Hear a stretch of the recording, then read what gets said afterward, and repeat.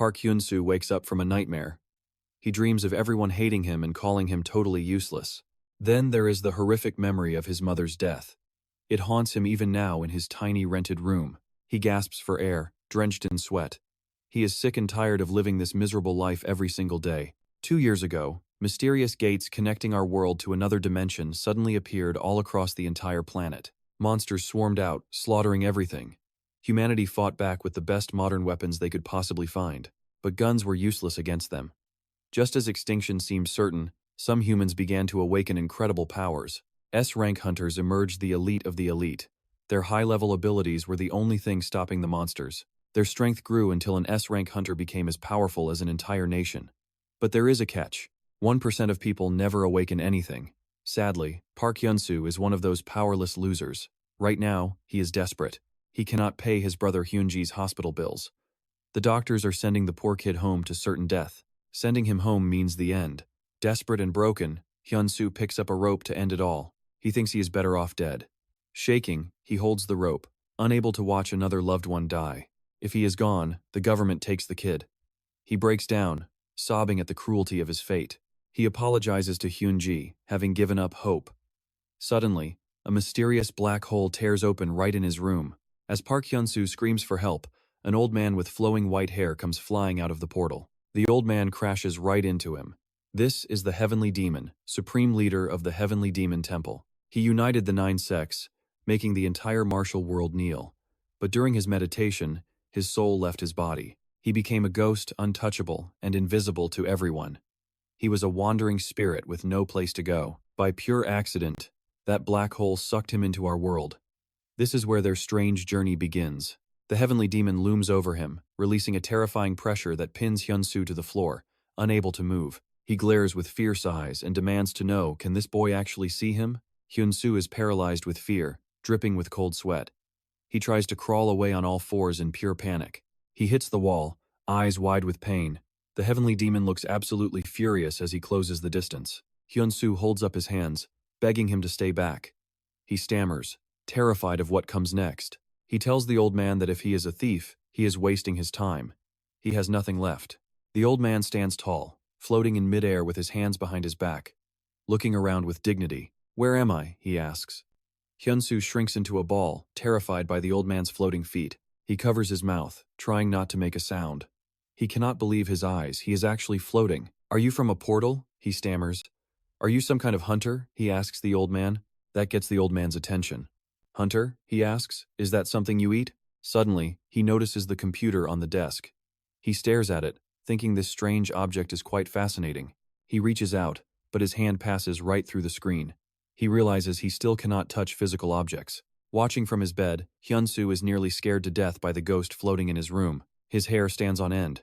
He grips his head, shouting that this must be the Grim Reaper himself. He babbles about his brother, but the Heavenly Demon has heard enough of this nonsense and snaps. He flicks Hyun-soo's forehead hard. He is insulted at being called a thief and then the god of death. Hyun-soo screams in pain, clutching his head. The demon looks at his own finger, deep in thought. He grabs Hyun-soo's head to inspect the massive lump. It seems I can actually touch you, he says. Pain shoots through Hyun-soo's head, bringing him to tears in an instant. He cannot believe the strength. Stop! Please do not hit me, he screams. The demon just strokes his beard in deep thought. After a moment, he turns and flies right through the door. Hyun-soo watches him go, totally stunned. Are you leaving? He asks. But the Heavenly Demon just floats away in silence without a word. He reaches the busy street, watching the crowds. He spots a car moving slowly nearby and watches closely. He notes that these metal boxes are much faster than horses for moving people around this world. He sees towering skyscrapers and bizarre architecture, unlike anything from his own ancient martial world. He knew for sure this wasn't his world. He floated there, blocking a young man rushing by. He tried to ask a question, but the guy just stared at his phone, walking right past. The man walked straight through him. The Heavenly Demon stared at his hands, confused and deep in thought. He realized he was intangible. Was Hugh really the only person who could actually touch him? Suddenly, his body stiffened. He was being dragged backward by some invisible force, unable to move forward. Meanwhile, back in his room, Hugh was taping paper over the wall, wiping sweat from his face. He looked at his work and sighed. It looked like a dark abyss, and it genuinely terrified him. That's why he had to cover it up. He rubbed his chin, still shaken by everything that happened. Was that really a gate? Should he report it? Right then, his phone started ringing loudly. Hugh quickly answered. A voice on the other end introduced himself as Kim Ha-seong. Hugh gave a confused greeting. Kim told him an emergency gate needed immediate help and support. Could he assist? Hugh was thrilled. Without a single doubt, he agreed to the job right away. I'll be right there, he said. Kim warned him it was B rank, and to prepare himself carefully. Hugh confirmed and hung up. He let out a long sigh of relief, finally feeling some hope. Death was never the answer. He was so lucky a B-rank hunter like Kim Ha-seong called him. This was a massive opportunity. Nearby, the heavenly demon floated cross-legged, watching with his arms folded. He didn't understand why Hugh was talking to himself. Are you crazy? He asked, making Hugh jump. Hugh spun around and screamed. Why are you back? His voice echoed loudly through the entire room. The demon sighed, stroking his long beard. Do you really think I wanted to return to this dump? He tried to leave, but something pulled him back. He looked down at Hugh, asking where he was going. Hugh frantically packed his bags, saying he was heading to a gate. He told the old man to scram. The demon ignored the attitude. Hunters, gates. What on earth are you even talking about? Hugh looked up, completely stunned that the old man had no idea what a gate was. Seriously, who doesn't know about gates? He grabbed his gear and marched out without a second look. Leave or I'm calling the police, he shouted.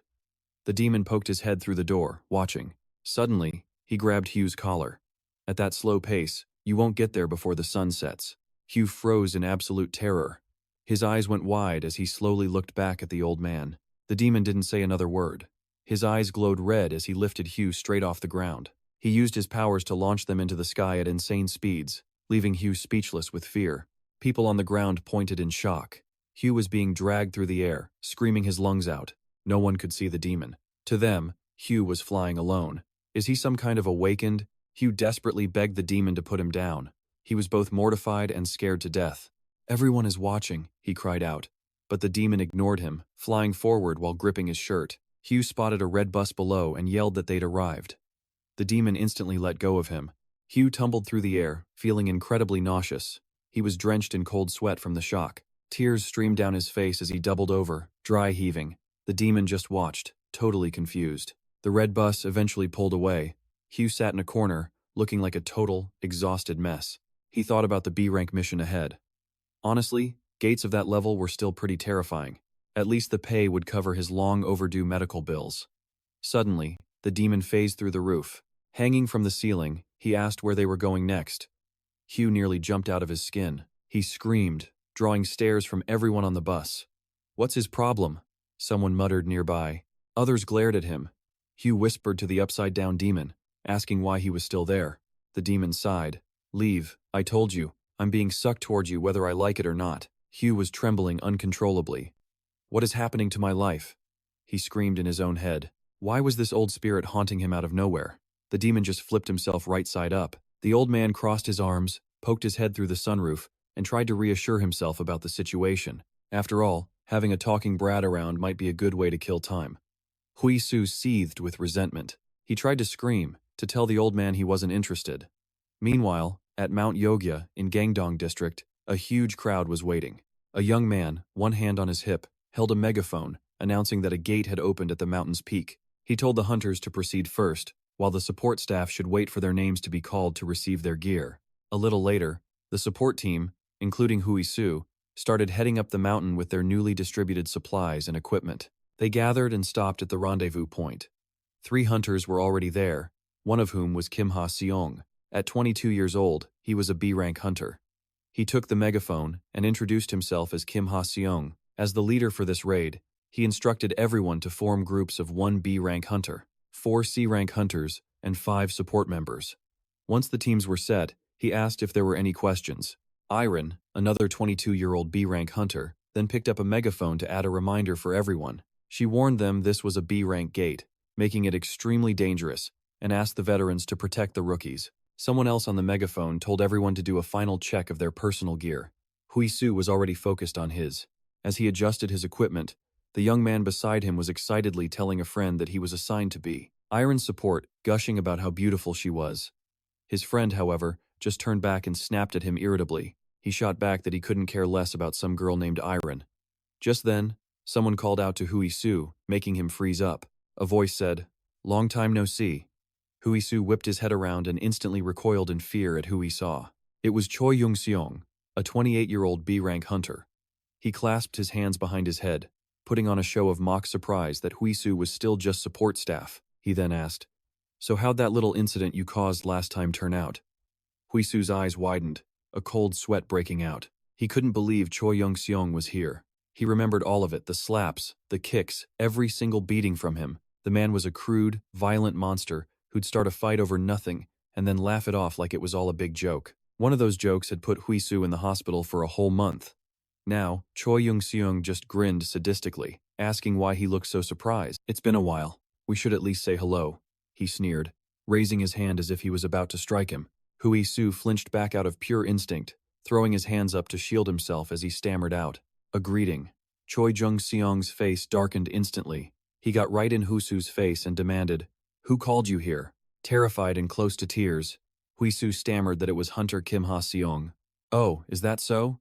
Choi Young-seong replied with contempt. He slammed a fist into Hui-soo's chest hard enough to make him gag, his face twisted into a mask of pure disdain. In a condescending voice, he warned, "Don't do anything stupid today. Just do your job right, you got that?" With that, he let out a loud laugh and walked off, leaving Hui-soo clutching his stomach in pain. The heavenly demon looked on, displeased. He stood with his hands clasped behind his back, remarking that the man was insolent. Even the beggar sect leader had better manners. Hui-soo endured the pain, silently cursing Choi Young-seong as a monster who always started trouble and passed the blame onto him. For some reason, the heavenly demon suddenly lashed out and slapped Hui-soo hard across the head, leaving him completely baffled as he angrily rubbed the spot. He shouted at the old spirit, asking why he hit him. The people nearby just gave him strange looks, wondering why he was mumbling to himself. Some of them wondered if he was okay. The heavenly demon simply clicked his tongue and called Hui-soo pathetic. The hunters and support staff finally reached the gate. With a unified shout of "Let's go," the first person stepped through. Iron followed right after, reaching a hand into the portal.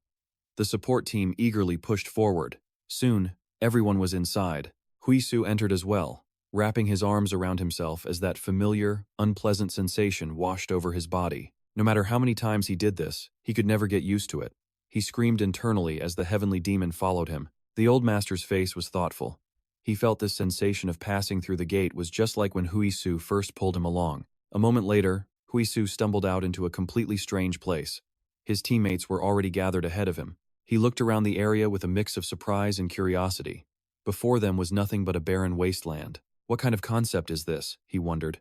Kim Ha-seong raised a hand, ordering everyone to halt and confirm the dungeon's theme. "Yes, sir," a female support member replied, immediately sitting down in front of some kind of machine as instructed. After a few moments, the ground began to tremble, and a stream of water suddenly erupted from beneath the device. The heavenly demon hovered in the air. With his arms crossed, the old master urged Hui-soo to go on ahead and scout the area. Hui-soo just turned back and gave him a confused look. "Model." Hui-soo demanded to know where the old man was going, since he was stuck here too. Hyun-ma just scoffed. He said he couldn't move an inch, and besides, he'd already told him. He was just the luggage carrier, wasn't he? Hui-soo flinched, gritting his teeth in fury. His eyes shot wide, shocked by the old man's nerve. But the jab hit hard because he couldn't even argue back. Hyun-ma simply crossed his arms, staring into the distance, remarking that the surface looked dry and barren, but he could feel a water vein moving beneath them. Hui-soo shot him a dirty look, wishing he'd just stopped talking already. The old man sounded like some kind of con artist with his psychic nonsense. But just at that moment, the female assistant monitoring her equipment suddenly took off her headphones. Her report, "It's water." A stunned Kim Ha-seong asked, "Water?" The assistant's tone was firm. She said it was strange, but all the readings confirmed it. Her words obviously left Hui-soo completely shocked. He couldn't believe Hyun-ma had actually been right. Choi Young-seong, on the other hand, stood with his hands on his hips, full of arrogance. He found it unbelievable and was deeply suspicious. "Assistant, is it possible your machine is faulty?" But she insisted there was no error. Still, Choi Young-seong stubbornly yelled that it was impossible. He didn't even finish his sentence before the ground beneath him began to crack. Water started seeping out from the cracks. Seconds later, a huge pillar of water shot up right behind him, the loud noise making him jump. He spun around, only to see the exact same thing happening all across the dungeon entrance. Geysers erupted everywhere, sending the group into a panic. and from the water emerged a horde of creatures that looked like fish. They crawled up from the ground with the water, each one on 4 limbs and clutching a sharp iron spear. Their sudden, shocking ambush sent everyone into a terrified, screaming frenzy. The monsters opened their gaping mouths full of sharp teeth, letting out a bizarre, guttural clicking sound. The assistants screamed in terror, yelling, "Where did they come from?" Someone else denied it, shouting in disbelief, "This can't be happening!" Then, a veteran assistant near Hyun-soo yelled for everyone to stay calm. He ordered the rookies to stick close to the hunters. But before anyone could react, one of the monsters charged the nearest assistant with its spear. He screamed, instinctively raising his hands to block. The creature let out that clicking sound. It was absolutely horrifying. It swung its spear, sweeping the man off his feet and onto the ground. Immediately after, the rest of the monsters launched their assault. They ran the assistants through with their spears. Desperate screams and the spray of blood filled the air. Hyun-soo covered his ears in panic, a cold sweat breaking out as his teammates' blood splattered everywhere. He never saw this coming. He couldn't believe his eyes. The entrance to a dungeon was supposed to be a safe zone. And now, even the B-rank hunter was in disarray. The veteran assistant near Hyun-soo didn't even look back at him. He just held out a hand and shouted for a weapon. Hyun-soo, fumbling with a pile of gear, yelled back, "Yes," but the moment he pulled a weapon free, a monster was already on him. It opened its mouth wide, letting out a terrifying screech. Hyun-soo froze, too scared to react.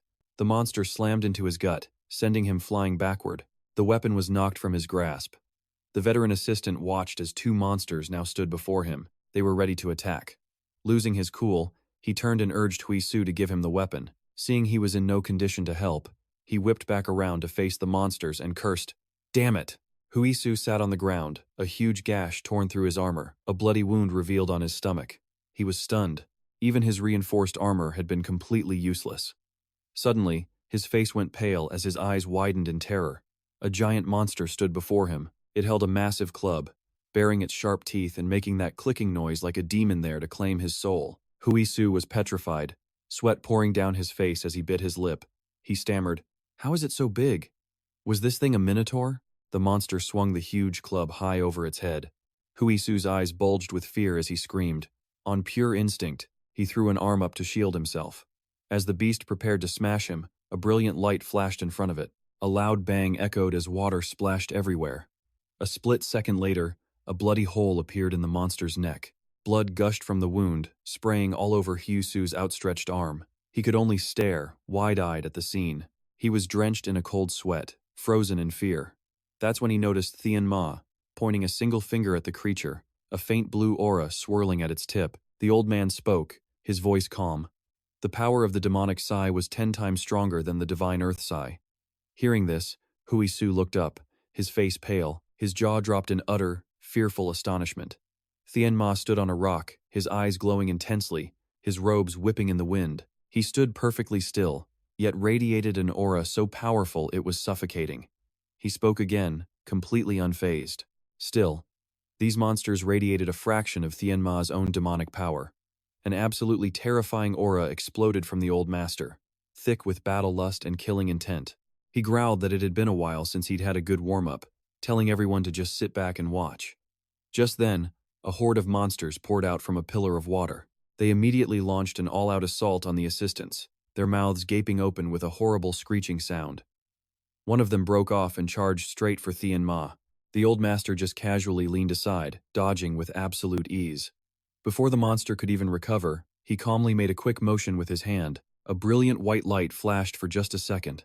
The monster was hit, and its blood erupted from the wound, spraying everywhere. His attack was so unbelievably fast, it was impossible to see with the naked eye.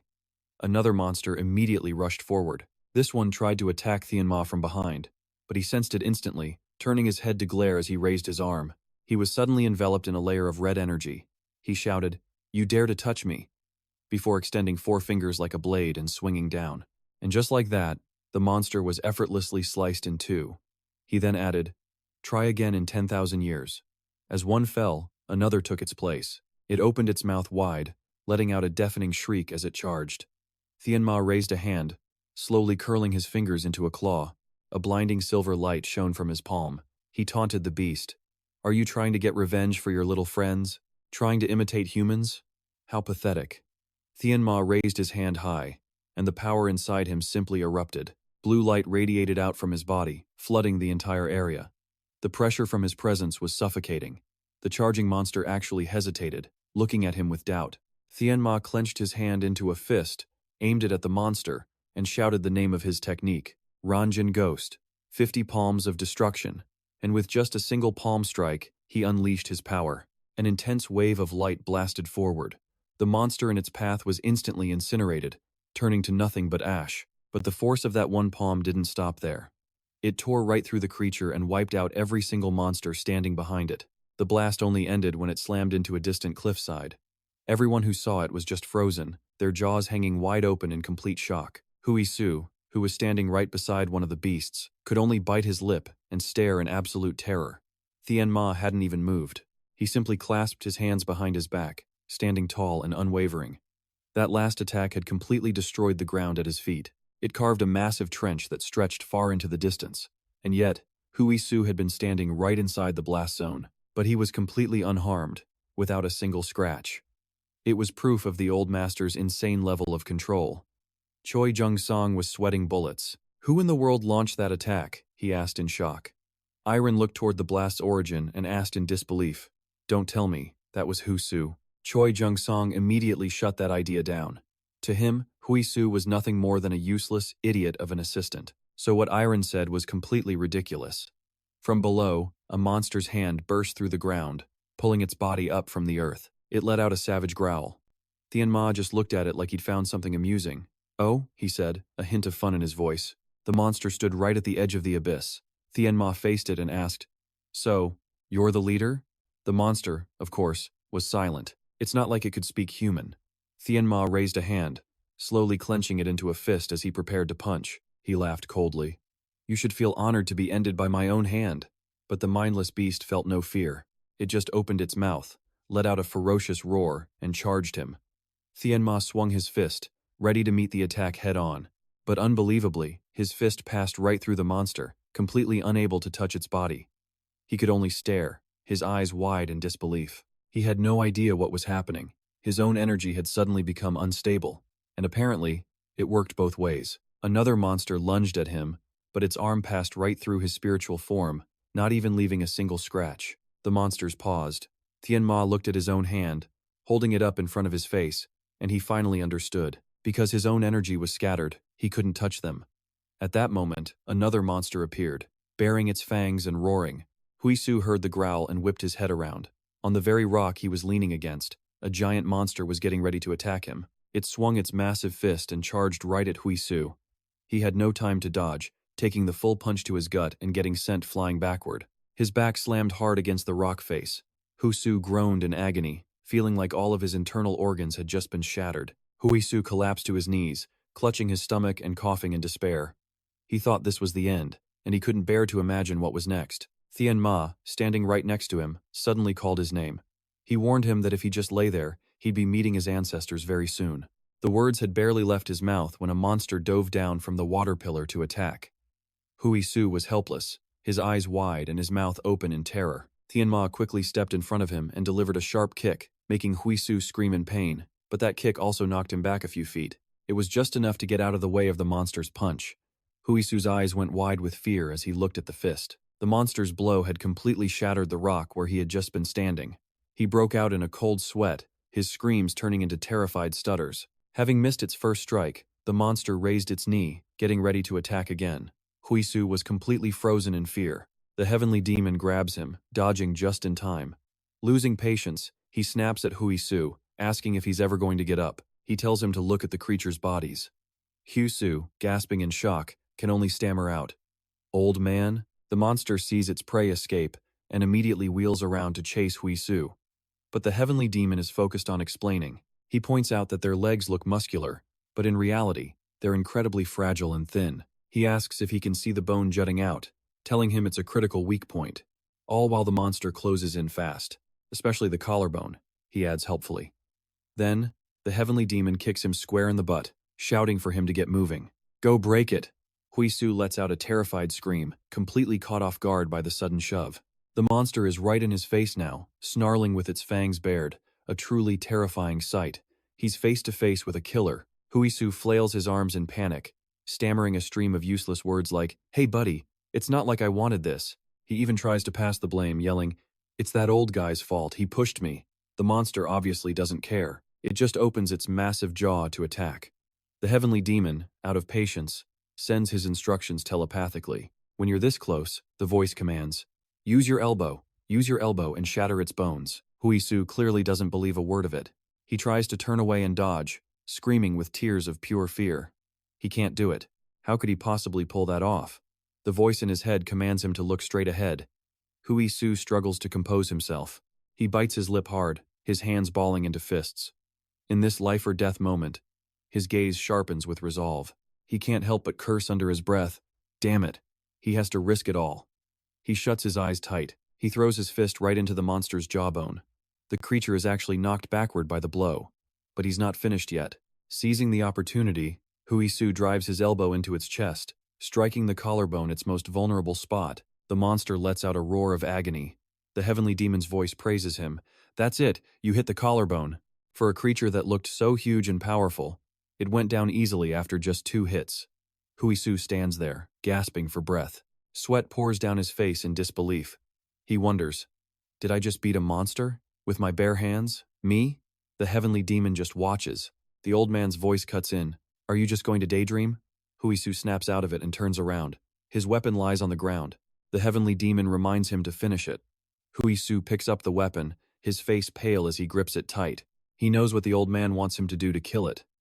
But he's only ever captured these rubbery-looking monsters before.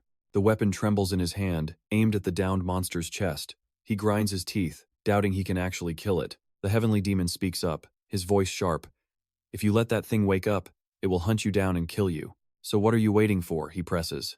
He tells Hui-soo to finish it quickly and go help his comrades. Hui-soo looks back at the fierce battle still raging. The other hunters are risking their lives, even Irene, fighting right alongside them. She's cutting down monsters with real courage. Hui-soo bites his lip, his expression darkening as he realizes this is a war. He remembers the scene in the car that day. He remembers a sudden flash of light on the road ahead of his family. Hyun-soo had yelled for their father to look out. His dad said he saw it. A gigantic monster had erupted from the ground. The shockwave it created sent their family's car flying sideways. The vehicle tumbled violently out of control. Terrified screams filled the air. His father fought desperately to control the wheel, but all of their efforts were useless. Their car plunged directly into a ravine. His parents died, and Hyun-soo was left hospitalized. Hyun-soo bites his lip, consumed by hatred. He raises the weapon high, teeth clenched with pure rage. "This is all because of you," he screams, plunging the blade into the monster. Hot blood sprays everywhere. He squeezes his eyes shut, unable to watch as the creature thrashes in a growing pool of its own blood. It shudders one last time before going still. Hui-soo stands before the corpse as it begins to evaporate, leaving him in a daze. He doesn't even know what he's feeling. Then, something bright appears before his eyes, a system window. A system notification hangs in midair. It announces that he has broken the limits of a supporter with his powerful presence. His eyes go wide with shock. "Huh? Huh?" he says, completely bewildered as he wonders, "What is this?" He thinks he might have awakened, but he can't fully believe that a day like this has actually come for someone like him. He watches as the display changes, realizing it's a skill panel. A single bead of sweat rolls down his cheek. His eyes widen even more in astonishment. The system in front of him officially confirms that he's awakened a unique ability. Heavenly Strategist. Hui-soo clutches his head in a panic. He asks himself, what in the world is happening? He never thought that a person with his kind of power could ever awaken. On the cracked earth, a small puddle of water reflects the blinding sunlight. Choi Jung-seong leaned on his sword, gasping for breath after the battle. Smoke and dust still filled the air as the remaining supporters helped each other. Kim Ha-seong squatted low to the ground, his sword resting on his lap. Beside him, Iron remained on high alert, scanning their surroundings. They were completely surrounded by the corpses of monsters. Their ragged breaths echoed in the silence, and Kim Ha-seong was still reeling from the fight. He couldn't shake a deep-seated worry. If they kept fighting battles like this one, his entire party was going to get wiped out. Head bowed, he bit his lip in frustration. Why were monsters this powerful lurking inside a mere B-rank gate? Choi Jung-seong's voice suddenly boomed, ordering the entire team to fall back. The gate's rank assessment was dead wrong. This was absolutely no place for B-rank hunters. Iron was quick to second his command without hesitation. She urged everyone to retreat immediately, warning them they had no idea how many more waves of monsters were on their way. Before leaving, she made a point to remind the support team to carry any injured comrades they found. The team scrambled to action, each person helping another as they prepared to pull out. One supporter, filled with rage, stabbed his weapon into a corpse. He cursed the dead monster beneath him. "You bastards," he screamed. "This is all your fault." Hyun-soo clutched his own weapon, his face completely drained of color.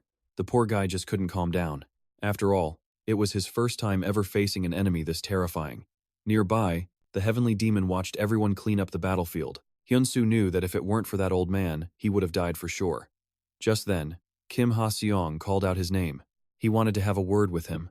Hyun-soo looked at the man nervously, wondering what this could possibly be about. Anxiety washed over him. Had he done something wrong? Was he about to get chewed out yet again? The entire group retreated, carrying their fallen comrades and equipment back through the shimmering portal to the outside world. Hyun-soo helped carry someone through, his mind still hung up on what Kim Ha-seong had said to him, but he tried to reassure himself. It was probably nothing. He hadn't messed anything up today. Outside the gate, everything was normal. The soft sunlight fell on the survivors as they gathered. 3 of the lead hunters stood on a raised platform above them. Kim Ha-seong raised a megaphone, his voice ringing out. The families of those lost today would be compensated by the nation through the Hunters Association. He then asked for a moment of silence to honor their fallen comrades. Saying that, he and Iron bowed their heads in solemn respect. They closed their eyes, paying tribute to the dead. Choi Young-seong, however, just bit his lip, hand on his forehead. He couldn't help but feel a surge of frustration, positive the association would just blame the high-ranking hunters for this mess. But before he could dwell on it, Kim Ha-seong spoke again. He acknowledged that while their losses today were great, today also marked the birth of a newly awakened hunter. These words immediately caught Choi Jung-seong's attention. His eyes snapped open and he glanced to the side, a mix of pure surprise and curiosity on his face. Kim Ha-seong then pointed directly at Hyun-soo in the crowd and declared, "Everyone, let's give him a huge round of applause." Suddenly, all eyes were on Hyun-soo. He flinched, panicked, and confused. How in the world did they find out? The people around him erupted in cheers. They clapped and shouted, "Welcome to our newest awakened hunter." And that's when it clicked for Hyun-soo, so this is what he wanted to talk about. Later, everyone began packing up the gear. As they prepared to leave, an announcement came over the speakers reminding them to pack all items with care. After all, it was association property. Hyun-soo was busy himself, carefully sealing a supply crate shut with tape. Just then, a heavy hand slapped down on his shoulder. It was Choi Jung-seong, throwing an arm around him like they were old friends. He grinned, a nasty edge to his voice. "Well, don't you look happy?" Hyun-soo just stared back, his face a mask of fear. Choi Jung-seong didn't hide his contempt. He scowled, asking with pure malice, "Life is so incredibly unfair, isn't it?" Sweat trickled down Hyun-soo's cheek. He braced himself, wondering what kind of trouble this psycho was about to start. Choi Jung-seong then patted his cheek condescendingly. "You just hid in the back, and you're the one who gets to awaken?" Hyun-soo stayed silent, holding his cheek and looking away, not daring to talk back. But Choi Jung-seong wasn't finished. "So," he sneered, "what is your new ability? Why don't you show it off for all the brothers here?" The other supporters nearby looked on, every one of them clearly disgusted by Choi Jung-seong's behavior, but not a single one dared to step in. They just whispered that Choi Jung-seong was a notorious bully. Still, one of them was curious about Hyun-soo's new power. Put on the spot, Hyun-soo glanced nervously at his tormentor. Unsure what to do, he finally stammered out an answer. It's just a hearing skill." The moment Choi Jung-seong heard that, he absolutely howled with laughter, doubling over as tears streamed down his face. "The Holy Master Strategist?" he repeated. "Is that really your special ability?" His lackeys behind him absolutely lost it, erupting into laughter. Just imagining the scene made Hui-soo bite his lip and shake his head furiously. He quickly decided against ever revealing his skill. If he told them, he knew they'd just mock him endlessly. That's when the heavenly demon leaned in close. The old man seemed confused why Hui-soo wasn't boasting about his brand new skill. Hui-soo just pressed his lips together. He avoided the demon's gaze, begging him to please just keep quiet. But Choi Jung-seong wasn't getting an answer. Growing impatient, he demanded, "What is it? Why aren't you answering? Did becoming an awakened make you lose your mind?" And with that, he furiously swung his arm to strike Hui-soo, shouting, "Let me see just how capable you really are." Seeing the attack coming, Hui-soo's face went pale with absolute fear. Just then, A system window popped up. The strategist skill had been activated. Hui-soo froze, too stunned to even react. Suddenly, the heavenly demon was right behind him, telling him to step back. Though startled, Hui-soo did as he was told. Choi Young-seong's punch hit nothing but air, his eyes widening in complete disbelief. The missed punch sent him stumbling off balance, throwing him forward and nearly sending him flat on his face. He yelled out, desperately trying to regain his footing. At the same time, a notification appeared. Successful coordination with the strategist. The message stated his first attack power was now increased by 15%. Choi Jung-song, humiliated by his miss, gritted his teeth and swore at Hui-soo. "You damn mutt." He clenched his fists, his face contorted in rage as he screamed at Hui-soo. "If you've got the guts, come here," he yelled, lunging forward to attack. Hui-soo broke out in a cold sweat. The heavenly demon, calm as ever, spoke from behind him, left hand to subdue the tiger, right hand to attack. The system flashed a new message. The technique Ta Furk Ho Hur Sung Sui has been engraved. The heavenly demon's eyes lit up, one glowing with a blue light, the other with a purple one. And then, it was like Hui-soo saw a perfect blueprint of the move. He was stunned, feeling like time itself had just frozen around him. The skill flooded his mind. As Choi Young-seong rushed forward, just before his fist could land, Hui-soo moved. His hand shot out, grabbing his opponent's shoulder. Then, with his other hand, he formed a claw exactly like the image he had just seen. He gathered power in his open palm, before snapping all 5 fingers shut into a tight, powerful fist. He unleashed a punch straight into Choi Young-seong's chest, sending him flying backward. The blow left a massive dent in his chest. Choi Young-seong coughed up stomach acid, his eyes rolling back into his head. He crashed hard onto the ground, tumbling over and over, rolling several more times before finally coming to a stop. He landed face first, a totally humiliating and pathetic sight. Everyone who witnessed it was completely flabbergasted. They couldn't help but praise him. Hui-soo is insane. He had just defeated a B-rank hunter with a single strike. "Is this for real?" someone stammered. Rumors spread that a new awakened had been born. Kim Ha-seong walked over to check Choi Young-seong's pulse, finding him unconscious and foaming at the mouth. After checking, Kim Ha-seong confirmed his pulse was stable and asked Iron to call the medical team. "I'm on it," Iron replied instantly. Hui-soo stared at his own trembling hand, unable to believe he had actually knocked Choi Young-seong out cold. Just then, someone approached Hui-soo and called his name, telling him he would be punished for using violence against a colleague. A surprised Hui-soo turned his head. Kim Ha-seong came up close to him, covering his mouth as he whispered. "Since this is your first day," he murmured, "I'll let it slide." With that, he turned, giving Hui-soo a little salute. He told Hui-soo he'd put in a good word for him at the association, and that he'd likely be considered for a promotion. Kim Ha-seong walked back to the crowd, where everyone was laughing and chatting happily. He looked over the group. He knew everyone was thrilled because Hui-soo had finally put Choi Young-seong in his place. Suddenly, a voice said, "Congratulations." This got Hui-soo's attention. He turned and saw Iron, holding her hand out toward him. She smiled warmly. "Let's help each other out from now on," she said. Hui-soo blushed, looking at her completely stunned as his heart began to race. He couldn't believe a beautiful and gentle girl like Iron was actually talking to him. After she turned and walked away, the heavenly demon spoke up. "It seems you have feelings for that woman, don't you?" His words made Hui-soo jump, and he whipped around. Blushing furiously, he started waving his hands and frantically tried to deny it, stammering that it wasn't like that at all. He insisted he didn't even know who she was. Hearing the commotion, Iron looked back, confused by Hui-soo's bizarre behavior. Hui-soo suddenly stood up straight, putting a hand on his chin and rubbing it thoughtfully. Looking like he wanted to say something but couldn't, he hesitated. "But, about that old man." The heavenly demon was getting annoyed. "Stop stuttering and just spit it out," the demon snapped. "Making an old man wait like this shortens his lifespan." Hearing the master's words, Hui-soo immediately dropped to the ground.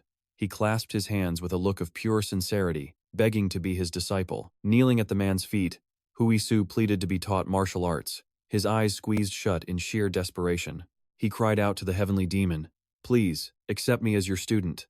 The master's expression grew dark, his eyes turning cold. The old man grunted, lost in thought. Hui-soo was sweating bullets, his mind completely blank, wanting to peek but not daring to. After a moment, the heavenly demon sighed, looked to the sky, and said no. The answer hit Hui-soo like a ton of bricks. He flailed his arms in despair, wondering what he did wrong. But then the heavenly demon suddenly laughed, saying he never planned on taking a student. He barely had time to train himself, let alone raise a disciple. Hyun-soo looked confused, raising a hand to ask the master a question. What's the point of training if you can't even touch a blade of grass? Hearing this, the heavenly demon, who was turning to leave, froze in his tracks. It was then he remembered he was dead. He told Hyun-soo that to become his student, he must bow 9 times. Hyun-soo's face lit up with joy. He quickly glanced behind him. People were helping each other load things into cars, and he hesitated with so many people around. The heavenly demon casually reminded him that opportunities don't come around often. Hyun-soo gritted his teeth, let out a grunt, and made his choice. And just like that, under the confused gazes of everyone there, Hyun-soo began bowing over and over. People started gathering to watch him. They couldn't help but wonder what he was doing. A slightly worried Iron commented that he seemed mentally unstable. Kim Ha-sung just said he'd be fine. That night, in the 2-balcony apartment Hyun-soo was renting, the heavenly demon's sharp eyes scanned the room, and he suddenly declared, "It's filthy!" He crossed his arms, angrily scolding Hyun-soo for daring to bring his master to such a disgusting and messy place. He ordered him to get up and clean immediately. But Hyun-soo stayed on his bed, scratching his head and explaining that he was tired today. "Can't we just clean it tomorrow?" The master didn't answer, instead asking, "Are you waiting for a beating to get motivated?" Hearing that, Hyun-soo immediately scrambled up and started cleaning. Suddenly, the heavenly demon noticed the patch of paper on the wall from before. He asked curiously what was taped all over the wall. Hyun-soo looked up and it clicked. He stood up and walked over to the patch. As he peeled it away to reveal a corner of a black hole, he explained this was where the master had appeared from, but he was too scared to touch it. The heavenly demon also focused on it, staring intently. He walked up to the black hole, humming thoughtfully. Then he floated up and dove right inside. Hyun-soo panicked, shouting, "Master, where are you going?" Instead of answering, the heavenly demon simply grabbed his shirt and told him to follow. Hyun-soo was stunned. The two of them passed through the black hole into a vast, white space. He let out a scream of terror and shock. The heavenly demon stood with his hands behind his back while Hyun-soo fell to his knees. The master observed the area, then scoffed, saying he couldn't feel anything. He called it a truly strange place. Then his tone suddenly shifted, and he added that this might be the perfect place to get rid of Hyun-soo. Hyun-soo froze in terror at his words. He stammered in disbelief. "What did you just say?" But the heavenly demon didn't repeat himself. He just sat down cross-legged and told Hyun-soo to take off his shirt and sit in front of him. Hyun-soo asked, "Why do I have to take off my shirt?" The heavenly demon, growing impatient, told him to stop mumbling. Hyun-soo obeyed, removing his shirt and sitting with his back to the master. The heavenly demon clasped his hands, circulating the chi in his body. A blue aura of pure energy began to envelop him as he focused his power. His clasped hands began to glow with a blue light. The air around him hummed as the energy moved, sounding like a faint wind. Right after, he struck Hyun-soo's back with his palm, making him scream. The pain was unbearable, and he reached behind him to touch the spot. He whipped his head around and stammered, "You can't be serious." The heavenly demon simply reminded him to sit up straight. He explained he was opening all 8 of his extraordinary meridians to get him used to martial arts. He had to start by opening his chi flow. Hyun-soo finally understood and sat up again. The heavenly demon told him, "If you can't even endure this, you will never be able to learn." Hyun-soo gritted his teeth, sweat pouring down his face. Even though the pain was immense, he forced himself to stay silent, not letting out a sound. A moment later, the pain intensified, and he couldn't help but let out a small gasp. The heavenly demon then struck both of Hyun-soo's shoulders. His entire body felt like it was burning, his back drenched in sweat. Finally, he couldn't hold it in any longer and threw up a pile of stomach fluid. He then collapsed onto the ground, groaning in agony. The heavenly demon watched him before pulling his hands back, a sense of awe filling him. It had been a long time since he'd seen a body like this one, able to clear its meridians in such a short time. The heavenly demon sat perfectly still, his body shrouded in shadow with only his eyes glowing with a brilliant, intense light. Hyun-soo was still trying to regulate his breathing. He could feel a new power slowly seeping through his blood vessels. The heavenly demon's cold voice cut in. "Don't get careless. This is just the beginning. If you want to get strong, you have to break your own limits." Hyun-soo nodded, his eyes showing clear determination. His fear was gone, replaced by a deep desire to finally change himself. That night, the quiet room filled with a mystical energy. For master and student, a thorny new journey was about to begin. The sky demon smiled, his words dripping with meaning. "A coward like you, carrying my legacy? We'll just have to wait and see." Hyun-soo knelt on the ground, his whole body screaming in indescribable agony, as if he'd been torn apart and stitched back together. His body was drenched in sweat, his face pale as he gasped for every single breath. The heavenly demon rarely gave compliments. The old master noted his endurance was actually pretty decent. Huisu jolted upright, coughing violently, a look of pure horror on his face. He honestly thought he was a goner. He gasped that one more round like that would probably kill him. The heavenly demon just watched him intently. Huisu hadn't even calmed down yet, trying to wipe the fearful sweat from his face. The master felt it was a shame that such a gifted body was born in an era without martial arts. The heavenly demon led the way through a black portal, and Huisu scrambled to follow right behind him. He lifted his hands, a wave of joy washing over him as he realized his body felt so much lighter. It was like all his fatigue had vanished. The heavenly demon glanced back at him. He crossed his arms and said, "Of course it does," because he had opened up all the meridians and energy channels in his body. Huisu turned and threw a test punch. His eyes widened in shock, confirming again how incredibly light his body felt. He excitedly gave a little hop and said, "It feels like I'm flying." Before he could even finish the sentence, that little hop sent him launching upwards. He smashed headfirst into the ceiling with a massive thud. He screamed out in pain. The sudden commotion startled the heavenly demon, making him jump. Huisu just flailed his arms and legs wildly. He was trying to get his head unstuck from the ceiling. The heavenly demon suddenly turned to look at him, saying, "And one more thing." He crossed his arms, a terrifying aura radiating from his entire body. He said he planted the seed of the heavenly demon divine art, or more accurately, his own internal energy, right inside Huisu's body. Huisu finally yanked his head free, crashing hard onto the floor, but he didn't forget to ask, "What? Internal energy?" The heavenly demon gave a sinister little smile. "To put it bluntly," he said, "his probability of dying just shot up to 80%. Hearing this, Huisu couldn't help but scream in terror. He jumped to his feet, shouting, "Weren't you just telling me I almost died? Are you even in your right mind?" The heavenly demon sent Huisu tumbling across the ground with a single punch. He asked, "Is that how you talk to your master?" That one punch was all it took to teach him a lesson.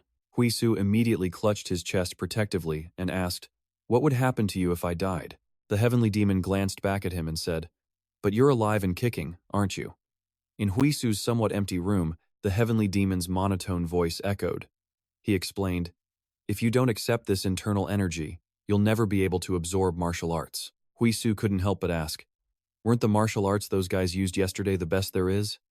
Outside the apartment at night, only Hui's window was still lit. He asked the heavenly demon, a little unsure, "Is that level not strong enough?" The heavenly demon bluntly dissed him. He said, "At that level, you don't have the right to be my disciple." The next morning was clear and bright. The weather was perfect. At a multi-story administrative building in the city, Huisu and the heavenly demon walked inside together. In front of him was the reception desk. A female receptionist saw him and eagerly stood up to greet him, asking how she could help. Huisu was a bit flustered, having never received such a warm welcome. He awkwardly scratched his head. He then introduced himself as Huisu. He mentioned he had already spoken with Hunter Kim Ha-seong. Hearing this, the receptionist looked completely shocked. Then she let out a cheerful cry. "Oh my gosh!" This made him jump, having no idea why she was reacting like that. Immediately after, the happy receptionist asked for his permission. Could she possibly take a picture with him? She was already moving closer. She casually slung an arm around his shoulders and held up her phone for a selfie. With a bewildered look on his face, Huisu had no idea how to say no. After the photo, the receptionist clapped her hands and told him, "Head down to the 5th floor, there's a place called the Rank Determination Room. Once there, just find manager Nok-soo." Huisu rubbed his head with a laugh, quickly thanking her before getting in the elevator. Huisu was still completely baffled. He looked left and right, unable to understand what on earth had just happened. Why did she act like that? A million questions swirled in his head. The heavenly demon just smiled and asked him, "What's the problem?" He said proudly, "This is only natural now that you're my disciple." The elevator stopped on the 5th floor and opened. Huisu stepped out. He looked around, unsure which way to go, and while he was still confused, he suddenly heard a massive impact sound coming from somewhere nearby. He peeked into the room where the sound originated. He couldn't help but wonder what that noise was. On a testing machine, the number 687 was clearly displayed. Sounds of joyful cheering came from inside the room. Huisu stared at the 687 on the screen, his mouth wide open in awe and admiration.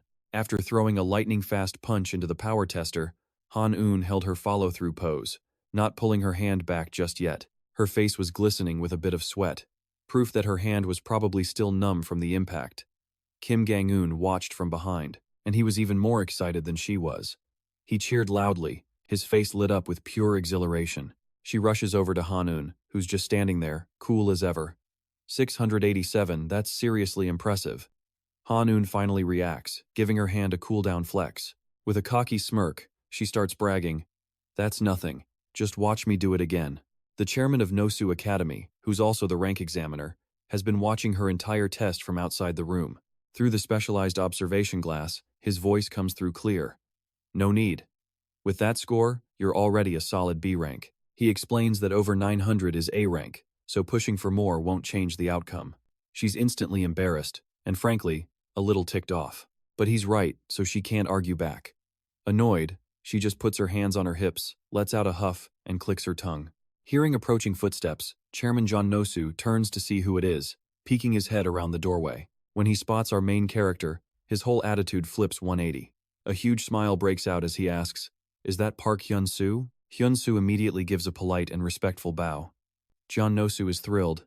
"You're here early. I heard you're still a student." Park Hyun-soo, being a bit shy, just offers a small smile, not really sure how to respond. John Nosu quickly calls out, "Jiang-hun, Park Hyun-soo is here." At the name, Jiang-hun immediately offers a respectful bow. He steps forward with his hand out. "Ah, welcome. It's a real pleasure." Hyun-soo, almost on reflex, bows and shakes his hand, but he's still completely clueless about what's going on. Seeing his confused expression, the chairman just smiles and starts to explain. "You might not realize it, but rumors are already flying everywhere." Jong-hoon adds with a grin, "It's because you gave the infamous Jang Se-ong a proper beatdown." Hearing that, it all clicks. He remembers the girls swarming him with cameras, his face turning bright red. "Oh, so that's why." Han-un cuts into their cheerful chat, a bit impatiently. "So, are we moving on to the next test or not?" That snaps Kim Jong-hoon back to reality. "Ah, right, of course."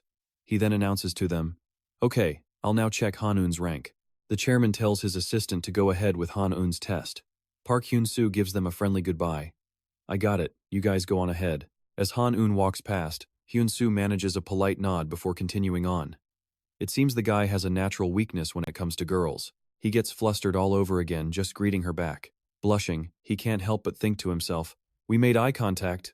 The heavenly demon, of course, picks this exact moment to appear and tease him. You meet one girl and your brain just short-circuits? His sudden appearance nearly gives Hyun-soo a heart attack, the shock almost making his soul jump right out of his body. He immediately yells out a denial, "That's not it." This causes Han-un to look back at him, wondering what on earth is going on. That just makes him even more flustered, so he awkwardly scratches his head to play it off as they head down the hall for the next room. While walking, Han-un starts a conversation with Jang-hoon. "That guy," she asks curiously, "is he an AWAKEN too?" Jang-hoon simply nods in confirmation. "Yep, that's right." And you can tell from her expression, she finds this new guy pretty interesting. In fact, she gets so excited she starts shadowboxing right there in the hall, leaving a slightly bewildered Jang-hoon in her wake. So does this mean we'll be colleagues, meeting on the battlefield? While she's getting hyped up about becoming his teammate, our boy over here is cringing so hard his face is twisted in embarrassment. It's the same old story whenever a girl is around. "Ugh, so embarrassing," he thinks to himself. "I guess I'm just too shy." The heavenly demon, of course, appears to be his usual judgmental self. He crosses his arms, looking down at the testing uniform Park Hyun-soo is wearing, and clicks his tongue in clear disapproval. "Who told you to wear such a shamelessly tight outfit?" He scoffs. And for some reason, Hyun-soo's first reaction is to cover his crotch with his hands and yell, "Master!" The heavenly demon, however, remains completely unfazed. He casually phases right through a few solid walls before vanishing, but not before leaving a parting shot that sends Hyun-soo's mind into chaos. Honestly, why not just take it off completely? It's hideous. After that, Hyun-soo straightens his posture, focusing his gaze on. From behind the glass wall, Jeon No-soo calls out to Park Hyun-soo, asking, "Are you ready?" Hyun-soo replies with a simple yes. The machine's red button lights up, with the power meter currently sitting at 0. The chairman gives him one last instruction from outside. "Feel the internal energy in your dantian." But Hyun-soo's muscles are completely tensed up. He's so nervous and anxious that he can barely manage to grunt in acknowledgement. He lets out a deep breath, trying to regain his composure and focus his power. That's when the heavenly demon appears to calm him down. "Just let the chaotic energy flow," he advises. A system window then pops up, activating the skill Strategist's Will. If the move is successful, his next attack will get a 15% power boost. Instantly, Wind-like energy begins to swirl around his hand. It forms a vortex around his fist, almost like a spectral boxing glove. He can feel it in incredible, terrifying power, like a raging storm. These streams of energy are completely under his control, as if they're obeying his every command. He pulls his hand back, charging up the power. All that spiritual energy surges backward with his motion. In an instant, his entire demeanor shifted, as if he'd become someone else entirely. The timid guy fumbling in front of a girl was gone. Now, his eyes burned with killing intent. A powerful spiritual energy began to swirl around his entire body as Park Hyun-soo braced himself. He clenched his fist, channeling raw power from the wind itself, causing the muscles in his arms and shoulders to tense up. The entire space was bathed in a blinding, bluish light radiating from his spiritual energy. His punch flew forward with dizzying speed. In less than the blink of an eye, it shot straight toward the machine in the distance. A massive boom echoed like an air bomb, tearing through the room and sending everything flying. Peeking in from outside, Hyun-soo's jaw hit the floor. The look on his face was one of absolute shock. The machine beeped as the score climbed from 0, finally stopping at 1,120 points. Hyun-soo stared at the result he just produced, so shocked he started stammering. "What? That score is insane. That girl only got 700. He stood there for a moment, marveling at his own strength. It was the same technique, but it felt completely different, so this was the power of internal energy. Chairman Hyun-soo crept closer, cowering slightly. It was clear he hadn't recovered from the shock. That score was A rank. 900 to 1500 is A rank. Anything higher is S rank territory. He made a suggestion, "Hey kid, try it one more time." Hyun-soo had no reason to refuse. Sure thing. But the second test was even worse than the first for the machine, that is. He poured so much force into the punch that the machine started smoking, completely unable to measure the score. Hyun-soo could only watch in despair. It was completely destroyed. If he'd gone all out like this yesterday, Choi Rang-seong would have been a dead man. While the chairman made a call, Hyun-soo stretched his hands, probably getting ready to smash a few more machines. "Hello? Yeah, is that so?" After a moment on the phone, Hyun-soo turned to him with a grin and said, "What should we do? We're all out of punching machines, so I guess you can't try again." Hyun-soo gave a forced smile and suggested, "Then I'll just move on to the next test." A little later at the kicking power test, the result was pretty much what you'd expect. His kick slammed into the machine. The impact sent a small tremor through the room. The machine beeped and flashed, and Hyun-soo snapped his head around to see 1,377. The chairman's eyes went blank, his face pale with utter disbelief. "So close, almost S rank." Hyun-soo just laughed, scratching his head. The heavenly demon, however, was not satisfied with that result. He appeared, grumbling and scolding him. "This kid, if you used your internal energy just a bit faster, you would have broken 1,500. Hyun-soo could only stand there sheepishly. The next high jump test was no different, leaving Chairman Hyun-soo with his mouth hanging wide open. Next up were the agility and stamina tests. While he ran, he was hooked up to an oxygen supply machine, with the chairman timing him. Our boy, meanwhile, was just trying to keep his balance on the ridiculously fast treadmill. After that came the reflex test. A machine fired balls at him at an incredibly high velocity. But for Park Hyun-soo, it was basically child's play. To him, they were moving at a turtle's pace, and he easily dodged almost every single one.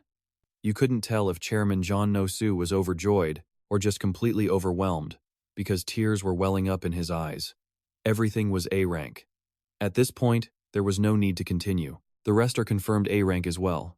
Congratulations. Park Hyun-soo let out a sigh of relief. "Thank you, sir." The chairman leaned in close, whispering in a slightly dangerous tone. "But you know, the simulated combat test is the most important one. That one isn't until this afternoon." Hyun-soo looked at him with suspicion. "Simulated combat? That's right," Hyun-soo said. "Go eat in the cafeteria, or you can take the test tomorrow." But Hyun-soo was decisive. "Let's do it today." In the testing center's cafeteria, a steaming bowl of noodles sat before him, with a glistening red broth and a perfectly fried egg on top. Perfection. "Wow, I haven't had ramen in so long," he said, staring at the bowl like it was treasure. After the incident, ramen became so expensive he couldn't even dream of seeing a packet. His eyes lit up with pure joy and excitement. He eagerly shoveled noodles into his mouth, not even caring that they were still piping hot. The heavenly demon appeared beside him. "Looks delicious, doesn't it?" Slurping down the noodles, Hyun-soo replied, "It's the best thing in the world." The heavenly demon drooled. "I've never had this kind of noodle before," he continued. "Cooking noodles is truly the universal truth." Hearing this, a smirk played on Park Hyun-soo's lips. In that case, he grinned widely, lifting a big clump of noodles right in front of the heavenly demon's face. "Why don't you have a bite?" The heavenly demon gritted his teeth, absolutely furious. "You rotten brat," he yelled, practically shaking with rage. "You know I can't eat, so you're just teasing me, aren't you?" Hyun-soo just chuckled. "Well, master, you were the one teasing me all day." Sometime later, after a satisfying meal and a good rest, he headed to the simulation room to start the next test. As he approached the door, he wondered, "Is this the room?" Suddenly, a sound from the door made him look up, instantly on alert. His eyes widened. From inside the room, Han-eun stumbled out, clutching his side, covered in fresh, bleeding wounds. She dragged her exhausted body outside, looking like she was in absolute agony. Han-eun winced in pain, as if she'd just survived a long, brutal battle for her life. Kim Jong-hoon rushed to support her, his face etched with worry as he helped guide her away. "You worked hard. Go get your membership certificate," Park Hyun-soo said, watching them go with a conflicted look. Seeing Han-eun's condition had him on edge. That test must have been hell. Still, he steeled his resolve and walked in. Jeon-no-soo's voice echoed across the chamber. "Welcome to the virtual combat room. This space was personally crafted by the S-rank hunter and genius engineer, Anderson Walker," Jeon-no-soo explained, lowering a helmet. "The virtual space perfectly recreates the feeling of fighting real monsters." That helmet was then fitted onto Park Hyun-soo's head. Jeon-no-soo explained that however much damage a player takes virtually, their real body becomes just as restricted. The machine clamped bracelets onto his arms, 10 stages in total. Rings were also locked onto his legs. Since Hyun-soo is A rank, he starts directly from stage 4. Mist filled the air, and the room went dark. With only a few faint lights remaining, he suddenly found himself standing on the grass of a virtual world. The barrier around him dissolved with every step he took, revealing a brilliant sun beaming down on his body. Heavenly Demon appeared behind him. Everything inside this virtual world looked incredibly, shockingly real. Park Hyun-soo's jaw dropped in pure amazement. This was a virtual world? Heavenly Demon, however, looked completely unfazed. "Seems the creator is quite skilled in the art of chi-men," he remarked. Park Hyun-soo glanced over, curious. "That's right," Heavenly Demon explained with a wide grin. "It's usually used to hide your presence or agitate enemies, but for a master of my caliber, it's nothing more than child's play." Park Hyun-soo just turned away, unimpressed. Just as his demonic laugh faded, strange noises echoed all around them. The joking stopped. Instantly, they were on high alert. A strange presence caught Heavenly Demon's attention, his gaze locking onto a monster bearing its sharp fangs. It was drooling. Heavenly Demon calmly focused his energy into his hand and sliced clean through the creature. With that done, he sighed in satisfaction. "Just as I thought. I can't touch these monsters anymore." He quickly glanced back, only to see Park Hyun-soo staring blankly at his own bloody fist after having punched another monster into pulp. Snapping out of it, Park Hyun-soo bragged, "How about that? The power of Heavenly Demon's disciple." His master just fumed, ignoring him. More monsters charged in, this time in much greater numbers. A glint in Heavenly Demon's eye, he ordered Park Hyun-soo to roll. Park Hyun-soo just stared back, confused. A system window appeared. "Initiate commander's will on successful action." Seeing his hesitation, Heavenly Demon roared, "Just roll, you brat." And so, despite not understanding a thing, he did as he was told, rolling across the ground. His sudden move made the monsters pounce on empty air. They skidded to a halt, turning back with vicious snarls, only for a massive shadow to suddenly fall over them. A giant foot came down, crushing the monsters like ants. It belonged to a colossal ogre. Park Hyun-soo could only stare in horror at the massive creature now towering over him. The ogre raised its fist high. He was frozen solid. It slammed down, but he dodged just in time. It swung again, shattering a tree next to him. All Park Hyun-soo could do was duck his head and run for his life. He dropped to his knees to avoid another hit, desperately calling for his master. This thing was huge. What could he possibly do? Heavenly Demon just flew off casually. A perfect chance to test your skills, isn't it? Give it a shot. Park Hyun-soo was floored. His master just abandoned him without a second thought. Finally, clenching his teeth, he made his choice. How am I supposed to get ranked if I just keep running? Fired up, he charged forward. Take my A-rank kick. A whole 1,377 points. He slammed his foot into the ogre's knee, and the giant limb buckled. The ogre's body swayed, about to fall.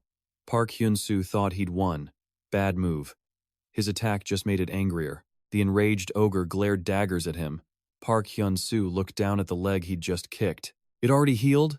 he screamed in disbelief. In that one moment of distraction, the ogre grabbed him with both hands. He cried out in agony. The ogre squeezed, and crushing pain shot through Park Hyun-soo's entire body. He screamed again as his vision started to blur. Losing focus for a second means death. Snap out of it, disciple. Heavenly Demon's voice cut through the haze, helping him regain his composure. His breathing steadied. Control your breath, his master instructed. Circulate your inner energy to every corner of your body. Then Heavenly Demon's voice dropped to a whisper. Execute. Now, something inside Park Hyun-soo's dantian felt different. He could feel it now, a definite change. The Heavenly Demon's internal energy, a gift from his master. Under the Heavenly Demon's guidance, that power spread rapidly through his body. Park Hyun-soo bit his lip, forcing himself to concentrate. Finally, he shattered the monster's grip. The creature's hand exploded, revealing shards of white bone. In a flash, Park Hyun-soo leaped onto its head. He followed up with a brutal kick right to the creature's face. Its head instantly burst apart, and the lights in the room flickered back on. As the smoke cleared, the room was once again bathed in light. Jeon-no-soo stared, baffled by Park Hyun-soo's power. Stage 4. Cleared. If you agree to Stage 5, we'll proceed in 10 minutes. A hint of fear flashed in the man's eyes. He had never seen a player demolish the suppression zone and wipe out all the monsters. That's when a cold female voice sounded from behind him. Not bad. The woman was Lee Mina, an A-rank hunter from the association. Jeon-no-soo seemed a little flustered by her sudden appearance. Right? This is something to look forward to. He tried to flatter her, noting how they'd already sent Miss Lee Mina herself. This meant the association had truly found a major talent. Lee Mina ignored his fawning, her mind already calculating. With hunters this scarce, she couldn't let another guild poach this one. The next virtual stage loaded in a snowy landscape, where the wind howled without end. Park Hyun-soo hugged himself, shivering uncontrollably with tears and snot running down his face. So cold. But the Heavenly Demon just calmly admired the scenery, to recreate even the weather so perfectly. Not bad at all. He was impressed by the detailed construction of this virtual world. Among master-level illusionists, talent like this could be counted on one hand. Suddenly, a woman appeared, running barefoot through the snow. She rushed straight for them, crying for help. She collapsed into Park Hyun-soo's arms, and he caught her purely on instinct. What's wrong? Are you okay? He awkwardly tried to steady her. Let me see. The moment he saw her face, her teeth were grinding together, her mouth cracked and split. White vapor poured from between her lips. And then, her pale skin warped into a dark brown. She lunged at Park Hyun-soo with a jaw full of sharp teeth. The woman had become a winged monster. It hovered in the air, its hands clamped around his throat. Park Hyun-soo could only stare in shock at the creature. Stage 5 is a simulated battle with a vampire? Lee Mina watched the monitor, a curious frown on her face. This was odd. It was an anomaly completely different from any other awakening she had ever witnessed. She analyzed Park Hyun-soo's fighting style. It looked surreal, like something straight out of a historical martial arts movie. With a single punch, Park Hyun-soo seemed to fly, and every one of his impossible moves registered perfectly on the system screen. Park Hyun-soo was locked in a fierce battle with the vampire. The creature, with hair like black fire, just laughed maniacally. I'll give you credit for lasting this long. The vampire then powered up for a massive attack. But this one was still far too green. With the Heavenly Demon's guidance, Park Hyun-soo hovered in the air. In an instant, he phased right through the vampire and tore out its heart.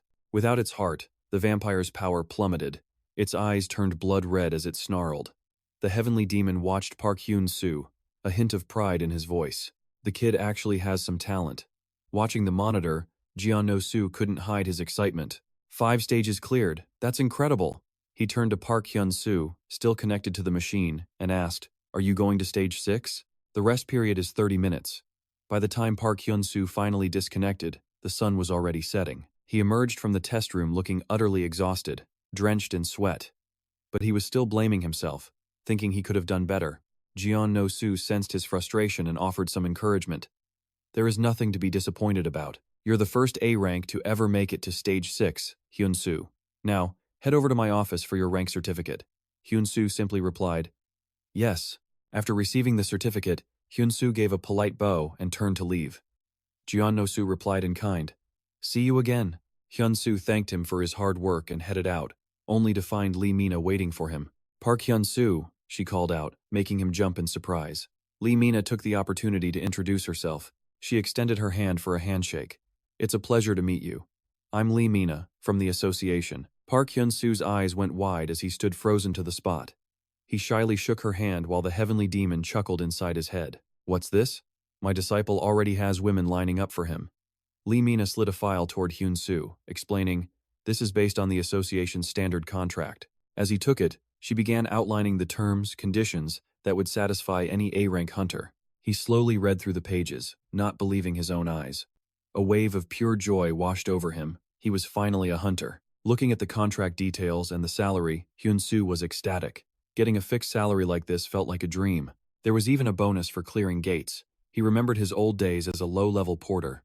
Back then, he had to pay a security deposit, and sometimes people would skip out on paying him. Lee Mina then mentioned a few more perks, that is, if he joined the association. Actually, we've added some special conditions, just for you, Hyun-soo. Beside Hyun-soo, the heavenly demon stared intently at Mina, unable to hide his admiration. Now that, he thought, is a true beauty. He mused that women this gorgeous were a rare sight where he came from. Hyun-soo, meanwhile, just felt the entire situation getting more awkward. Sweat beaded on his face as he clenched his teeth, but the heavenly demon kept teasing him. What's wrong? A pretty girl is asking for a contract. Lee Mina took a sip of water, watching Hyun-soo's pained expression. What's with that look on his face? She wondered. Could he be unhappy with the contract terms? Hyun-soo was still hesitating, and the heavenly demon was getting impatient. You can't just sign this, he warned, pointing at the contract. You have to take everything you can get. Especially be careful with the contract's duration. That got Hyun-soo's attention. 15 years? He muttered in disbelief. He countered that a 5-year term should be enough, which made Lee Mina nearly choke on her drink. Hyun-soo then explained that he also found the hazard pay for S-rank gates to be a little low. Hearing Hyun-soo's demands, Lee Mina had to bite her lip and think. A brand new rookie already knew how to negotiate? But this was a rookie the association had its eye on. If they let him go, he could become an S-rank. Suddenly, the door was kicked clean off its hinges, and in walked none other than the gorgeous and fiery Hazuya. She slammed her hands on the table in front of them. You call yourselves an association and still force these exclusive contracts on people? Her stunning, powerful presence left the other two completely speechless. This woman... Wait, what is she doing here? Hyun-soo broke out in a cold sweat. Red Lion Hazuya. Seeing that he recognized her, she leaned in close to his face. That's right. I'm Red Lion Hazuya. She grabbed his hand with a bright smile. It's a pleasure to meet you. You haven't forgotten about me, have you? Hyun-soo couldn't believe his eyes. No way, an S-rank hunter. This is insane. The heavenly demon was thrilled. Another beauty has appeared. He declared, another peerless masterpiece. Hyun-soo just stared, baffled by the old man's antics. Seriously? Why is he checking out every single woman? Hazuya just said. Then, right in front of Lee Mina, she started her recruitment pitch. Our Red Lion Guild will give you more than the association. No conditions. Anything you want. Lee Mina, having been completely upstaged, shot back angrily. This is the association's building. This is no place for a guildmaster.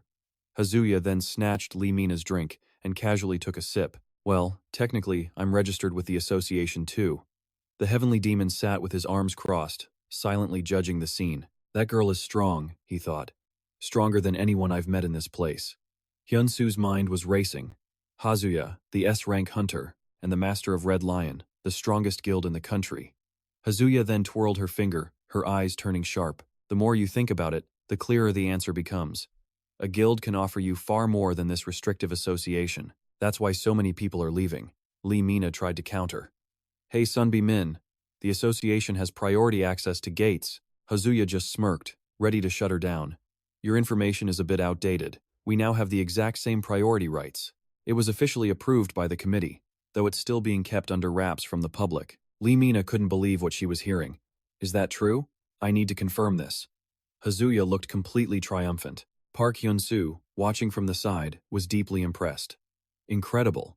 Red Lion has become a national-level guild. The two women started arguing fiercely. You should at least have some business ethics. Business ethics? How dare the association even mention that word? Haven't you been monopolizing high rankers for years? She's way older than me, sis. Park Hyun-soo couldn't take it anymore and stood up. It seemed he had finally made his choice. I've decided. His declaration shocked both of them. The scene cuts to Mount Inra, where a chaotic battle is raging. Humans versus monsters. But hold on, they're fighting underwater? Impossible. This wasn't in the report at all. They were told it would be an underwater battle, but not a full-blown submerged sea like this. Staring at the vicious monsters, the man began to worry. There are too many of them, and they're stronger than us. This can't be a B-rank gate. At this rate, they're all going to be wiped out. He pulled out a communication device, needing to alert his captain. Just then, Osairo was fighting hard after taking down one of the beasts. He shot upwards towards the surface. "Get out of here. I'll hold them off while you all get back to land." The captain's special ability, used only in dire situations. His teammate watched the chaos and thought to himself, "That's Osairo for you, using his clone technique. It's an S-rank equivalent skill, but with a 10-minute time limit. What a relief." They were finally saved, all thanks to the captain again. Osairo, meanwhile, was rushing forward. "When this is over, my real body is going to get a nice drink." His teammate removed his breathing mask, confused. The captain's real body? Suddenly, Osairo collapsed to the ground. But he struggled back up, raising a hand to signal he was okay. Then, a ripple in the water behind them. Another monster was still alive. It bares its razor-sharp teeth, its massive jaws snapping right towards Ozeho. A split second is all it takes to swallow half the man whole. Blood sprays everywhere. His teammate, frozen in shock at the horrifying scene, can only scream out one word. "Captain." We cut to the association's office. It looks like Yuhaza and Lamina have finally tired themselves out from arguing and decided to compete peacefully. So, do we need to consider this? Turns out Hyun-soo's answer is that another guild might just offer him a better deal. He suggests they just wait and see. Hyun-soo then bows respectfully to the two beautiful women. "Since you both have my number, I hope you'll contact me soon."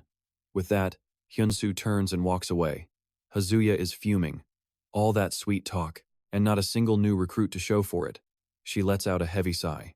He just left, even with offers from the association and the Red Lions. There can't be any other guilds left to recruit him.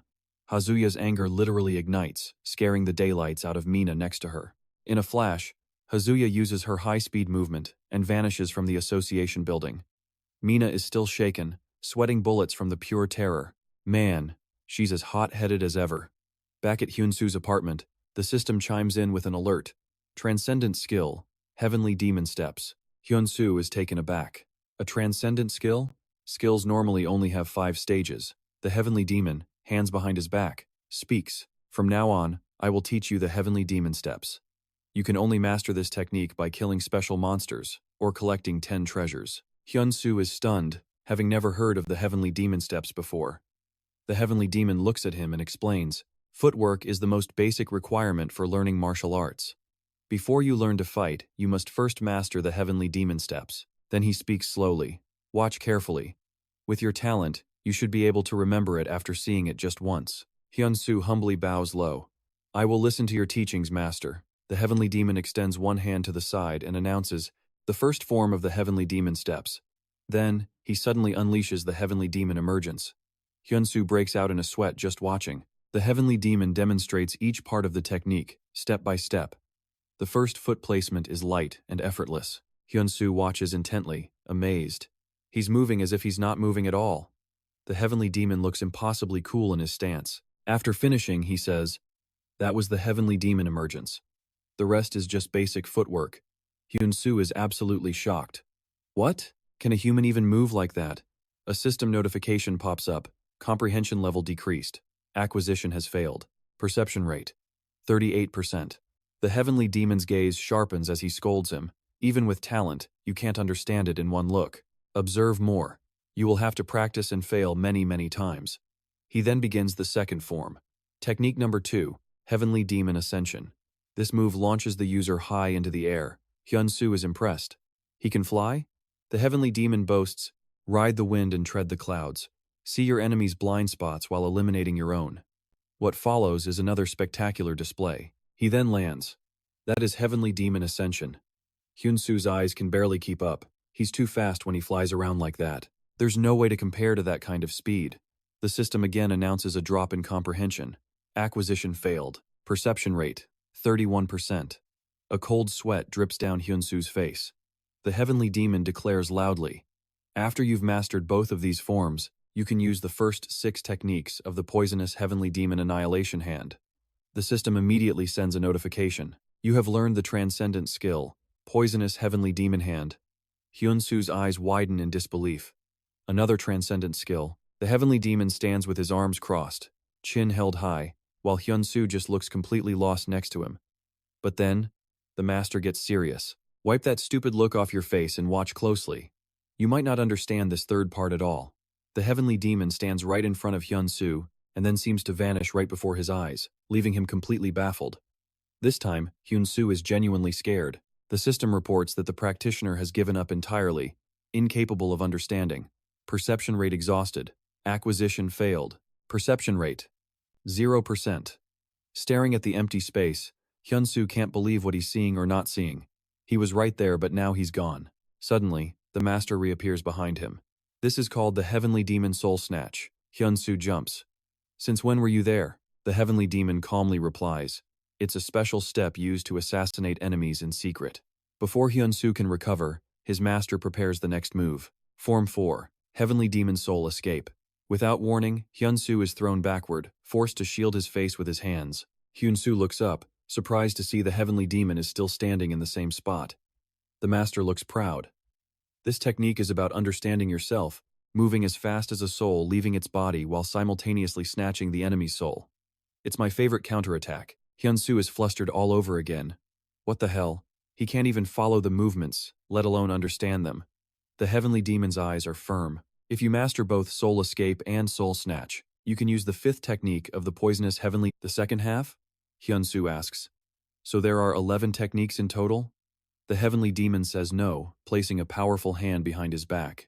If you want to use the final, 12th technique, you must have mastered everything else at a minimum. This is the most critical stepping stone to entering the true demonic realm. The fifth form of the heavenly demon steps had Hyun-soo on edge. He realized that even if he mastered the basics, it wouldn't guarantee he could use the 12th form of the supreme demon art. The heavenly demon stomped his foot. Form 5. Heavenly Demon King's Descent. The move made Hyun-soo scream in terror as he was sent flying dozens of meters, his world flipping over. After soaring through the air, Hyun-soo landed hard on his backside. The heavenly demon calmly explained the move's principle. Making all things kneel before you. That was the essence of the Heavenly Demon King's descent. Hyun-soo was so beaten down by the attack he couldn't even stand up, collapsing right at the heavenly demon's feet. The scene shifts to the association building, where a tense meeting is underway. The chairman was breaking down their current situation. Right now, they had 4 B-rank hunters and 5 support members left alive. They brought up the recent incident where team captain Oh Se-ho lost his life. The failure of the Triple Circle's one-way gate, which was under the association's control, had one man seething with anger. He slammed the table, blaming the gate assessment division. There was no other excuse. The chairman, looking defeated, could only wonder what his assessment team was doing. But others immediately jumped to their defense, shouting that the division had never made a mistake before. Another man chimed in, demanding to know why this one failed, especially with 5 A-rank and 11 B-rank hunters present. The chairman could only explain, saying their judgments were based solely on equipment analysis. While everyone was busy arguing, one voice cut through the noise. "Everyone, stop!" Lamina stood up to state her own point of view. Arguing like this, she said, would solve nothing. Her expression turned grim. She had a plan. Elsewhere, Park Hyun-soo woke up aching all over, panting after his battle with the heavenly demon. He was stunned, wondering how and when he'd even returned. Huh? When did I get back? He thought to himself. Just then, the heavenly demon scolded Park Hyun-soo, calling him a pathetic and foolish weakling. His lack of training was the reason he fainted during their fight. Park Hyun-soo finally understood. He had pushed himself too hard trying to use the new heavenly demon steps, and his body just gave out. The heavenly demon then explained that the technique was a footwork art that allowed a person to move through the air, as if they were walking on clouds. "Without me," he said, "you would have coughed up blood and died." If not for his master's help, Park Hyun-soo would have been 6 feet under, meeting his ancestors way ahead of schedule. The heavenly demon then clarified his student's current power level. "I told you before, at your current level, you need at least 125 points of internal energy to even attempt that move." He ordered him to focus on building energy and mastering the heavenly demon manifestation and ascension forms first. Park Hyun-soo understood and agreed to his master's guidance. "Yes, master." Later that night at the office, Lamina was still buried in her work. She thought back to the meeting earlier. When she proposed her solution, the leadership had furiously shot it down. And what was her solution? She suggested they cooperate with other guilds, specifically seeking an alliance with Red Lion. She'd said, "I think we should cooperate with Red Lion. The backlash was immediate, with them shouting, "What are you saying, Captain Lamina? Is that really your suggestion?" They said they'd rather quit than do that, complaining they'd already given them first dibs on a gate at the last committee meeting. And now this too. The association had started treating the gates like a business, just another asset for them to trade and sell. Lamina's hand clenched into a fist, her face dark with frustration. Did the higher-ups really think the gates were something to be taken lightly? Did they really think they were that easy to handle? How ridiculous. None of them had ever actually set foot inside one. The next morning, at a seafood teppanyaki shop, Park Hyun-soo was grinning from ear to ear as the money hit his account. With cash in hand, his first move was to pay for Park Hyun-tae's hospital bills. But his joy turned to despair when he realized he was completely broke after paying off the massive medical fees. And just like that, I have nothing left, he thought. But then he remembered his pending hunter contracts. They were still unsigned. Guilds like Phoenix and Red Lion were desperately trying to get in touch with him. Park Hyun-soo felt a surge of pride. He was as famous as any celebrity out there. Man, I'm popular, he chuckled to himself. He figured he'd have more money soon and decided to reward himself with a hot bowl of ramen. Just then, the heavenly demon appeared. He asked if ramen was that red noodle dish Park Hyun-soo had eaten before. Hyun-soo excitedly confirmed it, telling his master he had to try it at least once. But remembering being tricked last time, the heavenly demon angrily swung at his disciple. But this time, Hyun-soo dodged it. The heavenly demon cursed him, calling him a little rascal. "Ha, you little punk!" Hyun-soo just laughed. He proudly declared he had learned the heavenly demon manifestation, which made the dodge a piece of cake. "Ha ha, I've got that move down now." Instantly, the heavenly demon gave him a sharp knock on the head for his arrogance. "Don't get so cocky." At a convenience store, Hyun-soo looks around, totally bewildered. The place is completely empty. "Is anyone here?" he calls out. A voice pipes up, "Hello sir, it's Jun." Hyun-soo asks her how she's been. He then asks if she's still working part-time on weekends. Jun just sighs, saying she doesn't have any other choice. She has younger siblings to care for, so this is her life now. Hyun-soo lets out a heavy sigh, feeling for her. He tells her he'll scan his items himself. "I'll handle it," he says. "I'm leaving the cash on the counter. I'm heading out." Jun thanks him and says goodbye. But then, she realizes something and calls out his name. "Sir!" Turns out, he'd intentionally left way too much money. She runs after him. "You forgot your change." But Hyun-soo just tells her to keep it and buy some fried chicken for her siblings. Yoon is moved to tears. Just then, the heavenly demon appears, calling Hyun-soo a degenerate for trying to buy a woman's affection with money. Startled, Hyun-soo quickly tries to explain that's not what happened. He tells him Jun's story had all started 2 years ago, when the gates broke. Just like him, Jun lost her parents, leaving her all alone to raise her younger siblings who desperately needed her. So instead of going to school like everyone else her age, Jun had to work to give her siblings a decent life. Hearing her tragic story, the heavenly demon actually sighs, and then, he gives Hyun-soo a hard smack on the head. Hyun-soo had just commented on how similar their lives were. "My disciple will not praise himself," the demon scolds. Back home, Hyun-soo cooks up a delicious pot of instant noodles. Ah, the smell. The heavenly demon is curious. "Is it really that good?" Hyun-soo replies excitedly. "Of course." He takes a huge bite, declaring that ramen is truly the greatest food on earth, the absolute peak of culinary genius. Hyun-soo keeps slurping down the noodles, and the heavenly demon can no longer sit still. After a moment, the heavenly demon glares at him, calling him a demonic disciple. "You absolute fiend!" Then he snatches the chopsticks right out of Hyun-soo's hands and starts eating, leaving his student completely stunned. Hyun-soo can't believe his eyes. His master just ate instant noodles. "Wait, master, did you just eat my ramen?" After trying the noodles, the heavenly demon falls into a deep, thoughtful silence. Then suddenly, he shouts with glee. He had finally tasted ramen. "Ah, so this is ramen's flavor. It is truly the essence of the world." It turns out that even a mighty heavenly demon can't help but be moved by the world's greatest culinary delights. "I suppose I can eat this if your hand has touched it," he says excitedly, patting a very confused Park Hyun-soo on the head. Hyun-soo has no idea what's happening. "Good disciple, now feed me another bite." Park Hyun-soo is furious about his noodles. The ramen he painstakingly made now has to be fed to the heavenly demon. What a hassle. Meanwhile, Jun is just finishing work. She's thrilled because she managed to buy the bento box her little brother loves. So lucky they hadn't sold out yet. But suddenly, a mysterious figure appears as countless monsters burst through the city ground, shattering the streets. The monsters tear through the concrete, sending water spraying everywhere as they destroy the city and kill innocent civilians. "This land is now our territory," their leader declares. "We will purge all who defile this place and become its new masters." June screams in terror, watching as the mysterious man and his monsters relentlessly tear apart her home and slaughter innocent people. At that moment, Hyun-soo is sitting cross-legged in meditation while the heavenly demon supervises. The old master feels a bit uneasy. "This place is totally empty, yet I feel it's teeming with an unusual energy. Why can we even travel through space-time from here?" After finishing his chi circulation, Hyun-soo feels incredible. "Master, circulating my energy feels amazing.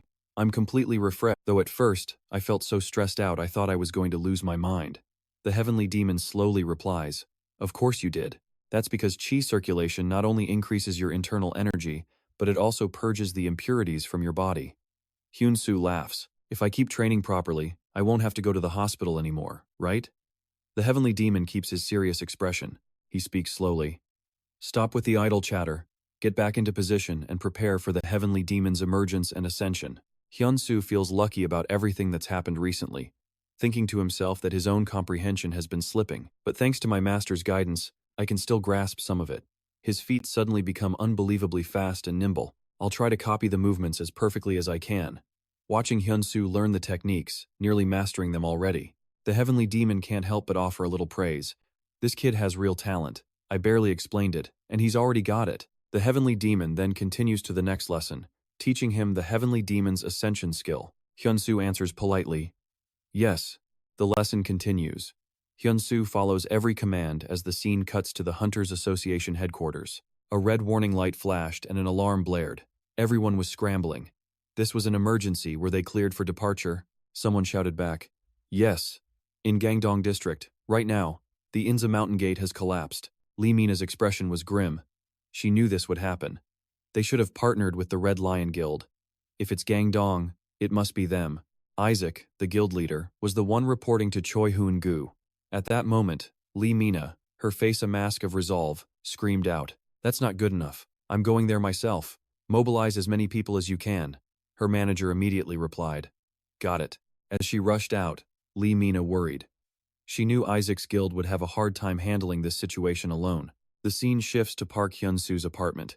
He and the old Sky Demon are stepping out from a swirling black portal. Suddenly, the Sky Demon's voice became gentle, calling to Park Hyun-soo, "My disciple."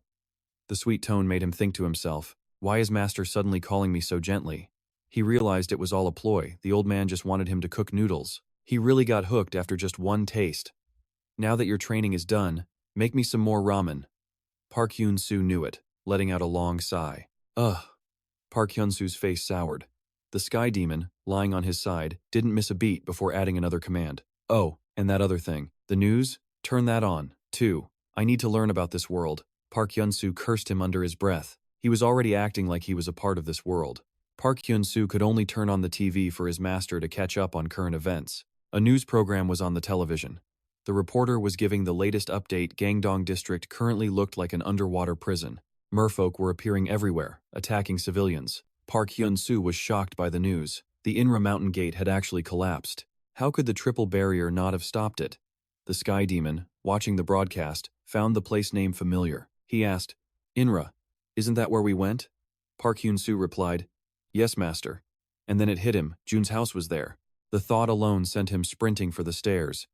With frantic, hurried steps, he told himself he needed to get there immediately. Looking at the traffic below, Park Hyun-soo was conflicted.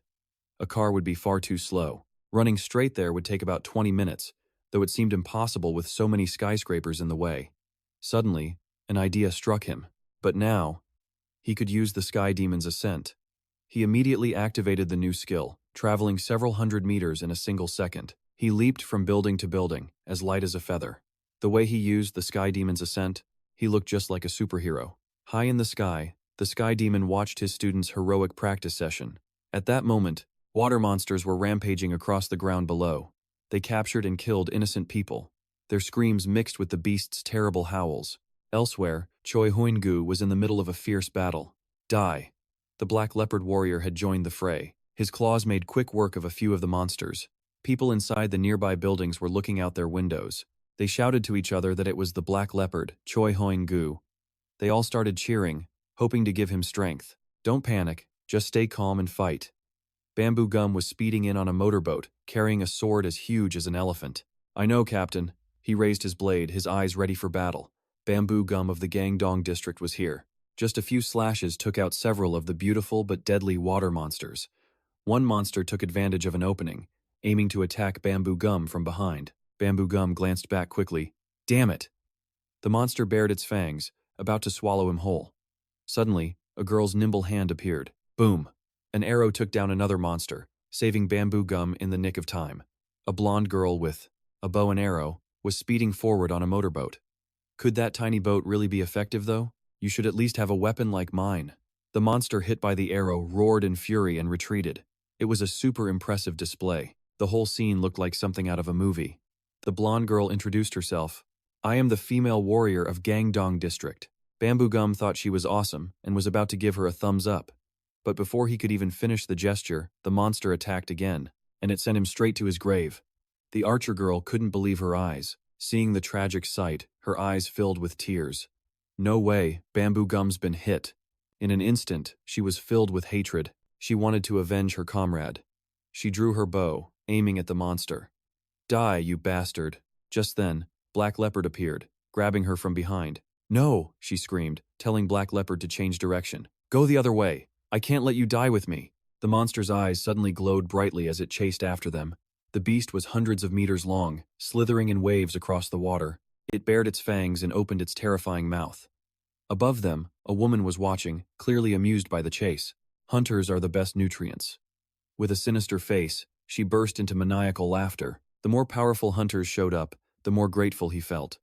But a beast was right on their heels, jaws wide, ready to devour its prey. The Black Panther, Choi Hyun-gu, glanced back, furious at the damn monster. That was way too close. In the final moment, just as all seemed lost, they got help.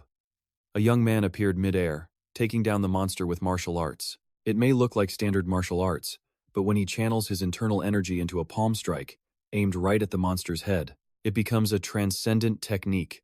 The Black Panther, Choi Hyun-gu, and the blonde warrior turn around, absolutely stunned. The monster, enraged from the attack, thrashes violently, sending water flying everywhere before sinking back beneath the surface. Everyone in the building rushes to the windows to see what's happening outside. Who is that? My God. Even the Black Panther warrior, Choi Hyun-gu, is taken aback. The monster was defeated in a single blow? Impossible. That's S-rank hunter Park Hyun-soo. He leaps onto the roof, where the Heavenly Demon Master is waiting for him. But something feels off. The Master speaks. I have a feeling it's not over yet. And just as he predicted, the beast was not defeated. It climbs back up to attack Hyun-soo, tearing a chunk out of the building, but Hyun-soo is fast enough to dodge. The monster charges straight ahead, desperately searching for its enemy. Hyun-soo struggles to escape the ferocious beast's rampage. Its haunting red eyes open wide as it bares its fangs, ready to strike. Hyun-soo scrambles, trying to find a way to evade its pursuit. A system notification pops up. Heavenly Demon's Advent proficiency increased by 40%. Hyun-soo's legs are burning from all the running, suddenly feeling heavy. He grimaces. His legs feel like they're made of lead. The Heavenly Demon Master watches from above, remaining calm and observant. He waits until Hyun-soo gets closer. Then he yells down to him, "You fool! Now is the time to circulate your internal energy throughout your whole body." As the monster closes in, Hyun-soo finally gets it and complains, "Seriously, why didn't you tell me sooner?" The old man just crosses his arms and lectures, "You heard me, now do it." Hyun-soo takes a deep breath. "Yes, sir." Elsewhere in the city, traffic is at a complete standstill. Team leader Lee Mina sits in her car, clearly annoyed, grinding her teeth. Yep, she's furious about the traffic jam, looking like she's about to explode. Damn it, another gridlock. But just then, the small screen in her car starts broadcasting the live feed of Park Hyun-soo's battle. A newscaster asks, "I wonder who that hunter is." Hearing this, Lee Mina immediately looks over. "Huh?" The commentary continues. "Is this a video of the incident?" An unknown hunter is currently locked in an intense battle with the monster. He's a nameless hunter that nobody has ever heard of. This is unbelievable. Lee Mina is shocked because she knows exactly who that is. She flings her car door open, leaves it on the street, and sprints toward the scene. Back at the fight, the battle is far from over. Hyun-soo lands a punch on the monster, thinking, "I have to use the Supreme Heavenly Demon technique now." The system announces, Your understanding of the supreme heavenly demon fist has increased by 30%. Hearing this, Hyun-soo smirks and declares, "This time, you're definitely finished."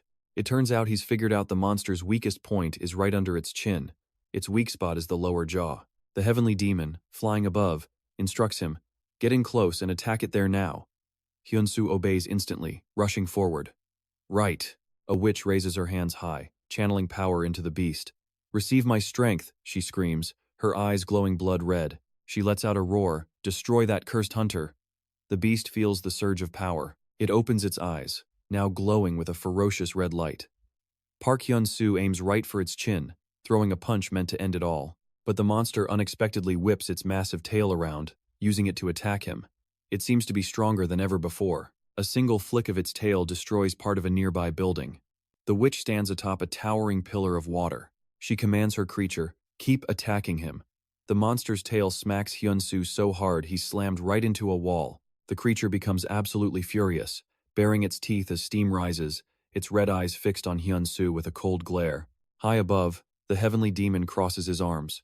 It has a magic user backing it up. This is going to be a tough fight for him. Seeing her opponent nearly defeated, the witch is overjoyed. "This world will belong to me." The heavenly demon wants to help, but there's nothing he can do. This is so frustrating. I can't interfere in this situation. But seeing Hyun-soo at death's door, he knows he can't just stand by and watch. With his mind made up, he decides, "First things first, I have to save him." The monster seems about to achieve its goal. The beast and the witch exchange a vicious glance. But it's not over till it's over. A young woman suddenly appears from the sky. It's none other than Hazu-Ra. She makes a shocking entrance, landing gracefully on a nearby ledge. Hazu-Ra calls out to the monster, grabbing its attention. "Your opponent is me." The heavenly demon master is completely stunned. He turns, wondering to himself, "Is that Hazu-Ra?" With her stunning figure, surrounded by vibrant pink energy, she stands defiantly, staring down the monster. So careless. If he'd known a sorcerer was pulling the strings, he might have been more careful. She, however, wore a look of total confidence. "But he's a member of our guild for a reason. From now on, just leave it to me." She flexed her muscles, striking an impossibly cool pose as the witch just grinned and watched her. Her power seemed absolutely terrifying. Hazu-Ra stepped forward slowly, then shot towards the beast like an arrow. At the same time, the heavenly demon rescued Hyun-soo. "Let's go, kid," he said, calmly telling himself this wasn't running away. It was a strategic retreat. Elsewhere, a young woman named June was sobbing. "Go away." Two monsters loomed before her, baring their fangs in a clear threat. They terrified her into screaming at the top of her lungs. "Don't come near me." June's fear grew as she cried out, "Somebody, please help me." Then, from nowhere, a hand shot out from behind one monster, its claws piercing straight through the creature's body. It was none other than the Black Panther warrior, Choi Hyun-gu, attacking the two monsters. The blonde girl with him was an archer. She smiled and advised him, "Hey, calm down. Everything has already been explained." After finishing off the beasts, they went to check on Jun. "Are you okay?" June was still shaken but managed to thank them. "Yes, thank you for saving me." The blonde girl turned to the Black Panther warrior and told him, "We should take her with us." He simply agreed. "All right, let's keep going and help the others." And so, June left with the blonde girl, Nakano, who told her, "Hold on tight." Just then, Hyun-soo finally woke up. He slowly opened his eyes to see his master first. The heavenly demon urged, "Hey, wake up." Young Hyun-soo still had no idea what was going on.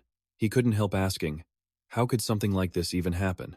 The heavenly demon calmly explained it to him. A sorcerer was controlling the beast from behind the scenes. Without him, he probably would have won. But unfortunately, he lost. Hyun-soo felt like he was just running away. He asked, "So master, you took me and we fled?" The heavenly demon shot back, "It's a strategic retreat, got it? Really? I've never heard of that before." The master scoffed, "What an incompetent kid." He then turned and told him, "There's nothing to worry about now. Someone else is fighting it." He added that the girl fighting seemed incredibly strong. But Hyun-soo didn't believe him. "That's impossible." The heavenly demon was stunned. "What are you even saying?" Hyun-soo clenched his fist, his determination suddenly hardening like steel. He declared, "That monster is my opponent, and no one is going to take it from me." As Hyun-soo tried to stand, he immediately collapsed. Pain twisted Hyun-soo's face, proving just how powerful that beast really was. The heavenly demon stood there, arms crossed, and reminded him, "You can't do anything out there in a body like that. Just meditate, and you will recover faster." Our hero remained kneeling, completely unable to stand. He wondered what was happening outside, grimacing as he asked, "Who is that out there?" "That's Haju-ra, the leader of the Red Lion Guild." The heavenly demon glanced towards the brutal battle raging outside. He seemed to admire the female warrior out there. He realized, "I see. If it's her, she might be able to handle both of them alone." The moment his master finished speaking, Hyun-soo completely lost his composure. He just couldn't accept it. He couldn't let an outsider get involved in his own personal business. Hyun-soo struggled to stand up again. "No, I will finish this." His action completely shocked the old heavenly demon. "That kind of behavior will destroy your body." Hyun-soo's eyes burned with fierce resolve as he answered his master, "It's because of them that I lost my parents. My little brother is lying in a hospital bed." Talking about it only made him more determined. "It's thanks to you I gained this power. There's no way I'm giving up here." Hyun-soo's sheer will and determination started to move even the old heavenly demon. It stirred something deep inside him. He thought to himself, "I thought he was a boy with skill, but that he lacked fighting spirit. But now he has this look in his eyes, seeing his absolute resolve to fight." The old heavenly demon agreed to help him, saying, "It's not like there isn't a way." Seeing his master had found an answer, Park Hyun-soo was overjoyed and impatient. "Are you serious?" But the heavenly demon had a warning for the hero. "However, you will have to bear all the consequences that come after." The situation outside was becoming incredibly tense. Haju-ra was fighting the monster with grim determination. She battled the beast, slamming it with one energy attack after another. She gave it absolutely no room to breathe. The assault only stopped after a long while, when she finally started to get tired. Haju-ra was frustrated, thinking to herself, "Because the water is so disturbed, I can't even see where the prophet is." Right now, our hero's situation wasn't much better. The heavenly demon was performing some kind of magic on him. With it came a silent warning this was just a taste of the power he was meant to wield, a temporary strength he would one day have to master for himself. So, in a world like this, get too cocky, and you die. Simple as that. Haruza becomes a living inferno, hammering the monster with relentless attacks. And finally, with a furious roar, Haruza unleashes an insane burst of power, shattering the dimensional prison and the icy traps left behind. Losing their carefully laid trap only makes the monsters more savage, their fury boiling over as their plan falls apart. Then, a mysterious smile spreads across Haruza's face as she whispers, "Found you, monster." Sensing the danger, the beast roars back, "I'll burn you to a crisp."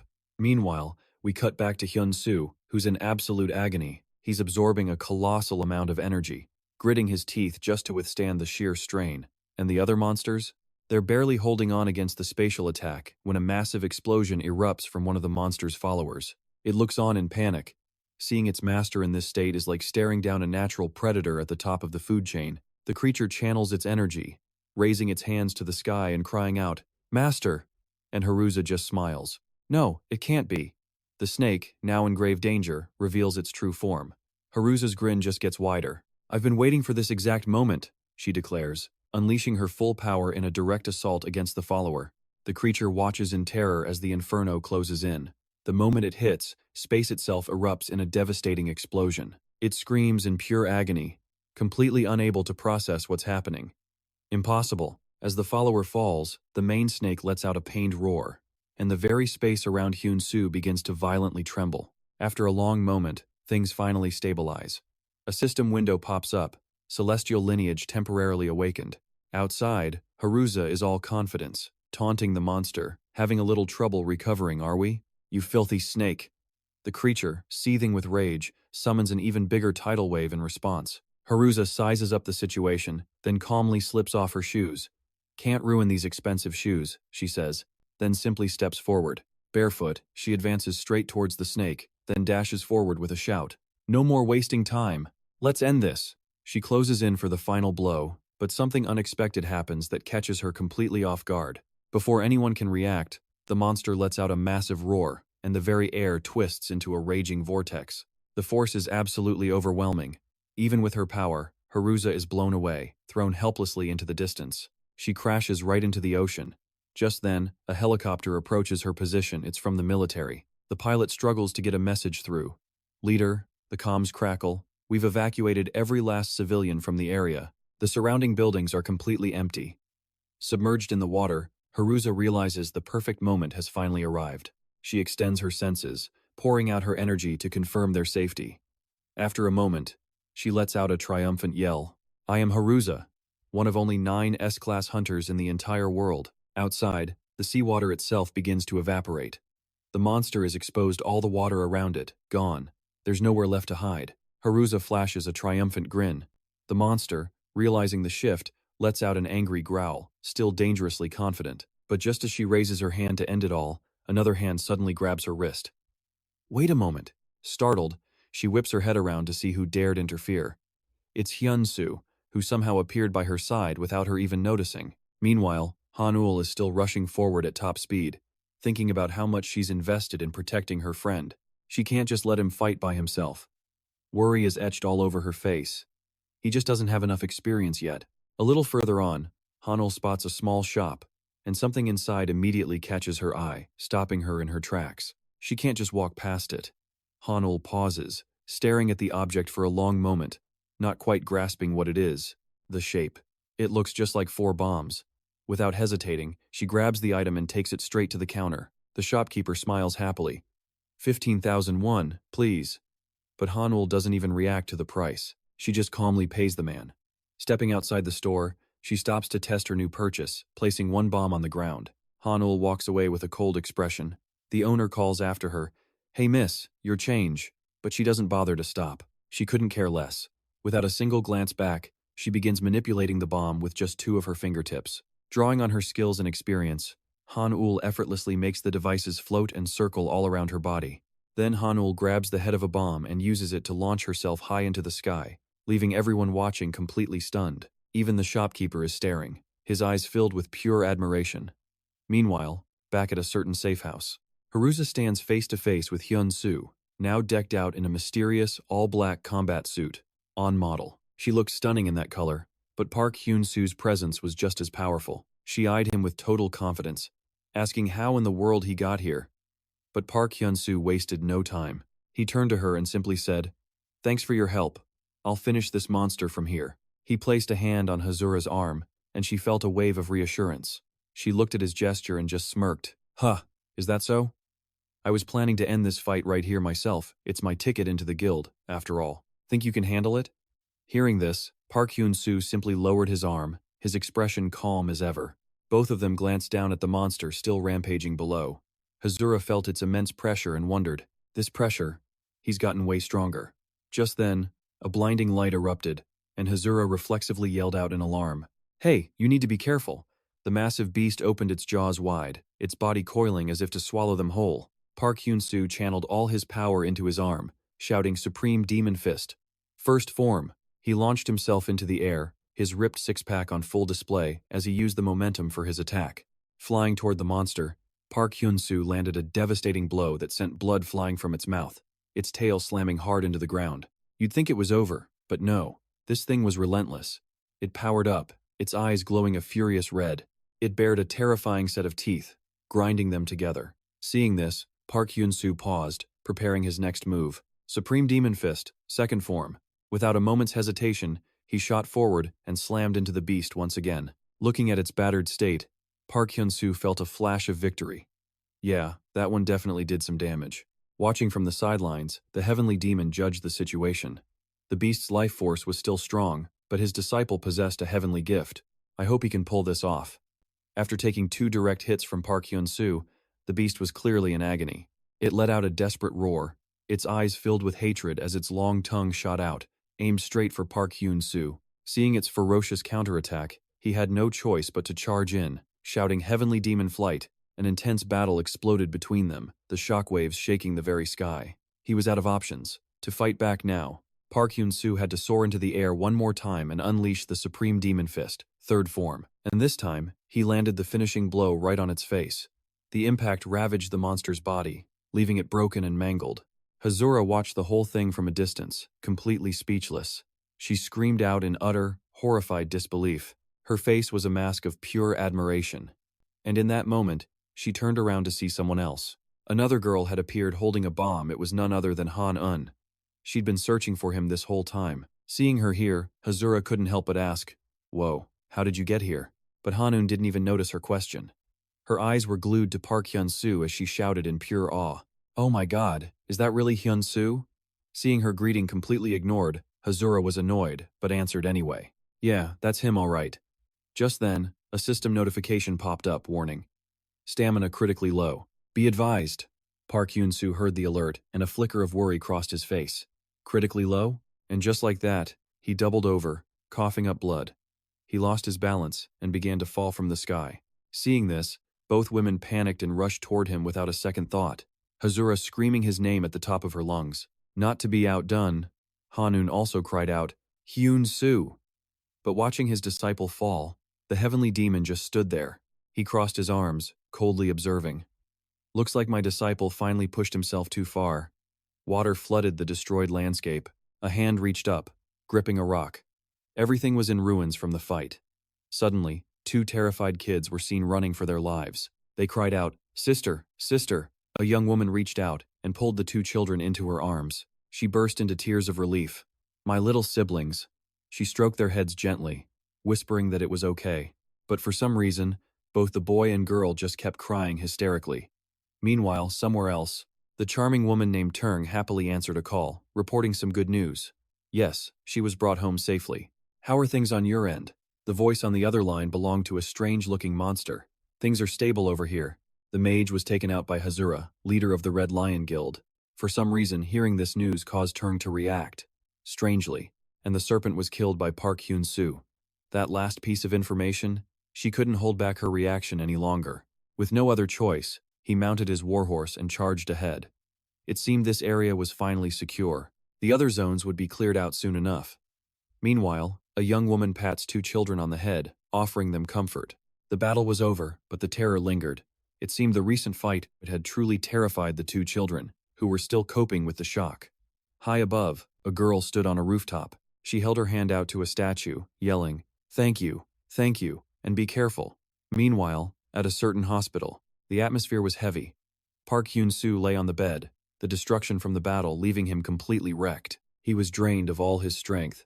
The heavenly demon watched him, and as he began to stir, the master finally spoke. Are you awake now? Park Hyun-soo looked at him and asked a clueless question. Is this a hospital? A look of pure dissatisfaction crossed his face. What happened? Did I lose? To this naive question, the heavenly demon calmly replied, You don't remember anything? You used the supreme heavenly demon fist 3 times and defeated that serpent. But then, for some reason, his master lost his cool. He suddenly became furious, shouting at Park Hyun-soo and making the injured man flinch. I'm starting to question why I ever took on such a stupid disciple. This is a total embarrassment. Seeing this reaction, Park Hyun-soo didn't dare say more. Master, forgive me. I really don't remember anything at all. Suddenly, shattering the tension, the hospital room door swung open. The two girls from before appeared. It was Hazura and Hanun, who had come to visit him together. Ta-da! How are you doing? Hanun stood bashfully behind, holding a rose bouquet. She softly greeted Park Hyun-soo. He was completely stunned to see the two women there, his surprise growing even deeper. Outside, the city was still in chaos from the fierce battle. A frantic scream rang out. Don't let a single one escape. Under this relentless assault from all sides, the remaining monsters were not going down without a fight. Back in a hospital room, a voice came from a broadcast. Currently, the association, along with several guilds, is hunting down the remaining monsters. We now have a statement from Guildmaster Cheol Cho Hyun-gu. Yes, we are mobilizing a thorough search of all the drainage pipes.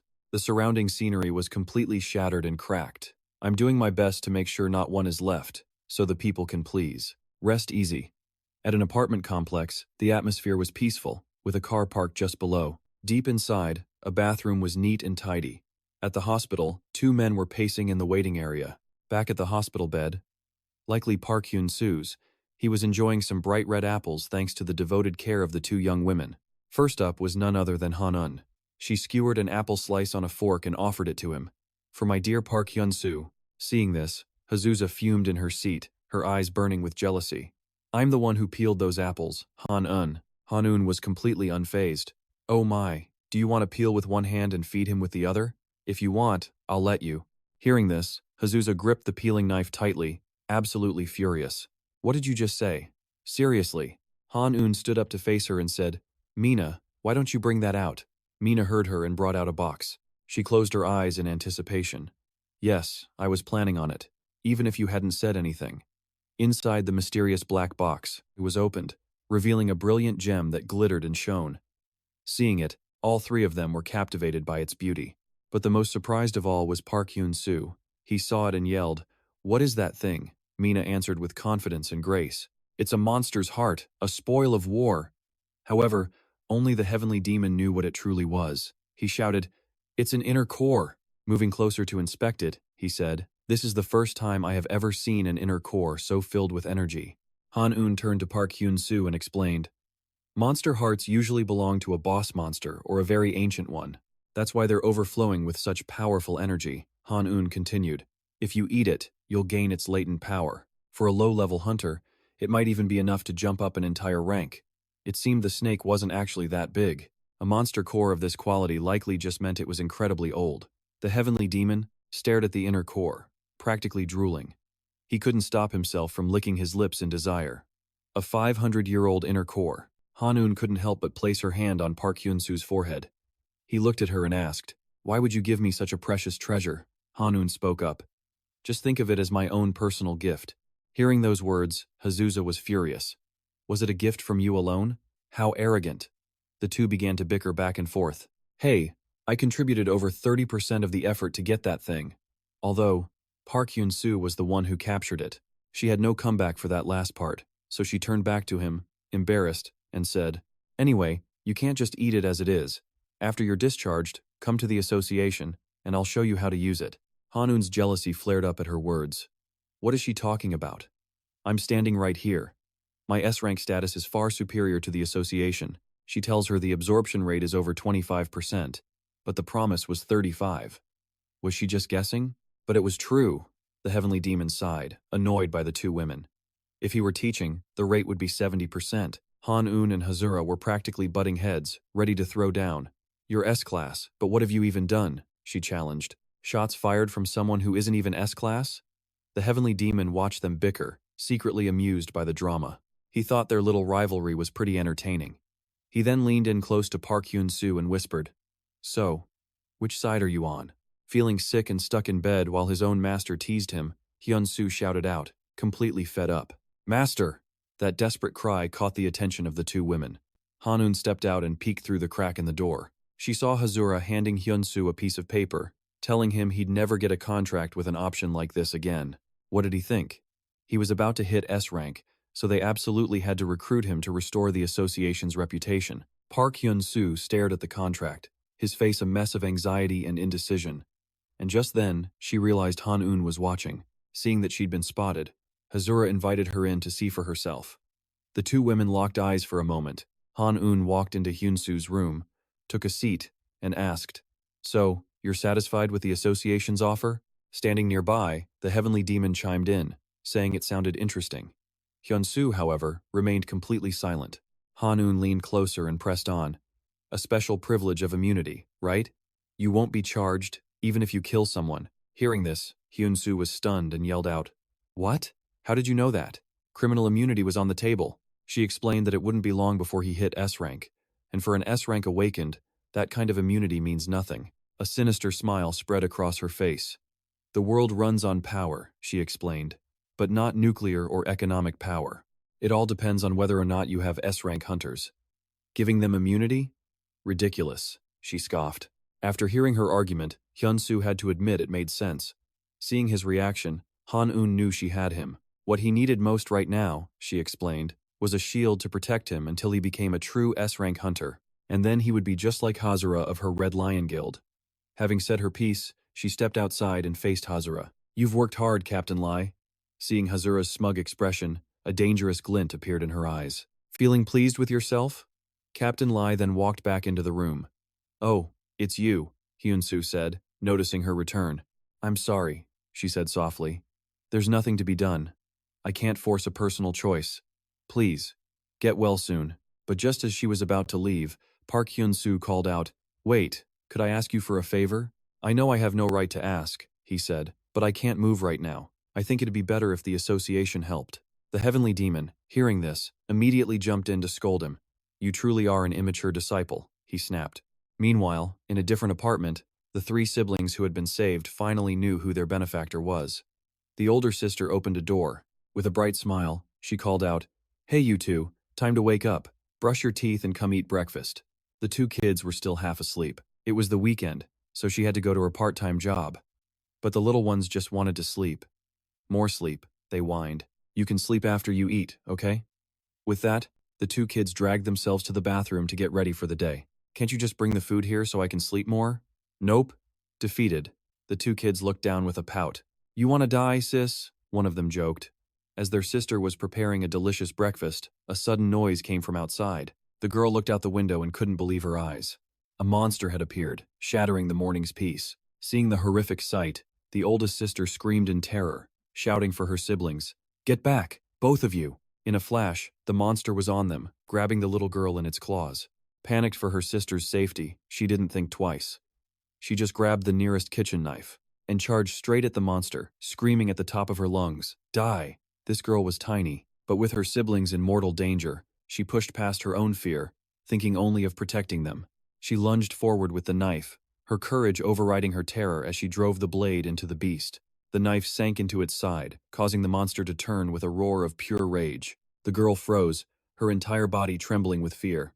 The monster, furious, viciously kicked her, sending her flying several meters. The impact sent her crashing hard onto the floor, head first.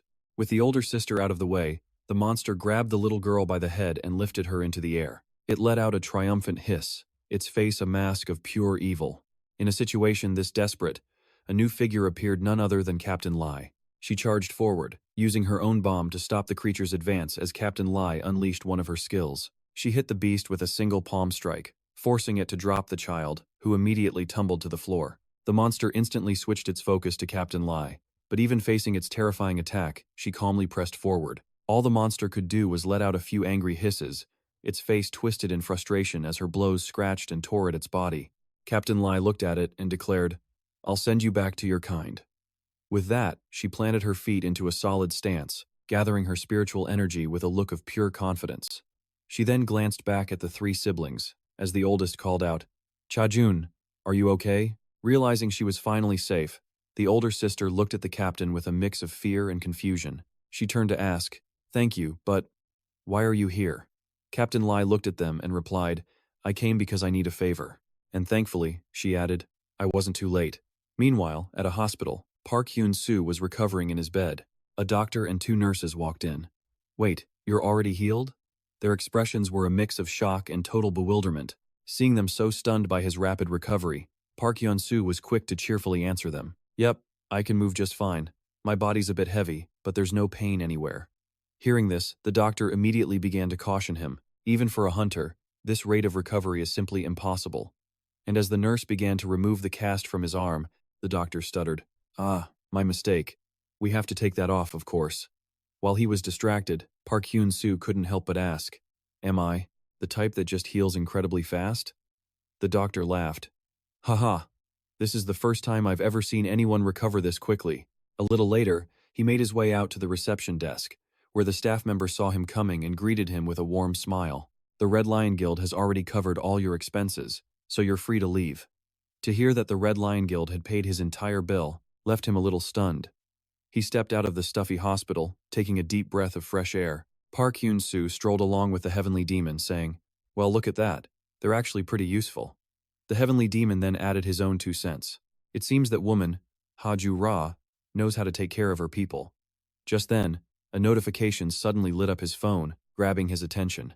Between the paid hospital bill and now this message, Park Hyun-soo was on a roll. He couldn't stop himself from yelling out loud, "Holy moly!" His reaction was so sudden it even made the Heavenly Demon jump. The master looked at him and asked, "What has you so worked up?" Park Hyun-soo's hands were shaking as he screamed at his screen, "How much? 6.6 billion?" Hearing that insane figure, the Heavenly Demon had to get some clarification. "What in the world are you talking about? A 6 billion won deposit? Holy cow!" Park Hyun-soo's eyes were practically glowing as he looked at the deposit amount. He stared at his phone and yelled in pure bliss, "This is amazing." "Yes." Seeing his disciple's reaction, the Heavenly Demon asked with curiosity, "You are my student, and yet all you can do is gawk at a pile of money like that?" Hearing this, Hyun-soo could only reply humbly, "Master, being broke is a real struggle, you know." "Boo-hoo." The Heavenly Demon just scoffed at this display. "I'm so poor," he continued, that I can't even afford a single cup of noodles. It's really that bad. But upon hearing the word noodles, the heavenly demon seemed genuinely stunned. Noodles? Without another word, the heavenly demon grabbed Park Hyun-soo by the collar and took off, yelling, "Let's go! Heavenly demon skywalk!" Seeing his master in such a rush, Park Hyun-soo was terrified. Wait, what? What's going on?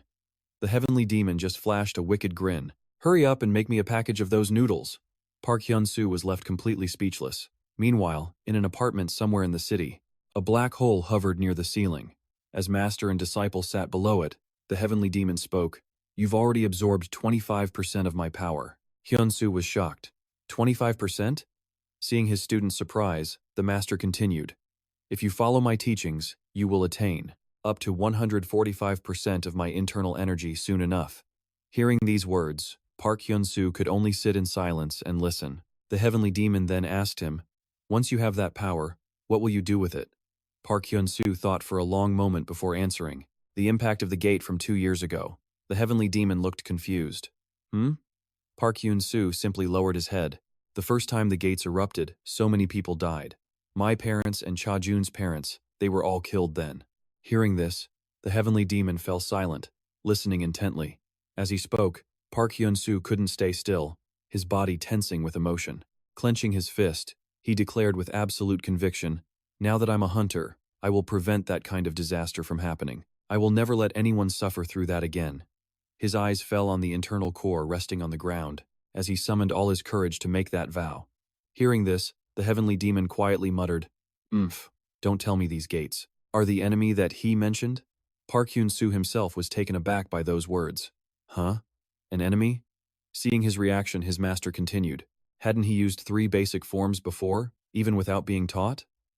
The master's mind flashed back. Images of his disciples' previous battles flooded his memory. Hearing those words, it all clicked for Hyun-soo. Yes, that was it. Hyun-soo deduced that the heavenly demon's martial arts were passed from one generation to the next. It was a foundation created by the very first heavenly demon, specifically designed to deal with an enemy destined to appear later on. Realizing this, Hyun-soo couldn't hide his absolute shock.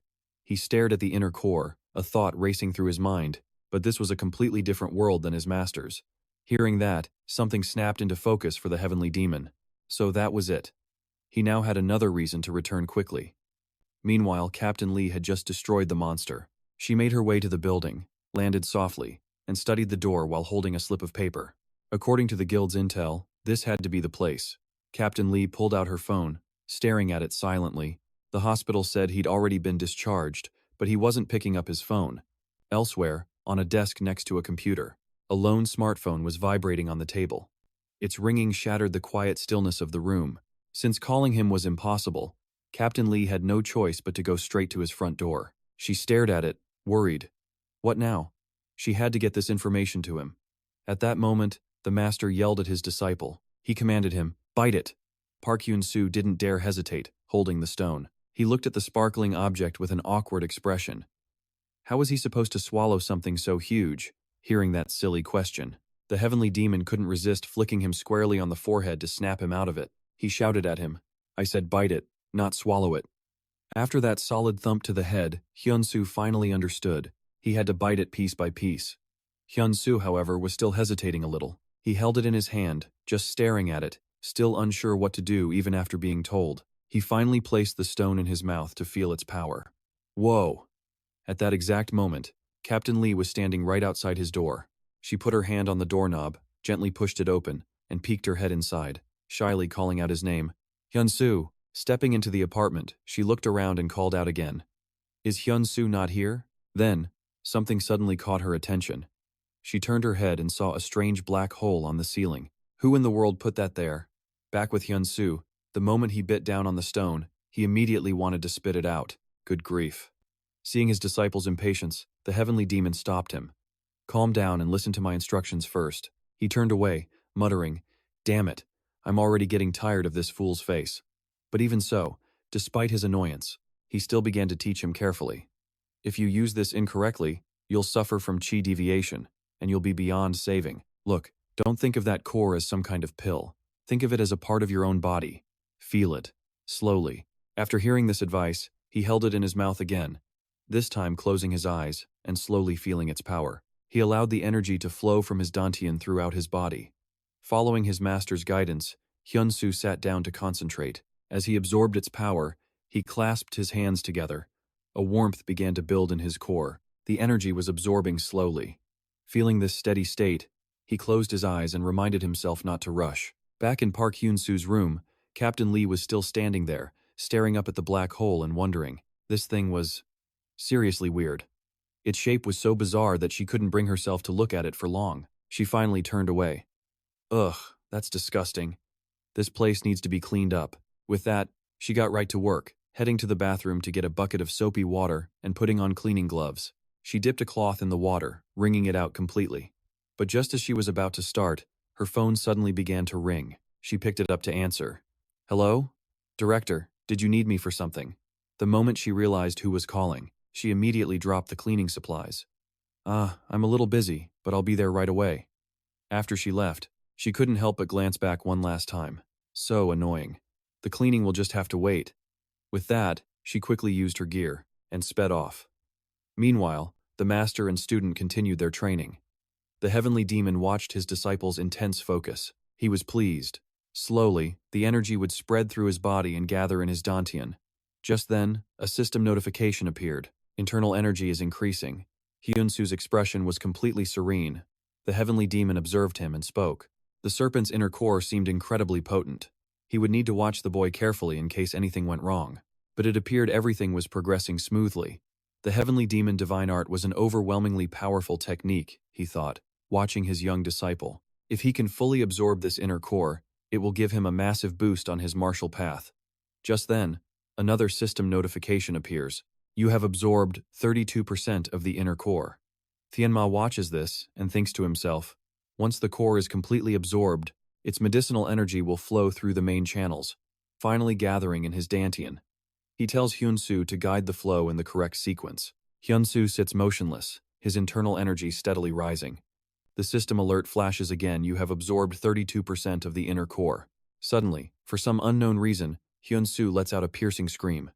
The agony on his face is unmistakable. He yells out to his master, "My body feels like it's going to explode." Hearing this, his master immediately shouts a warning. "Pay attention, you foolish disciple. You have absorbed 32% of the inner core." Hyun-soo looks like he's about to break through. The core's energy gathers in his dantian. He tells himself to keep going, to not lose focus. Right on cue, another system notification flashes. You have absorbed 70% of the inner core. Sweat is now flying off of Hyun-soo's body in every direction. Steam billows around the master and disciple. Seeing his state, Tianma figures, it looks like he's entered a state of total concentration. The system updates again. You have absorbed 80% of the inner core. This 70 to 80% climb is clearly a massive test, but the hardest part is still ahead. Knowing how critical this is, Hyun-soo pushes himself to keep going. You have absorbed 90% of the inner core. By now, Hyun-soo's body is almost completely out of energy, but through the pain, he tells himself, just 10% left to go. Tianma recognizes his disciple's immense effort and offers him praise. Well done. I will help you with this final step. He then sits down and channels a powerful surge of energy directly into Hyun-soo. Feeling that spiritual force enter his body, Hyun-soo roars in agony. His entire body now feels like it's about to completely detonate. The only way to release the pressure now is to let out a massive scream. Finally, the system notification pops up one last time. Congratulations. You have completely absorbed the inner core, and your power has increased significantly. The heavenly demon art has successfully reached a new level. Fire resistance has increased. After the brutal cultivation, Hyun-soo's body has become incredibly muscular. The training proficiency of his inherent ability has increased, adding a new effect. In that moment, his clothes are torn to shreds. His body, completely drained of all its strength, is about to collapse. This is a special character skill, usable once a day. Meanwhile, at the hospital where Hyun-soo was once treated, the emergency room staff are frantically wheeling stretchers inside from ambulances. They shout in a panic. Hurry up, start CPR. Where is the defibrillator? The air here is tense and suffocating. They're fighting for someone's life. Everyone is scrambling. On my way, meds here. And every single face is filled with worry. A nurse shouts, Senior, we have a critical case over here. Everyone, move it. And the chaos isn't just happening at the entrance. In the hospital hallways, People are sprawled out all over the waiting area. Every single one of them looks broken and in need of help. Captain Lee sits there, just observing the chaos unfolding all around her. Everyone is too busy to even take a break. She grimaces, thinking to herself, the damage caused by those mermen is just too great. She then walks up to a hospital room. She peeks her head inside and asks, "How are you feeling? Are you doing any better?" As it turns out, this patient is none other than the older sister of those two kids. Seeing her rescuer, she quickly replies, "Yes, thank you, I'm doing better." Captain Lee looks at her with concern. "Your siblings are being cared for at the medical center, so please, try not to worry." Hearing news about her siblings, the woman asks with sudden worry, "My brother and sister, are they okay?" Hearing her question, Captain Lee's tone softens. "Yes, both of them are still being cared for." "They are?" Seeing the patient, as weak as she is, still thinking only of her siblings, Captain Lee places a hand on her forehead to comfort her. "You don't need to worry. It's just from the extreme shock after being attacked. The doctor is taking care of them." The girl's expression softens as she looks up from her bed at the captain and says, "Okay, thank you." After calming the patient down, Captain Lee steps outside to take a phone call. She says with some hesitation, "Hyun-soo, he's not answering his phone." Just saying that name reminds her of everything that happened before. What happened to that girl was a tragedy, especially for someone so resilient. Captain Lee begins telling her boss what happened. When the three siblings were attacked by mermen, the younger sister must have gone into shock. Luckily, the younger brother has no physical injuries, but the confusing part is they're both in a coma. Meanwhile, at corporate headquarters, Director Cho calls her in to report. Estimated damages are around 1 billion won. The current death toll is 117, and it's still rising. 2 children are in unexplained comas. Ha Ju-ja sits there, listening to the report from her subordinate. She asks, completely bewildered, "In a coma?" He quickly replies, "Yes, the cause is still unknown. We are investigating it." Ha Ju-ja rests her chin on her hand and thinks, "Well, leave that to the doctors. That's not our area of expertise." After getting the info she needed, she cuts him off. "Thank you, you can go now." Hearing the command, he doesn't say another word. He simply turns and walks out.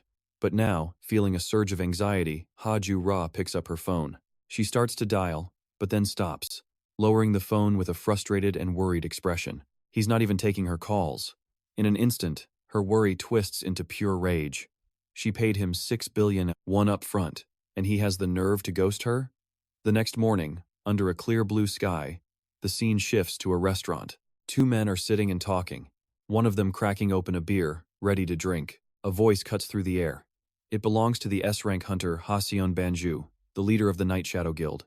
Sitting with him is another man drinking beer, Gil Roman, a notorious S-rank solo hunter. The Night Shadow Guild leader's tone is ice cold. "How could this have possibly happened?" he asks. He lets out a bitter, angry smirk. "Really?" Noticing his fist clenching in fury, Gil Roman quickly warns him, "Hey, maybe try to calm down a little?"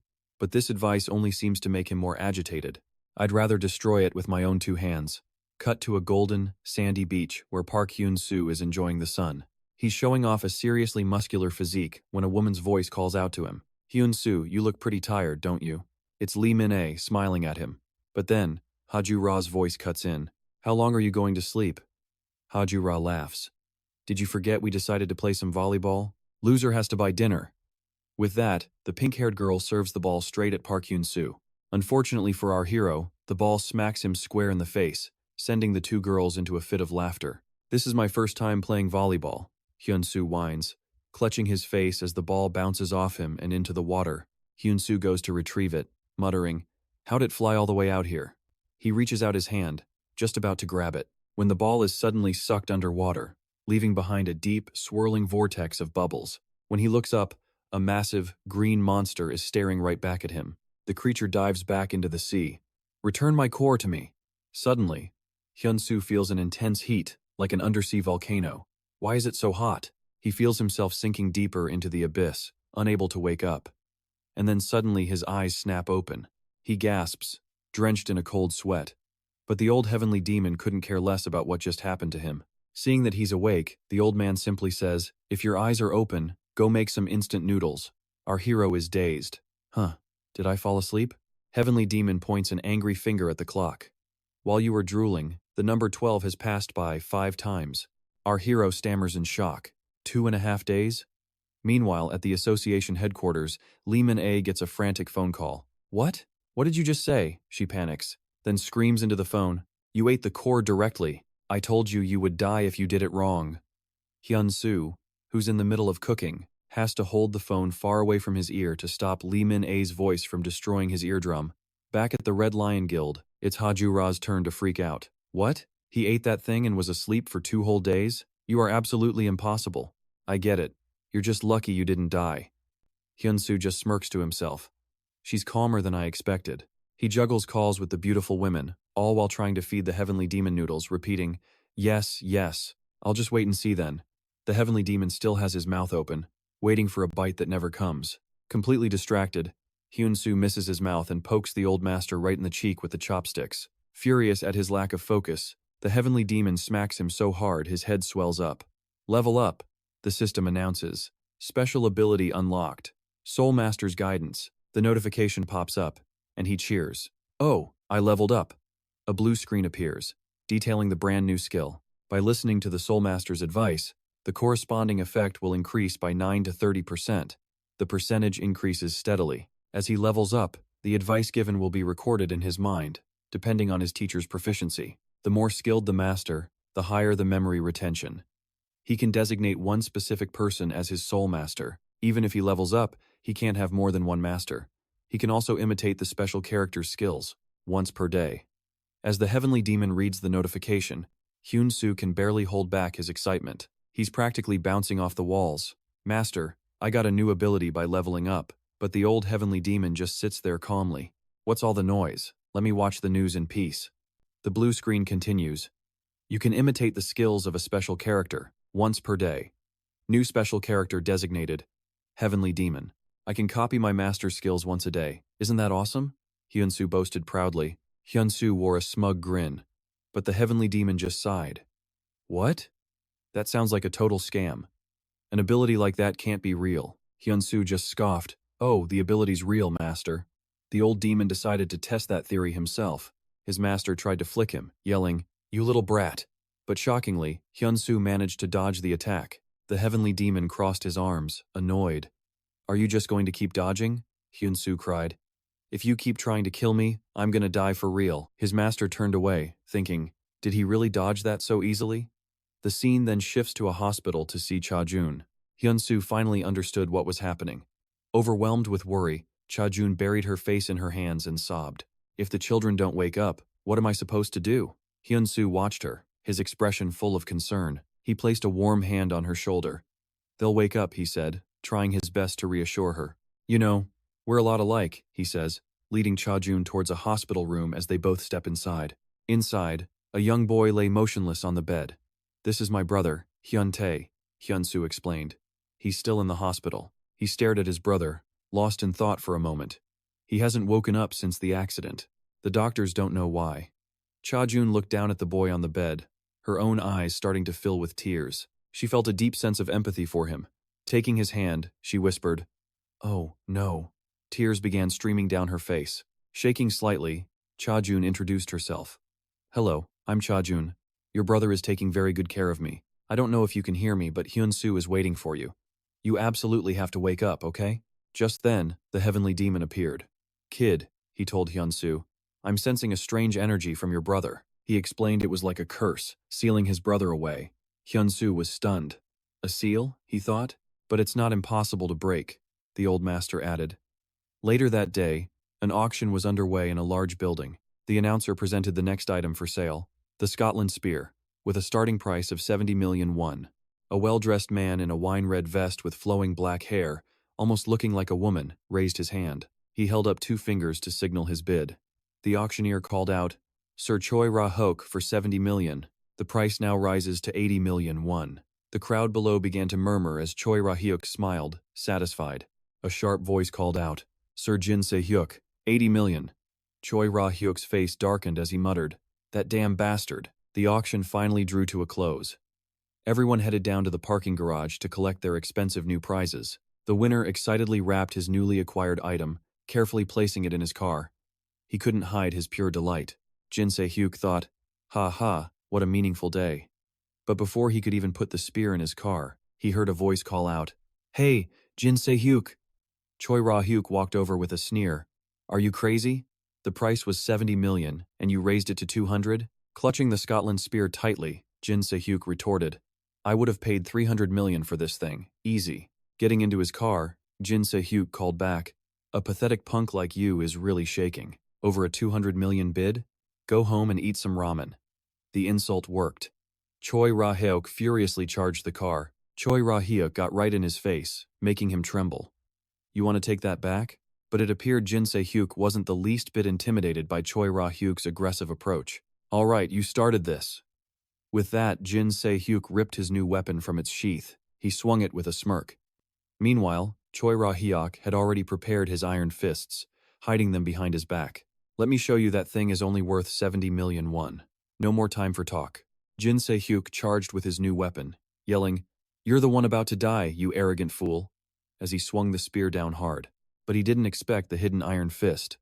Choi Ra-hyuk threw a punch, connecting squarely with Jin Se-hyuk's face. It was a surprise attack, impossible for Jin Se-hyuk to dodge. The blow sent him slamming into the pavement. Seeing Jin Se-hyuk writhing in pain, Choi Ra-hyuk laughed victoriously. I don't know what you were thinking, he scoffed. No one fights me and walks away clean. We cut back to the Red Lion's headquarters. Are you really going out like that? Hazura demanded. Choi Ra-hyuk just laughed sheepishly, scratching his head. Are you planning to cause more trouble? I'm busy handling the complaints from last time. Hazura was absolutely livid. Despite Choi Ra-hyuk's reckless move, he just smirked and kept playing with fire, his voice dangerously calm. He claims the kid stole his stuff and provoked him, so he had no choice. Hazura was furious, but completely powerless against him. Furious, she points right in Choi Dae-hyuk's face. Shut up. If you keep this up, I am not going to take it anymore. Hajura's anger just keeps building, steam practically coming out of her ears. Face flushed like a ticking time bomb, she scowls and yells, If you pull something like this again, I'll tear you limb from limb and burn what's left. Now, Choi Dae-hyuk, who was just joking, is actually scared, stammering out agreements. Having finally vented her fury, she seems to calm down a bit. Then, in a low voice, she says, Get out. With that, she slams the door shut with a deafening bang. On Hajura's desk is a photo of her next to some guy. They both look so happy, a total contrast to the rage she just showed. You'd think the story ends there, but nope. After letting Hajura cool down, with his usual annoying persistence, Choi Dae-hyuk peeks his head back in with a grin. But Hajura snaps back instantly. What? What is it now? Introduce me to the new A-rank hunter you recruited sometime, he asks, finishing with an awkward little laugh.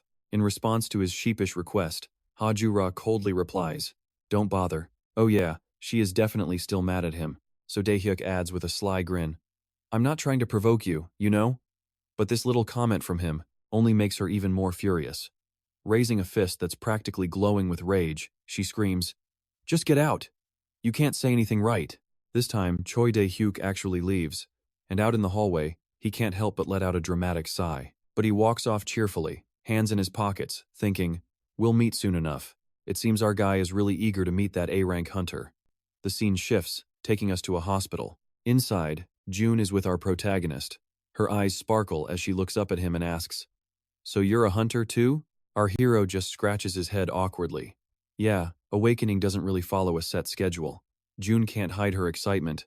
Wow, that's amazing. It suddenly clicks for June, no wonder Min. Ah, a high-ranking official.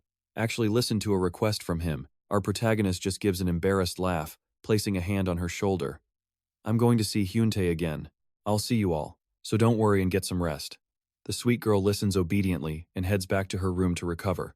Our hero and his master stand by the bedside of his long comatose younger brother. The protagonist says calmly, Master, you said there was a way. The old heavenly demon pauses for a moment before answering, It's the heavenly language severance skill. The young man asks in shock, Heavenly language severance? And just like that, the blue system window appears. Transcendent skill. Heavenly language severance acquired. The old man crosses his arms and says grimly, But you can't use it right now. Confused, our hero immediately asks, Why not? The old master begins to explain. This is a technique, almost like magic, created by one of the legendary heavenly demons of old. However, you cannot perform it unless you've reached the state of the heavenly demon's body. As soon as his master finishes speaking, the protagonist's eyes light up. I have it! The old man, completely lost, just turns to stare at his student. Unsure what he's talking about, he watches as the young man pats his chest confidently. My martial arts have been improving every single day. I can mimic your skill just once. No sooner are the words out than he raises a hand toward his comatose brother. Using skill. Heavenly language severance. Simulating transcendent skill. A massive surge of power erupts from our protagonist's hand, shooting straight toward Park Hyun-tae on the bed. A magic circle materializes around him. The heavenly demon is stunned. All right, he actually did it, the master thinks, his expression turning deadly serious. Unbelievable. What is this ability? The heavenly demon watches intently without a word, focusing on every single move. He stands ready to help amplify the power if needed. Our hero performs the skill with a calm that suggests he's mastered it long ago. He concentrates, leaving absolutely no room for error as the energy delves deeper, reaching his brother's heart. And at that moment, he feels his brother's heart begin to burn with heat, its rhythm quickening to a frantic, powerful pace. It's like something is crushing it from within. His brother's heart glows, then violently erupts, blasting our protagonist backward. Smoke rises from the comatose boy's entire body. Still in shock, our hero sits in a corner and mutters, "Why didn't it work?" The heavenly demon calmly encourages him. "I felt an incredibly powerful force from you. There's no reason to be disappointed. It's just that your own power is still insufficient." Hearing this, our hero finally understands. "Is that it?" His master confirms, "Yes, trust me." Back at the GM Moon Guild, the director is losing his patience. "Even though now is the time we need another strong hunter, I will not accept it. So don't force me. No matter how many times you ask, I won't change my mind." It seems the guild members are trying to convince him about something. Just then, a man pushes the door open. "What's all the noise about?" The man entering grabs everyone's attention. It's none other than Yamamoto Takashi. The entire mood of the room lifts. "You're here," someone calls out. This is Yamamoto Takashi, an S-rank hunter and the vice director of the entire association, and on the table, model. Surrounded by empty beer cans, he starts having serious doubts about whether working for Hasen is the right move. Juman sips his beer while offering his friend some advice. "Why not just go solo like me?" "So, how did the last job go? Any trouble?" Takeshi just lets out a heavy sigh, looking completely drained. "It's not that simple," he says. "The situation is still incredibly complicated." Hearing this, Juman just burst out laughing like a madman before bringing up the hunt for those fragments in Korea. It's proving to be way harder than they thought. For now, he's handed the job to the Red Lion Guild, so all they can do is wait. Takeshi's expression was dead serious. Juman, on the other hand, seemed completely unbothered by the whole thing, but the appearance of Hunter Park Hyun-soo could be the very thing to speed up the search for the fragments in Korea. "We need to move faster," Takeshi insisted with a frown. "Ever since the evil dragon was destroyed, pieces of a place called Paradise have been scattered across the world. This is a huge problem, and they have to find those fragments. They have 1 year to restore it, because failure means an even bigger threat looms." He remembers the final battle with that dragon, and its last chilling words. "If you think this is the end, you are dead wrong. The human race has only 1 year. If those fragments aren't restored in time, a super S-class disaster will be unleashed on the entire world." Hearing this, Takashi gritted his teeth, his voice low and serious. Somehow, they have to collect all 10 of the fragments within a year. And for that, they need at least one more leader. Bingo! Juman, the bald-headed man, immediately agreed with Takeshi. Meanwhile, over at Samsung Hospital, 2 children, a boy and a girl, lie in a deep coma. A nurse and our hero, Hyun-soo, stand watching over their beds. The nurse explains that they've done everything they possibly can, except keep them warm with an electric blanket. The entire hospital is filled with patients just like them. The worried nurse adjusts their blankets as anxiety shows clearly on Hyun-soo's face. A middle-aged woman, whose husband was also in a coma, anxiously asks if the doctor said when he might wake up. The nurse turns back. "I can't give you an answer right now, ma'am. The doctor will be making his rounds soon. You can try asking him then." The heavenly demon, who had been standing there all along, suddenly spoke. "So, the cause is cold chi." Hyun-soo turned around, completely bewildered.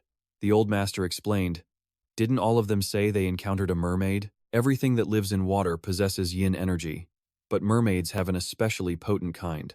So, for people born with naturally high yin energy, if they meet a mermaid, the two forces combine and overwhelm the body. That yin energy then condenses, becoming a freezing cold chi. You could say they are in a forced hibernation." After hearing his master's explanation, Everything finally clicked for Hyun-soo. So is there a way to cure them? The old master crossed his arms. You'd have to use yang energy to expel the yin energy. If you do that, they'll wake up instantly. Hearing this, Hyun-soo's eyes lit up and he immediately rushed to one of the children. A kid in the next bed saw this and pointed in surprise. Mom! Mom! Look at that man. The boy's mother immediately turned to look. She was startled and shouted, What do you think you're doing? The patients need to be kept stable.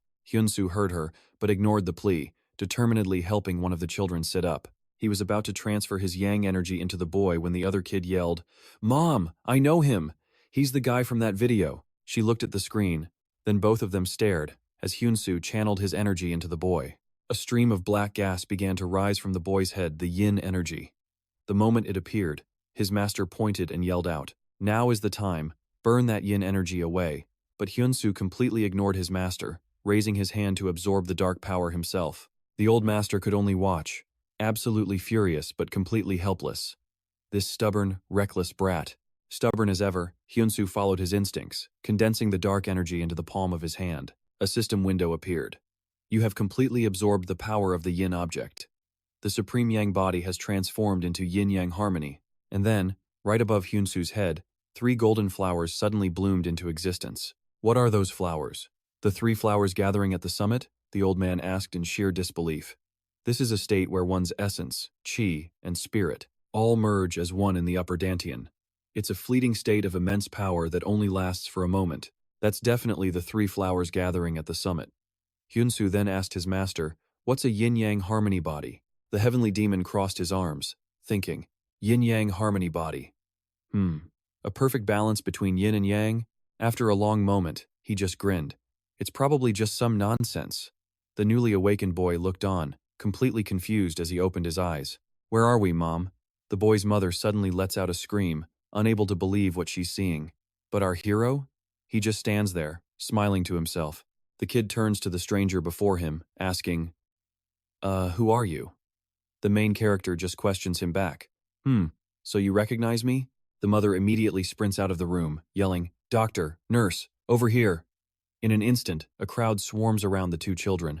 The boy who was just saved finally wakes up, and at the same time, the girl who absorbed the negative energy opens her eyes. The doctor and nurse just stare, completely speechless. Overwhelmed with joy, the mother and son burst into tears of relief.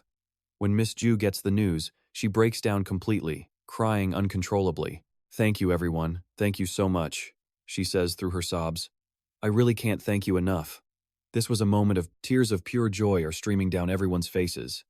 Meanwhile, out in the hospital corridor, the director is busy gathering all the intel he can. If this is the false sleep sickness, we have way too many patients. He continued, We're running out of rooms. This is a massive problem. This false sleep sickness is a condition that's incredibly similar to a coma. One of the men remarks, Being in a false sleep is one thing, but this is basically a coma. It's a huge problem, Team Leader Lee explains, which is why he's demanding we get him more manpower. The young man just scratches his head. All right, fine. I'll report it to my superiors. Then, all of a sudden, at the Lee Mina and Haju Ra both exclaim at the same time. Huh?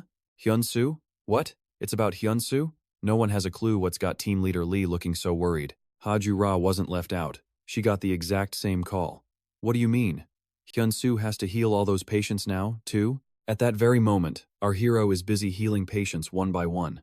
An older man wakes up, stammering, I.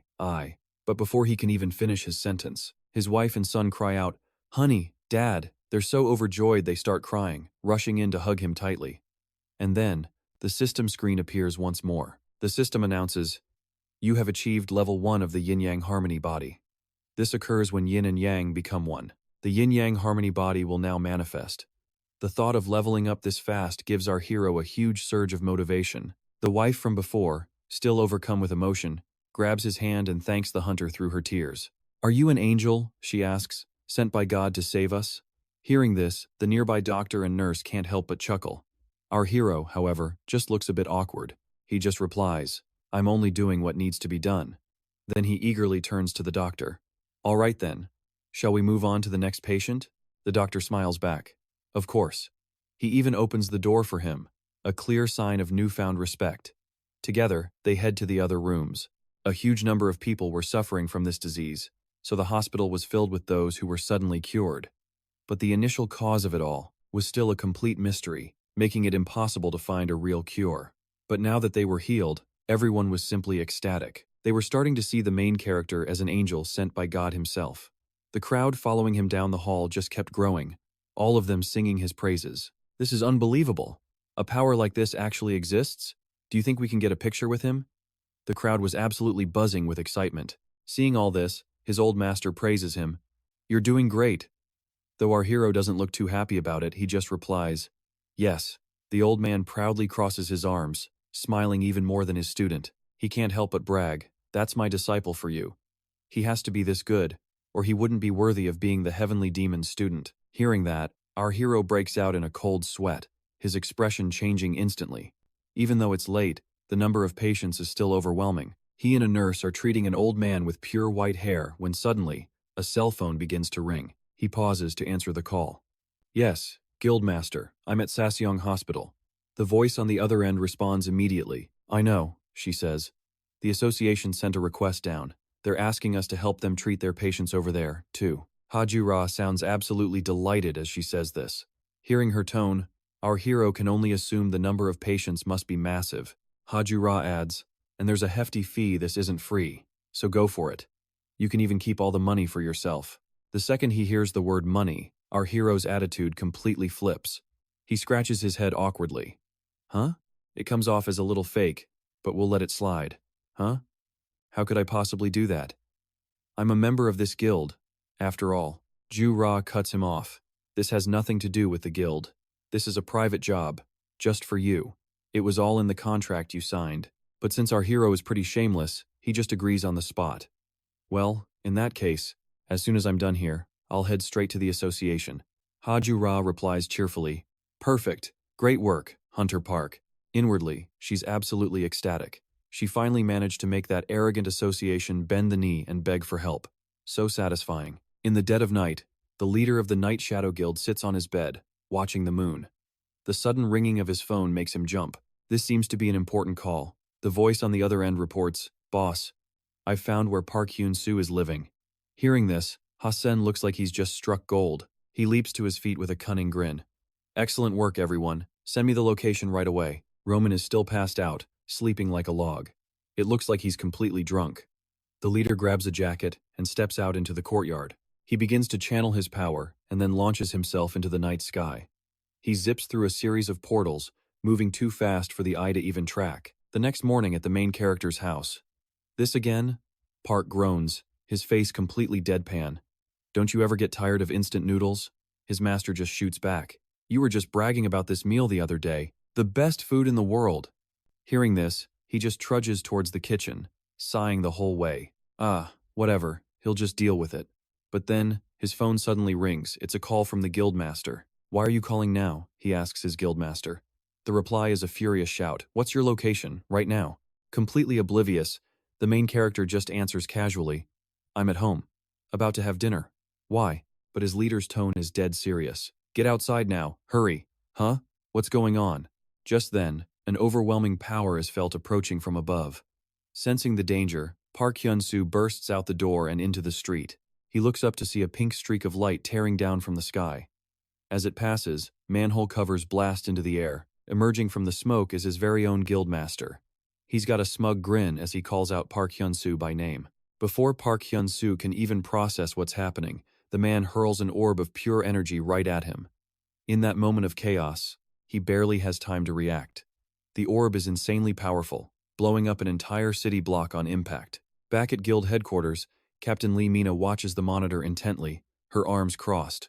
As predicted, the unidentified being has appeared in the vicinity of Hunter Park Hyun-soo, an operator reports. She stares at the screen, thinking, even S-rank hunters can rarely break the sound barrier.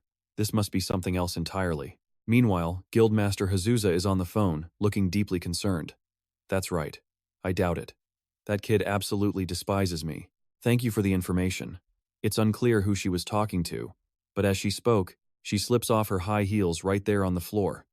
The second they're off, flames erupt around her feet, her true power unleashed. With a determined look, Lee Mina declares, I have to go too. But a man's voice stops her short. Captain Lee Mina, You will not leave your post. Startled, Lee Mina turns around. Branch Director. The director's face is grim. This is escalating into an S-rank level battle. Your presence there would be meaningless. He calmly sits, crossing his arms. The association isn't sitting idle. I've prepared the Mirror World artifact for the Blue Dragon team. In fact, they've already departed. Standing behind him, Lee Mina begins to understand the scale of this situation. The Blue Dragon team is already on the move, speeding through the city. Their leader shouts out, "Be on Remy! Cheetah, maintain a safe distance. This is an S-rank engagement, so stay sharp." The others shout in unison, "Yes, Captain." The sight of them riding giant cheetahs through the streets is absolutely wild. Hey, is the Mirror World ready to go? Watching from a rooftop, a mysterious figure lets out a dark smile. All right, time to make my move. He's a strange-looking guy, a large mirror strapped to his back, watching every single detail from on high. Seizing his moment, he leaps from the top of a skyscraper without any protection, looking completely confident in his abilities. And now we see why. Huge, powerful wings sprout from his back, letting him soar through the sky. Hassan Banju's face twists with rage, utterly speechless. Down below, Park Hyun-soo pushes himself up from the rubble. A powerful aura begins to radiate from our main character. That last attack was absolutely devastating. Any normal person would have been killed instantly. Hassan Banju can only think, the power of the Taegyuk. He's much tougher than I expected. Watching from the sidelines, even the heavenly demon is impressed. My disciple's growth is truly astonishing. The master's expression turns serious as he contemplates the battle before him. But this fight is on a completely different level than his last one with the snake. This is a true clash of titans. Park Hyun-soo emerges from the dust cloud, furious. Why did you suddenly show up and attack me out of nowhere? Hassan Banju just smirks, thinking to himself, an A rank. Actually managed to dodge my attack? Suddenly, Park Hyun-soo looks around, panicked and sweating. What was that? What is that noise? Spotting civilians nearby, he starts yelling and waving his arms.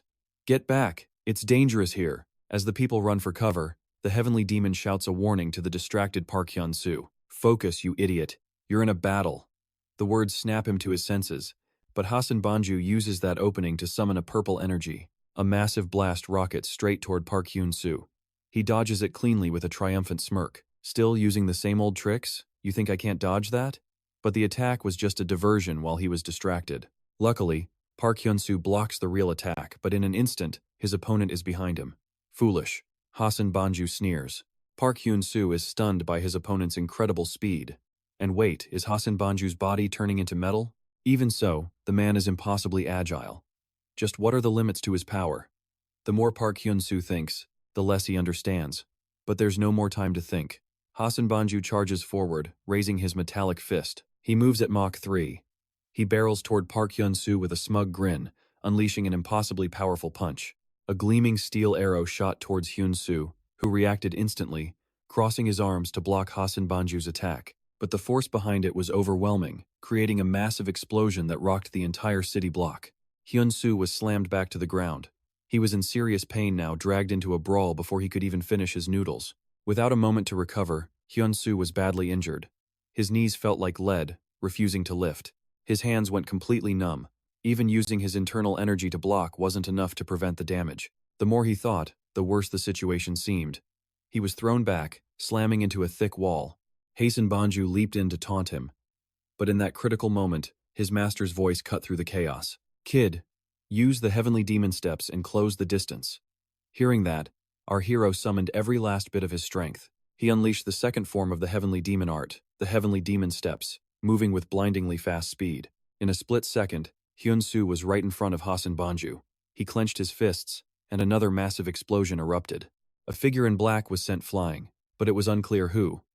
We just know he crossed his arms to defend. Elsewhere, a massive streak of fire appeared in the sky, like something was burning with incredible intensity. It was none other than Hazu-Ra, hurtling forward at the speed of light. She was racing to Hyun-soo, hoping she wasn't already too late. Worry was written all over her face. If they've already started fighting, how long could Hyun-soo possibly survive? 10 seconds? Maybe 20, if he was lucky. Or would it be over in an instant? She had to go faster. Hazu-Ra pushed herself, desperate to make it in time. As she feared, the one sent flying back was Hyun-soo. Hyun-soo crashed into a brick wall, his strength gone, his body broken. That's when Hassan Banju spoke. He slowly stalked toward Hyun-soo, mocking him. How strange. I really thought this would be over in a single punch. The heavenly demon watched from the sidelines, his mind racing with thoughts about his reckless disciple. His heavenly demon steps were still sloppy, and this was the price. This opponent was on another level, but if he couldn't overcome this challenge, how would his heavenly demon body ever reach its full potential? The old master thought deeply about the situation, but he could only watch after all. He was just a spirit. Seeing Hyun-soo was defenseless, Hasan prepared another strike. "You've held on this long," he taunted. At that moment, our hero looked up and shot back. "Huh? What the hell are you even talking about, you bastard?" It turns out Hyun-soo still had enough energy to curse him out, causing the villain to pause in confusion. He seized that moment of distraction. A new energy source ignited inside Hyun-soo, focused entirely on Hasan. Hasan was blinded by a sudden flash of light, forced to shield his eyes. In that rare opening, Hyun-soo struck. He put his all into a punch right for the face, tyrant heavenly demon fist. Hasan blocked with an elbow, but the power was insane. The villain grimaced as another explosion ripped through the area, just as massive as the previous two. Hyun-soo then blitzed toward Hasan Banju, smashing a fist straight into his gut, nearly shattering his stance completely.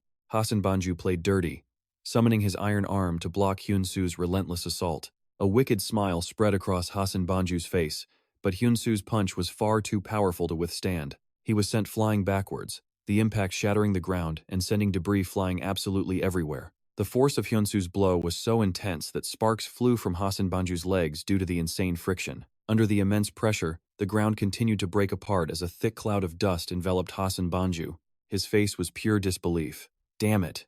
He crossed his arms. The damage was far worse than he'd ever imagined.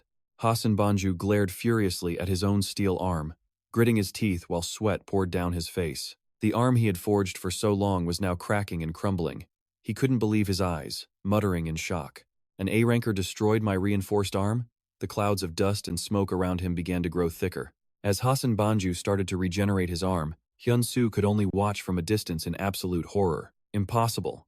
Hyun-soo was reeling from one shock to the next, simply unable to process what he was seeing. The more shocked Hyun-soo became, the smugger Hasan Banju looked. Watching nearby, the heavenly demon posed a question. His recovery speed is already demonic, isn't it? He then warned Hyun-soo to prepare for the next round. Don't give him a moment to rest. Use Makba to destroy his body from the inside.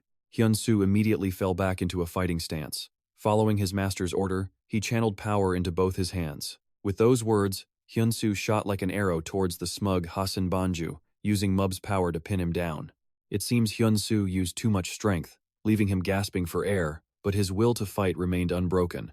Unfazed, Hasan Banju taunted him, "I will slowly destroy every last bit of corruption inside you." Hasan Banju just grinned, a triumphant look on his face, as he grabbed a fistful of Hyun-soo's hair, fueling his rage. Hyun-soo channeled power into his hand, furious. Still using that same old move, he threw a punch at Hasan Banju, shouting, "Being that big won't work on me." The attack froze Hasan Banju, draining the color from his face. Sweat beaded on his face as he stared at the enraged Hyun-soo. "Split him in two, Yeba," Hasan Banju yelled, raising a hand to block. He defended against the attack, his face twisted in pain. He gritted his teeth, flinging his arm toward the sky to deflect the blow. The force of Hyun-soo's attack was so immense it snapped a nearby utility pole and tore off the corner of a building's roof. Hasan Banju's face turned purple with rage, but a hint of fear from that last attack was beginning to show. The blow left a severe wound on his abdomen, the residual energy making the air smoke. That little rat. Hasan Banju regained his composure, focusing power into his arm. Hyun-soo watched from afar, realizing he's regenerating again. He knew he had to press the attack, but his face was grim. With civilians around, this was getting far too dangerous. Instantly, Hyun-soo used his power to bolt towards the nearby school. The friction from his launch was so intense that the ground he left behind burst into flames. A plan formed in Hyun-soo's mind. Today's a national holiday, so let's head to the school. Hyun-soo kept pushing, accelerating faster and faster toward the school, his plan already in motion. This place was on higher ground, which meant he could minimize the damage. But Hasan Banju was furious. He grit his teeth, both from the pain and from his sheer hatred for Hyun-soo. His thoughts became clouded with rage. He touched the deep gash on his body. It was a serious hit even with the Silver Vein's power. It wasn't healing completely. Suddenly, a sharp pain shot through his head, and he grabbed it with both hands. The searing pain shattered his composure. Hasan Banju finally unleashed his monstrous power. Energy exploded around his body as he let out a massive roar. The scene cuts to the school, where Hyun-soo has already slipped inside. And so a new game begins. You run, I chase. Hyun-soo pushed himself, accelerating forward without stopping. Trying to stay ahead of Hasan Banju, he thought, this is the top floor. Lucky for me, no one's here. Hyun-soo ran for his life, but in a single burst, Hasan Banju effortlessly closed the distance between them. He appeared right in front of Hyun-soo with a sinister smirk. Are you trying to protect other people? Hyun-soo spun around, startled. Hasan Banju had already matched his speed.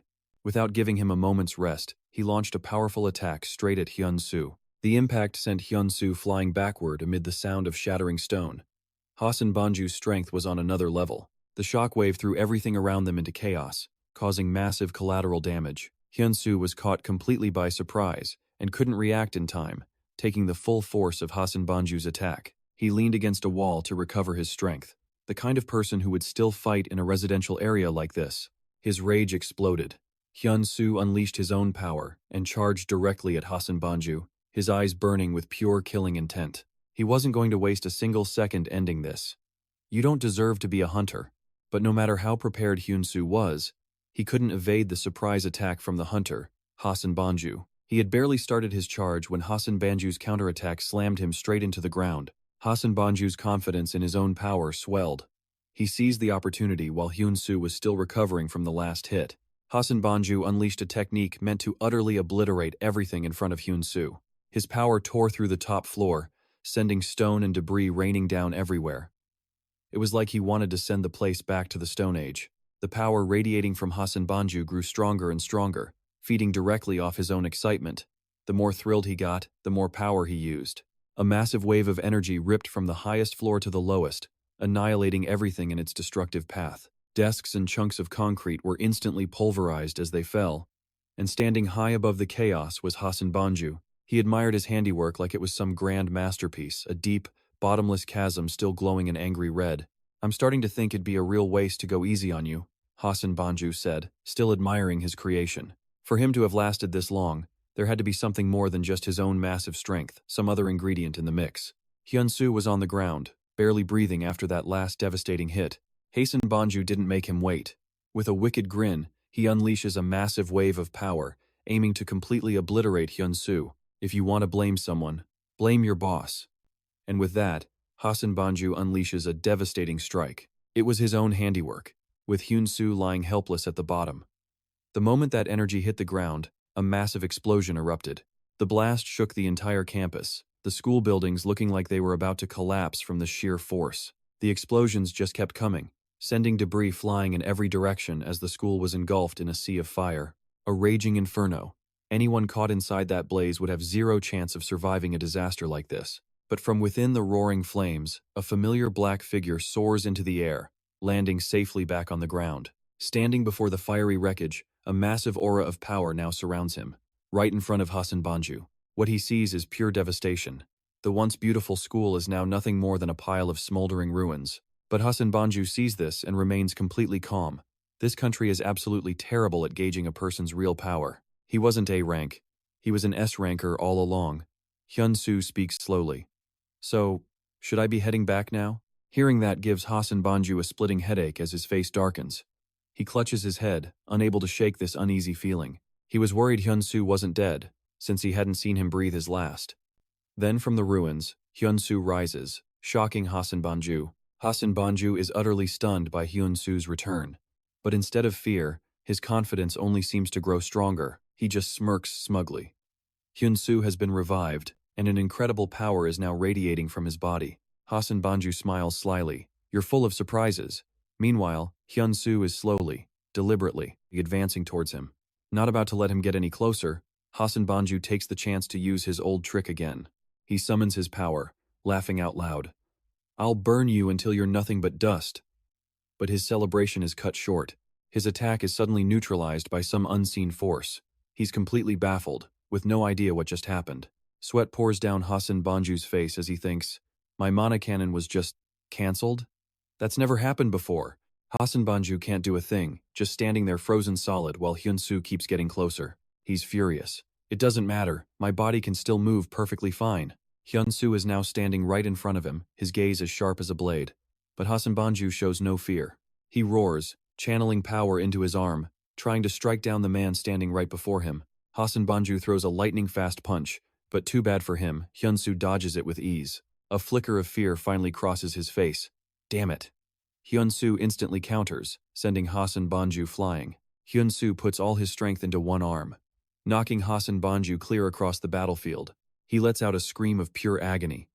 That one punch had caused an unbelievable amount of damage to his body. Hyun-soo summons his Supreme Heavenly Demon Fist's second form, Demolition. Hassan Banju grinds his teeth, his eyes filled with raw hatred. He wants to tear Hyun-soo into 100 pieces, but Hyun-soo just unleashes his power, blasting him even farther away. The impact shatters the very ground beneath them. Hyun-soo's power is absolutely monstrous. After finally taking him down, the power in his arm continues to glow intensely, crackling with arcs of raw energy all around him. This place had long since become a battlefield. Let's rewind time to 5 days earlier, when the school was still majestic and pristine. This was before the catastrophe that Hassan Banju unleashed. Inside a schoolroom, on a plain white wall, a strangely deep black hole had appeared. The portal was surrounded by an eerie, swirling black smoke. A hand strikes out with incredible speed, but Thien-ma manages to dodge just in time. Unfazed by the miss, Hyun-soo immediately follows up, launching a swift kick towards Thien-ma. But quick as a flash, Thien-ma evades the blow. This is the second time in the fight that Thien-ma has completely deflected an attack without even trying. He didn't waste a single drop of energy. Frustrated by Thien-ma's evasiveness, Hyun-soo gets visibly angry. He unleashes a non-stop barrage of attacks. But no matter how fast he moves, Thien-ma dodges every single one. It's almost too easy for him. Finally, completely exhausted, Hyun-soo stops his assault. His feet touch the ground. Seizing the opportunity now that Hyun-soo is tired, Thien-ma finally begins his counterattack. He unleashes a move to finish Hyun-soo for good. The heavenly demon cracks a sinister smile, clasps his hands, and with a powerful shove, he sends Hyun-soo flying. The landing is brutal, and as Hyun-soo hits the ground, a massive, earth-shattering explosion erupts, sending rocks and debris flying everywhere in a thick cloud of smoke. Shirtless, Hyun-soo gasps for air, white smoke escaping his lips from the sheer exhaustion and pain of the heavenly demon's last attack. He sits cross-legged in the smoke, crying like a frustrated child who's done nothing wrong but is still being punished. The heavenly demon flies over to Hyun-soo and says, "Regulate your breathing, and listen closely to what I'm about to say." His expression turns dead serious as he explains, "Your body contains both the core of a heavenly demon and the immense internal energy of a great serpent, but you can't properly use any of it." Hyun-soo just sobs like a kid, managing to say through his tears, "You're right. Even with all this inner power, the only thing I'm good at is recovery. I haven't gotten any stronger. Why is that?" The heavenly demon drifts into his own thoughts, picturing a deep, dark well. He thinks to himself, "Imagine there's a bottomless well over there." He knows that in a battle, testing someone's strength is like seeing how much water they can draw. A strong person could carry 100 buckets, but a weak one? They'd collapse after just 10. From that simple story, the heavenly demon understood the problem. A well like that never runs dry. Thinking this, the heavenly demon says nothing more.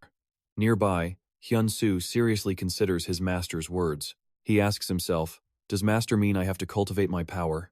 Hyun-soo continues to channel his energy. The heavenly demon turns his back, ready to explain how to nurture that power and truly wield his internal energy. It's all about training.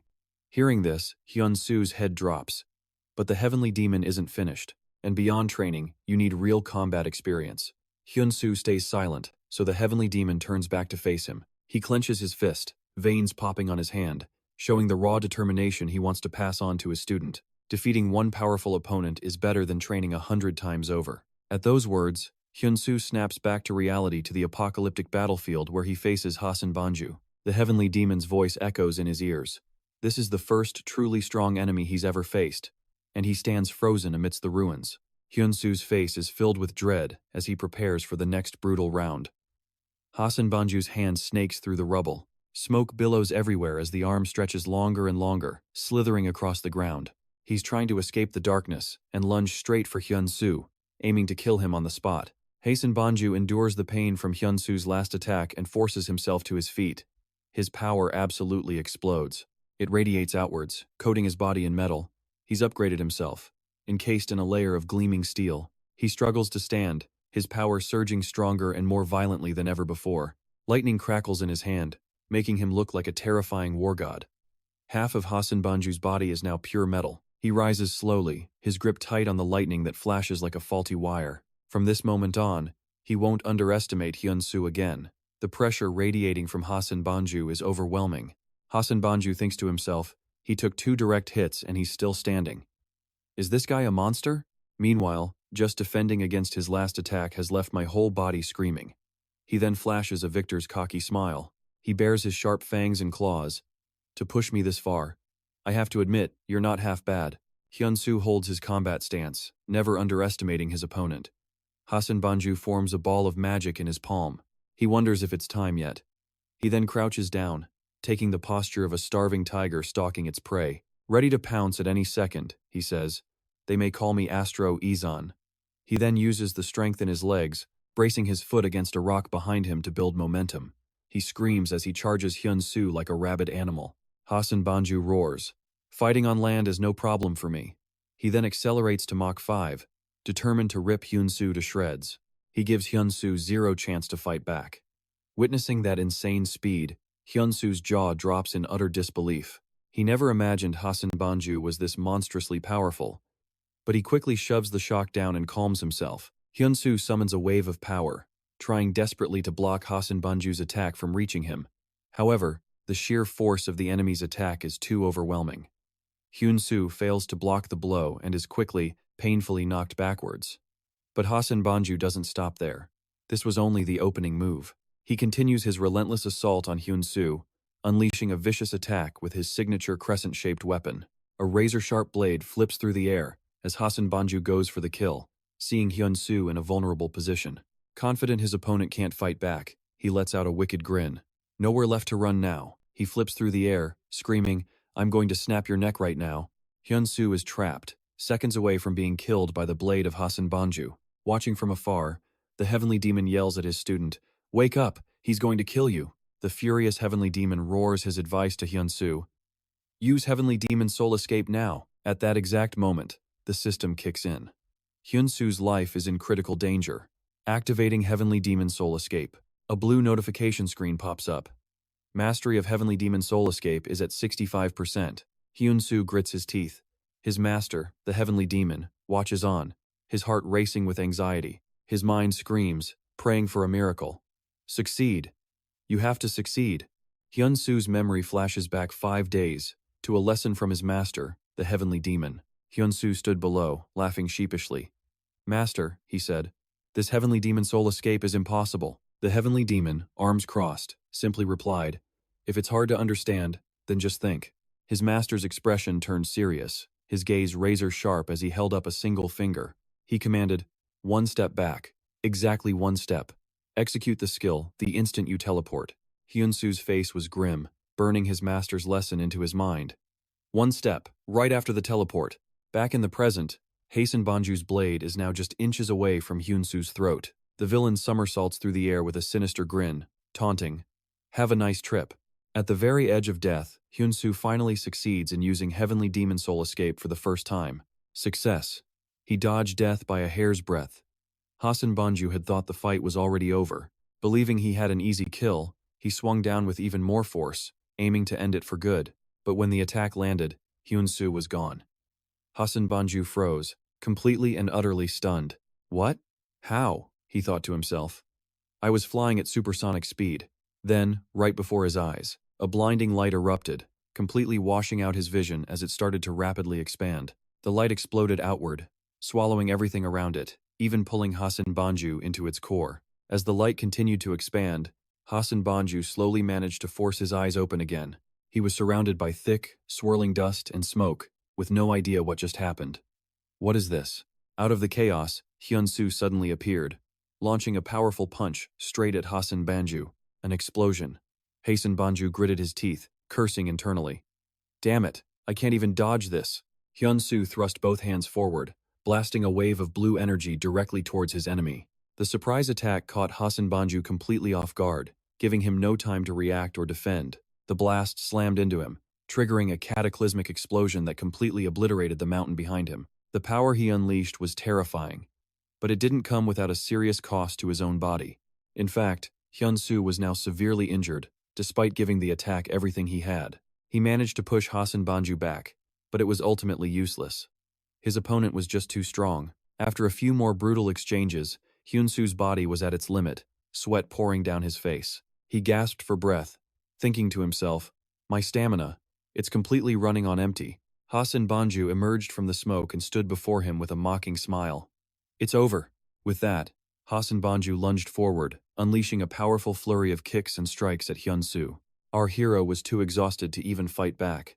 Seeing this, the heavenly demon was struck by a memory. It reminded him of a desperate battle from his own past, a fight that was just as brutal. A monster, overwhelmingly more powerful than he was, tried to recruit him. "Give me a chance. Become my right hand, and we will rule the world together." But he had rejected the offer flatly. He stood firm, staring down the beast.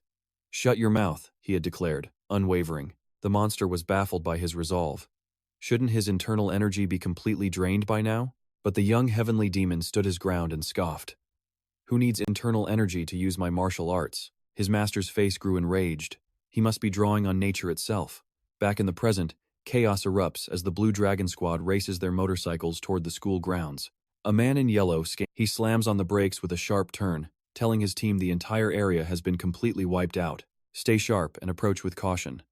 The moment he says it, he's already ducking for cover behind a massive boulder. He peeks out every so often to scan the area for threats, muttering to himself under his breath. This whole place is totally devastated. How could one person cause this much chaos in just 20 minutes? Meanwhile, the woman in white on his team wasn't just standing around, she deploys a drone to survey the situation. Across the ruined landscape, a man in yellow pops up from behind some rocks, waiting for a signal. Another one appears. He pulls out a pair of binoculars, observing the scene while talking to the person next to him. "I heard Hui-soo was being chased by hunters. I wonder if he's dead yet." Suddenly, the man's eyes go wide in disbelief. Sweat pours down his face in a panic as he sees something through the lens. What? Hui-soo is fighting Hassan Banju. They're locked in a brutal battle down on the ground. This merciless clash just gets more and more intense. Hui-soo manages to throw him off, breaking his hold, and both fighters stumble back in agonizing pain. Hui-soo and Hassan Banju struggle to their feet, gasping for breath. Hui-soo speaks up. "Hey, let me ask you something. Why did you suddenly show up here to do this?" The other man slowly gets up, a sinister grin on his face. I don't really know what to tell you." Hearing that, Hui-soo absolutely explodes. "Answer my question, you bastard." Watching from afar, the man in yellow is sweating bullets. He reports, Hui-soo is still alive, he's fighting him one-on-one. His teammate looks over in total shock and asks, "What did you just say?" Back on the ground, both fighters are on their feet. Neither one of them is backing down. Hassan Banju lets out a cruel laugh as electricity begins to crackle all around him. He taunts Hui-soo with a wicked smile as his energy spikes, and then launches himself straight into the sky. Laughing like a total madman, he yells, "I'm all recovered." And with that, he soars higher on a cyclone of spiritual energy. Hassan is overflowing with confidence. He puffs out his chest, looking down on the world like some kind of arrogant god. At the peak of his power, a blinding light erupts from his chest, completely enveloping his entire body. All Hui-soo can do is stand there frozen, mouth agape and eyes wide with shock. Seizing this perfect opportunity, Hassan Banju spreads his arms wide and dives straight back down toward Hui-soo for the final, decisive blow. With no other choice, the heavenly demon flies in to save his disciple, pulling Hui-soo out of the path of the devastating attack. But Hui-soo is still badly wounded. Blood pours from his abdomen, staining his white clothes and the ground below. The dust settles to reveal another massive crater. Through their binoculars, the two observers witness this terrifying power. Both men are completely stunned by the scene before them. The man in yellow thinks, "How can we possibly fight a monster like that?" His partner in red agrees. Fight him? From above, Hassan wonders what in the world that last attack was. It was like something pulled him away from the side. Hassan glares down at Hui-soo, who just barely cheated death. He shouts down, "Doesn't matter, one more hit and you're finished." All the while, the drone is recording everything. On a large screen, Lee Mina watches the drone feed, her face etched with worry as she sees Hui-soo's desperate situation. She cheers for him with all her heart. "Come on, wake up." Nearby, the heavenly demon is busy with his only disciple. The master tries to rally his student. "Calm down, kid. Even for my most precious disciple, this kind of help is useless right now." Lost in a daze, Hui-soo keeps calling out his master's name. This surprises the master. He makes a difficult, daring choice to merge part of his own soul into Hui-Soo's body. Though he's unconscious, deep down Hui-Soo knows that something truly profound is happening. He thinks to himself, "My master's will is now burning inside me." Their two consciousnesses are slowly becoming one. As the two continue to merge, Lee Mina gives an urgent order. Before Hui-Soo dies, send in reinforcements. Now, no delays. 4 figures who had been waiting in the distance finally move out. The Azure Dragon team charges. The man in yellow hears the captain's voice over the comms, and the entire Azure Dragon squad looks absolutely terrified, because they know they're no match for Hassan. The man in yellow grits his teeth. Damn it, the reinforcement order finally came. Looking at this situation, who could possibly stand a chance? He raises his binoculars one more time, and gasps. Wait a second, Hui-Soo's awake. He slowly drags his injured body back to his feet. Seeing this, the heavenly demon thinks to himself, "It isn't fair for me to join this fight, but I can't let you die. You still have to help me escape this place." He gives Hui-Soo a probing look. "Is that all? What more can you do?" Clutching his wound, Hui-Soo firmly replies, "Yes, it was his unique skill.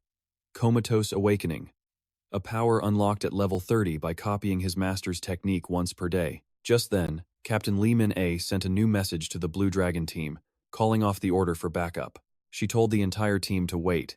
The man in yellow heard the update. It looked like Hui-Soo was finally awake. Hassan just scoffed. "What are you rambling about now?" Hui-Soo pushed himself up, his body shaking, staring up at Hassan. A martial arts technique, with no internal energy. Hui-Soo roared its name, Heavenly Spirit Man. Hearing, even the heavenly demon was stunned, thinking to himself, "But I never taught him that." Then Hui-Soo widened his stance to build power. He leaped, hovering in midair. The sight of Hui-Soo standing there actually made Hassan and his subordinate, Banju, a little nervous. They couldn't believe Hui-Soo was still alive. "I'll admit, you're a surprising kid," Hassan said, "but you're still way too green." With that, Hassan unleashed the same old attacks, aiming to crush Hui-Soo once again. A terrifying wave of power shot toward him. But this time, Hui-Soo wasn't just going to sit there and take it from Hassan Banju. He fought back, unleashing his own aura. He charged head-on to meet Hassan Banju's attack. 2 massive streams of energy were about to collide in the sky. But right as the 2 forces were about to crash into each other, a mirror suddenly appeared out of nowhere between them. The mirror hung there, absorbing both attacks at the same time, leaving both Hassan and Hui-Soo completely stunned. Their jaws dropped in total shock. Hui-Soo watched closely, quickly realizing what was happening. That mirror world was draining the energy from both of them. In just a few short seconds, it had sucked their powers completely dry. Their attacks vanished into thin air. And right after absorbing everything, the mirror suddenly exploded. It shattered into countless tiny fragments. Both Hui-Soo and Hassan landed coolly, their eyes fixed on whatever was happening in the sky. Hassan crossed his arms with a sinister grin. "Oh? The mirror world? Is it?" Watching from afar, the man in red was sweating bullets. He turned to his teammate, panicked. "The mirror world shattered after just one use? What the hell is going on?" Just as the man finished speaking, a voice called out from above, "Hassan!" A massive fireball came rocketing down between the 2 fighters. Hazura landed barefoot, appearing with the epic presence of a goddess descending from the heavens. Seeing her here, Hui-Soo gasped out, "Chief Hazura!" Hearing his voice, she glanced over at him. For a long moment, she said nothing, then a small smile crept onto her face. She was relieved, thinking, "You've been through a lot. This guy really is strong." Turning her attention to Hassan's opponents hiding in the distance, Hazura declared, "Blue Dragon team, fall back. This one's mine now."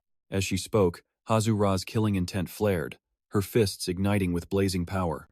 The man in red from the Blue Dragon team let out a huge sigh of relief. He thanked his lucky stars. Thank God, Hazura got here just in time. Seeing this, Hassan just laughed mockingly, looking at her with pure contempt. "You plan on taking me on all by yourself? You foolish team captain, don't get ahead of yourself." But right then, another mysterious voice echoed from the sky. "Captain, stand down now." A spatial gate slammed open, and a figure appeared inside as everyone turned to look. They all stared, waiting to see who their new saviors were. Not keeping them waiting. From inside the gate, Zama, Moto Takashi appeared, radiating immense authority. Right behind him was Jujoman. We flash back to 1 year ago. The Gate Countermeasure Committee's highest-ranking leaders held a secret meeting to address the ongoing crises. I will now present the Defense Committee's decision. The automatic translation program has been activated. Please put on your earpieces. After waiting for everyone to get ready, the mysterious speaker continued. The task of dealing with the Heaven's Gate, brought by the sacrificial offering, has been assigned to each nation's S-rank guilds. Another high-ranking, unidentified leader spoke up to clarify the plan. In the event a gate appears, in a country without an S-rank hunter, the committee will select the most suitable guild for the situation. Ha-sen crossed his arms, his face twisting in annoyance. If you are just going to inform us unilaterally, why even call us here? The more he spoke, the angrier Ha-sen became. He slammed his fist on the table, protesting, "We don't need this. Only strength will decide whether we can overcome the disaster that's coming." Ha-sen grew more aggressive, jumping to his feet and declaring, "My S-Guild and I will operate independently. You all can fend for yourselves." Hazu-Ra angrily called his name. Hazu-Ra stood up, furious at Ha-sen's attitude. She pointed a finger at him, demanding, "Why are you acting so out of line? I was thinking we need to gather all our strength to solve this. And you pull this?" He shot back, "I don't care about that." Ha-sen refused to back down from Hazu-Ra's challenge. He clenched his fist. "If I'm the one to stop it, in the end, humanity either survives, or everyone dies, no exceptions whatsoever." A frantic tide of people floods the streets, scrambling in every direction as total chaos erupts. The police try to direct traffic, but it's useless as fear and panicked whispers spread like a virus. A gate at a school? Are you serious? That means monsters are coming. We have to get away from here, now. Mom, I'm heading to Uncle's house. But at the school, there's nothing left but a pile of smoldering rubble, like an atom bomb just went off. The reinforcement team sent to the battlefield arrives to nothing but thick smoke and dust. One of the men finally speaks up. "What in the world is this?" Then they see them, 4 of the world's S-rank hunters, all gathered in one spot. If these guys actually fight here, it could trigger a national-level disaster. That's when a man in a dress shirt steps forward. He slowly walks up to Hazuya, his eyes razor-sharp as he speaks. "Hazuya, I sincerely apologize for our captain's little, insane stunt." Behind him, Hasan is fuming, ready to lunge forward and shut Yamamoto Takeshi's mouth. Hasan shouts while being held back by Jill Joman. "What? Hey, Takeshi." From the back, Hyun-soo watches their every move.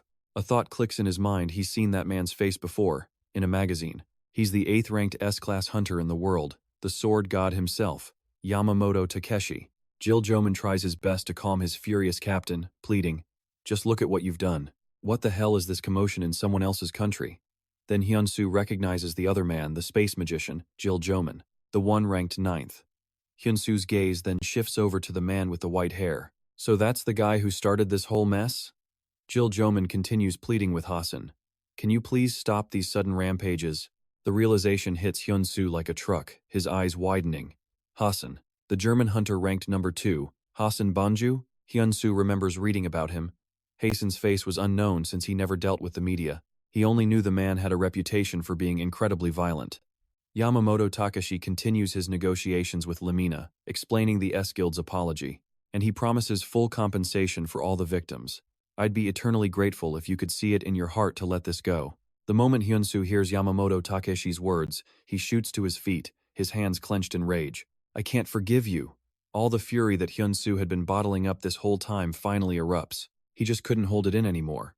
He was attacked for no reason at all, and the school he attended has been wiped off the map. He's seething with rage and frustration.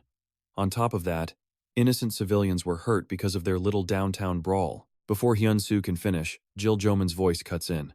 "Hey boy." He flashes a smile so bright it looks like a toothpaste commercial. Pointing a thumb at his own slick hair, he gives a cheerful greeting. "Hunter Hyun-soo, it's a real pleasure to meet you. I'm Jill Joman." Hyun-soo looks completely stunned. "Whoa, your Korean is way too fluent." Jill hears the compliment and can't help but look smug. He taps his own bald head. "We can conquer any language in the world just by linking our brainwaves." He glances back at Hasan and explains, "I'm not here to fight you. I'm here because of him. So just chill out." Yamamoto Takeshi stands before Hyun-soo, bowing deeply in a sincere, formal apology. "My name is Yamamoto Takeshi. Although I've already spoken with Hazuya, I want to personally apologize and offer full compensation for everything. The destruction around them is absolute. You people create this disaster zone and then just say sorry? You think money solves everything?" Hyun-soo growls, demanding justice for the citizens. "I'm going to teach that bastard some damn manners. Get out of my way." But Hazuya's arm shoots out, stopping Hyun-soo in his tracks. Hazuya explains calmly that Yamamoto is the S-Guild's vice chief. and can be trusted. Thankfully, no one was killed in the chaos. So let's just end things here. With Hazuya intervening, Hyun-soo reluctantly backs down. Yamamoto turns to confront Hasan. This was a clear act of aggression, even with the committee's army present. There's nothing you can say. He puts a hand on his captain's shoulder, trying to reason with him. Let's go home. But Hasan hasn't given up on killing Hyun-soo. He turns to Hyun-soo, leaving him with a chilling deal. Hey kid, we'll postpone this match. Use the time to get stronger. With his piece said, he vanishes in a flash of light. Yamamoto watches him leave, sighing as he runs a hand through his hair. Ha, another crisis barely averted. Yamamoto then turns to praise Hyun-soo. I'd heard you were an A-rank hunter. So how did you? The emergence of a powerful new hunter is truly something to be celebrated. Hyun-soo is left speechless as Jil-jomin cheerfully waves goodbye. Be sure to help me out later, boy. Hyun-soo finally loses his cool and yells, Hey boy, I'm a 20-year-old man. Jil-jomin opens a portal with his bare hands. Before leaving, he offers another friendly wave to say goodbye to Hyun-soo. Hey boy, see you later. Hearing that one last time, Hyun-soo's anger boils over as he screams, he did it again. Hyun-soo's face was a mask of pure rage. Behind him, Hazura watched in complete silence. He only hoped Hyun-soo wouldn't die, but the kid fought them on even ground. Hazura couldn't help but ponder Hyun-soo's true nature. Hyun-soo, just how much stronger can you get? Later, back at the hospital room, the doctor treating Hyun-soo gave his verdict. The wound healed faster than I thought. He'll be perfectly fine by tomorrow. Hearing this, Hazura shot Hyun-soo a sly grin. Hey, seems like you got stronger in a lot of ways after swallowing that core, huh? At Hazura's question, Hyun-soo just gave a blank, forced smile. Figuring he was exhausted from the fight, Hazura offered some advice. If you're tired, just sleep here. But Hyun-soo immediately stood up, grabbing his coat. No need. I have to sleep at my own home. On the night train, speeding through the darkness. The heavenly demon sat beside Hyun-soo, arms crossed and utterly confused. Why are we taking this instead of using the sky demon flight?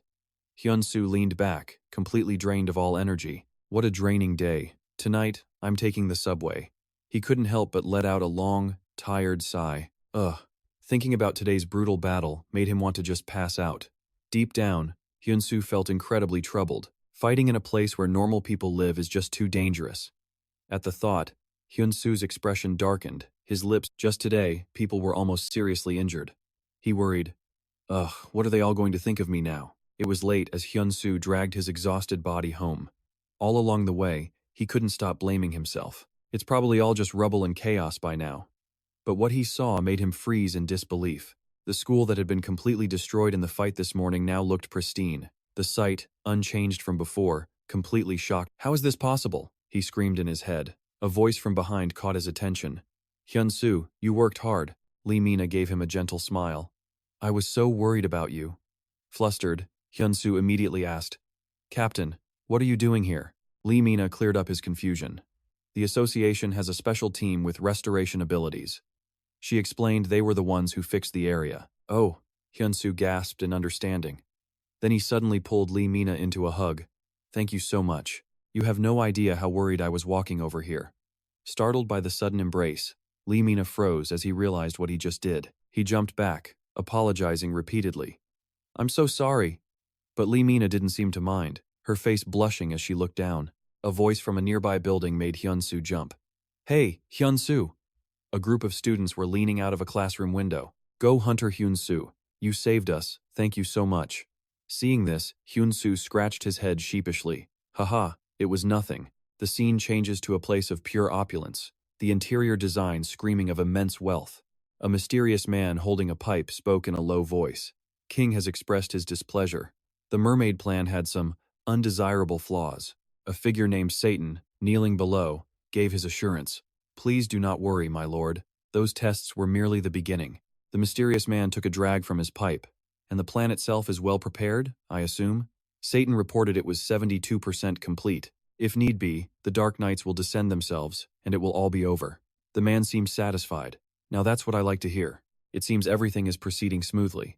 Meanwhile, news reporters began breaking the story of the Do-Won High School collapse. The incident, which occurred on the 12th, is believed to be the work of Hasan Banju, an S-rank hunter. The news anchor also announced that Hasan Banju had illegally entered the country with the sole purpose of attacking Hunter Hyun-soo. In the process, he caused the collapse of the school. The S-Class Association will issue a formal apology for this incident. They announced that a reasonable compensation plan would be presented within the day.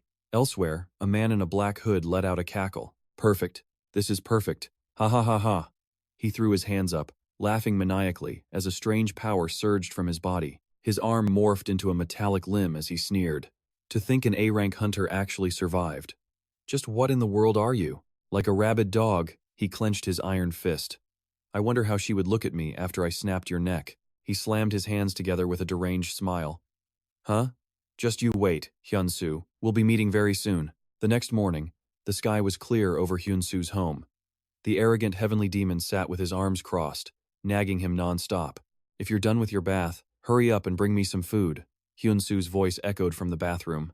Yes, just a second. Hyun-soo stepped out of the bathroom with a refreshed smile, still shirtless as steam rolled off his body. Ah, that feels great. The heavenly demon's whiskers practically stood on end. He snapped. Are you walking around naked in front of your master? Have you no decency? But Hyun-soo just laughed, unbothered by the scolding. What's the big deal? We're all guys here. He wasn't afraid. The heavenly demon shouted. The best thing about living alone is not having to wear clothes after a bath. But before he could finish his sentence, the heavenly demon smacked him right upside the head. Hyun-soo puts his phone down, telling the heavenly demon that he ordered a special dish since the match is tomorrow. The heavenly demon was confused. A special dish? What kind? Hyun-soo just gave him a sly grin. The old master crossed his legs, guessing. 2 packs of ramen? Hyun-soo nearly stumbled backward in shock. He let out a nervous laugh. Master, how is that a special dish? He couldn't help but feel a little heartbroken. The heavenly demon was losing his patience. So what are we eating? Seeing his master's curiosity, Hyun-soo finally revealed the name, spicy stir-fried pork with rice. The old master had never heard of it. He frowned. You're telling me that's better than instant noodles? Hyun-soo was confident. It's on a completely different level. 2 delicious-looking plates appeared on the table. Come on, eat up, Hyun-soo urged. The heavenly demon took one bite, and his eyes shot wide open in absolute shock. Seeing that expression, Hyun-soo got nervous. Hey, what's with that face? You don't like it? The old master started trembling, then he roared. You rotten kid, you fed me instant noodles all this time when this existed? Hyun-soo pleaded his innocence. I thought you only liked instant noodles. But time flew by. The day of the match had arrived. Hyun-soo got dressed and headed to the guild on time, feeling excited. My first real match is finally here. The whole thing felt like a dream, his face red with excitement. Am I really a full-fledged hunter for the Red Lion Guild? This is unreal. A voice from behind caught his attention. Hey, a new member. The man walked over. I'm Song-myung-jin. A pleasure to meet you. Hyun-soo nearly jumped out of his skin. Oh. He quickly extended his hand for a handshake. Hello. I'm a huge fan of the Steel Hunter, Song-myung-jin. The man shook his hand back with a friendly laugh. Haha, you're making me blush. Song-myung-jin gave Hyun-soo some words of encouragement. Your first match is against a fragment of heaven, so it'll be tough. Let's both do our best. Hyun-soo was so moved he was crying, nodding his head furiously. Beside him, the heavenly demon tilted his head, looking completely unimpressed. Who's this guy making you act all weird, he muttered. Hyun-soo proudly introduced him. That's Hunter Song-myung-jin. Hyun-soo gushed. He's the one with the immortal ability who has saved countless people from disaster. He couldn't stop smiling. From now on, I'm his #1 fan. Suddenly, Hyun-soo spotted a familiar face that caught his attention. He recognized the man looking at his phone, Hunter Jun-seong. The heavenly demon watched from the side as Hyun-soo crossed his arms, then confidently walked over to greet the man. Hello, I'm Hyun-soo. The other hunter smiled and shook his hand. Oh, it's a pleasure to meet you. The heavenly demon floated up behind Hyun-soo. And who's this one? Hyun-soo answered plainly. His name is Jun-seong. He might look a little skinny, but his power is terrifying. Plus, he has a ton of fans. The heavenly demon promptly smacked Hyun-soo on the head. The blow almost made him cough up blood. Hyun-soo clutched his head, crying out in pain.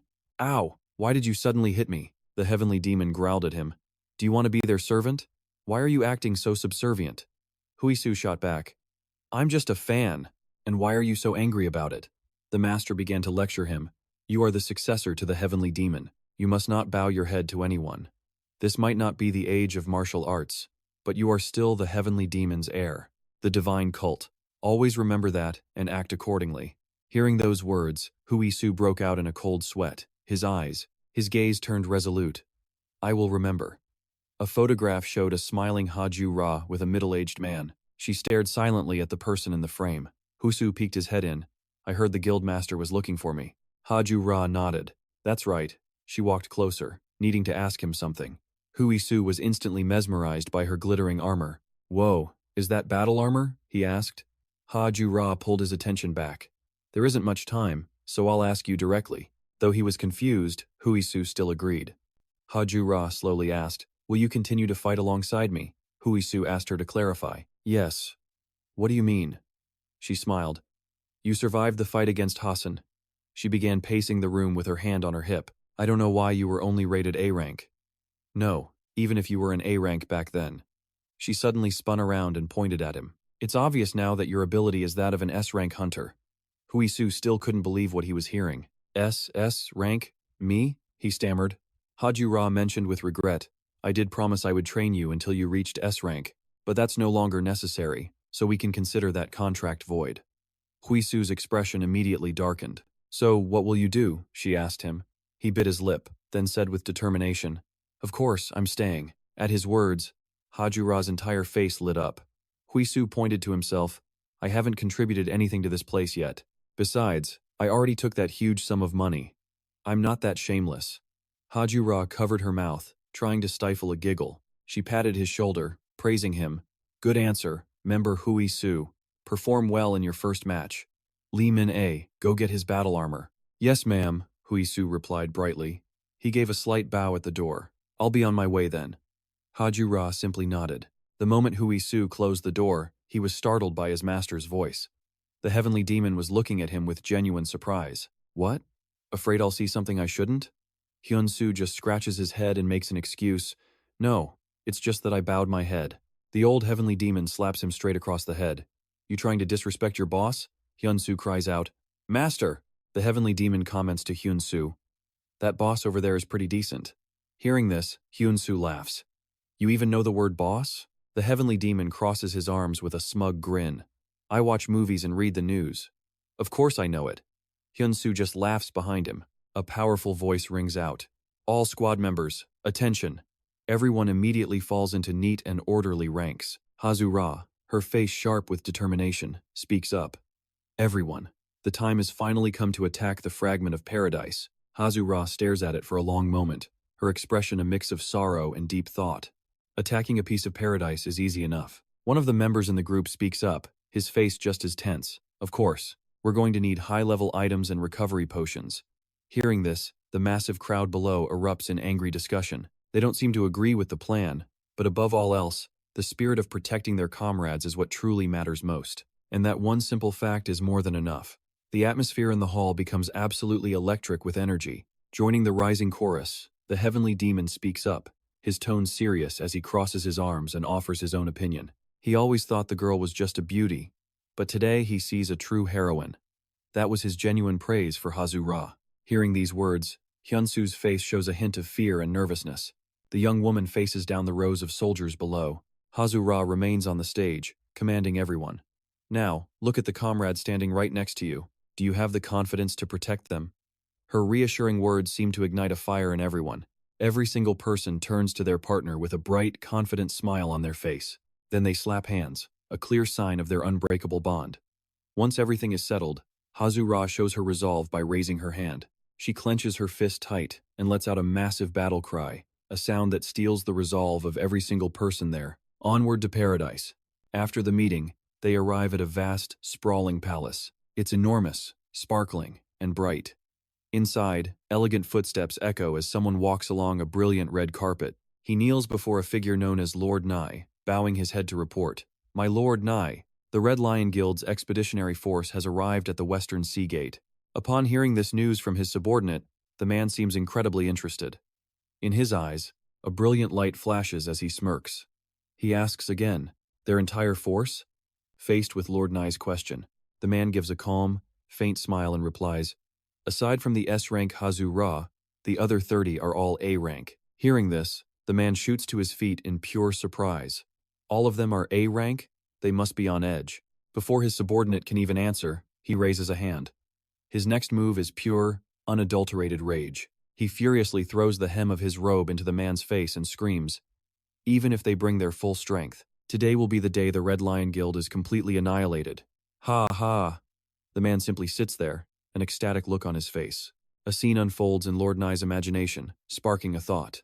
And Korea will be wiped off the map. The scene shifts to a clear blue sky, with gentle sunlight shining down on a calm, aquamarine sea. From beneath the tranquil water, a mysterious whirlpool suddenly forms, spinning into a vortex. It moves closer, blocking the ship's path. Hazura's group is standing on the deck of that very ship, moving forward. They take in the sight. One person speaks up among them. The sun's high. This is my first time going to paradise. From the sound of his voice, it's clear he is genuinely excited for what's to come. Hyun-soo turns to look at the man speaking. He recalls that on the first attempt, the raid failed and the entire team died, except for the S rank. A horrific scene plays out in his mind's eye. It was the first battle. So many lives were lost, a bloodbath where people died writhing on the floor. The thought reminds him of the losses that followed. The second time was a success, but more than 20 people died and most of the survivors were seriously injured. His expression grows even more grave as he speaks. Because anyone who goes in there dies, they gave this place its chilling name. They call it paradise. After hearing the history and the origin of that name, Hyun-soo is left stunned and shocked, trembling as he speaks. It was. Really like that? Everyone just stares ahead. That's a fragment of paradise, he says, his whole body trembling just facing it. Seeing this, Thien Ma calmly crosses his arms and says, "There's a deathly aura hidden inside." Everyone listens closely to his analysis. They all stand in silent contemplation as he speaks. The same thought crosses every one of their minds. If even their master calls it dangerous, this place is nothing like the ordinary gates they've seen before. They're smart enough to realize that much. And facing this challenge, Hazura's fighting spirit ignites. Her battle lust is boiling over. "Advance," she roars. The clue to saving humanity is in there. At her command, every member of their group rushes forward without a second's hesitation. They charge ahead, screaming battle cries, and at that moment, they all slam directly into the barrier. A legendary blue shield, and on the other side is Hyun-soo. His face is a mask of pure determination as he steps through. Almost instantly, Hyun-soo arrives and lands on the ground. He touches down in a defensive stance, braced for anything. Once secure, he turns to scan his surroundings, and he feels that this place is strangely familiar.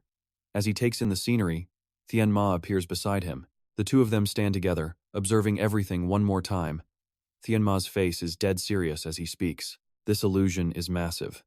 Hearing this news, a surprised Hyun-soo turns to ask him a question. "An illusion, Thien Ma?" Seeing his naive expression, Thien Ma can only explain the situation to him. The Chi Wen array. In his youth, a master of illusions nearly killed him with it. It was an incredibly tough battle. He continues, "If this place is the same, we just need to find the core object and destroy it." Hearing the full story, it all clicks for Hyun-soo. He finally gets it. So that's how it is. But then his expression turns a bit clueless. He scratches the side of his head and asks, "That's great, but where did everyone else go?" "Chairman!" After speaking, he turns to look at Thien Ma, who looks thoughtful before saying something mysterious. Not everyone is missing. And at that exact moment, Choi Ra-e-hook just so happens to appear in the same spot. He glances around the empty, deserted landscape and gets a little dazed before cursing, "Damn it! Where did everybody go? The mission's not over," and the whole atmosphere feels dark. The situation has him completely baffled. Am I really the only one who fell down here? Just after thinking that, he takes a few steps. Suddenly, something on the ground catches his attention, and he stares in shock. Unbelievable. Right in front of him is a sparkling diamond. It glitters in the dim light, and his dazed expression instantly transforms into one of pure joy. What a find. He's so happy he shouts, "A diamond, that's gotta be 500 carats. Without even thinking, he moves closer, intending to grab it. But he doesn't notice that the brilliant diamond now has mysterious black cracks spreading across its surface. But Choi Ra-e-hook is still completely oblivious, grinning ear to ear. What luck. But no, that joy doesn't last for long. That diamond suddenly morphs into a ferocious beast and lunges right at him. Facing this immediate danger, Choi Ra-e-hook is caught completely off guard. With no time to prepare, he barely dodges. That's when he finally realizes, damn it, no wonder there was a diamond here. He's out of options. Now he has to fight to save his own skin. At this, Choi Ra-e-hook clenches his fist. A mysterious purple light begins to swirl around his hand. He rushes forward, filled with new determination. Let me give you a taste of my rock breaker. This one move of his.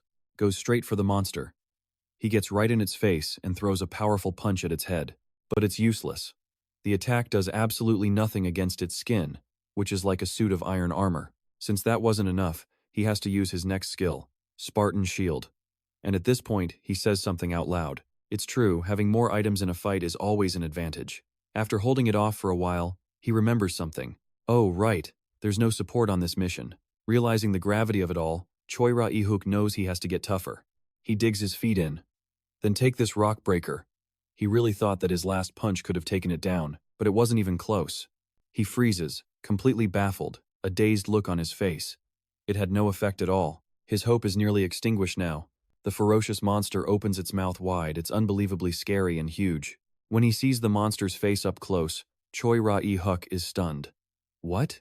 How is it so big? Feeling that the situation is incredibly dangerous and his life is on the line, he has to use his shield enhancement. Even with all his strength, it wasn't nearly enough.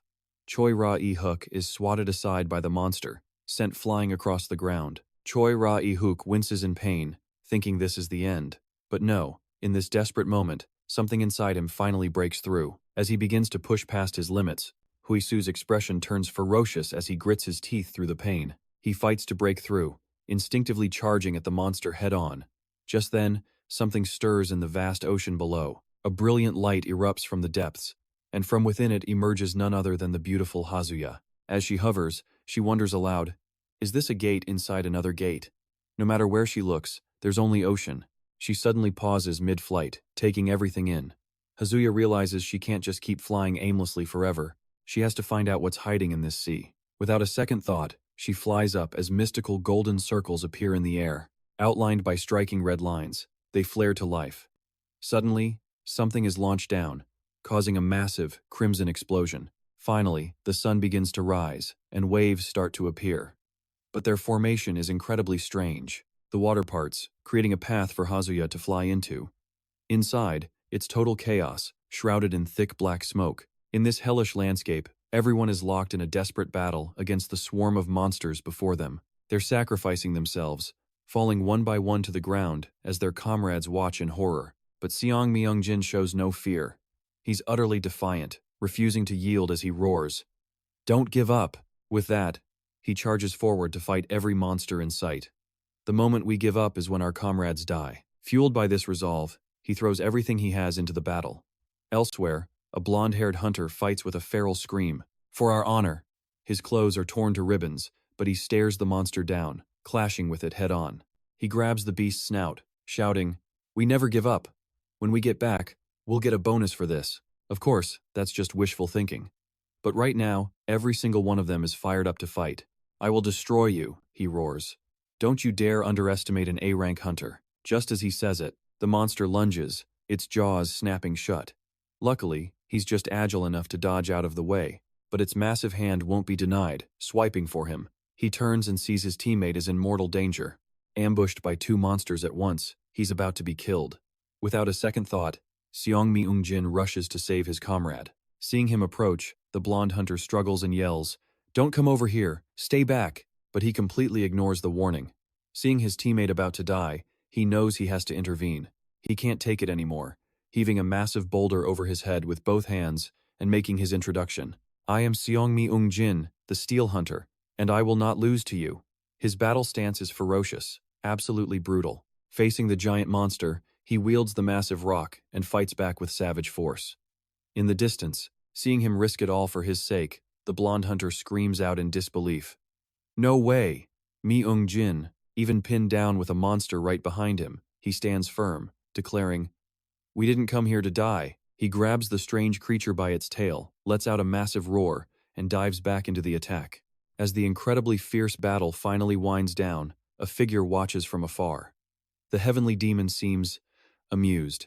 While the hunters are completely running on fumes, this man calmly sits sipping hot tea and speaks. "Before I finish this cup of tea, this will all be over." Across from him sits Park Hyun-soo, looking equally cheerful. With a hand on her hip, she cheers, "Who?" It was getting so boring before he showed up. At her words, the man sets his cup down. If Juliet had appeared, it would have been even duller. He lets out a sinister chuckle, then turns and asks her a question. I destroyed the Great Serpent and survived the Black Lotus. What is your name?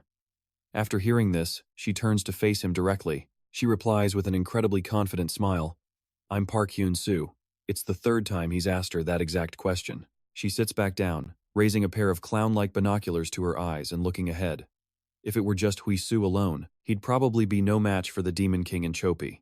That's one of the strongest beings I have ever fought. Watching the scene unfold, she murmurs, so this is where we finally meet. Her binoculars then focus on two men. They're running forward, side by side. Jo Ra-e-hook turns to Hui-soo and says, we must really be fated to meet each other in a place like this.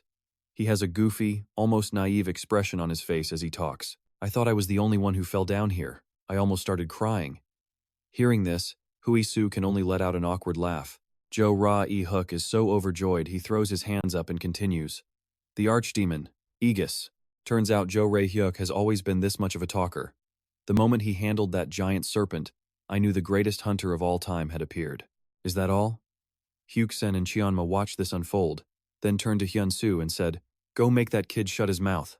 Hyun-soo could only manage an awkward laugh at Cheonma's temper, though he had to admit Choi Dae-hoop really did talk a lot. The guy continued, you didn't back down at all. I even watched that fan cam. I'm a huge fan of yours. Hearing him ramble on like this, Cheonma finally lost his patience, turned to Hyun-soo, and issued a command. Do it now. But Hyun-soo just gave a sheepish reply that he couldn't, probably because Choi Dae-hoop was unable to see him. So when he saw Hyun-soo talking to himself, he was a little confused. The guy just kept looking away mid-conversation. What was this? It was Hyun-soo's unique skill, guidance, a power he'd been hiding from the very beginning. I thought he was just bluffing about something. He wondered as he walked. If it's real, what kind of guidance did he get? He started to analyze his opponent's fighting style, feeling that his martial arts had an almost unrealistic quality to them. At that moment, Cheonma sensed it and told him, that kid is watching you carefully. His eyes have a hostile intent. Choi was still lost in thought. Was he receiving combat guidance from an AI? Or maybe something godlike? The more he thought, the more confusing it got. Just then, Hyun-soo, having heard Cheonma's words, shot a look right at him. This made him feel a bit awkward. Why are you looking at me like that? No need to say anything. Hyun-soo just told him to look over there.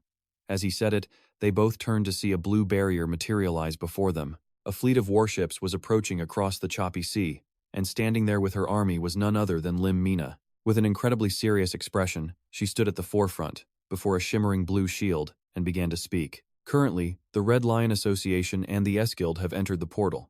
With that, she clenched her fist and shouted, we will protect this place in case their attack fails. One of her comrades then sat down nearby. He opened a laptop and stared at it, the information displayed on the screen leaving him completely stunned. The essence concentration is now at 24. If it reaches a concentration of 100, it will affect the gate. The news was incredibly tense and serious. It left Lim Mina worried as she looked up, lost in her thoughts. Hyun-soo, you have to be safe. In the middle of all this, Hyun-soo and Choi Dae-hoop were still in that desolate desert. The two of them stood staring at the blue gate, asking each other, should we enter? We have no idea where this leads. Just go in like that? In response to Hyun-soo's comment, Choi Dae-hoop asked back, a little confused by his hesitation. What are you so worried about? I'll go in first. No sooner said than done, he put his foot through to cross over, but Hyun-soo's attempt to stop him came too late. Wait a second. Before he could do anything, the guy had already vanished. Cheonma looked at Hyun-soo with a serious expression and said, all right, now that the loudmouth is gone, let's look around. Faced with this situation, Hyun-soo was completely baffled. But he had a conscience and couldn't just abandon his teammate. So he turned back to Cheonma and said, how can we do that? After all, we're a team. Seeing that his student was about to enter anyway, Cheonma snapped. This brat dares to ignore his master's words? With that thought, Hyun-soo stepped inside. The change was shocking. One moment, he was in a vast desert. The next, he was emerging from a small hole, plummeting from an impossibly high altitude. Hyun-soo screamed as he fell, his body tumbling as if it were coming apart. Ah! Run fast! Cheonma's flight! At that moment, having achieved his goal, he slammed on the brakes and landed in a crouch. He scanned the scenery around him. A fortress wall appeared. He looked down below and then he realized, wait a minute. Captain Choi Dae-hoop was using all his strength, his hands gripping the cliff face for dear life. He was slowly crawling and pulling himself up. Seeing this, Hyun-soo couldn't sit still. jumping to his feet in alarm and calling the captain's name. Choi Dae-hup spotted him up there and asked, "Hyun-soo, did you just arrive?" At last, Choi Dae-hup. He was finally able to cling on and climb up. Hyun-soo waited for him. "How did you get here so fast?" Hearing Captain Choi's question, he could only muster an awkward smile. They both stood up, and Captain Choi spoke. "I think we should go over there, a civilized city inside a gate. I've been to many special gates, but this is the first time I've ever been in a situation like this." The two of them now stood before a massive city. It was a modern city laid out before them, filled with beautiful, massive skyscrapers. With that, Captain Choi headed in one direction, raising a hand to say goodbye. "I'm going this way." Hunter Park was told to observe from the opposite side. Simple enough. But before he could even settle in, the captain suddenly turned. Choi looked back at him and said, "Wait a second." He then ran over and handed something to Park Hyun-soo. The man handed him an item with a warning. "Phones are useless in here, so take this. If anything goes wrong, use this signal flare to contact me." Hyun-soo took the device, looking a bit surprised. Understood. With the gear handed over, Captain Choi I continued with his plan and bid him farewell. "See you later then." Watching him go, Hyun-soo couldn't help but be a little impressed. He really is an experienced pro. As the captain walked away, the hunter felt a bit foolish. Guess you should never judge someone too quickly. Standing beside him, the heavenly demon saw his reaction. He looked confused and asked, "What are you even talking about?" Just then, a massive building materialized within the gate. A strange clock was mounted on its face. The air here was heavy, almost suffocating. From the deep darkness, a brilliant flash of light erupted. A cold-faced figure sat there, a sharp blade resting in his hand. His face was a deathly mask, a literal skull. He clenched a stone tightly in his bony hand. The gate of light swung open. The scene beyond was pure carnage, littered with bodies twisted in agony. Looking down on the chaos was Park Hyun-soo, who let out a smug, satisfied laugh. The A-rank hunters from the Red Lion Guild had been completely wiped out. The skull-faced man sat reading a book and sighed. "I've grown tired of waiting." "What of the other two?" Hearing his master's question, Park Hyun-soo raised his legendary binoculars to his eyes and began his report. Choi Rae-hook has approached the ancient castle of Entopy. Meanwhile, Hazusa is fighting alone on the shores of Over Hazusa, struggling against overwhelming odds. She let out a terrifying scream. At this moment, she exploded with power, roaring, "I'll burn everything!" Flames of Mephisto! The devastating inferno she unleashed set the whole area ablaze. The monsters just laughed. Hazusa felt a wave of despair. Just how many of them are there? I can't just ignore them and run. Steeling herself, she got back up, ready to fight. After all, the escape portal had already vanished, leaving her alone in this vast wasteland. She braced herself, gathering her power. Her face contorted in pain as her entire body began to crack.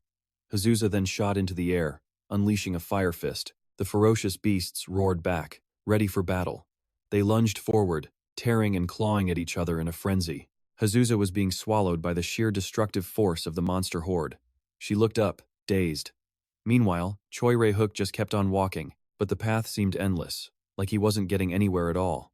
With no other choice, he decided to try jumping down. He took the leap, but the surface was incredibly slick.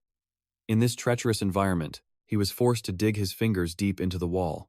Even this fortress wall, made of solid concrete, began to crack and crumble under his immense strength. After a desperate struggle, he finally managed to land safely on the ground. He let out a sigh of relief.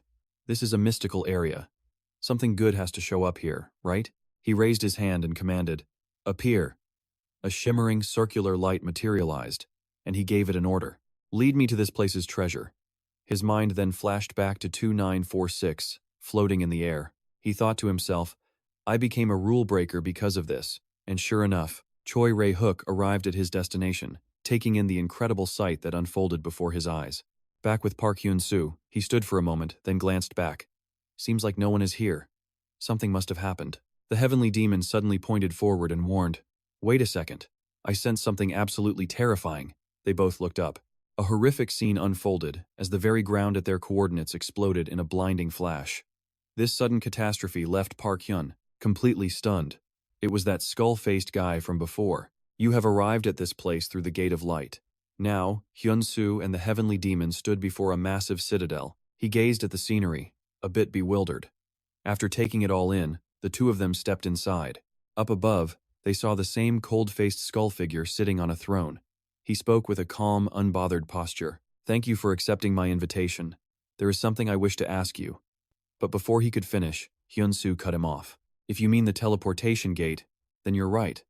Hearing those words, the skull figure repeated them with a hint of surprise. "Teleportation gate? I believe I have seen such a thing before." That statement made Hyun-soo whip his head around in total shock. "What did you say?" The figure continued. "Of course I've seen one. Even the heavenly demon was frozen, completely baffled. You appear to be a spiritmancer." Hearing this, Hyun-soo immediately waved his hands in denial. I'm not. That's not me." The man then lifted a hand, snapped his fingers, and said, "When a guest arrives, proper tea must be served, no?" He then glanced down at the table. A cup of hot tea now sat there. Hyun-soo saw it and gasped. "Whoa, when did this get here?" The heavenly demon just stared up at the man. "So you're the king, right?" Hui-soo asks, getting straight to the point. He glances back at his master, a hint of fear in his voice. "Master." The king looks puzzled, not sure. "I don't quite remember. Last night was about 283 years ago." Hui-soo's eyes widen at that number. The king adds, "It's possible your time flows 10 times faster than mine." 10 times faster? That number was already huge, and now this? Hui-soo's jaw just about hits the floor. "So, over 2,000 years ago?" That number is just staggering. Seeing Hui-soo's shocked expression, the king just watches. "Why aren't you drinking the tea?" he asks. "A little spooked, are we? It's been a long time since I've had guests." At the king's prompting, Hui-soo cautiously sits and takes a sip of his tea. "Well then, thank you." Still, he can't shake his suspicion. The heavenly demon chimes in from the side. "Who knows? It could be poisoned." Hearing that, Hui-soo immediately spits his tea right back into the cup. The look on his face is priceless. The heavenly demon simply raises a hand. "If we'd brought some instant noodles, we wouldn't have to worry about poison, would we?" Hui-soo is completely embarrassed. "Master," he exclaims, before asking the king what tragedy befell this place. This whole situation is a total mess. As his master continues his casual, unhelpful commentary, Hui-soo just trembles with anxiety. "Oh, my apologies, that was incredibly rude." He fully expects the king to explode with anger over the disrespect, but instead the king says, "It's fine. It's actually nice having someone to talk to." Hui-soo is frozen in shock. The skeletal king leans back on his throne, looking down at them. "I used to be the king here." The heavenly demon immediately jumps in. "Yeah, a single glance is enough to tell you're a king." The king stares past them, lost in thought. This country was once the envy of all others. He trails off, thinking back to the past. It was a place where hard work meant a guaranteed life of comfort. But one day, a gate of light appeared, unleashing hordes of monsters. It was a massive shock. I'm not even sure if I was truly the king at that point. Hearing this sad confession, the heavenly demon suddenly erupts in anger. "Just say you were the king, for crying out loud." Hui-soo watches his master's outburst. He actually finds it a little funny. The skeleton king, however, just continues his story unfazed. "But one thing was certain: I knew magic. So I unleashed every spell I had to wipe those things out." A horrifying image flashes in his mind. His people being completely annihilated by the demonic invaders. He remembers giant feet stomping in the darkness, and a colossal body blocking out the sky. It used its razor-sharp claws to tear people apart. Elsewhere, Whitehair sees something and laughs. "Aha! There's a heart shape next to it." She turns to Lord Deer excitedly. Lord Deer Gulak has appeared. He, however, remains completely calm and speaks. Lazy brat. You must be disappointed, right?" Hyun-soo turns to him and asks, "What should we do?" "What do you mean, what should we do? Just merge." At that moment, Haruza emerges from the flames, launching her attack. She's fighting against everything, all alone.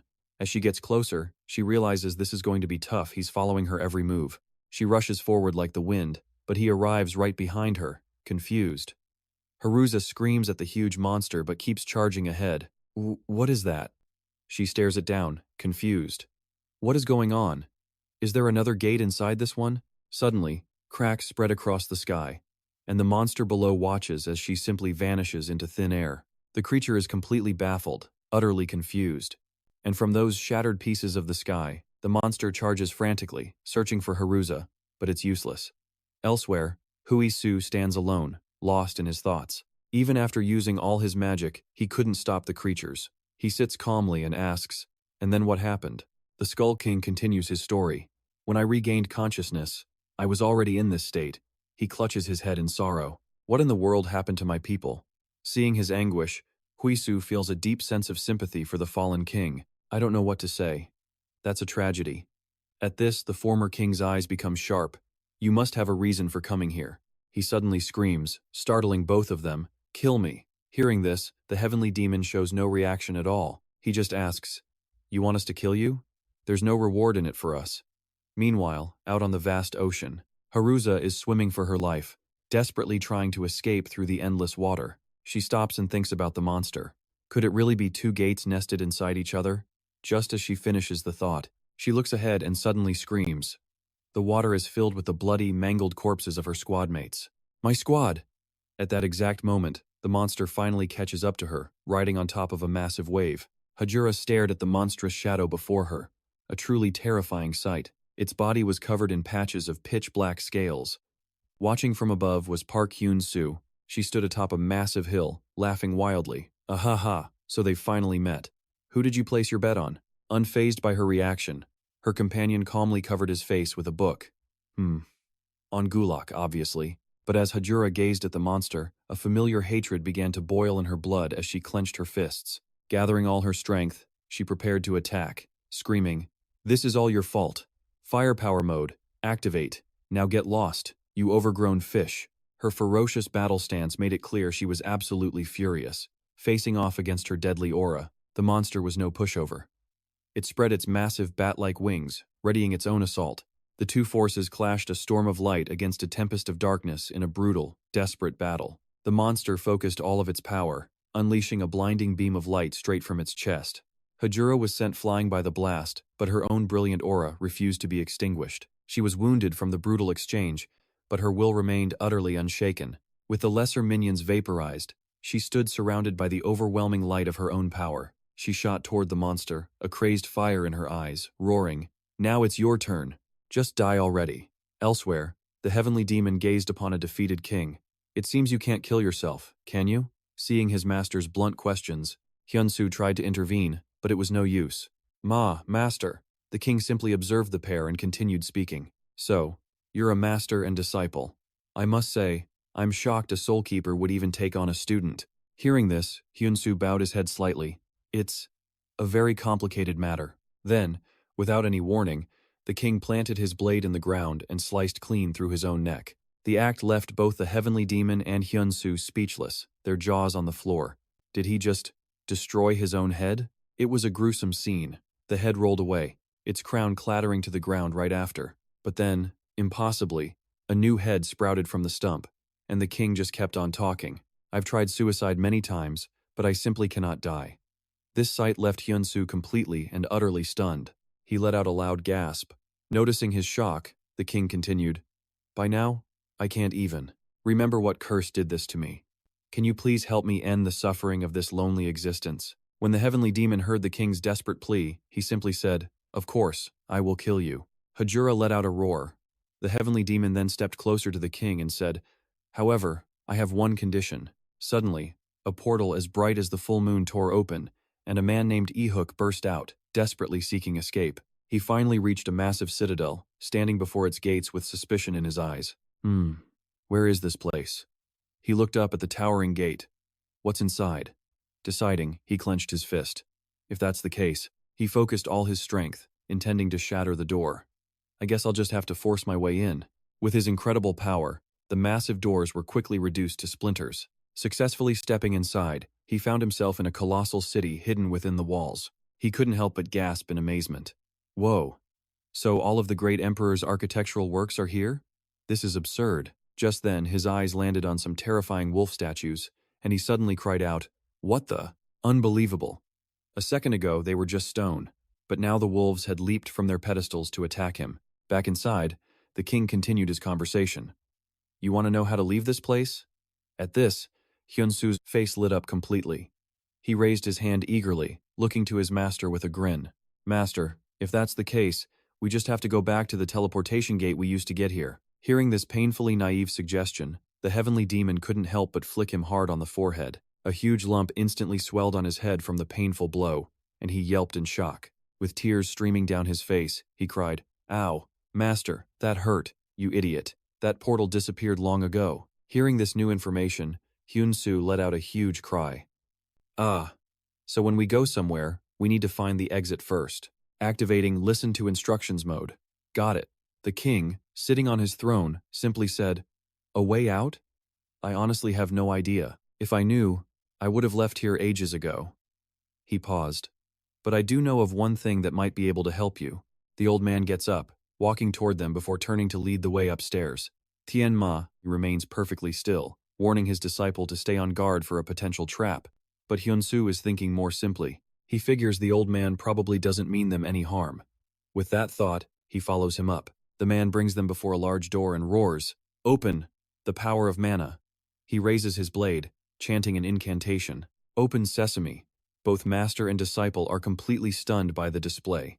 What in the world is that energy? This power feels different from the chi his master uses. It's the first time he's ever sensed anything like it. Seeing their confusion, the man explains. "There's nothing to fear," he says. "You have enough power to destroy it yourself." The name of this stone is entropy. It's an artifact capable of communicating with everything in the world. He stands before it, introducing the strange object. Then, he makes a request of Hyun-soo. "Go on, young man. Try putting your hand on it." Hearing this, Hyun-soo turns back, bewildered. "Why?" The man just says, "No one really knows what will happen. It might show you your own life, or perhaps even the birth of the entire universe. However, what this stone reveals is always what you want and desire the most."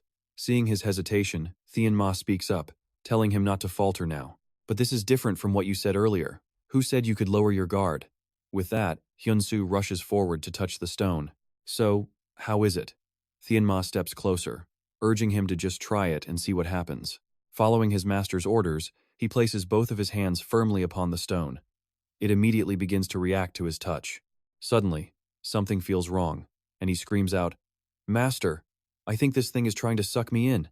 Have we been tricked?" Just then, the old man standing beside them erupts into a wicked laugh. "Ha ha ha, my apologies, so sorry for deceiving you.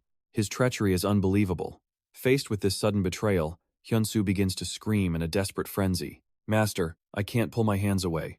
Tian-ma turns to the man, his voice ice cold. "What is the meaning of this? I told you, I want to leave this place just as you do." After extensive research, I found a way to soften that door of light. However, I was lacking the necessary energy. Hyun-soo is now in absolute agony, but the cold-faced man just keeps talking. "When you two arrived in this world, it gave me a premonition.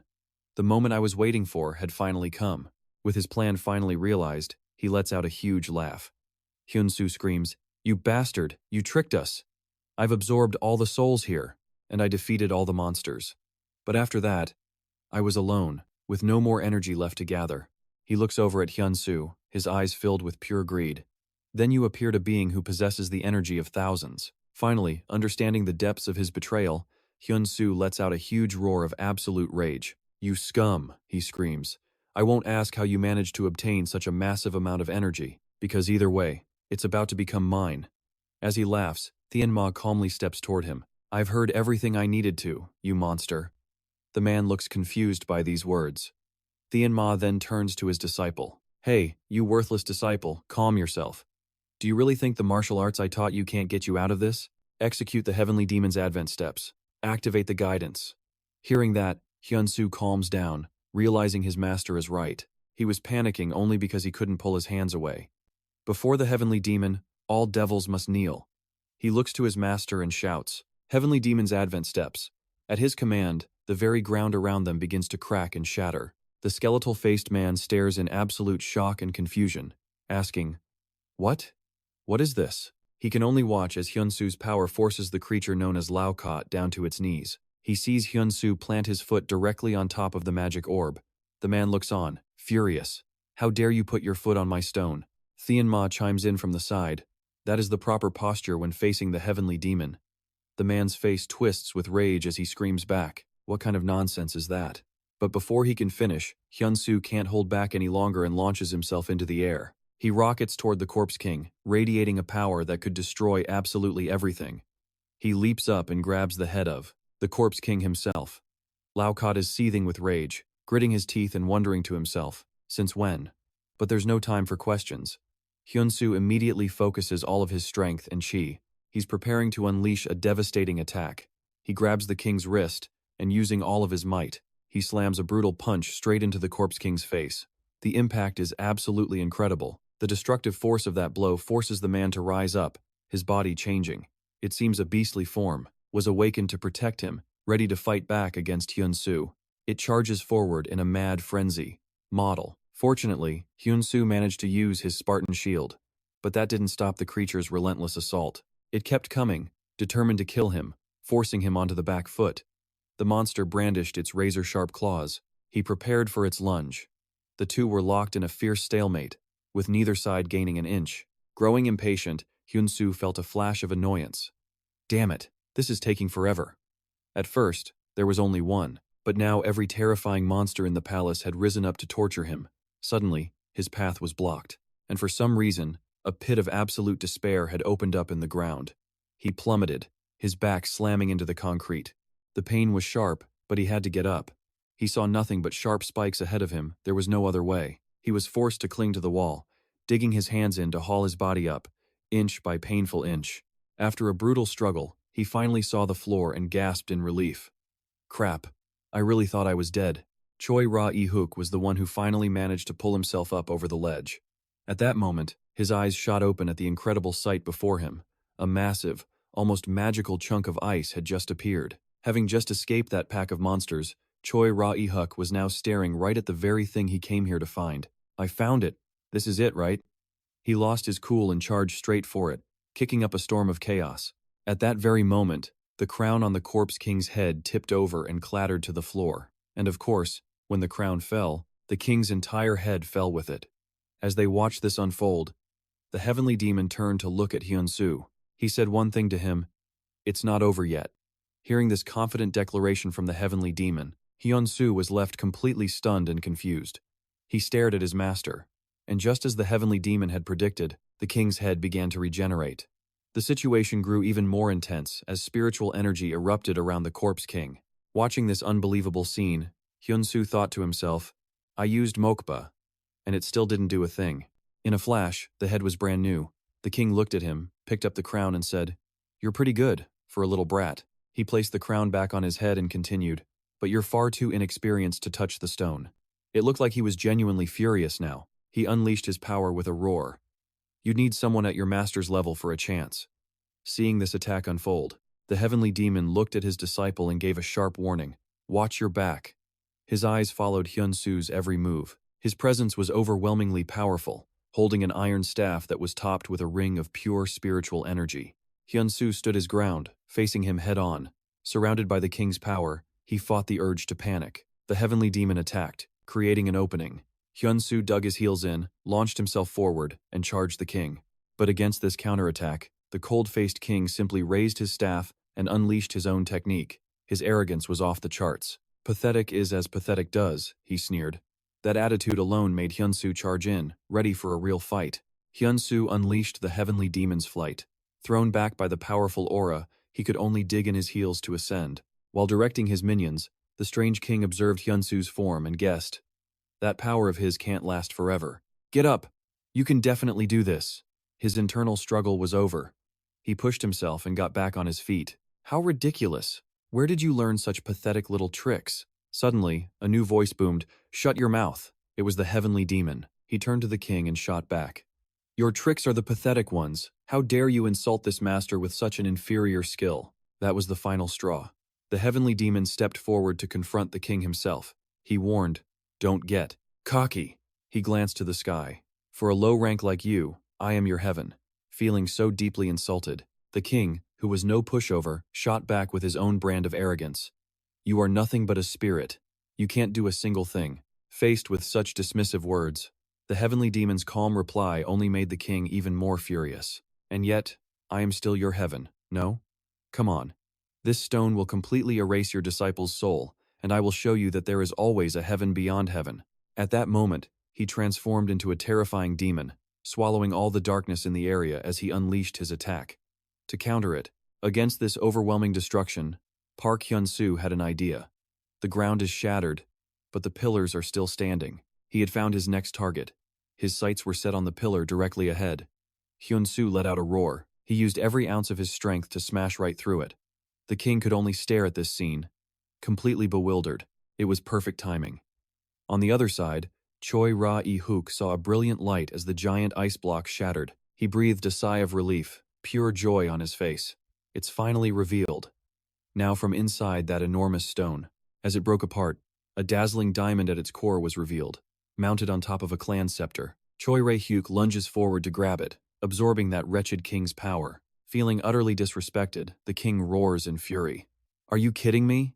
You dare use a pathetic shard like this?" Seizing the moment, Hyun-soo uses it as a foothold to fly up and fight him. Choi Ra-e-hook just watches, completely stunned by this turn of events. He stammers, completely confused. "How am I feeling power stronger than A rank? This has to be S rank."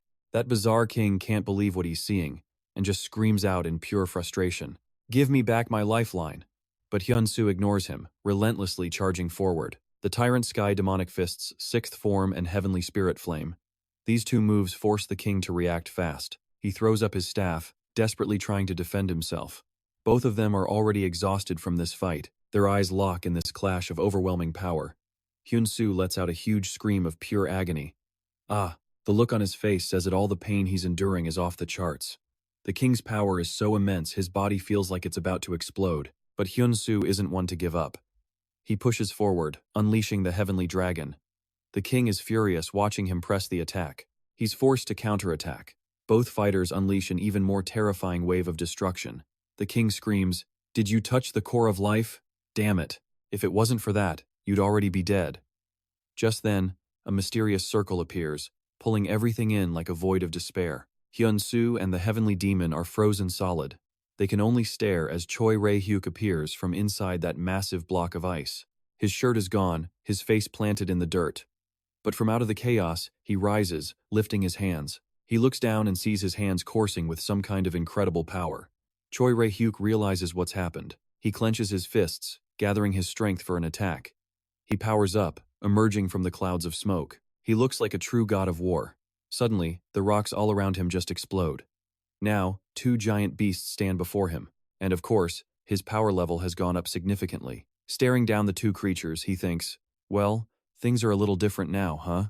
His hands and feet begin to warp and transform, shedding their outer layer of skin. Choi Ra-e-hook clenches his fist and lets out a wild grin.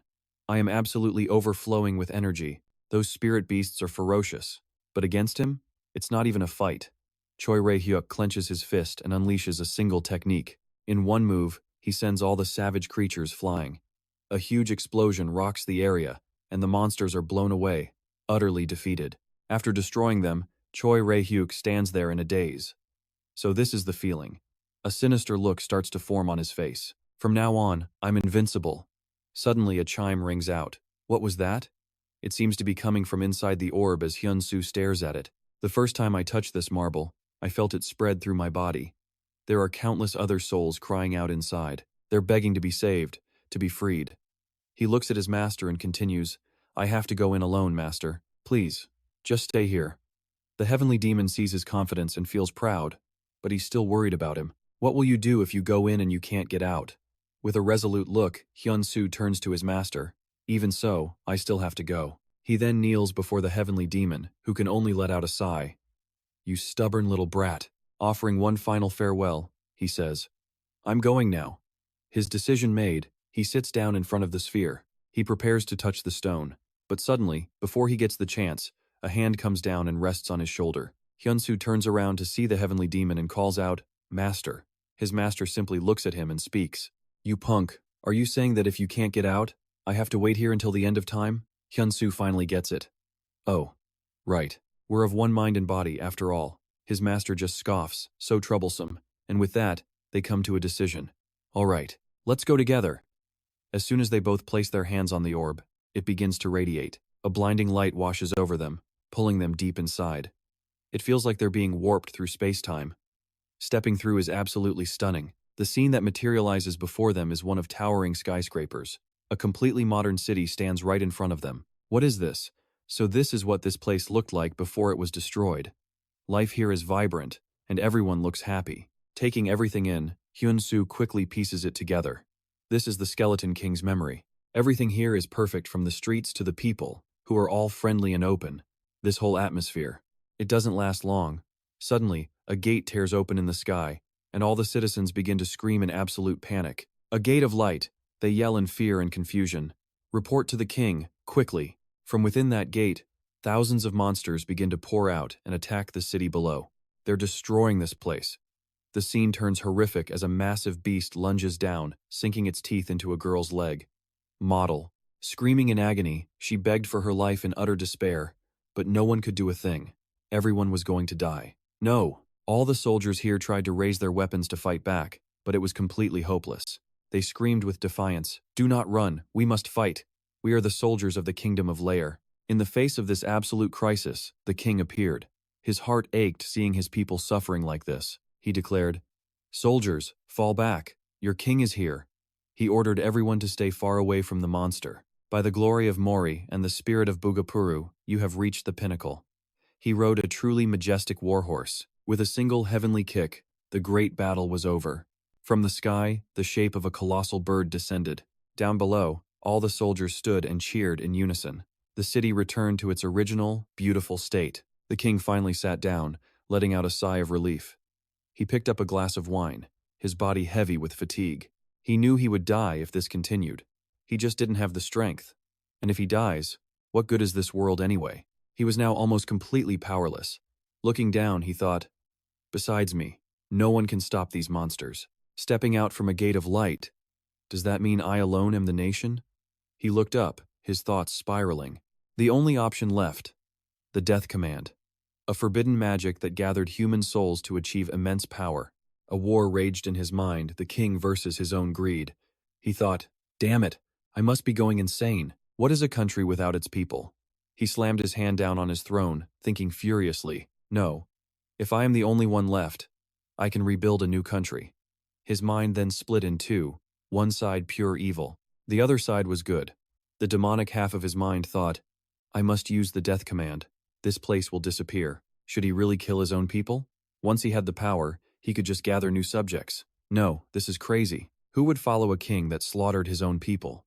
This internal conflict finally drove him into a rage. Shut up, just shut up, he screamed, collapsing to the floor and gasping for air. Then, a soldier burst in. Your Majesty, the gate. A light has appeared in the East City. It's a colossal monster, in the shape of a dragon. The soldier saw the king's state and stammered, Your Majesty? But the king had truly gone mad. Always asking me for this and that. Always whining. You are all nothing but parasites, clinging to me just to survive. With that, he completely lost all control. Raising his staff, he yelled, Now, you will all create some value for me.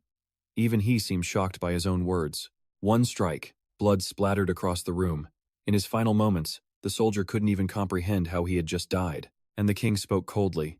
Your blood will not be wasted. With one man dead, he began the chant, Summon all who are connected to you, and summon all that is connected to them. Bind the intertwined souls together. I will obtain a colossal and eternal power. In the name of the forbidden ancient god Gamora, I command it. The destruction began the slaughter of his own people. People of this land, you souls, come to me now. His voice magically echoed across the entire... All the citizens were left stunned when they heard his words. A mystical force began to pull at every one of their souls. It caused them to collapse and die instantly. Their souls were then recalled back to the kingdom's palace. And of course, every single one of those souls was absorbed directly into his body. He could feel it. The more he summoned, the greater his power grew. It was absolutely intoxicating. He let out a triumphant laugh. Ha ha ha ha. A look of pure hatred now burned deep in his eyes. Now, I fear no one who steps from that gate of light. Staring at the massive beast before him, he spoke with absolute conviction. The kingdom of Lair is eternal. Just then, the blood-sucking monster reached out its hand, trying to grab him. But no, before it could even act, it was overpowered. Inside the king's body, the souls screamed in agony. Where is this? I was getting married tomorrow. Why are we in this place? Help me, I want to go home. Hearing these voices, Hyun-soo was deeply disturbed. He wanted to cover his ears and block out their sorrowful cries. He finally cried out, Master, I can hear the suffering of every single person.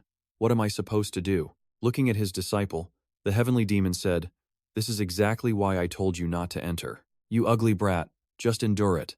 With me here, you can withstand it. But the souls just kept screaming. The souls cry out to him, Come join us. Why do you get a body? Weren't you with us? Hearing their desperate questions and gut-wrenching wails, Hyun-soo couldn't help but feel his own heartache for them. As he steps away, his face twists in agony. Are you sympathizing with my suffering? A voice asks, as a shimmering light appears ahead. Hyun-soo turns, calling out for his master. Cheonma. What is that? Where are you? A voice echoes from within the light. Come here. Closer. Suddenly, he's pulled into a tight embrace. You've finally made it. Staring at the man before him, Hyun-soo asks, Who are you? As he approaches, the man places a hand on his head. You've grown far more cunning after enduring the agony of countless souls. And just like that, Hyun-soo is transported to a beautiful kingdom. Stunned by the sight, his attention snaps back to the man in front, noticing the distinct circlet on his head. In his confusion, a name finally clicks into place. You're Lojot? The man smiles. Impressive that you recognize me. Hyun-soo explodes with rage. You bastard! Are you trying to trick everyone again? A hint of mystery appears in Lojot's eyes. How can you say that? I have waited 3,024 years for this very day. But Lojot wasn't the only one waiting for a champion from the outside world.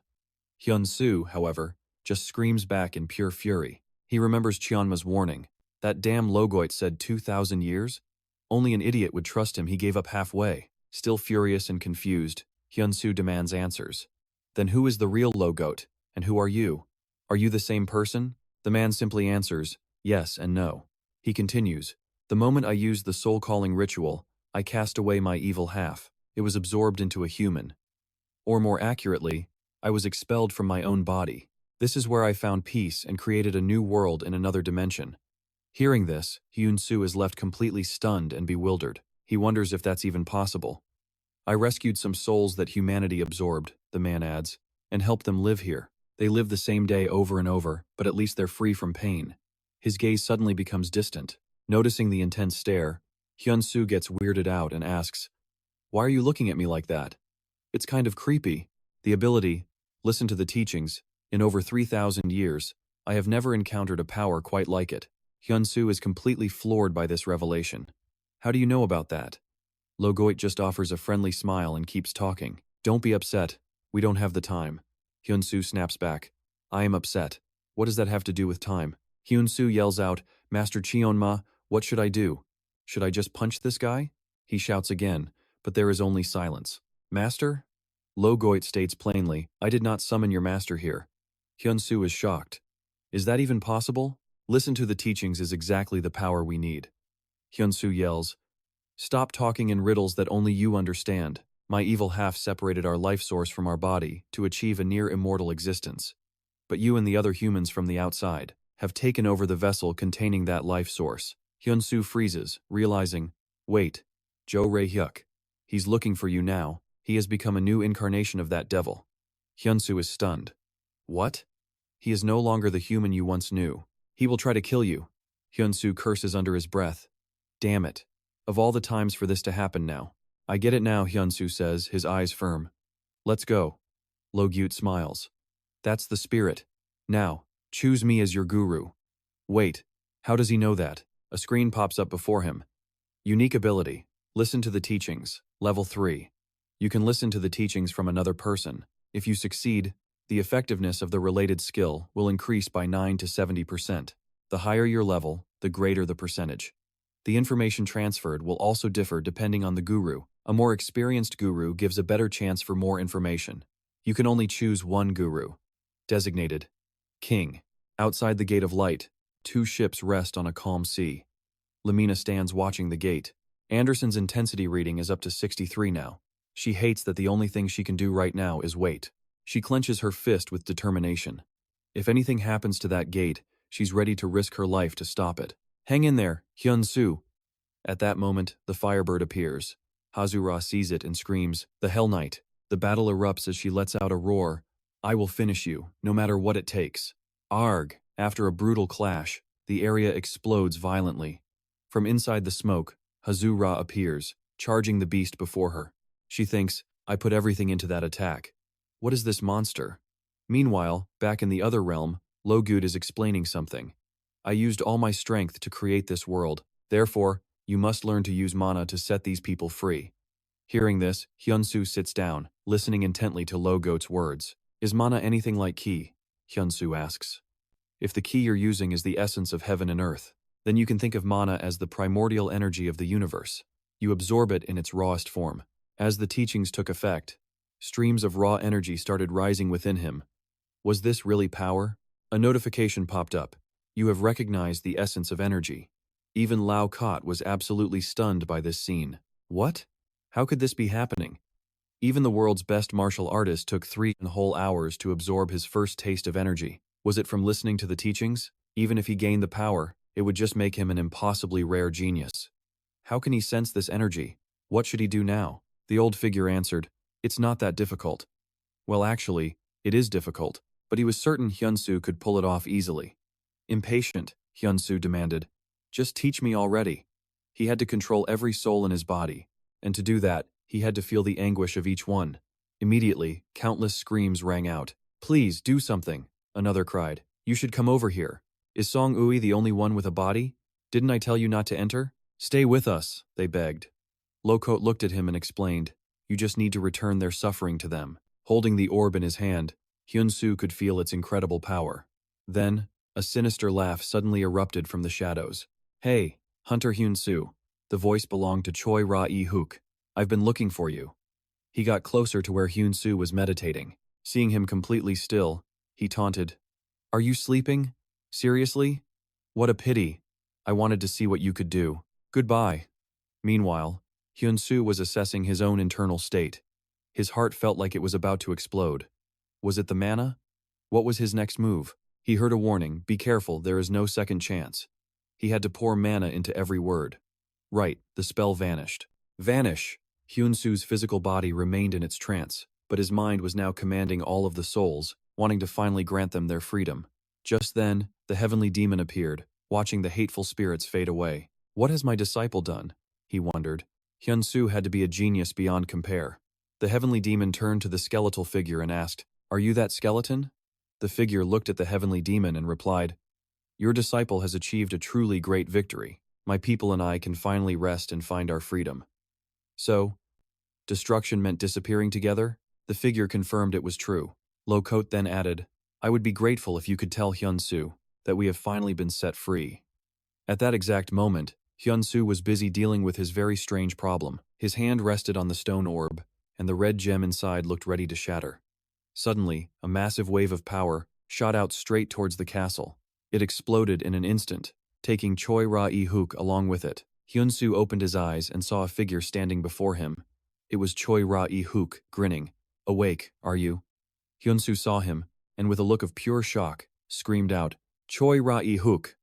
The man just laughed with delight. "Fantastic. It would have been so boring to just kill you like that." He spoke with a wicked smile. "Farewell." A red glint of hatred flared in his eyes. What was that? A miss? His actual body couldn't even see the attack. Choi Ra-e-hook started struggling with his own thoughts. "No, it's just because I'm not used to this power yet." From the ruins of the castle, Hyun-soo flew out, a truly overwhelming sight, but his opponent was stubborn. "I am invincible. I have the power of an S-rank hunter." He slammed his foot down and roared, "I'll show you the power I possess." Hyun-soo watched as he powered up, muscles bulging. It was a shocking display. He could feel it, the power of the Sorcerer King. That meant Choi Ra-e-hook had actually absorbed the energy. The two warriors immediately charged, clashing head-on. "In that case, I can't let you get away." Their arms slammed into each other, veins bulging horrifically across their skin. Choi Ra-e-hook screamed out, "This is absurd!" An absolutely terrifying battle unfolded. "Your left side, too. You keep getting distracted." After a brutal exchange, the fight finally came to a head, and the one who was stopped in his tracks was Choi Ra-e-hook. A single punch from Hyun-soo sent him flying back into a boulder. But no, he wasn't about to give up. "All right, time to end this now." Hyun-soo seized the opening, smashing through his opponent's barrier. The boulder behind him shattered into a million pieces, and with it, Choi Ra-e-hook was sent flying, utterly defeated. The impact kicked up a massive cloud of dust. At last, Choi Ra-e-hook was left broken on the ground, a complete loser. As he lay there exhausted, Hyun-soo turned to the heavenly demon and said, "Master, I feel the energy overflowing. I think the mana power I learned from the Sorcerer King is fusing with the strength inside my body. At this rate, I think I can win even if the Black Lotus comes for me." The heavenly demon watched him silently and replied, I admit, the power I sense from you could be compared to a high-level master from my own world.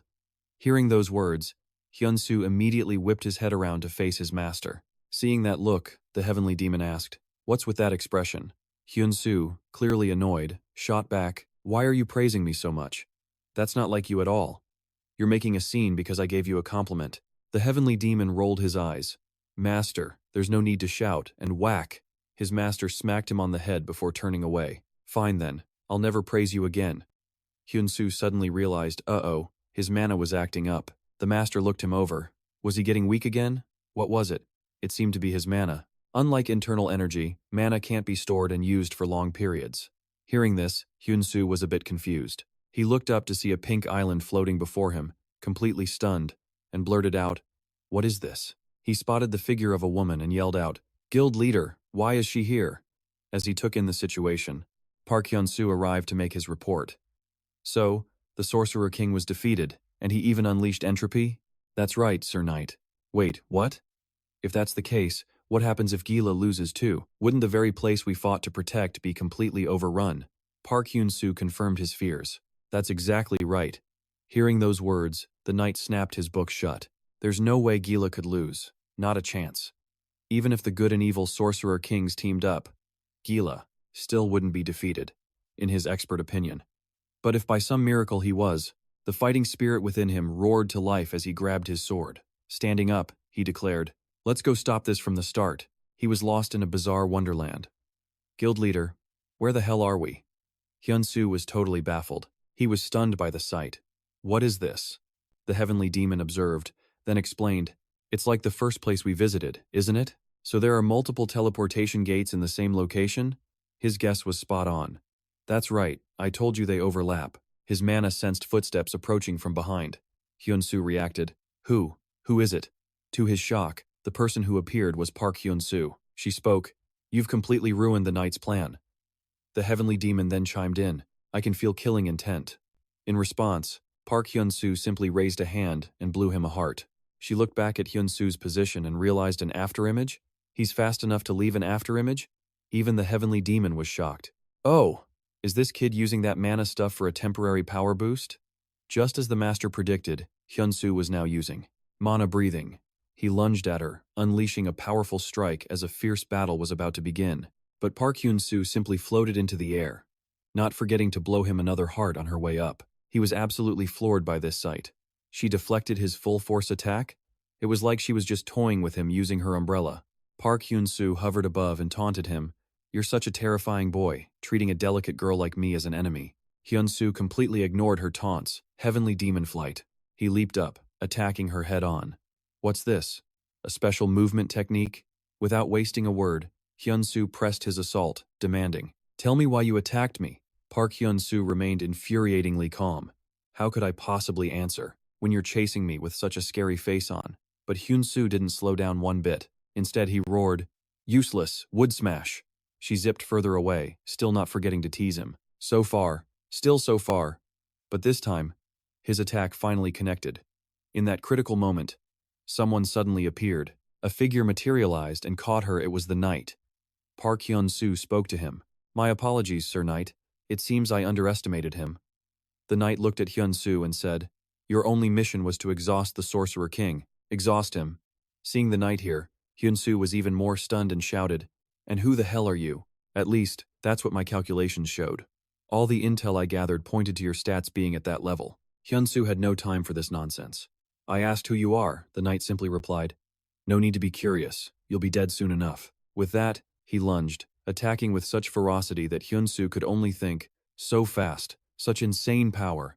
And of course, Park Hyun-soo didn't forget to blow Hyun-soo one last sweet heart. Meanwhile, Hyun-soo was being completely overwhelmed by the knight. A demonic face appeared and attacked Gila, that must be his name. Hazura stared it down and commanded, Deactivate Firebird mode. I have to fight for myself and my fallen comrades.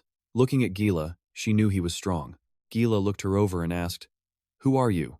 Hazura answered with pure confidence. I am Hazura of the Red Lion Squad. In the name of the members who were buried in this place, I will use all of my soul and body's power to destroy you. You will meet your end right here. Her aura was terrifying.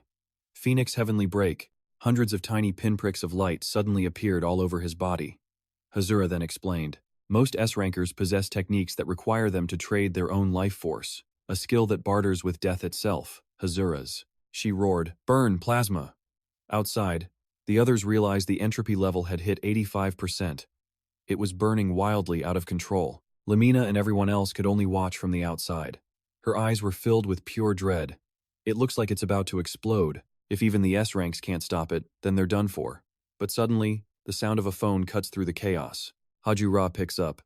Yes, Branch Chief, it's at 85 now. Her voice is strained. I don't think we can hold out much longer. What about the turret? A tense pause. Still no response. Hajura looks stunned. In that case, it really looks like no support is coming, is it? She sounds desperate. So what are we supposed to do? Is this the day they die? But the voice on the other end is calm, reassuring her. Don't worry, someone's coming to help. They're incredible, so don't lose hope. Hearing this, her entire squad looks up, completely shocked. What is that? A strange light suddenly appears from inside the gate. Even Hajura has to step outside to see for herself. Her reaction? Pure and utter astonishment. A young man appears. It's none other than Hassan Banju, backlit by the sun rising over the skyscrapers. The ancient architecture seems to almost glow in the morning light.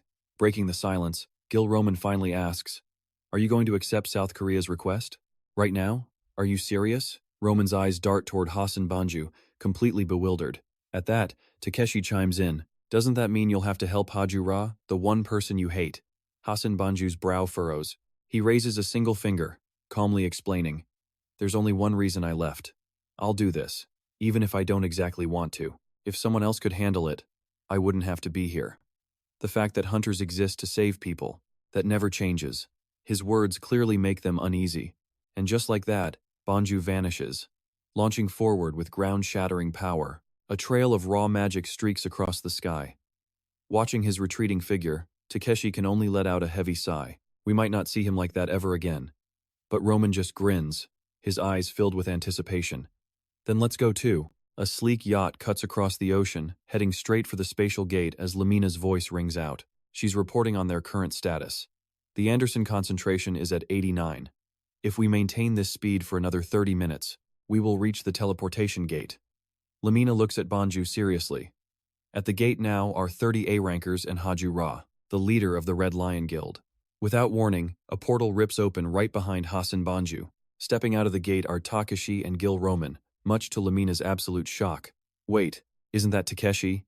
Gil Roman is here too? Banju cuts her off. Then there's still hope. What about Mr. Park? Lamina tilts her head, totally lost. Pardon? Seeing her confusion, he clarifies. Park Hyun-soo. Recognition instantly dawns on Lamina's face. Oh, yes, Hyun-soo is accompanying us. He's from the S Association. But before she can even finish, Hassan Banju holds up a hand, stopping her.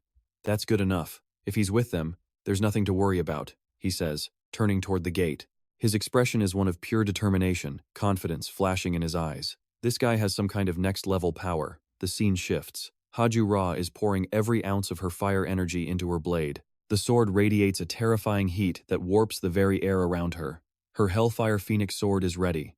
Across from her, the monster begins firing beams. It gathers magic into a single point on its back, preparing for a devastating final attack. Just as the beast viciously hurls the orb of raw power forward, Hajura brings her own blade down with every ounce of her being. She lets out a fierce battle cry. Hiya! Watching this unfold, the heavenly demon seems a little taken aback. He floats in midair, arms crossed and deep in thought. Guess I'll bet on the Girl of Flames, to control fire with that much skill. Master. It's Hyun-soo, weak and staggering to his feet. I survived by temporarily boosting my mana and vitality for defense. But even so, that was a massive hit. Seeing his pathetic state, the heavenly demon asks, why do you look so wrecked? Are you that worn out? Master, please, spare me. In response, the heavenly demon just stares ahead grimly. Isn't the Phoenix Guild Master still fighting with everything she has? Elsewhere, Ma and Park Hyun-soo charge forward like streaks of lightning. What are you mumbling about? Just as Hyun-soo gets into his stance, the heavenly demon's voice echoes in his mind. Ignore every word Taeguk says. Hearing this, he quickly activates his insight skill. A fist flies at him, and he throws out a hand. using magic to deflect Ma's punch. As Ma pulls back his fist, he thinks in frustration. He actually dodged my attack? If that's how you want to play, I'll hit you with something you can't possibly predict. To the right.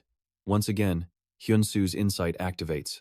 As Ma's kick connects with the ground, the pressure causes a massive explosion of smoke and debris. Seeing Hyun-soo leap out of the smoke, Ma readies his guard, annoyed.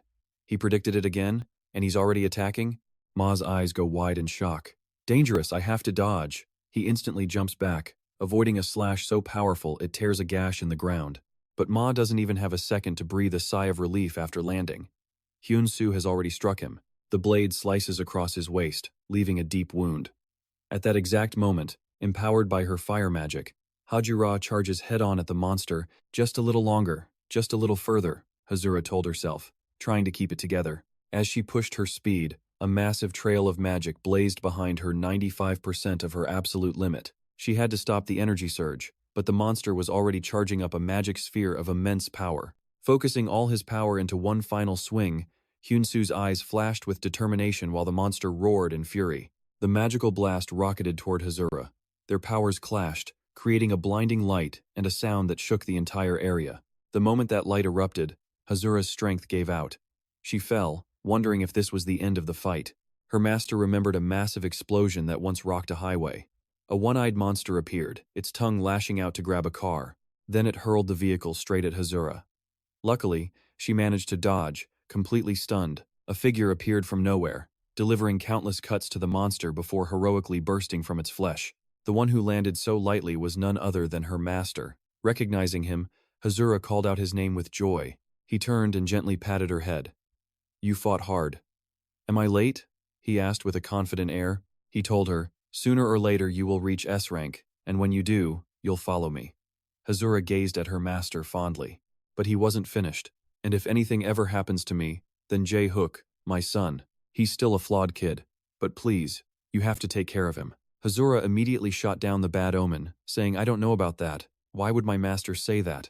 Why would you talk about things that will never happen? At that, he just looked toward the skyscrapers, his expression grim. This is a place where you will never know what's going to happen. And now, back to the present. Hazura's body began to shatter like crystal, falling apart as she whispered her final, regretful apology. That promise, I can't keep it now. I'm sorry, master. At that moment, Ma and Park Hyun-soo stood atop the fortress wall. Park Hyun-soo announced that the gate on the Gulad side was about to close. Hearing this, Ma just answered with annoyance. I know, don't make a big deal about it. He slashed forward twice, the strikes merging to create a spatial gate. And seeing this, Hyun-soo stared in awe. Opening a gate with sword energy? Ma then spoke, his voice slow and deliberate. To be able to fight me like this is truly beyond imagination. I don't know how long you'll survive here, but I am sure of one thing. As his body was pulled into the air, Ma growled a threat. If we ever meet again, he promised, that's when I'll twist your neck until you aren't recognizable as human anymore. And with that, both of them simply vanished. Hyun-soo was left all alone. He staggered forward, trying to scream, Come back here, you coward. But before he could finish, he coughed up blood. Seeing his student injured but still pushing, the heavenly demon flew down to stop him. Don't overdo it, he's gone. Hearing that, Hyun-soo staggered to his feet, clutching his chest in agony. What? I can't be trapped in here like this. Then, among the frozen water, Hyun-soo noticed something. A sword was glowing brightly. Look over there, he said with excitement. There is a sword he left behind. Hyun-soo slowly approached and carefully lifted the sword to examine it. That bastard used this. Grasping the situation, the heavenly demon ordered, This place is sealing. Swing the sword just like that bastard did. But the command just led to confusion. Hyun-soo had no idea what to do. Swing this? How? Seeing his hesitation, the heavenly demon yelled again. What other choice do we have? Fill it with inner energy, mana, or something. Just do it now. Hyun-soo groaned, struggling to lift the sword. The follow guidance skill activated as he raised the blade high. Hyun-soo slowly channeled his power into it. I'll start with inner energy. Before making 2 decisive slashes in an X shape, the slash vanished without any effect, so Hyun-soo decided to try something else. Inner energy didn't work, so I'll try mana. But out of nowhere, a huge wave crashed down, startling him. He scrambled to avoid the water towering over his head. The fortress wall couldn't take the pressure and collapsed. Luckily for him, just in time, Hyun-soo managed to grab the ledge, saving his own life. The heavenly demon just clicked his tongue, disappointed. My own disciple is about to be swept away by the sea? Tsk, I'm almost out of time. But in this dire moment, the mana Hyun-soo had poured into the sword surprisingly activated, once again creating a glowing X-shaped slash in the air. It worked, creating a portal. Hyun-soo stared at the gate below him and shouted with joy. A portal appeared. With his last bit of strength, he barely escaped, landing somewhere completely new. Hyun-soo looked around, taking everything in. He asked in confusion, "Where is this?" "It looks like the desert I saw when I first arrived." Then, the heavenly demon's voice echoed. This forces Hyun-soo to whip his head around. Wait, wasn't that the same place? A city completely submerged in water. The view hits him hard. Staring at the terrifying scene beyond the portal, he asks his master with concern, "That water?" Before he can even finish, his master quickly answers, "Yes. It seems to have merged with where the leader of the Lion Guild was fighting." At that, Hyun-soo freezes. A moment passes before the grim realization hits him, and he blurts out in a panic, "That means the guild leader is in there." Instantly, Hyun-soo pours mana into his blade again, slashing out 2 quick X-shaped cuts. Meanwhile, back at the mansion, a space-time gate suddenly opens in the main hall. Ma and Park Hyun-soo step through. The moment his feet touch solid ground, Ma collapses to his knees, clutching his side in agony. Park Hyun-soo is horrified. She cries out worriedly, "Lord Ma." He just gasps back, "I'm fine." But he knows the wound on his waist is bleeding non-stop. Park Hyun-soo can't help but wonder. He won't even flinch, despite being so critically injured. Is his promise to the king really that important? But she quickly corrects herself. No, the king is an existence beyond fear itself. No one could possibly resist that kind of terror. A moment later, Ma painfully lowers his bear back onto a bed, revealing the wound. He needs immediate first aid. Medics grab gauze and dry cloths, slowly approaching him. One carefully bandages the wound while the other stands by. The second medic silently holds more gauze. "Let's begin treatment. You'll be fine by tomorrow." As he's lying on the bed, he can't help but think, it's a shame the Sorcerer King is gone. But if that Union Gate shatters, now that would be a truly spectacular sight. The more he thinks, the more the memories of his battle with Hyun-soo flash through his mind. What a shame he won't get another chance to fight him. How could that man possess power so far beyond the known limits? Are we even the same? Suddenly, the sound of footsteps breaks his thoughts. A butler respectfully offers him some medicine.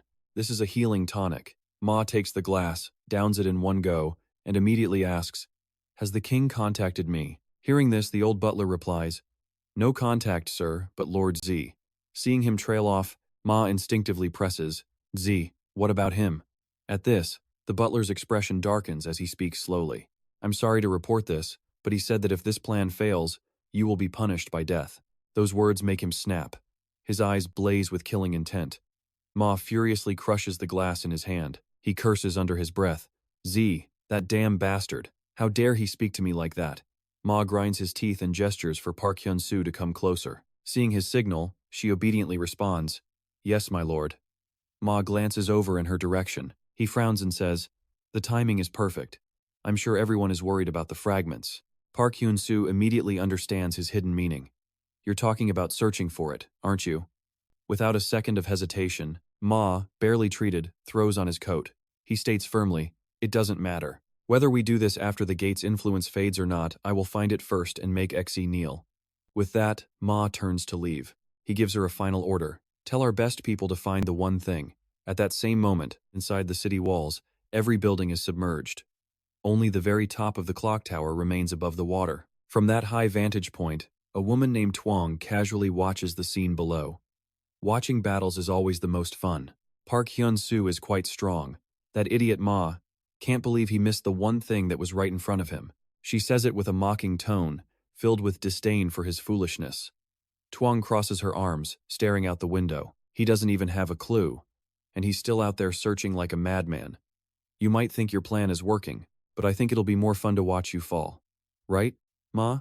As she says this, she turns around, cackling with glee. Just then, her guard suddenly appears. "We found him." Hearing this, Twong moves toward him. "Oh, my sweet, you made me wait a while." In response, the guard is silent, but then he suddenly raises a hand. He snaps his fingers, summoning a spirit beast in a flash of light. Choi Dae-hook's body appears, flying limply towards John Bao before collapsing onto the ground with a thud. As he points to the floor, Twong exclaims, "Choi Dae-hook, You really found him. I'm so happy. But John Bao simply replies, he's already dead. Twang's expression immediately sours with disappointment. I even gave him that bracelet. I can't believe he's still lost to Hyun-soo, but Ma's plan is still in motion. Hearing that, John Bao asks, what are my orders? She looks down at the body with contempt. Since he devoured the flask of life, I'm sure he'll still be useful. Bring him with us. John Bao immediately obeys. Understood. Before leaving, she glances down at the water below. Hyun-soo, I'm counting on you. I'm sure you can find the oasis. A strange, twisted smile spreads across her face as she thinks this. Meanwhile, Hyun-soo and Thien Ma step through their own portal, returning to Azusa's domain. The scenery around them is completely unchanged. Hyun-soo, completely lost, asks, huh? Is that the same desert we just crossed? But his master, the heavenly horse, was perfectly calm. Try again, he said. Though exhausted, Hyun-soo immediately obeyed. Yes, I'll do it one more time. He lifted his sword and slashed a perfect X in the air. Instantly, a portal ripped open. A powerful wind blasted out from it. Meanwhile, back at the hospital, a crowd stared, glued to the TV. The news was breaking the gate at the West Sea had been compromised. The room erupted in chaos. Panic spread like wildfire. What? What if it blows up again? This can't be happening. But others tried to stay calm. The Lion Guild is on site. We just have to wait. Down a quiet hall, Jun's voice echoed softly. He's amazing, isn't he? Hyun-soo went to the gate to save everyone. You need to wake up soon too. He'd be heartbroken if his brother just kept sleeping like this. Behind her, two small children were playing. Jun gently approached them. All right, you two. Quiet down now. Let's go. But before leaving the room, she glanced back at the boy on the bed, offering a small smile. Goodbye. I'll be back to visit. Park Hyun-tae just lay there. He was still unconscious, but his finger twitched. At that very moment, back in the desolate desert, the portal flared to life once more. But instead of an exit, it spat them right back where they started. Hyun-soo looked around, absolutely furious. What is this now? Even the heavenly horse couldn't believe his eyes. What's happening? We're back in the desert? Hyun-soo raised his sword, examining it closely. He rubbed his head in frustration. I have no idea what's going on. This makes no sense. Suddenly, a splash of blue caught his eye. He looked up, and there, right in front of him, was a lush green oasis. An oasis? He cried out. Wasting no time, Hyun-soo bolted towards it. He slid down the sandy slope right to the water's edge. But something was wrong. That's strange, he muttered. The heavenly horse agreed from beside him. It is, as Hyun-soo leaned in to inspect the surface. He stared, confused there was no reflection. I can't see us in the water. He dipped a hand into the cool liquid and immediately realized this was no ordinary water. Looking back at his master, Hyun-soo delivered the news. Master, this isn't water. After listening to the explanation, the heavenly horse asked grimly, You mean, this oasis is the gate? I think so, Hyun-soo replied. Let's go. And with that, the two of them stepped into the liquid. As the strange liquid enveloped him, his mind drifted back to the past. Sunlight streamed down onto his face, waking him from a deep sleep. He sat up, stretched his arms wide, and let out a huge yawn. Slept great, but a quick glance at the clock made his eyes go wide. He had seriously overslept. Am I late? Rubbing his head sleepily, Hyun-soo stumbled out of his room. The moment he hit the living room, his dad started teasing. You're not dead yet? He heard. Confused, Hyun-soo asked, Dad? His gaze fell on his father reading the paper. Hyun-soo's mother, busy hanging laundry, overheard. Honey, why are you so hard on our son? That just made his father laugh. I'm only kidding. Seizing the moment, Park Hyun-tae jumped in. Sleeping 24 hours a day isn't sleeping, it's hibernating, he declared while speaking. But just as he brought a burger to his lips, Hyun-soo snatched it right out of his hand. Don't get so cheeky with your big brother, Hyun-soo said smugly, or you won't get to eat at all. Watching his brother happily munch on his breakfast, Park Hyun-tae whined, Bro, that was my only one. In response, Hyun-soo tapped him on the head with a 500 yen note. Here's that money from yesterday. The sight of cash instantly changed Park Hyun-tae's tune. He bowed his head obediently. Thank you, my dearest brother. With that settled, Hyun-soo turned to his parents. Mom, Dad, what do you guys want to eat? His dad's face lit up. Are you treating us to something good? The family was all smiles under the warm lights, but their trip out to eat was anything but smooth. The traffic was completely gridlocked, horns blaring everywhere. Stuck behind the wheel, Hyun-soo's dad sighed in frustration. Man, the traffic is terrible today. His mom chimed in from the passenger seat. It's usually not this bad. That's when his dad got an idea. He figured a detour would be faster, a decision that sealed their fate. As the car sped down an empty road, Hyun-soo cheered. Hey, it's totally clear. Out of nowhere, the ground cracked open, shaking the car violently as a monster erupted from below, completely shattering the road. His family, caught completely off guard, screamed in terror. The father frantically tried to swerve, but it was already too late. The car plunged straight into the destroyed road below, consumed by a massive, fiery explosion. Days later, the steady beep of a heart monitor echoed through a quiet hospital room. Hyun-soo's eyes fluttered open, the bright light stinging them. Seeing that he was awake, a nearby nurse called out, "Doctor, Hyun-soo's awake." He slowly sat up, his dry lips barely forming the words, "What's happening? Where's my family?" As he frantically looked around for them, the nurse and doctor rushed to his side. His eyes fell on the memorial photos in front of him. Tears streamed down Hyun-soo's cheeks, but he bit his lip hard, refusing to make a sound. Just like that, Hyun-soo stood in the columbarium, his head bowed in helpless grief, wiping away the tears. He couldn't stop them. A pained groan escaped his lips, unable to accept this new reality. Hyun-soo collapsed to his knees, screaming in pure despair. He suddenly froze, hearing a familiar voice call his name. "Hyun-soo, get a hold of yourself." He recognized the voice instantly and shot up from his knees. Snapping back to the real world, Hyun-soo yelled out, "What?" Tears were still rolling down his face. Only now did Hyun-soo look over and see the heavenly demon, calling out in a panic, "Master?" Seeing his student's confusion, the man calmly explained, "You weren't waking up, so I had to use a slightly stronger method." Suddenly, another voice cut in, drawing both of their attention.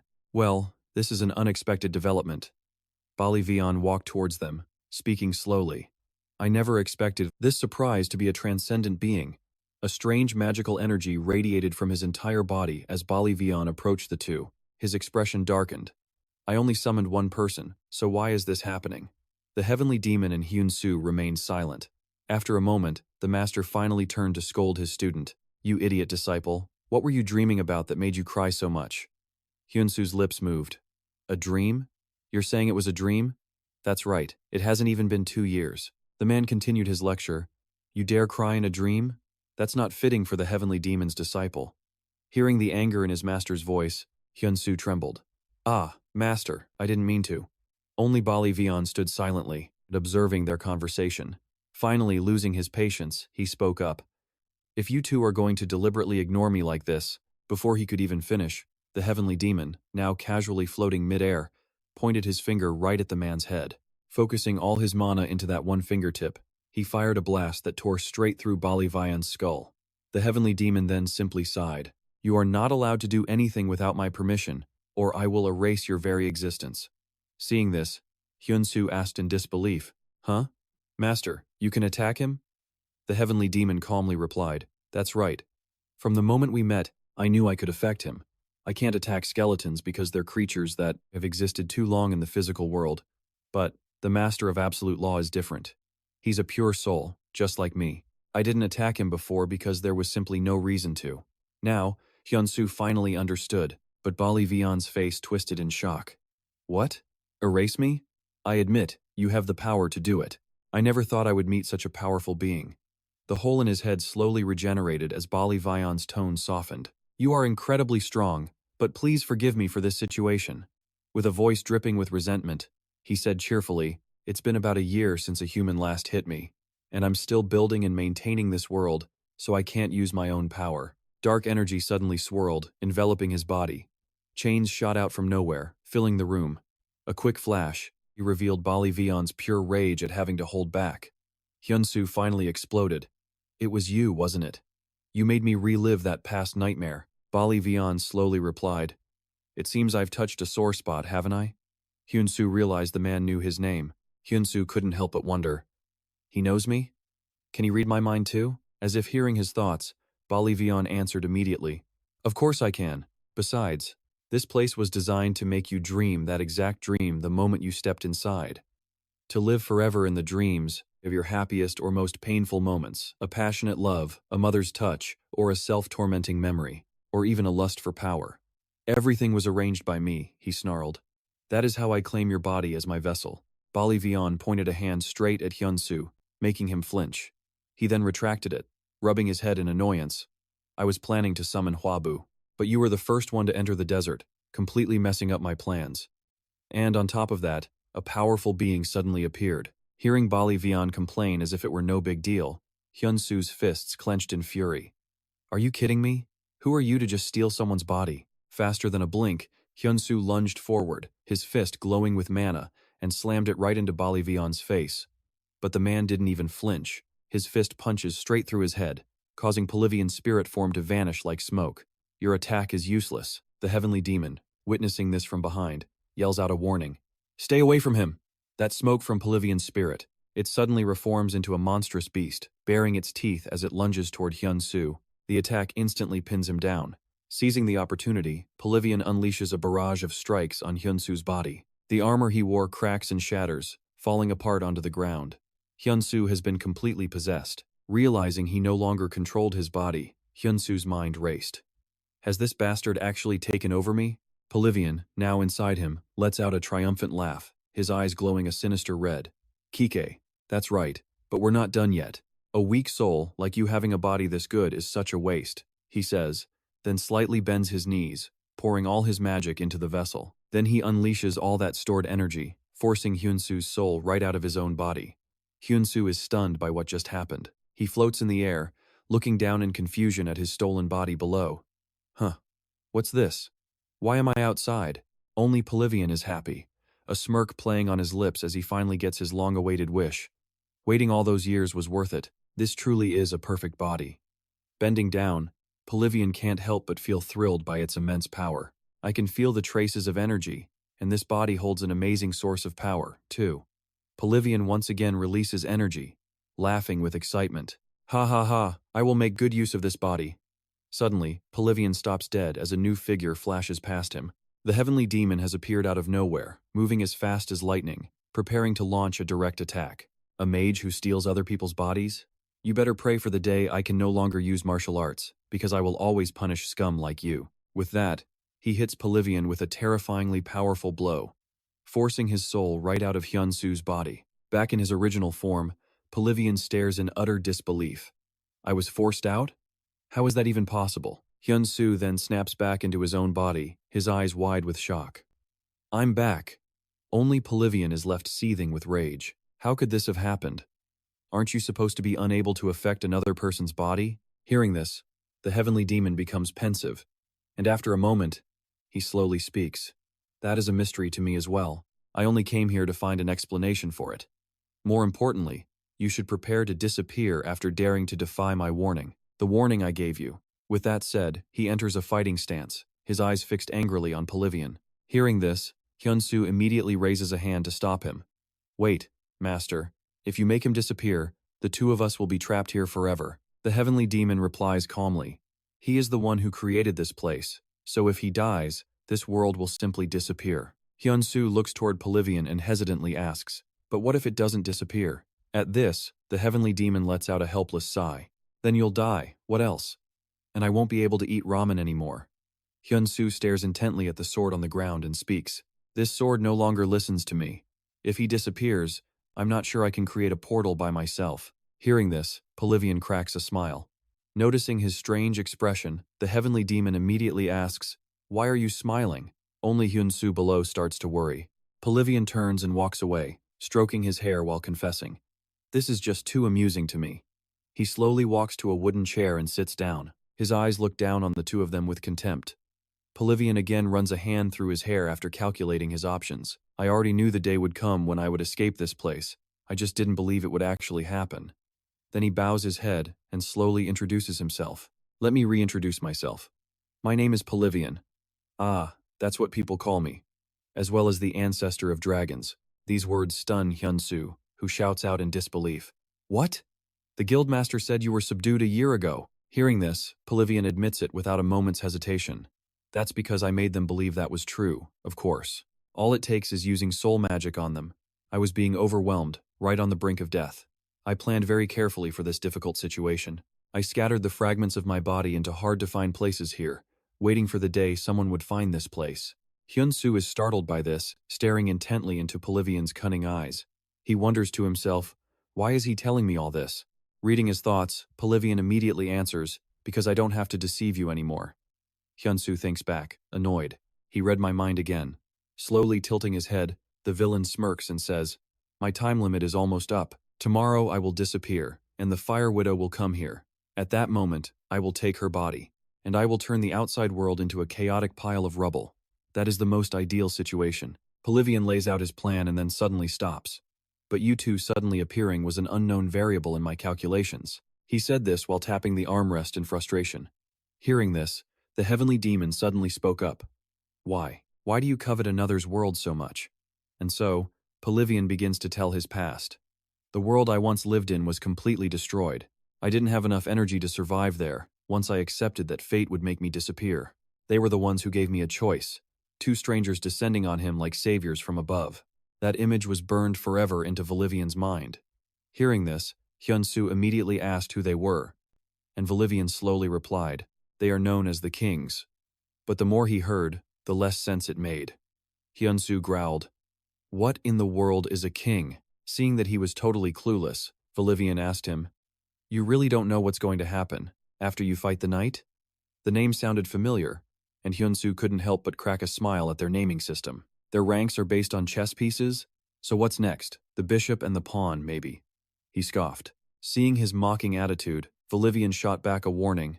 Boy, when you see them for yourself, that ridicule will bring you endless pain. You might even be completely erased from existence.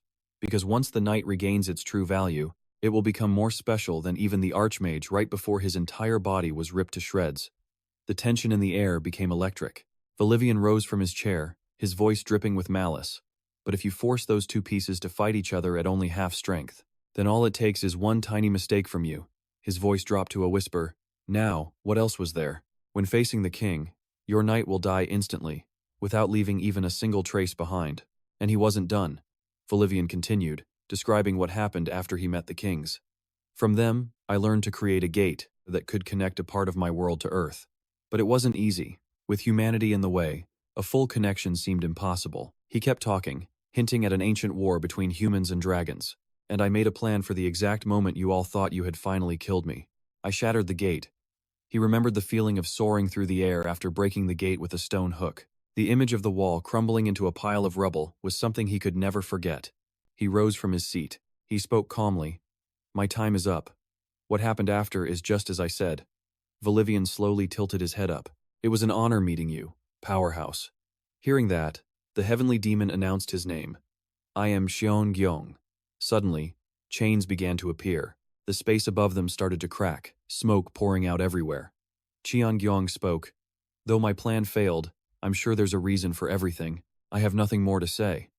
His statement shocked Hyun-soo, as both he and the heavenly demon whipped around to look at the gate. After hearing Volivian's confession, I let the demon gate escape from there. This world will collapse. Oh, and you call this an attack? Volivian's gaze never left them for a second as he continued. I'll give you a little piece of advice. Breathe mana the moment you step outside. Hearing this, the heavenly demon and Hyun-soo started walking out, as the very air cracked and fell apart. The spatial structure in this place had been heavily damaged. Before leaving, Hyun-soo glanced back, trying to make sense of it all. Volivian stood among the ruins, perfectly calm as the world exploded around him. Consider it my gift to you. Hyun-soo placed one foot into the other dimension. The system immediately updated his status. You are now breathing with mana. Your mana is surging violently. Your mana is beginning to overload. Hyun-soo struggled just to control the power flooding his system. The pressure was crushing him. He couldn't move an inch. He thought, I can't even open my eyes. The pressure is insane. All of a sudden, the system issued a command. Refine mana. Confused, Hyun-soo thought to himself. Refine mana? He clenched his jaw, trying to control it. Then the system issued another urgent command. Convert to internal energy. Absolutely stunned, Hyun-soo wondered. I can actually change mana into internal energy? At that thought, he took a massive breath, gathering mana into his body and beginning the conversion.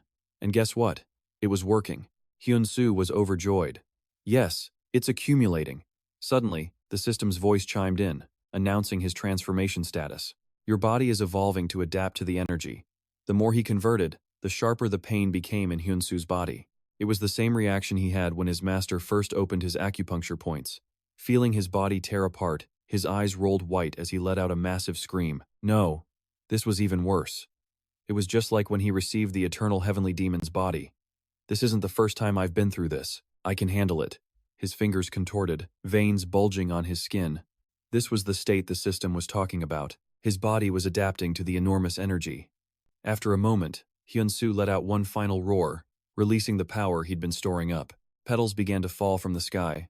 Hyun-soo had now awakened a completely new state. 3 golden lotuses were now rooted in his mind. You have achieved the 3 flowers in full bloom. Meanwhile, the heavenly demon was struggling in another dimension, confused. What kind of trick is this? Realizing he wasn't alone, his voice dropped to a growl. The progenitor dragon has vanished. Who are you in this infinite space? Silence. No one answered his question. Seeing this coward refuse to show himself, the heavenly demon issued a warning. Hiding is useless, because my disciple isn't here, which means I can go all out. And with that, he poured all his demonic energy into one fist.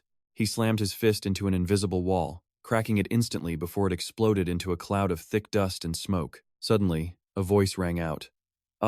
Let's talk first. The heavenly demon pulled back, watching the glass-like shards fall before calmly asking, Who are you? The mysterious voice simply replied, You wouldn't know me even if I told you. Unimpressed with that answer, the heavenly demon raised his fist again, ready to shatter the barrier. Is that so? The voice panicked. Wait. Hearing this, his eyes hardened. He reconsidered, then commanded, Identify yourself. Now. But the mysterious voice just went silent. The voice anxiously explained that it couldn't. The heavenly demon pressed on. You don't want to, or you can't. The voice spoke again, gloomily admitting it was the latter. More confused than ever, the heavenly demon asked again, Who are you, and why did you summon me here? To that, the voice casually replied, I can't tell you who I am. I was simply curious about you and wanted to meet you once. At this, the heavenly demon's eyes blazed with killing intent as he cackled. Just curious, you say? Sensing the shift in attitude, the stranger was startled. Why are you quick as a flash? The heavenly demon raised his knee, and without a hint of mercy, he smashed it down, shattering the glass wall. The heavenly demon's first-class fist. The voice sighed in helpless admiration. You're an extraordinary old man. And just like that, the heavenly demon was free from the barrier. All right, get out of here and continue your journey. The mysterious voice didn't try to stop him anymore. The space itself shattered, opening a path for him. The heavenly demon emerged from the smoke, lost in thought over the bizarre encounter. After a long moment, he finally spoke. You bastards think you can approach me without showing yourselves and just summon me so brazenly? Remembering Pavilion's smug face, the heavenly demon sneered, a smirk playing on his lips. Suddenly, he erupted into a gleeful laugh. Ha ha ha, interesting. This is truly interesting. Meanwhile, back with Hyun-soo, the system notifications continued. Your body has completed its transformation. The unique skill, Guiding Hearing, has been upgraded. His body was enveloped in an abundant aura of mana. With his eyes closed, Hyun-soo focused on its guidance. Yin-yang body rank has increased. You can now mimic a target skill twice a day. Using this special skill allows you to hear guidance more effectively than the target. Jiangyi Yung, Yin-yang body level 4. When yin and yang are in harmony, your body will become more resilient. You now possess high counterattack power against all elemental attacks based on yin and yang. When you use any attack or skill, its effect will be increased by 30%. And now, a terrifying demonic energy radiated from every inch of his being the power of the heavenly demon's body. All attacks based on the heavenly demon body will have their effects increased by 200%. All of the heavenly demon's knowledge will be transferred to you. Your presence can now intimidate others. All physical skills are increased by 300% currently unavailable. At this, Hyun-soo's eyes snapped open. He released a sudden burst of his new demonic power, slowly descending onto a rocky outcrop.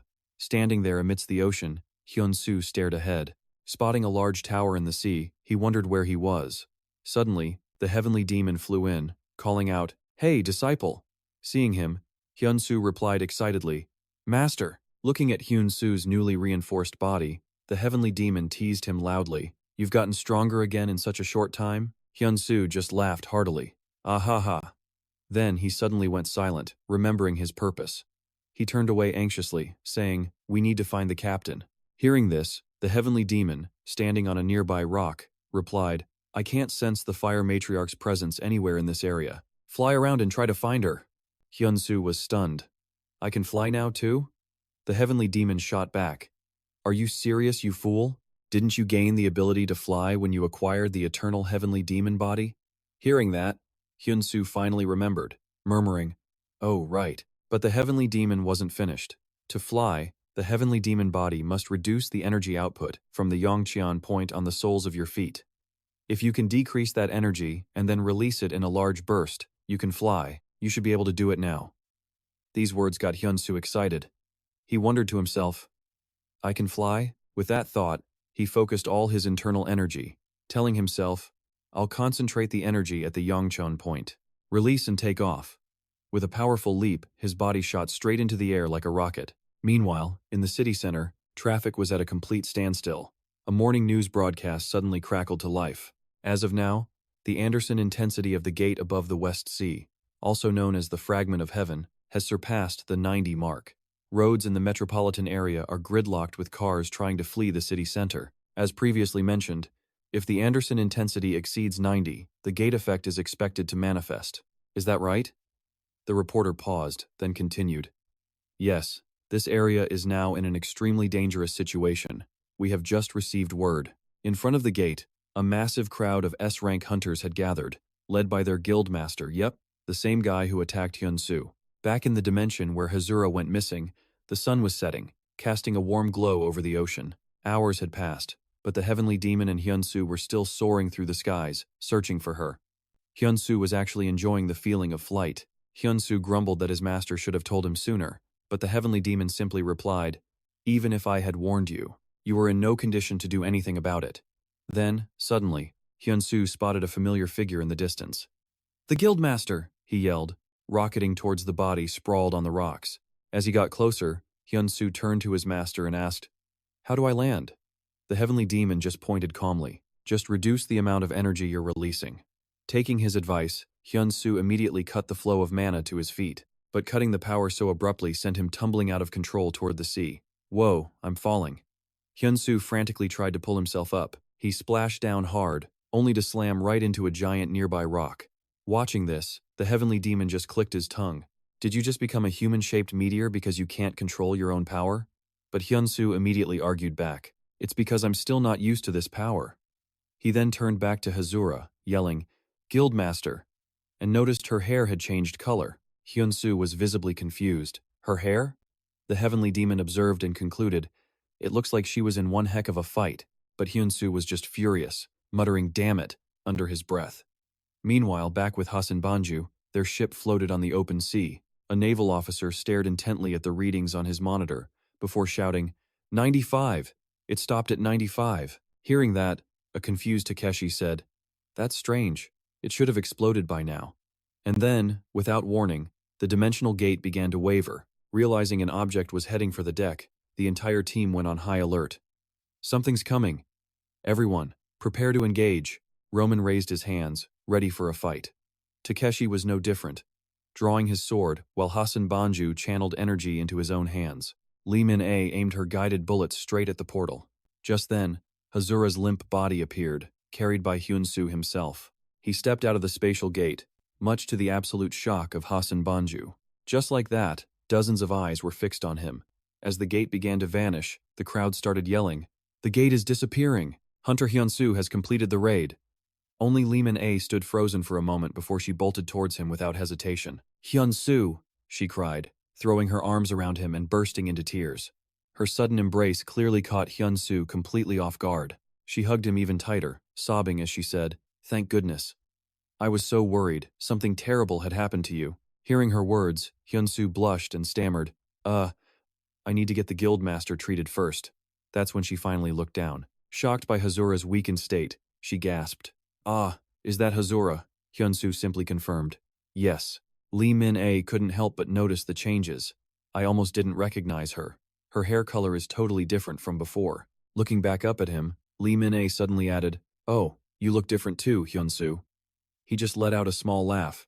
Haha, do I? Just then, a man with a stretcher ran over shouting, Captain Hazura is over here.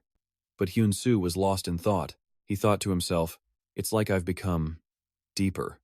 Almost like I'm a completely different person. He gently placed the captain onto the stretcher, A voice from behind suddenly cut through his thoughts, grabbing his attention. You've gotten stronger. Seeing Hassan Banju, Hyun-soo exclaimed, Oh, what are you doing here? But the man ignored the question and just kept talking. You're much stronger than you were before. Hyun-soo, however, was in no mood to be friendly, pointing at him and shouting, Don't you know you're forbidden from even approaching me? Seeing Roman happily walking over, Hyun-soo growled, Somebody say something to this guy. At that, Roman eagerly raised a hand to attack Hassan Banju.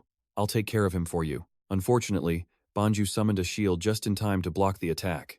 Then, Hassan Banju finally spoke up. What happened inside the gate? Hearing the question, Hyun-soo was shocked. He could understand what the man was saying. After that realization, he answered with a smirk, I'm just a regular guild member, so I have no authority to disclose those details. And even if I could, I still wouldn't tell you. Hassan Banju, however, was quick to shoot back. You might be a regular member, but you're definitely not a regular hunter, are you? To this, Hyun-soo confidently replied, That's a different story. Banju was taken aback by his direct admission. He didn't even deny it. He just stood there, looking incredibly self-assured. Hyun-soo pointed a thumb at his own chest and declared, Let's just say I've gotten to know myself a little better, as you can see. At this, Hassan Banju cracked a smile. Growing bolder, Hyun-soo arrogantly added, Yeah, a lot more than before. But Banju wasn't finished with his observations. You're also more relaxed. Park Hyun-soo shot back with that same cocky attitude. More than last time. Seeing this newfound confidence after so long, Banju immediately threw down a challenge. I'd like to test you right now, if you're up for it. Hearing this, Lee Min-ae calls out anxiously from behind, Hyun-soo, but he gently turns her down. Not right now. That answer, of course, leaves Banju disappointed. What a shame, he mutters before taking his leave. Hassan Banju tried to talk him down, suggesting they meet later, but Hyun-soo shot back with a challenge, saying he better be prepared when that time comes. And with that, Hassan Banju used his powers and vanished, leaving the yacht as Hyun-soo watched him go with pure hatred. Over here, Takeshi rushed to his friend's defense, saying that deep down, he's a man who knows right from wrong, who left everything behind. A hunter's sole purpose, after all, is to protect humanity. But no matter what Takeshi said, it wasn't getting through. Hyun-soo wasn't having any of it. He furiously shot back, and that's why he wrecks the place I live? At that, Takeshi stood firm, explaining he came because of a promise, but it seemed like he couldn't help much. His words left Hyun-soo a bit conflicted, before he crossed his arms, stared at the sea, and spoke. I'll save that promise for when I really need it. Then, both Takeshi and Roman left through a spatial gate, with Roman giving a cheerful goodbye. Call us whenever you want, kid. We'll drop everything and come running. Just like that, the gate faded into thin air. Staring at the empty space with teary eyes, Lee Mina remarked that perhaps they were actually good people after all. The purple glow of the sunset still hung in the sky. As night fell, the city center's skyscrapers twinkled against the darkness. Even late at night, traffic was still buzzing, but in a dark corner of the bustling metropolis, something else was happening. A circle of ancient characters glowed, lit by candles in a pitch-black room. A mysterious man sat right in the middle. He was deep in concentration, practicing a forbidden art. With his eyes shut tight, he released an aura to gather information. But then, he realized something. His eyes slowly opened, blazing with killing intent as he stared into space, deep in thought. He slowly rose to his feet, whispering, Park Hyun-soo again. A terrifying magic power radiated from his body. This was none other than Javan Demon, an S-class hunter, the #1 ranked hunter in the world, and the chairman of the strategic committee. Just then, the door suddenly flew open. Sergi burst in, announcing, Master! They were successful in the raid. Seeing the sudden intrusion, Javan Demon simply turned and said, Ah, Sergi, is that you? I just saw it myself. Hearing this, she obediently replied, Yes. But then she noticed the massive wound on his chest. Sergi was a little surprised and slowly stood up straight. Javan spoke calmly, Well, I suppose I should have been more careful. I can't believe I let you see this ugly scar. Sergi immediately tried to reassure him. It's all right, sir, please don't worry about it. With that, the two of them left the room. Javan Demon adjusted his collar as he walked, while Sergi made an observation. I think he is a unique individual, Javan agreed, saying, I think so too. As he grabbed an expensive watch from the cabinet, he slowly fastened it onto his wrist while Sergi selected a tie for him. She held up a red one. She smiled and asked, How about red, Master Raven? Uninterested, he gave a flat, sure, while waiting for her to put it on him. Javan slowly declared, The second unique individual will probably have to come to us. Hearing this, Sergi immediately replied, "Of course." But only Javan O'Demon remained lost in his own thoughts. He was remembering the day of the collapse, 2 years ago. The scene appeared before his eyes. Our fighting strength was our only hope, and then, a mighty demon would appear. The image of a monster flashed in his mind. Following that memory was the murderous glare of his entire guild. The sacrifice of his comrades, the great doomsday dragon god, and a prophecy. It showed that 3 unique individuals would rise to fight against it. The image of 3 brave souls, standing against that monster, was something he could never forget. After clearing his thoughts, Javan O'Demon suddenly announced, "I have to go to Korea." Hearing this, Sergi immediately asked, "Are you planning to go alone, sir?" Her face remained fixed in a pleasant smile, not a single change in her expression. Javan simply stated, "It will be troublesome if they act first." Sergi understood and obeyed. "Understood, I will contact Mr. Anderson." Suddenly, an unexpected voice cut in, grabbing his attention. A new figure leaned against the wall, hands in his pockets, speaking with confidence. "I'm disappointed, Master. How could you go there without me?" Meanwhile, at the city hall, a crowd of protesters was shouting non-stop. "The citizens have a right to know what the government is hiding. The government must speak out," they all chanted, holding up all sorts of banners and signs. It didn't stop there. One man with a microphone was aggressively leading the protesters from below. He was trying to incite a full-blown riot. The government only relies on the awakened and does nothing at all. What are they really doing? Hiding everything from the citizens. This incident is just another example. If the Red Lion Guild hadn't been there, Korea would have already fallen. Elsewhere, Cheonma calmly watched the TV as the whole protest was broadcast. The entire event was being recorded. He couldn't help but wonder out loud, why are they doing this? We saved them, so why are they still so unhappy? Hearing this, Hyun-soo turned his head to look at him. He explained awkwardly, "Well, it's because everyone has the right to know what's going on." But this explanation didn't help. Cheonma asked again, what could they even do if they knew? In response, Hyun-soo answered simply, "But they still wanted to know something more important." His face hardened. He steeled himself, looking at the black gate right in front of him. He had seen plenty of gates before, but he'd never seen one so dark. Remembering that weird space, Hyun-soo got a little confused. An open area with 0 monsters inside. Why didn't he find that strange until now? Should he report this to the Hunters Association? As Hyun-soo weighed his options, Tianma suddenly spoke up. "We still need to use it for a while, so just leave it." Hyun-soo flinched, then approached his master to ask, "Did you just read my thoughts? How is that possible? Did you learn that from the Sorcerer King or the Water Dragon?" Of course, those words were more than enough to set Tianma off. He didn't hesitate to kick Hyun-soo right in the jaw. "Are you saying I need to learn from others?" Only he knew the truth, that he was simply guessing. Seeing Hyun-soo whimpering over his wound, Tianma coldly crossed his arms. "Anyway, you are now ready." Hearing this, he asked excitedly, "Can I finally learn the other 6 secret techniques?" Tianma nodded. "Yes, you have met all the requirements." Seeing his student cheer, he added, "But you didn't want to teach me before." The master sighed and slowly explained, "That's because it is different from the first 6 techniques. Giving it to you back then would have been useless." Hyun-soo listened intently to his master's words. While the first 6 techniques use the earth as a foundation, the final 6 are martial arts using the sky. You've already used a piece of the Thien Tamlin Chitha with that thing you do. But can you explain its essence? Hearing this, Hyun-soo fell silent. He'd never even thought about it, and even if he had, he wouldn't understand. The silence didn't last long, as he replied slyly, "Well, in that case, I'd be honored to receive your wisdom." Tianma held up a hand to stop him. Before that, confused, Hyun-soo asked, "Is there something important? Let's eat sweet and sour pork before we begin." This casual attitude was starting to make him mad. By now the sun was high, its light glinting off the research facility. Deep within the corridors, a man was intently adjusting a system panel, the air filled with constant beeps. He was none other than Anderson Walker, a Gate Strategy Commissioner, the Supreme Commander, and also an S-rank hunter. Anderson glanced at his monitor. He slowly asked Javan O'Demon, "Will they be okay over there?" Javan replied, "Who else can we trust? If not the brain of all the awakened ones, you." Anderson looked pleased, pushing up his glasses. "Well, if you insist." Noticing a bit of hesitation, Javan asked again, "Are you not confident?"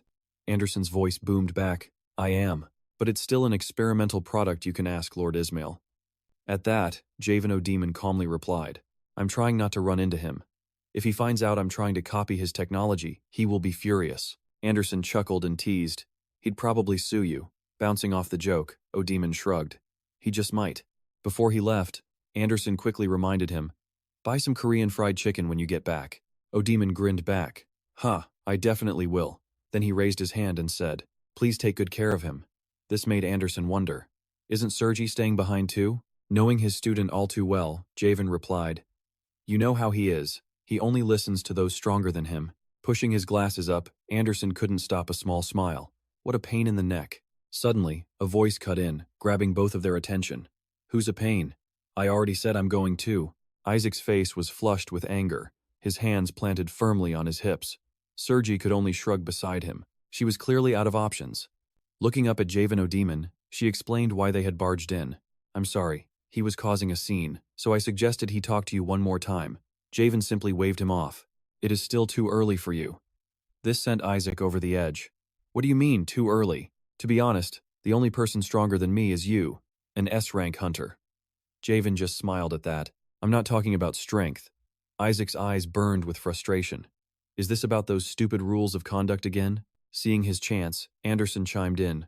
Why don't you try taking him with you this time? Javen yelled a warning at Anderson, but he kept going. Well, he'll learn things like the rules of conduct when he's actually out there.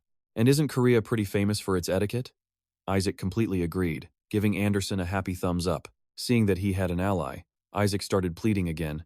Master, you have to at least trust me a little bit, model. Javen could only let out a sigh as he slowly asked. If you were in my shoes, would you trust me? The boy thought to himself. Of course he would.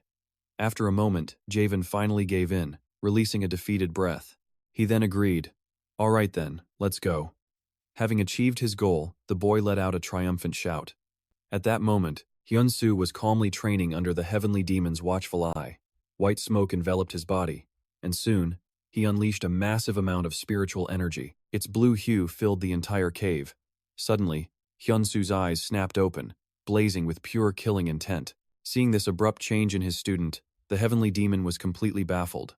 What in the world just happened? He was a completely different person now. After a moment, he finally asked, Disciple, what do you think a heavenly demon is? Hyun-soo was stunned by the question. He looked up in confusion.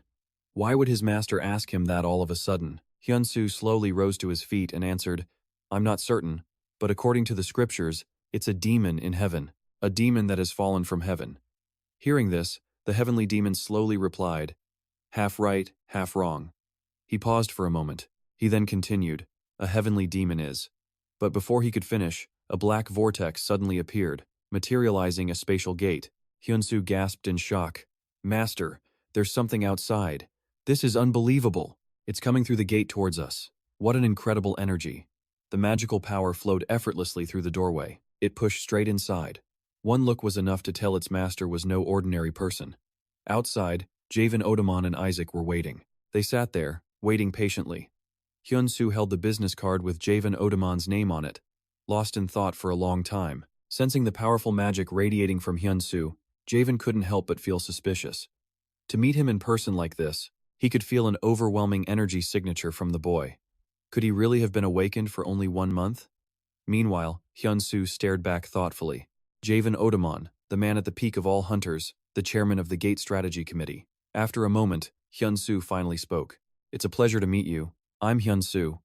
Javen was secretly stunned by how composed he was. He couldn't believe the boy was so calm, even after realizing who he was. Javen then spoke politely. I apologize for this unexpected visit. Noticing Hyun-soo's slight surprise, Javen continued his assessment. He's caught off guard by the most unexpected things. He then raised a hand to the translator in his ear and slowly explained. The truth is, I don't speak Korean. I'm using a communication device created by Mr. Anderson. It's based on technology that Sherlock uses. Hyun-soo finally understood why he could understand him. Ah, I see. Meanwhile, Isaac couldn't stand the smell in the room and pinched his nose in disgust. The stench was awful, even if he couldn't understand their language. Hyun-soo was completely shocked to hear a forbidden word. Seeing this, Javen quickly chided his student. Didn't I already tell you? Actions like that are impolite. These words left Isaac baffled. He had no clue what his master was talking about. What are you saying? It was impossible to tell if he was genuinely confused or just acting. Javen repeated himself. I am certain I told you not to behave that way. Isaac only grew more confused, stating bluntly, I can't understand what you're saying. Hearing this, his master, Javen suddenly remembered he was still speaking Korean. He quickly removed his translator and said, You should use your communication device too. Isaac clicked his tongue in annoyance. He put the device in his ear and let out a sigh. Javen then gestured toward Hyun-soo. He ordered his student Isaac to introduce himself politely. But contrary to his expectations, the boy simply stated his name, Isaac. Seeing that, Hyun-soo couldn't help but think he was a rude little idiot. He slowly waved a hand and introduced himself. I'm Hyun-soo, a pleasure to meet you. Javen quickly tried to smooth things over to ease the awkward atmosphere. He's very childish. I hope you don't mind. Hyun-soo replied casually. It's fine. Everyone is like that at his age. Overhearing them talking trash, Isaac was about to yell some nonsense when Javen whacked him hard on the head. Clutching his head in pain, he complained bitterly. Ow. Master, why did you hit me? Didn't you just tell me to be persistent? Javen heard this and immediately replied. There are always exceptions in life. Hyun-soo found the scene strangely familiar. Why does this look just like the way I react to my own master? He then cut straight to the point. But why are you here? Javen couldn't help but be impressed. What a polite and surprising disciple. Only the heavenly demon had remained completely motionless this whole time, calmly observing, not sure what to do. He just thought to himself, I guess I can stay quiet and watch for today. Just then, Javen's demeanor shifted completely as he spoke with utter seriousness. I won't beat around the bush. As the chairman of the Gate Strategy Committee, I want you to become a member of the committee. The offer left both of them in complete shock. At that moment, in another dimension, tears streamed endlessly down Park Hyun-soo's face. She stood sobbing in the rain, clutching her umbrella tightly, forced to watch the explosion before her. A man with powerfully charged fists slowly approached his opponent, who was struggling to even crawl. His eyes burned with killing intent. Cracking his knuckles, the king watches, knowing Rook is moving in for the kill. Bloodied and broken, the knight can only scream stop, but Rook doesn't listen. Raising his fist high, he roars, You're a disappointment. And just like that, a massive fist erupts from the ground. It slams right into the knight, who screams in pure agony. The sheer force of the blow launches his body straight into the sky. And he's not done. Rook throws another punch forward, a wicked grin on his face, taunting. So, what are you going to do now? In a flash, a massive hand materializes in mid-air and rockets toward the knight, causing an absolutely devastating explosion on impact. Over on the side, Park Hyun-soo can only watch, completely helpless as her master gets utterly destroyed. Rook slowly approaches the knight's body. As he walks, Rook speaks with a slow, deliberate menace. You didn't just fail to notice the one target right before your eyes. Your entire plan also fell apart, didn't it? If it were me, I'd have killed you instantly, but it seems the king has mercifully decided to give you one more chance to capture that target, Rook continued, his voice dripping with venom. Ignoring the rain pouring down, a new sound suddenly cuts through the air, the distinct click-clack of a woman's high heels. A woman approaches Rook, calmly opening an umbrella to shield him from the rain before giving the knight a look of pure contempt. Rook puts an arm around her, pointing menacingly. Make sure you do it right. Use whatever you need. And with that, he and his assistant walk away. They leave the knight's battered and broken body behind. Seeing that it's finally over, Park Hyun-soo immediately rushes to his side. She cries out in worry, Sir Knight! She kneels down, desperately checking his wounds. Back at Hyun-soo's apartment, he's staring intently at a glass on the table, absolutely stunned. An aberrant? He asks. Hearing this, Javen chimes in, slowly beginning to recount a vision of the future he once saw. Exactly 2 years ago, I witnessed a vision of a battle where the gates of 3 separate worlds collided. Humanity will be the ones to protect the Earth from demons, and we call those special individuals aberrants. Meanwhile, Isaac just stares blankly at the wall. Barely paying attention, Hyun-soo suddenly cuts in and asks, But there has to be a specific reason for this. Why do you think that I'm an aberrant? At this, Javen finally comes clean. Hunter Hyun-soo, my ability is time intervention. The words completely floor Hyun-soo. But Javen's not finished. He lifts a glass of water, adding, and structural reconstruction. He then quickly drains the glass and sets the empty cup back on the table, a perfectly normal-looking gesture. But then the water inside the cup begins to rise, refilling it completely. Hyun-soo can only stare in absolute awe. The glass is full again. Javen, looking thoughtful, slowly explains, I can bend the flow of time itself, and look into its currents to intervene. These words leave Hyun-soo speechless. He barely manages to ask, like a time machine, Hearing that, Javen continues, "It's a little different, but that's the gist. I've seen every single one of your battles, Hunter Hyun-soo, Emoji Hasan, and even the Sorcerer King." At this, he suddenly stands, his eyes locked completely on Hyun-soo, never wavering for a second. Reading his expression, Javen says, "I'm guessing you might feel a little violated." At that, Hyun-soo snaps back, clearly annoyed. "Of course I do." With an apologetic tone, Javen quickly clarifies, "I apologize for that, but I don't spy on anyone's private life, so there's no need to worry." Seeing that Javen hadn't crossed a major line, Hyun-soo decides to forgive him. "I accept your apology."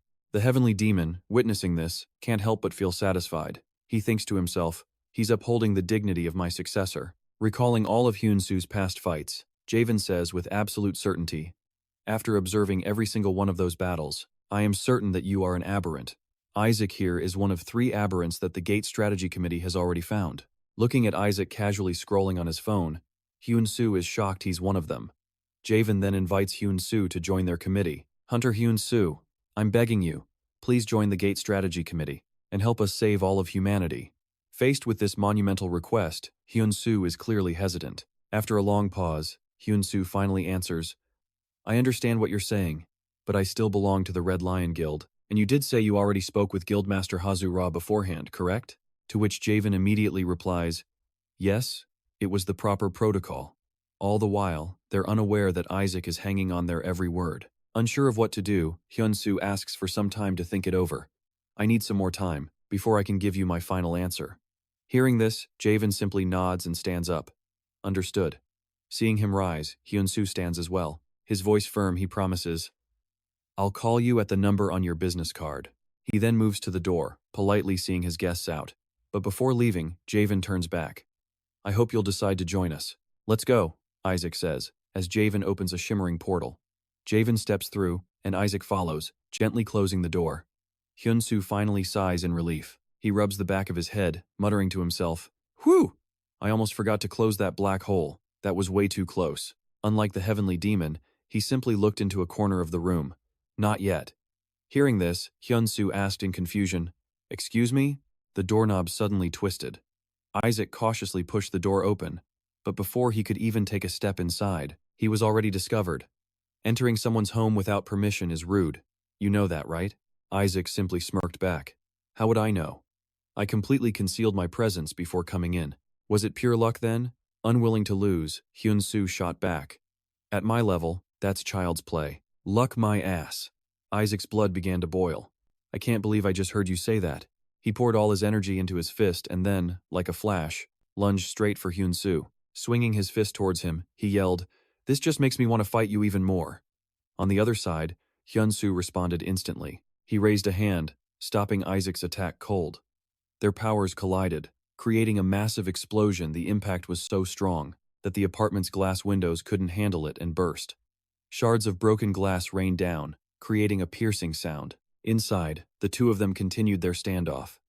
Hyun-soo used his full power to grab Isaac's arm, refusing to let him pull away. Finding himself completely restrained, Isaac couldn't believe his eyes. "He blocked it?" Hyun-soo just smirked in response. "So slow I could have taken a nap." Realizing his body was being lifted, Isaac stared back at him without a single flinch. Hyun-soo then powerfully slammed his body into the floor. Meanwhile, in another dimension, the sky cleared after a rainstorm. Morning sunlight streamed down the staircase of a grand castle. In a private room, Park Hyun-soo was tearfully bandaging her master. She asked him with worry, "Are you all right, sir?" while silently cursing the villain responsible, the one who left Master Ma in this condition. Ma didn't know what to say. He just stared silently into space. He suddenly cried out in pain, making her jump. "Ah, I'm so sorry." All of a sudden, a familiar voice echoed through the room. It immediately caught their attention. "The life of a dog sure is difficult." The sarcastic tone made Ma instantly recognize too. Hearing that, she happily raised a hand to wave. Seeing her sudden appearance, Ma couldn't help but ask, "Why are you here?" Noticing his defensive stance, Tu slowly pulled over a nearby empty chair and said, "Well, what could happen just because I showed up?" She flopped down and casually asked, "How does it feel to be beaten?" "I'm having a great time." Ma just glared daggers at her. He raised a hand, ordering Park Hyun-soo to step back. Before leaving, Park Hyun-soo tried to speak up for her master. It was the king's punishment. What could he do? Tu just responded with a bored, Is that so? Even if it wasn't, he knew it wouldn't be good for you. At this, Ma completely forgot about his serious injuries. He angrily stood up and shouted, "Are you looking to die?" Only to clutch his side, gritting his teeth in pain. He quickly tried to wave her off. "Stop talking nonsense and get out of here," Tu immediately replied. Her voice held a hidden meaning. "I'm busy too, you know. I didn't come here to cause trouble." Her words only fueled Ma's rage. His killing intent flared as he yelled, "You, shut your mouth." Unfazed by his attitude, Tu slyly asked, "You don't want to hear it? I have some very useful information for you." Ma fell silent. He calmly sat back down and asked through his teeth, "What information?" Seeing him finally ready to cooperate, Tu started to negotiate. "But first, we need to discuss the conditions." He stared at her intently. "Conditions?" She slowly stood up, leaning against the chair with a cunning tone. "If you follow my suggestion and complete the mission, you'll have to do me a favor later. No complaints allowed." Ma clenched his fist, hesitating for a moment. He thought, "I still can't confirm it. Even Hao doesn't know about Oshultjukan." After thinking it over, Ma stood up with his shirt in hand and calmly said, "Don't do it in my name. The Shadow Soul has started to move." The new term left her a little confused. "Shadow Soul?" Ma explained as he put on his shirt. "They are a small group of awakened beings who oppose the hunters from the Gate Strategy Committee. Rumor has it that the group was created by ordinary people." Tu quickly added, "Well, many people don't like how hunters have changed the world. The Gate Strategy Committee has made all personal firearms illegal on this planet. Because of that, the power of hunters is now absolute. It's humans ruling over other humans. No one can stand against them." He slowly buttoned his shirt and said, "I heard they've caused some terrorist attacks." Tu immediately confirmed it. "Yes, but they haven't had much impact. The organization is still active." She then held out a business card. Ma was a bit confused. "What is this?" As he took the card, she began to explain. They chose Larkin Thee as their official leader. Reading the name on the card over and over, Ma knew who this was. Larkin the Henry, an awakened being far beyond A rank, who once turned his back on the Gate Strategy Committee. He was even considered the next generation S-rank hunter. With that settled, Hyun-soo raises a finger with a grin. "Now, listen to my plan." The scene shifts to Hyun-soo's place. A man screams, staring at the shattered windows. What in the world is this? Down below, a crowd murmurs in confusion, totally clueless about what's going on. All the windows are shattered and the power is out. What should we do? Suddenly, a remorseful Hyun-soo approaches them. "I'm so sorry, I made a mistake during my training." He awkwardly makes up an excuse to calm everyone down. A middle-aged woman responds, "Oh, is that you, Hunter Hyun-soo? You should really learn to relax more." A guy in black behind her mutters under his breath, "What is it this time?" Even the old man beside them chimes in. "Last time you nearly tore up the whole street, and that wasn't all." The woman keeps complaining, "No matter how much of a hero you are, this is still a residential area." The old man beside her hesitates, but there's no denying Hunter Hyun-soo has saved a lot of people. Hearing this, Hyun-soo politely responds, "I'll take full responsibility for what happened. I'm truly sorry, and I will have every window here replaced immediately. I will also cover the costs for every single household." Hearing that, the woman immediately pushes the other two back inside. "He's going to pay for it, so let's go." The old man can't help but exclaim, "That's just incredible." But Hyun-soo just lets out a tired sigh. He runs a hand through his hair, muttering, "That kid." He then looks towards the building. He thinks to himself, "I can't live anywhere else because of the black hole. Should I just buy the whole building? It's pretty trashed anyway." Out of nowhere, the heavenly demon suddenly appears behind him, whispering, "And after that, you should install a jade statue of me for decoration. Then paint some black fire dragons on the windows." Naturally, Hyun-soo isn't buying this ridiculous idea. Back in his room, Hyun-soo says cheerfully, "All right, let's keep going."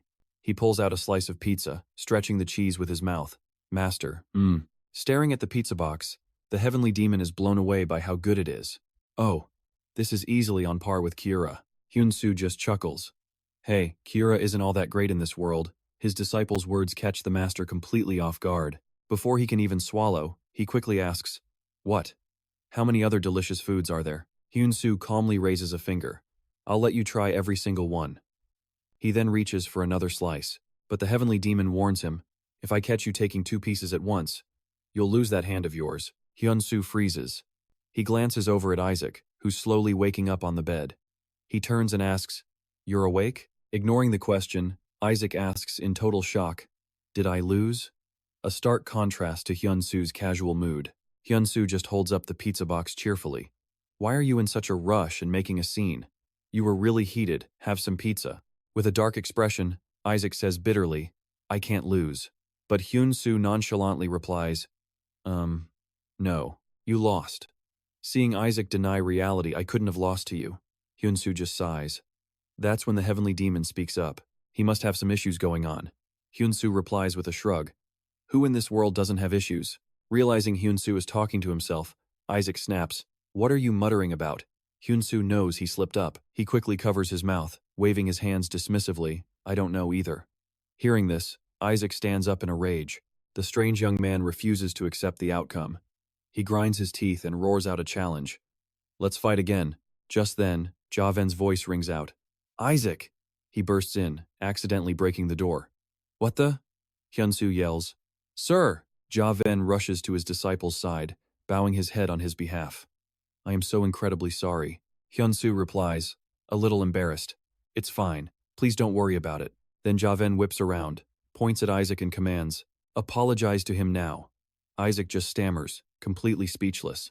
Master. Seeing his hesitation, Javen yells again, Hurry up. Finally, Isaac reluctantly bows his head.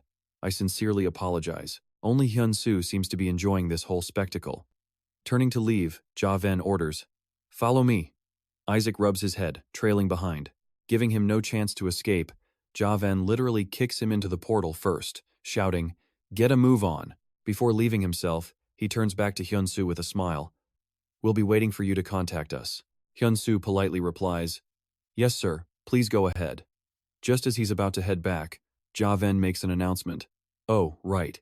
Hunter Hyun-soo has been officially recognized by the Gate Strategy Committee as an S rank. Those words leave Hyun-soo stunned into absolute silence, speechless as Javen slowly steps into the portal. Javen waves goodbye to Hyun-soo. The arrival of a new S-rank hunter is about to make the entire world celebrate. A wave of pure bliss washed over him. Hyun-soo stared at his hands, absolutely thrilled. Had he really become an S-rank hunter? He couldn't believe this day had finally come, but his celebration was cut short. The heavenly demon suddenly cut in. Stop fooling around and get back here. It's training time. His words completely killed the mood. Sulking in another dimension, Hyun-soo paid close attention as his master explained the last 6 forms of the heavenly demon arts. This was a secret technique created to destroy the world. His master stressed one point: the heavenly demon was born to kill gods. Hyun-soo just sighed at this, clearly not buying it. Kill gods? How was that even possible? He just didn't believe his master. The heavenly demon spoke slowly. Killing a god is impossible. I thought so too. But I realized that gods are the ultimate opponents a heavenly demon must face. To fight them, you need every martial art, all the inner power, and the knowledge of every heavenly demon who ever lived. At that moment, all the previous techniques flashed through the master's mind, from the black fire spirit to the very lightning itself. He had sharpened every single one of them. Hyun-soo stood up, watching intently, thinking this was the true meaning of the heavenly demon. The heavenly demon swung his arm down, roaring. The final 6 forms of the heavenly demon's descent palm. First form, tearing heaven's clouds. He exhaled a breath of demonic energy, focusing all his inner power into his arms, as his body radiated a terrifying aura. Standing nearby, Hyun-soo was stunned as the atmosphere grew heavy. The pressure was absolutely crushing. The heavenly demon raised his hands, unleashing the demonic power in them with a massive shout. The resulting explosion sent rock and debris flying through a sea of fire. A system notification suddenly appeared. He had learned tearing heaven's clouds, the first of the final forms, with a comprehension of 37%. Hyun-soo shielded himself from the blinding light, bracing his body so he wouldn't be blown away. But it wasn't over. The heavenly demon swung his arm back again. This time, he didn't just summon lightning. He combined it with dark arts in his hand, growling. Second form, Black Crow. To taunt the heavens, he unleashed a flurry of consecutive attacks, starting with a powerful punch straight forward. Next, he gathered power in his bicep for a strong thrust. Not wasting a second, his enemy kicked out hard, followed by yet another upward punch. The system updated his progress again. He had now learned Black Crow, the second form of the heavenly demon's descent palm, with 33% comprehension. The heavenly demon channeled power into his legs, launching himself skyward with a roar, to bring sorrow to the heavens. Third form, Heaven Breaker. Bolts of lightning shot out in zigzag patterns, accidentally zapping Hyun-soo, who scrambled in terror to find cover. The technique was on another level. As he ran, Hyun-soo thought that if a man like this ever became an enemy to the hunters, it would be a complete nightmare. Gathering lightning energy into his palm, the heavenly demon slowly explained. Convert the static electricity created by Heaven Breaker into a charge and strike the heavens. With that, he raised a fist crackling with an immense electrical charge. He punched the air and shouted the technique's name. Fourth form, Heavenly Thunder. Hyun-soo, stunned, shielded his face with his hands. He couldn't help but marvel at this skill, a combination technique linking Heaven Breaker and Heavenly Thunder, unleashed after the initial strike. The electricity in the heavenly demon's hands quickly gathered into a massive ball of lightning energy. He then roared, "Strike down the exhausted heavens." Fifth form, Heavenly Destruction. He hurled the massive lightning ball downward, creating a series of huge explosions. For the final form, he gathered demonic power between his hands. He yelled, "Finish the defeated heavens." Sixth form, Heavenly Soul. Once more, he threw the accumulated energy down. The difference this time was the sheer force behind the throw, causing the lightning energy to tear through the wind and shatter the ground below. The ground, once perfectly normal, was now a chaotic mess, with everything engulfed in flames. Caused by his previous attacks, the air was now thick with nothing but smoke and dust. Elsewhere, flowers were blooming in vibrant colors. Warm sunlight streamed down on the central hospital. In one of the corridors, Hazura stared blankly at her reflection in a mirror. She didn't know what to say about her own pathetic state. Biting her lip, she tried to suppress the overwhelming emotions welling up inside her. Her hand rose, trembling as it clenched into a fist. Ashamed, Hazura buried her face against the wall and sobbed, "I've lost so many members. I'm such a useless leader." Hearing a door open, Hazura glanced back to see Lamina slowly enter, calling out, "Miss Hazura, I came as soon as I heard you were fully awake."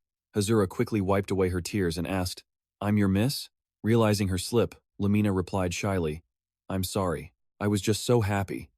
Hazura didn't seem to mind much, simply saying, "It's fine, I don't care." She stared down at her own palm, her voice tinged with sadness as she said, "But I can't use my powers right now." Hearing this, Lamina smiled reassuringly. "Don't worry, it's probably just temporary." But Hazura was the only one who seemed extremely tense about it. After a moment, she finally asked, "Is everything okay outside?" Lamina replied, "Yeah, we've already handled all the debris. Hyun-soo has become a national hero." At this, Hazura sighed in frustration, that guy. His boss is finally awake and he's nowhere to be found. Lamina looked a little worried. She recounted what happened a week ago. There's been no sign of Hyun-soo since Jae-ven visited him a week ago. Hazura's eyes widened at the familiar name. Jae-ven? She couldn't help but find this turn of events strange. Jae-ven visited him? Back at Hyun-soo's apartment, several hours had passed since his training, and the sky had turned a golden yellow. Thien-ma and Hyun-soo calmly stepped out from the black gate. The second he was in the room, he smugly asked, "So, master, big improvement, right?" Thien-ma immediately shot him down. "Improvement? Don't be ridiculous." Dejected, Hyun-soo flopped onto the bed, muttering, "Come on, you can't praise me even a little?" Hearing this, Thien-ma coolly replied, "You're getting far too arrogant, but that was just for show." Inwardly, he was shocked by Hyun-soo's incredible growth, even if it was a bit unstable. He had reached the Thunder Lord stage in just 1 week. While scrolling on his phone, Hyun-soo suddenly sat up. "Oh, she's awake." Thien-ma overheard and casually said, "You mean the Fire Lion girl? She woke up 2 days ago." At that, Hyun-soo shot up, absolutely furious. "Why didn't you tell me?" But Thien-ma just floated there nonchalantly, clicking his tongue. With that, Hyun-soo scrambled to get out of bed. "I have to go," he declared. His master simply asked, "You're going like that? I can smell your sweat from over here." Embarrassed, Hyun-soo sniffed his clothes and gave a weak laugh. Yeah, they were definitely ripe. And so, the two of them decided to head out into the city. Standing in a public bathhouse, Thien-ma's voice suddenly echoed. "What is this place, Hyun-soo?" While taking off his shirt, he replied, "A place to bathe." His master was confused. "Can't you do that at home?" Hyun-soo's response was simple. "Here, you can scrub yourself completely clean." These words definitely piqued Thien-ma's curiosity. In a flash, Thien-ma transformed, his clothes vanishing into thin air. "Well then, I suppose I must also get undressed to experience this." Hyun-soo was stunned. "Whoa, wait, you can do that? Master, you have that kind of power?" Hearing this, his master slowly glanced back over his shoulder and said, "I can wear whatever I want. Nothing is impossible for me." With that, he morphed into a sleek, modern suit. Hyun-soo's jaw dropped. But Thien-ma wasn't finished. With a single spin, the suit changed into traditional robes. Puffing a pipe, he added, "I can do anything." This left Hyun-soo completely floored. Traditional clothes? In the end, they both changed into the standard bathhouse attire. Thien-ma, however, was totally confused. "Aren't we here to bathe? Why are we wearing these things?" Hyun-soo simply pointed ahead and explained, "We have to go somewhere else first," leading him into a lounge area where people were relaxing and watching television. The sight left his master utterly bewildered. Why is everyone just lying around in here?" Knowing he wouldn't get it, Hyun-soo cheerfully explained, "This is a place where people can hang out." Staring at the odd drinks in their hands, Thien-ma asked, "What is that they're holding?" His student replied, "That's sikye, a Korean rice drink." Thien-ma's mind immediately jumped to another question. "And what's that on their heads? Are they sheep worshippers?" The comment nearly made Hyun-soo fall over laughing. Lightly tapping an egg, Hyun-soo calmly offered, "Here, eat this. Boiled eggs go really well with sikye." Thien-ma immediately countered, "I heard soda is the best match for boiled eggs." Hyun-soo forced a smile, respectfully handing the egg to his master. "Please, try it first." He couldn't believe how quickly the old man was adapting to this new world. He's fitting in way too well. Suddenly, a girl nearby gasped, "Oh my gosh, is that Hunter Hyun-soo?" The reaction caught him by surprise. In an instant, fans rushed towards him, gushing with admiration. "Hunter Hyun-soo, it's really him." One person even hurried over with paper. "Can I please have your autograph?" After the impromptu fan meeting, the two finally entered the baths. As they walked, Thien-ma asked, "You seem to be quite popular, even though you look like a madman."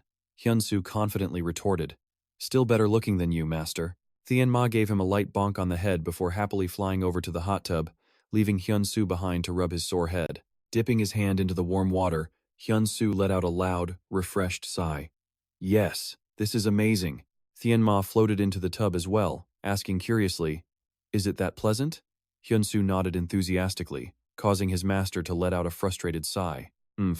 If I had a physical body, I could be relaxing right now, too." Thien-ma was then surprised to see Hyun-soo suddenly raise his hand. Hyun-soo glanced at him and slowly asked, "How about now, feel good?" A satisfied groan escaped Thien-ma from within the water. He then praised his student with a grin. "You're actually quite useful, kid." Hyun-soo just chuckled, gripping his master's hand firmly. Elsewhere, Hazura stood by a window, lost in thought, before finally speaking up. "You're a strange one." He simply replied, "That's what Mr. Robin said." She then began to slowly walk towards Hyun-soo. She gently touched his cheek, making him blush slightly. The warm sun streamed in, as if blessing the quiet moment between the two of them. "I didn't realize it before, even though you were always right beside me." A moment later, she casually moved to a table to make some coffee. While waiting for the water to boil, she asked him, "So, did Robin say anything else?" Just as she poured the mix, he answered, "Well, he told me that the Gate Strategy Committee has officially designated me as an S-rank hunter." Hazura gave him a gentle look, offering a cup of hot coffee. But was he trying to keep an eye on Hyun-soo? Hearing her question, he fell silent in thought before seeming to confirm it. Yes, that was why he wanted to speak with her first. She looked skeptical, asking if Robin had really missed the most important detail. She set her coffee cup down. Calmly, she analyzed the situation for the confused young man, hoping that the first expedition leader of the Special Task Force, Choi Sung-ho, who had died in battle, had shown them three very strange things. Hyun-soo listened intently. S-rank hunters were classified based on unique traits, and he was starting to understand where this was going. Robin believed that such extraordinary things were worth finding, even if it meant making sacrifices. Amon partnered with him, and Anderson, intrigued by the research, decided to join them as well. And just like that, the Gate Management Committee's strategy began to take shape. She continued on. Ken, however, didn't believe in the extraordinary, and focused only on becoming stronger. Takeshi and Shirlomon joined his side, forming the ES Association. She sat on the edge of the hospital bed. She slowly savored her coffee. Qianlan from China and Alexander from America each founded their own separate associations, all for their own personal reasons. After she finished, he asked what she thought. A smirk crossed her lips as she admitted honestly. She'd never really given these matters much thought. Her voice dropped, steady and low, as if declaring her own personal mission. She simply wanted to protect her comrades with her own two hands. She laughed softly, knowing it sounded childish but thinking the ideal was cool. Insanely cool, in fact. She asked if it sounded ridiculous. Hyun-soo just scratched his chin and smiled, saying it was actually amazing. Hearing that, Hazura seemed relieved, thanking him for his words. But her face fell as she admitted that back then, she couldn't save anyone. She felt she didn't even have the right to try. Hearing this, Hyun-soo was clearly upset by Hazura's self-blame. It was a war, wasn't it? He pointed out that they risked their lives in dangerous places to save people. The casualties from that war weren't the leader's fault. Hazura looked up, her expression much brighter than before. Her smile seemed genuine, as if a huge weight had been lifted. He really was a good kid. Unbelievable. To think a young man was comforting her with such words. Tianma had appeared at some point, listening to their conversation. So what was his plan? Would he continue working with them? Hyun-soo answered without a single moment of hesitation. After hearing everything she had to say, he was certain. His eyes filled with a determination that nothing could possibly shake. He declared that he would get even stronger. Standing behind him, Tianma gave a silent, satisfied nod. It was the look of a mentor who felt his student had finally grown up. Hazura's expression was almost identical. From a leader's perspective, she seemed genuinely happy to hear him say that. She tilted her head, leaning back slightly. So he was going to walk his own path? He nodded, yes. Hazura said she expected a lot from him. He was an S rank, after all. Then her attitude flipped 180 degrees. She pointed at him seriously, just like all the others he had met. She could vaguely sense their presence. He needed to be careful, she warned, because they were hunting him down, hunting an extraordinary person. He answered so casually that her eyes went wide, completely stunned. He had no intention of letting them catch him. She leaned in close, saying she could trap him on an island if she wanted to. A remote one. But he boldly declared that no one in this world could ever trap him. Hazura found this a little amusing. It was almost reassuring in a way. She patted his shoulder, telling him to come here for a hug. He just shyly scratched his head. Ha ha. Hazura hugged him tightly, patting his back with a serious warning. No matter what, he could never let his guard down. In a single moment, they could turn him into a villain just like any other hunter. Hazura gripped his shoulders, her eyes full of hope. From this day forward, she was looking forward to working with him. Later, under a clear evening sky, in a neighborhood of old high-rises, houses were packed tightly together around a rare open lot. In that lot stood a factory, abandoned for who knows how long. A massive crowd of people had gathered inside. They all looked serious, and you could feel the absolute rage in the air. Their ringleader declared that the hunters had stolen their weapons. Henrik Black Thunder, the leader of the Usurp Association, founded by the Dark Souls, stood on a high platform. He spoke into a mic, his voice dripping with fury. He raged about their special powers, abilities that humans should have possessed to fight back. They took our guns, he yelled, and even our cannons.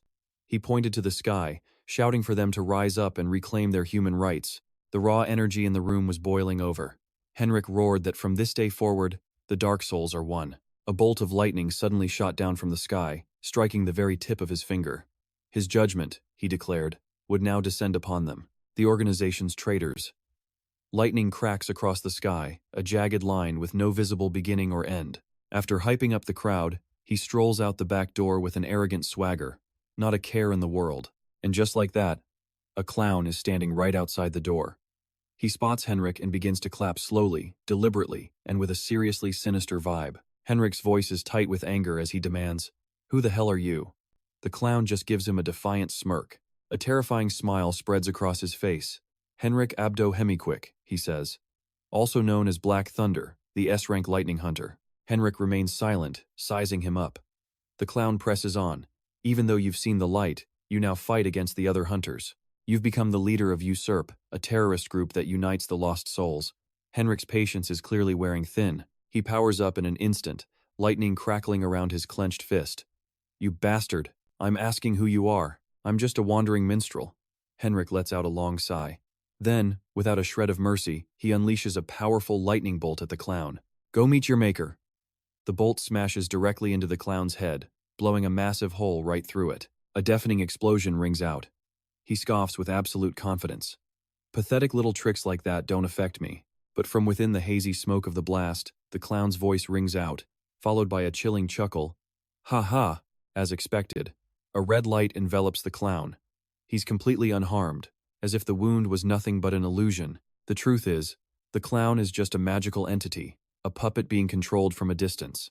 It eyes his lightning. "Well now, I think coming here was the right choice."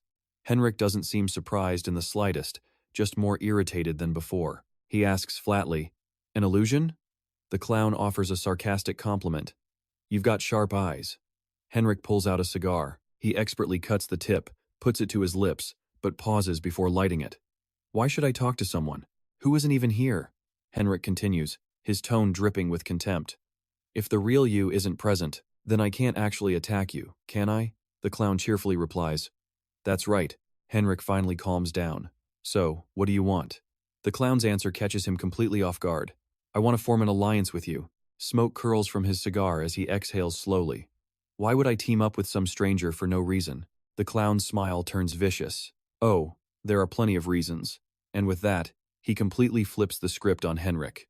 We'll provide you with firepower, shotguns, explosives. Hell, we can even get you missiles if you need them. Meanwhile, in another city, a massive building with a tall, pointed spire pierces the sky. It's just a normal day. People are walking down the street, enjoying themselves. Then, out of nowhere, a massive explosion rips through the corner. An entire building is blown to pieces. The scene instantly becomes pure chaos as fires begin to spread from the blast. Smoke, shrapnel, and shattered glass fill the air. A terrorist attack. The screams begin. Just seconds later, another explosion follows. This time, it obliterates the building's spire as a group in black emerges from the smoke. They're heavily armed and wearing full protective gear. The fireworks festival has officially begun on a beautiful day in Paris. The news headlines are dominated by a single, striking image. The chairman shaking hands with Hyun-soo of the Gate Strategy Committee. Hunter Hyun-soo has achieved S rank. This is what makes South Korea one of the only nations in the world to have 2 or more S-rank hunters, putting them on the same level as the United States. A slender hand holds up the phone displaying the news. It's June, and she is absolutely beaming. He's so amazing. Her gaze shifts to Park Hyun-tae, who's lying unconscious in the bed. Hyun-soo is an international hunter now, you know. It's going to be really hard to get in touch with him. June's face is full of happiness. But I promised I'd visit often, so I'm going to keep my word. A voice suddenly speaks from beside her. June, so you really did keep your promise. Hyun-soo is standing in the doorway, looking genuinely touched. Thank you so much. Jun gasps in shock. Hyun-soo, June looks him over. Long time no see. You look different somehow. Hyun-soo just ruffles her hair. No, I don't. She tells him what she saw earlier. Hyun-soo is stunned. His finger moved, you say? June confirms it. Yes, I saw it very clearly. The heavenly demon standing beside Hyun-soo adds, I suppose the celestial language is working. Hyun-soo turns to Jun. Sorry to ask, but could you do me a small favor? She agrees without a moment's hesitation. Of course. June then steps out of the hospital room, happy that Hyun-soo asked for her help. A lunchbox? Even after becoming an S rank, I guess his eating habits are still the same. The moment June leaves, Hyun-soo begins casting the celestial language on Park Hyun-tae. As he casts, a system window appears. You are imitating the celestial language of the master. A soft blue light gently wraps around Park Hyun-tae's body. Veins bulge on Hyun-soo's neck as he strains to maintain the power, pushing himself to the limit. But suddenly, he's violently thrown backward. Hyun-soo grits his teeth in a tense standoff. This reaction is way stronger than last time. His power even shatters a nearby flower vase. The glass panes on the door meet the same fate, all of them exploding at once. The heavenly demon calmly says, That's enough. But Hyun-soo was stubborn, pushing for just a little bit more. That is, until the heavenly demon's cold voice snapped him back to his senses. This was going too far. Did he want to completely destroy his own brother's body? Unwilling to stop, Hyun-soo gritted his teeth. Finally, he looked down at the hand pulsing with his internal energy. Hyun-soo then gazed back toward his brother. He couldn't believe how strong the seal was. Who could have possibly done this? Suddenly, Park Hyun-tae's eyes shot wide open, but his gaze was completely unfocused. To Hyun-soo's shock, his brother's body began to float, glowing with a blinding light. The intense light illuminated Hyun-soo's stunned face. Outside, the sky was a clear blue, with white clouds drifting lazily by. Hot sunlight beat down on the apartment complex. And right now, Isaac was focusing pure fire into his fist. He then unleashed a spiral punch, straight into the wall. Isaac immediately followed up, pivoting his body into a powerful kick. The ground around Isaac cracked and shattered from the force. A vortex of fire and white smoke billowed upwards. The area was now a total wreck, but even as the smoke cleared, he wasn't satisfied. How could he have possibly lost to that kid? Absolutely unbelievable. Watching him on a monitor, Anderson smirked to himself. Good thing he sent the kid to Hunter Park. Looks like the lazy genius finally has some motivation. Just then, A figure approached Anderson from behind. He smiled, pleased. He noted that after losing to Hunter Hyun-soo, Isaac seemed to have calmed down. The newcomer was Amon, the fourth-ranked S-class hunter and vice president of the French Gate Strategy Committee. His face was a mask, showing zero emotion as he replied, "Is that so? Whatever. Where's Robin? He's not picking up my calls." Anderson Quacker quickly explained the situation. The chairman has entered meditation to find intel on King and his gang. Amon's voice was laced with frustration. Those scumbags probably don't have any real information. Anderson Quacker replied that they had to try every possible lead anyway. And Amon demanded a gate be opened. "I need to get to Paris." Anderson Quacker was surprised. "You're going alone?" Amon's eyes were dead serious. "The Croy Guild can't handle everything in France by themselves. That place is my home, so I have to go take care of it myself." Anderson's fingers flew across the keyboard. "Why can't the Croy Guild handle it? Have the Dark Souls gotten that strong?" Amon remembered the explosion. It seemed someone provided them with funds for explosive firearms. On the wall, the word Paris appeared in bright letters. Amon stood motionless before the gate. Seeing him just standing there, Anderson spoke up. "Need any help?" Amon sighed, then answered confidently before stepping through the portal. "I'm more than enough." On the other side, a massive explosion had already gone off. Terrorists were firing non-stop. People hit by the bullets went limp, collapsing to the ground. Near a doorway, a mother and child desperately tried to avoid the chaos. Out of the smoke, hunters charged forward with their swords drawn. Their eyes were cold steel. A brown-haired man swung his blade at the terrorists. The sharp sword sliced right through their armor, making them scream in agony. Seeing this, the other terrorists opened fire with even more ferocity. "The hunters are here. Kill them all." Behind two of the hunters, another figure appeared, mana gathering in his hands. He immediately cast a blood shield around them, blocking the incoming bullets before they could reach the two hunters. The black-haired girl shouted to her teammate as she fought. "This technique blocks attacks from the outside while letting us attack from within." Sharp blades hacked into the terrorists' bodies. A massive terrorist then raised his hands to the sky. "Everyone, get back!" He aimed his heavy gun at the hunters. "Exterminate the hunters. Eat all 400 of these rounds." He unleashed a hail of bullets, sending casings flying everywhere. The hunter team tensed up. It was over in seconds. The bullets tore right through the bodies of 3 hunters. Smoke rose from the gun's barrel as the huge terrorist held his position. A crazed smile spread across his face. Now the party can really begin. The black-haired girl struggled to get back on her feet. "I'm not going to die like this." The terrorist just laughed, aiming his gun at the hunter once again. "Oh, you're going to die." But then, he felt something was wrong. He glanced behind him. He could only watch as his own body was suddenly lifted into the air. His comrades stared in utter panic. Then, the massive terrorist body was slammed hard into a wall, leaving a huge crater. The remaining terrorists screamed out, on high alert. What was that? Their eyes all fell on Amon, who was now floating in midair. "A man!"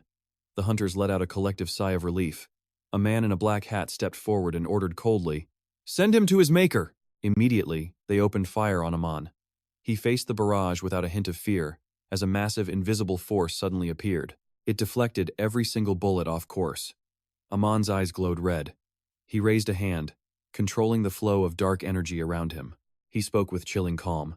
"Are you really brave enough to stand against an S-class master?" The moment he finished speaking, the men in black hats were struck by his energy, coughing up blood from the severe internal injuries. Their guns fell from their hands. Amon then clenched his fist, and that power slammed into the injured men with brutal force. Survival seemed impossible. Shortly after, Amon rose high into the air. He gazed at the clear blue sky, but below him was nothing but rubble and dozens of bodies. Suddenly, his head snapped down to look. The victims' families were crying in anguish over their loved ones. On a street corner, firefighters rushed to the scene. As they started to battle the blaze, Amon stood silently, watching the city burn. Then, he raised both hands to the sky. He gathered his power into a massive sphere, and as he aimed it downward, he let out a powerful shout. That wave of energy spread rapidly across the entire city. Moments later, the flames were extinguished, leaving only thick white smoke. The firefighters, holding their hoses, were completely shocked. The fire's out. People finally dared to peek outside and saw Amon. Immediately, the crowd began to cheer. "It's Amon." Hearing his name, he gave a casual wave. He looked down, wondering, is that all of them? But then, something unexpected struck him. He had no idea what was happening as his entire body convulsed in pain. It felt like a massive electrical current was surging through him. Even for him, the pain was unbearable. The bone-deep agony twisted his face, and his skin turned deathly pale. Then, a massive explosion erupted, sending debris flying everywhere. From the smoke, a figure emerged and said, "Just as I predicted.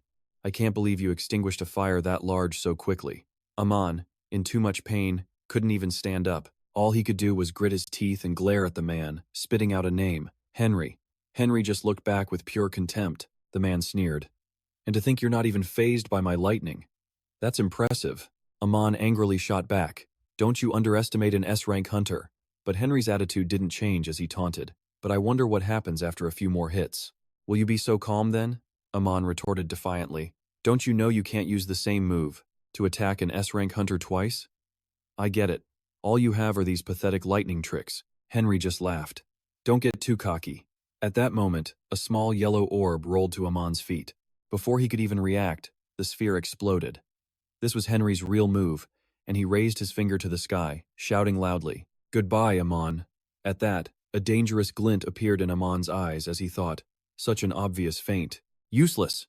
Thinking this, he immediately tried to activate his psychic shield, but to his shock, absolutely nothing happened. Aman was stunned. "I can't use it?" At that same moment, Henry pointed his index finger right at him. A second later, he was blasted by lightning, his hair standing on end. He let out an agonizing scream that lasted less than a minute. He collapsed to the ground, electricity still crackling over his body. Seeing him down, Henry slowly approached and crouched beside him. "You never thought this would happen to you, did you, you arrogant bastard?" Aman's mind raced. He used a temporary ability sealing trick. Henry continued to gather lightning at his fingertip, declaring, "I'll kill you," and spread the name Dark Soul across the world. Just as he was about to strike, a sphere of light appeared. Anderson Walker had arrived, launching an attack on Henry. He shouted, "This is for you, Henry." With that, an immense blast of power shot straight for the villain. Henry tried to dodge, leaning away, but it was too late. The blast sent him flying, slamming hard into the ground. Caught completely by surprise, Henry had no time to recover. He quickly sat up, cursing, "You bastard." But the two were already gone. Henry got to his feet and yelled into the empty air, "Humph, so it was you? Anderson? Using coordinate teleportation? You cheater?" After a moment, Henry seemed to understand. "This is fine, too," he said. "After all, this serves as a warning to every hunter in the world. It's over!" A scream echoed through the quiet streets as a red light pulsed in the sky. The next morning, at a hospital, Hyun-soo stared in shock at his younger brother. A dark aura was leaking from Park Hyun-tae's eyes, and he began to speculate. A source of immense darkness was about to expand wildly. He watched as Park Hyun-tae's body and every object in the room began to float. Hyun-soo thought, "Wherever the domain of darkness is, there can be no life. All living creatures within it must die. It brings death, corroding all life. It's an absolute, unavoidable truth." Did that mean his brother couldn't escape his fate? A man named Thien Ma stood beside Hyun-soo, observing Park Hyun-tae. Suddenly, the boy's body lowered back onto the bed, and the floating objects followed. As everything returned to its place, Hyun-soo exclaimed in surprise, "What? What was that?" The heart monitor was no longer a flat line. It was a sign of life. Hyun-soo quickly reached over and pressed the oxygen ventilator. The monitor immediately returned to a straight line. He sighed in relief. "Good thing I was fast." Thien Ma spoke up. It seemed like a prophecy, and also like someone was trying to send a message about a certain being. Hearing this, Hyun-soo asked curiously, Who? Who would borrow Park Hyun-tae's body to speak with you?" Thien Ma crossed his arms. "I don't know, but it was most likely the one who sealed Park Hyun-tae." This left Hyun-soo completely baffled. The heavenly demon continued, "There is one more thing I haven't told you." Hyun-soo simply replied, "Yes?" The old man asked him seriously. "After we left the primordial dragon, we were separated for a time, correct?" Hyun-soo gave him a look that screamed, "You already know this," and answered, "That's right." The man began to explain. "During that time, some kind of mysterious force dragged me to a place I had never seen before." Hearing this, Hyun-soo was completely stunned. "What?" the old man added, "And it communicated with me in a way I didn't recognize." He recounted, "This person never showed themselves to me, but I could always feel their presence." He then remembered asking, "Who are you?" The being had simply replied that he wouldn't know the name anyway. But a single word popped into Hyun-soo's head. "A king?" The heavenly demon described the feeling. "I didn't sense any evil intent from it, but I could definitely feel its immense power, a being that could match me in strength. This revelation shocked Hyun-soo, and his mind started racing. How could someone be that strong? The heavenly demon said bluntly, I can't think of anyone else who could create such a powerful seal, one that even his heavenly word's severance technique was useless against. And he was just now mentioning this? Hyun-soo asked, confused. Why are you only telling me this now? The old man's answer was grim. Because it could lead you, and all of humanity, into absolute despair. Hyun-soo was too shocked to speak. What? He stammered, as the heavenly demon spoke with an icy tone. Imagine it. A being just like me, arriving in this place with a physical body, dead set on conquering this world. Someone with his power, but as an enemy? An entity whose very existence might be fueled by the deaths of countless others. And then he asked the critical question, who could possibly stop someone like that? And that's when the horrifying reality truly began to sink in. Hyun-soo's fists clenched, a tremor running through his body. He had never considered a threat on this level. It was absolutely terrifying. Pure panic flashed in his eyes. This was the definition of a nightmare. But the heavenly demon's voice cut through his spiraling thoughts. That is the nature of this being, something that could be called a king. It was just as the primordial dragon had warned. If you want to protect this place, then you'll have to get much, much stronger. Just then, June burst through the door with an announcement. It is a complete mess out here. There are broken windows absolutely everywhere. And after she finished her report, she finally noticed the room was just as wrecked. In here, too? She screamed.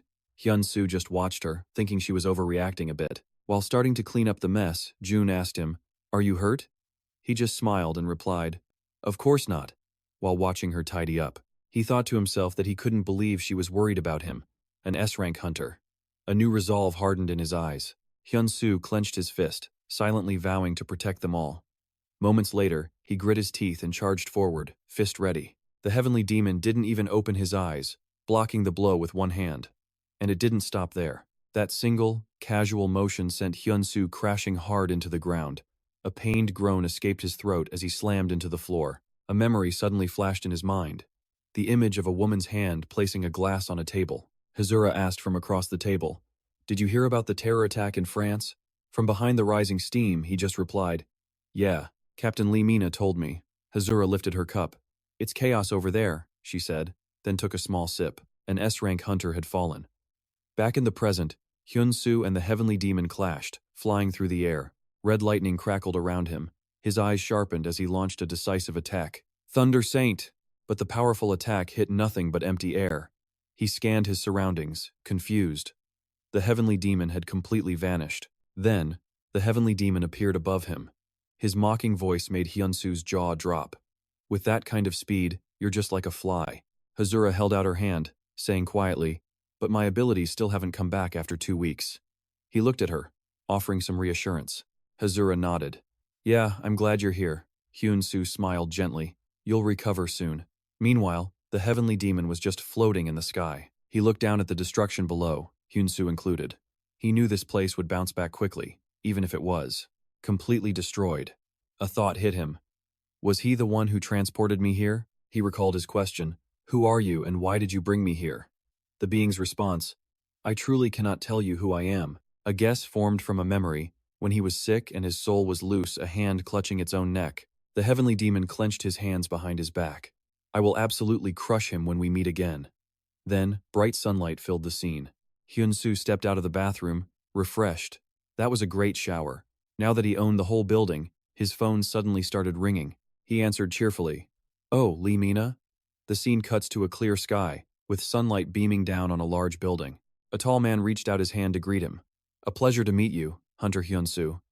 Hyun-soo took his hand, shaking it. He nodded with a smile. The pleasure's mine, branch director.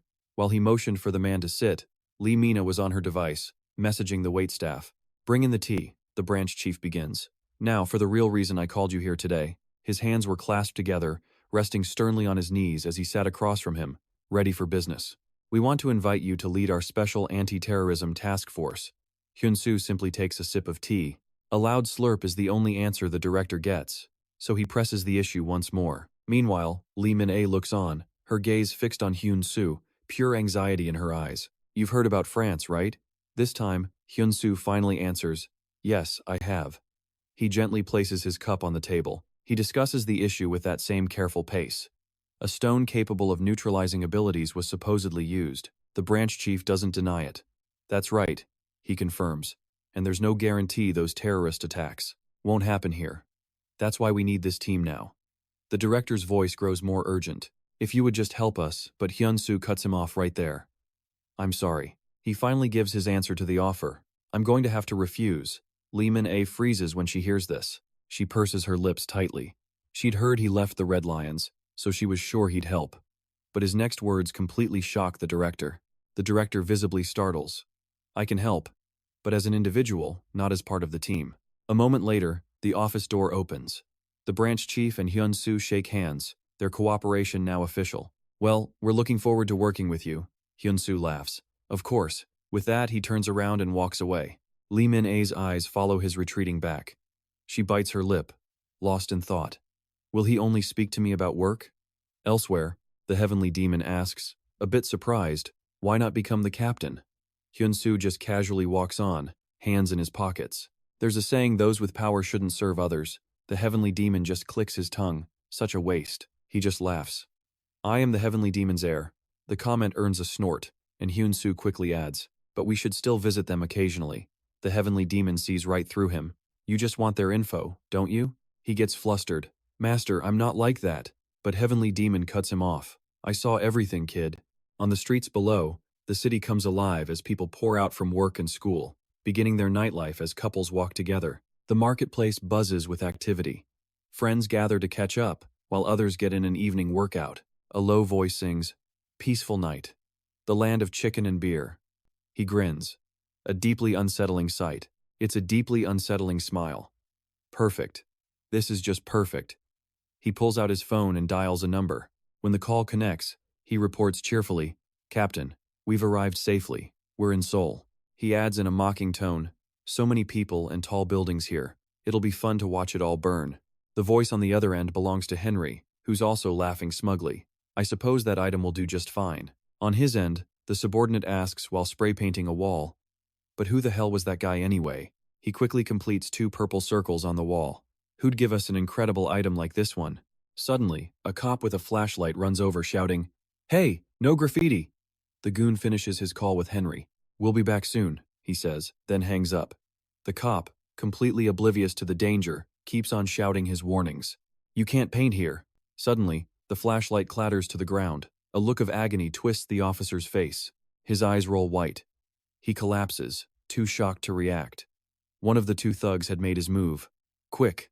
Silent. A cruel smile flashes under his hood. So noisy. Why were you in such a hurry to die? A heavy thud. The officer's entire body slams onto the pavement. The 2 circles they just drew begin to glow.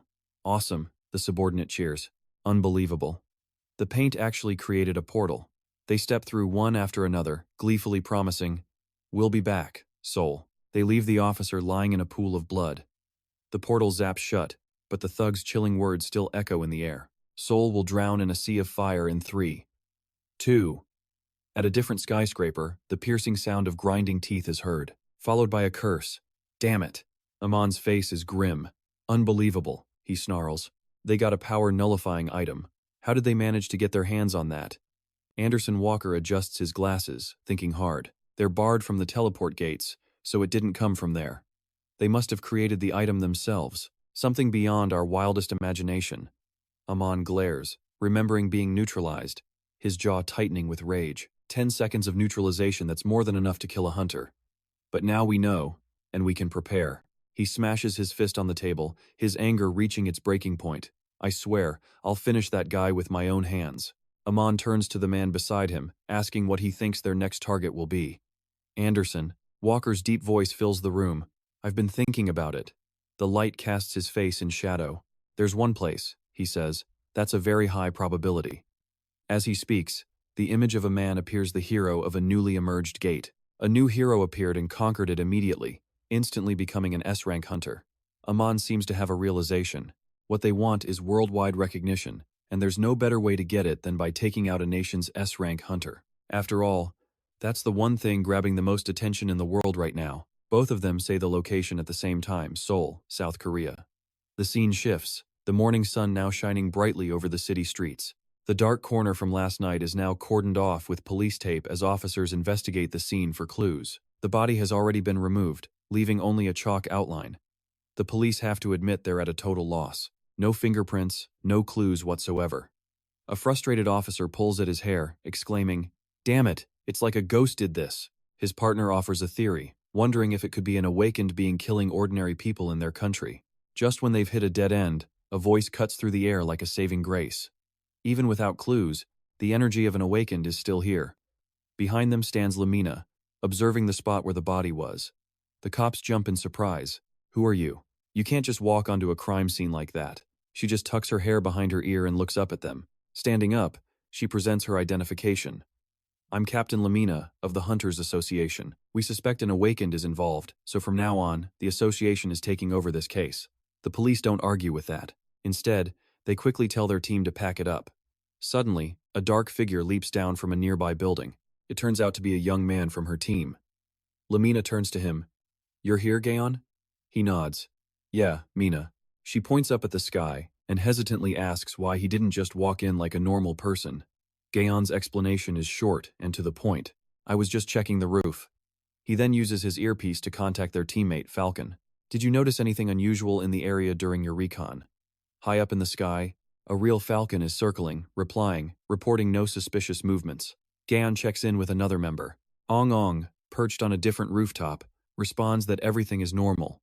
Panther also reports that all is clear.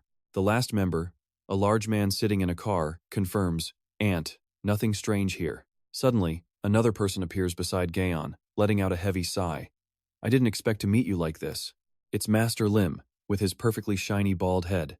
He cheerfully greets his companion, Mark Charlie, of the poor monk Gaon. This catches Gaon completely by surprise. "Oh, Master Lim, you're on this team too?" After hearing their exchange, Lamina realizes who he is and approaches to greet him. "It's a pleasure to meet you, Master Lim. I've heard so much about you." The master clasps his hands in return. "Greetings, Captain Lai." But then, he lets out another sigh. "I must admit, I'm a bit surprised." This confuses Lamina. Master Lim speaks with a somber tone. "We both wield psychic powers, do we not?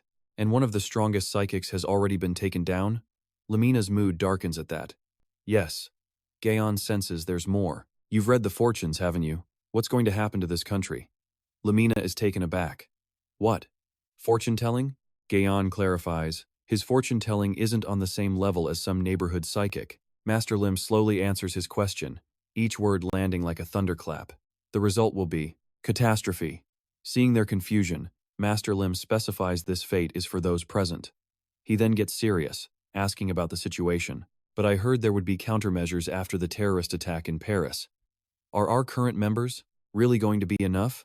But not even 3 seconds later, the master is laughing and boasting. "You all know how useless this poor monk is, don't you? But of course, my talisman techniques alone are worth more than 100 men." Lamina quickly cuts him off, clarifying, "We're not the only team assigned to this. There are 5 teams in total, including ours." She then makes a confident promise.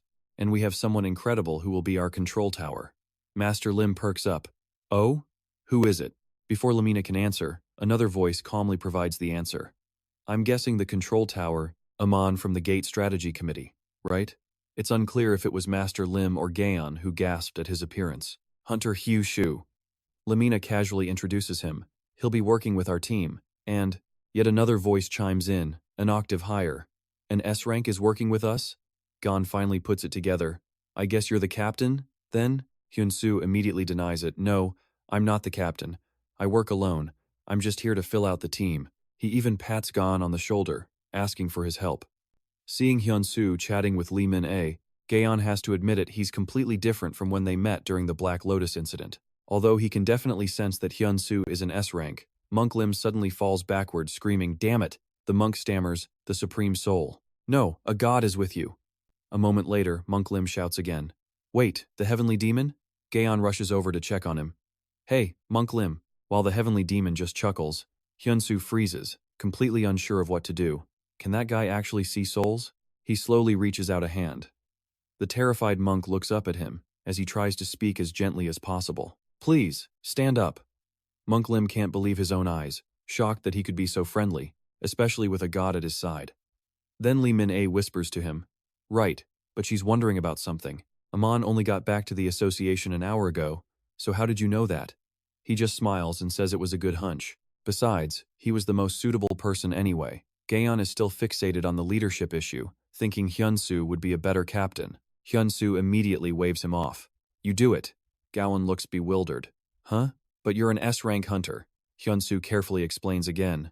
"I already told you. I'm going to act on my own. And besides, you have way more experience as a team leader." The praise clearly makes Gaon happy. He smiles. "I'm fine with that arrangement, so don't worry about me." Monk Lim, with eyes shining, quickly agrees. "Yeah, if not, let's just do as he says."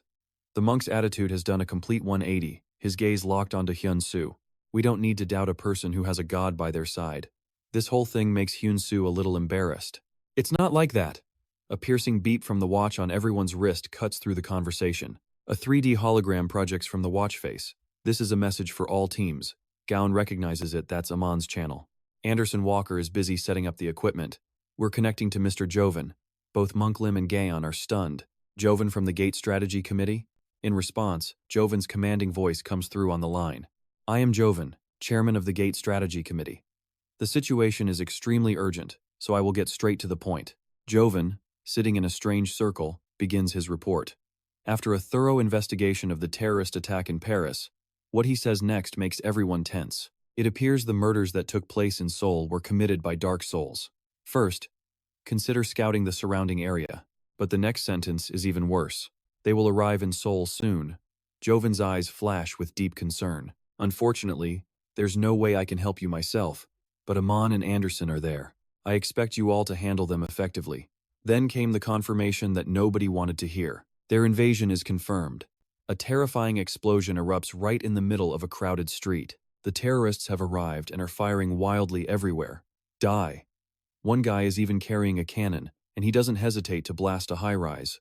There are still people inside. Civilians scream and flee in utter confusion and terror.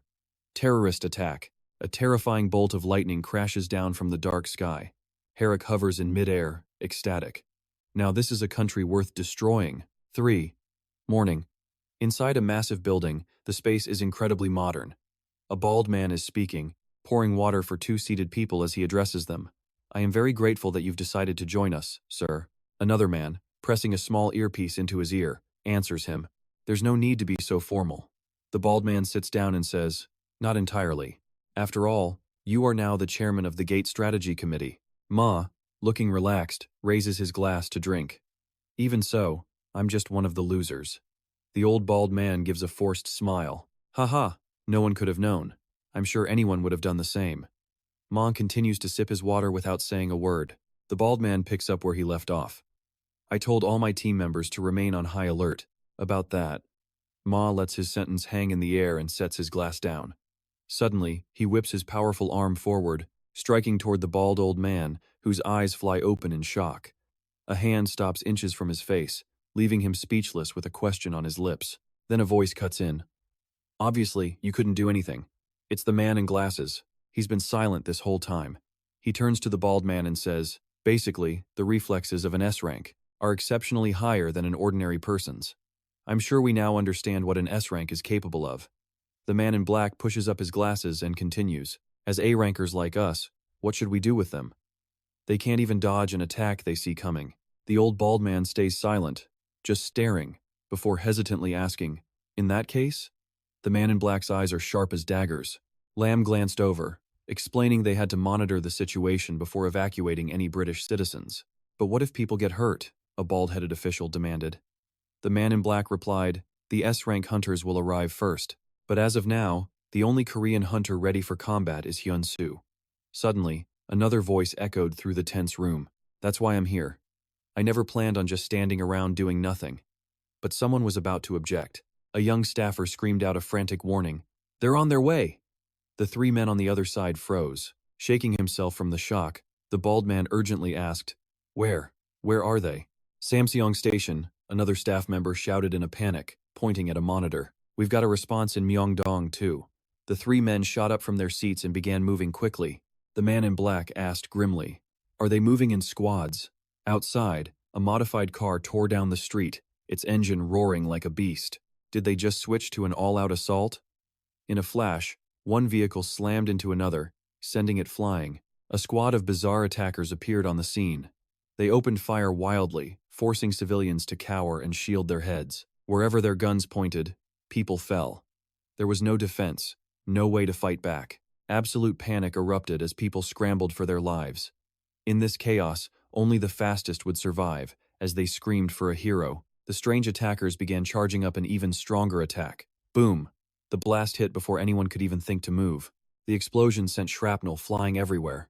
One of the gunmen yelled in fury as his weapons suddenly failed him. "What the hell? I'm out of ammo." "Oh well, in that case." He casually tossed the gun to the ground. He then touched 2 fingers to his forehead, while his other hand began gathering a swirling ball of raw energy. He fired the blast, which expanded to cover a huge area, targeting the helpless citizens who couldn't escape. Those hit were thrown to the ground, covered in blood in a truly gruesome scene, all on such a beautiful morning. In the city center, massive LED screens broadcasted the brutal massacre, shocking the pedestrians passing by. One person looking at the news on his phone gasped, "What the hell is this? There are bodies everywhere." Others watched the giant screens, whispering among themselves, "A terrorist attack, right here in the middle of Seoul?" Behind them, a figure floated silently in the air, his feet far from the ground. It was a man with spiky hair. His body crackled with energy as he hovered in midair.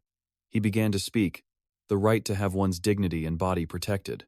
Anyone who gives up that right and bows down to hunters like a dog can no longer be called human." Below, the terrified crowd whispered, "What's going on with that guy? Is he one of the hunters?" Someone else muttered, "I think he's speaking Russian."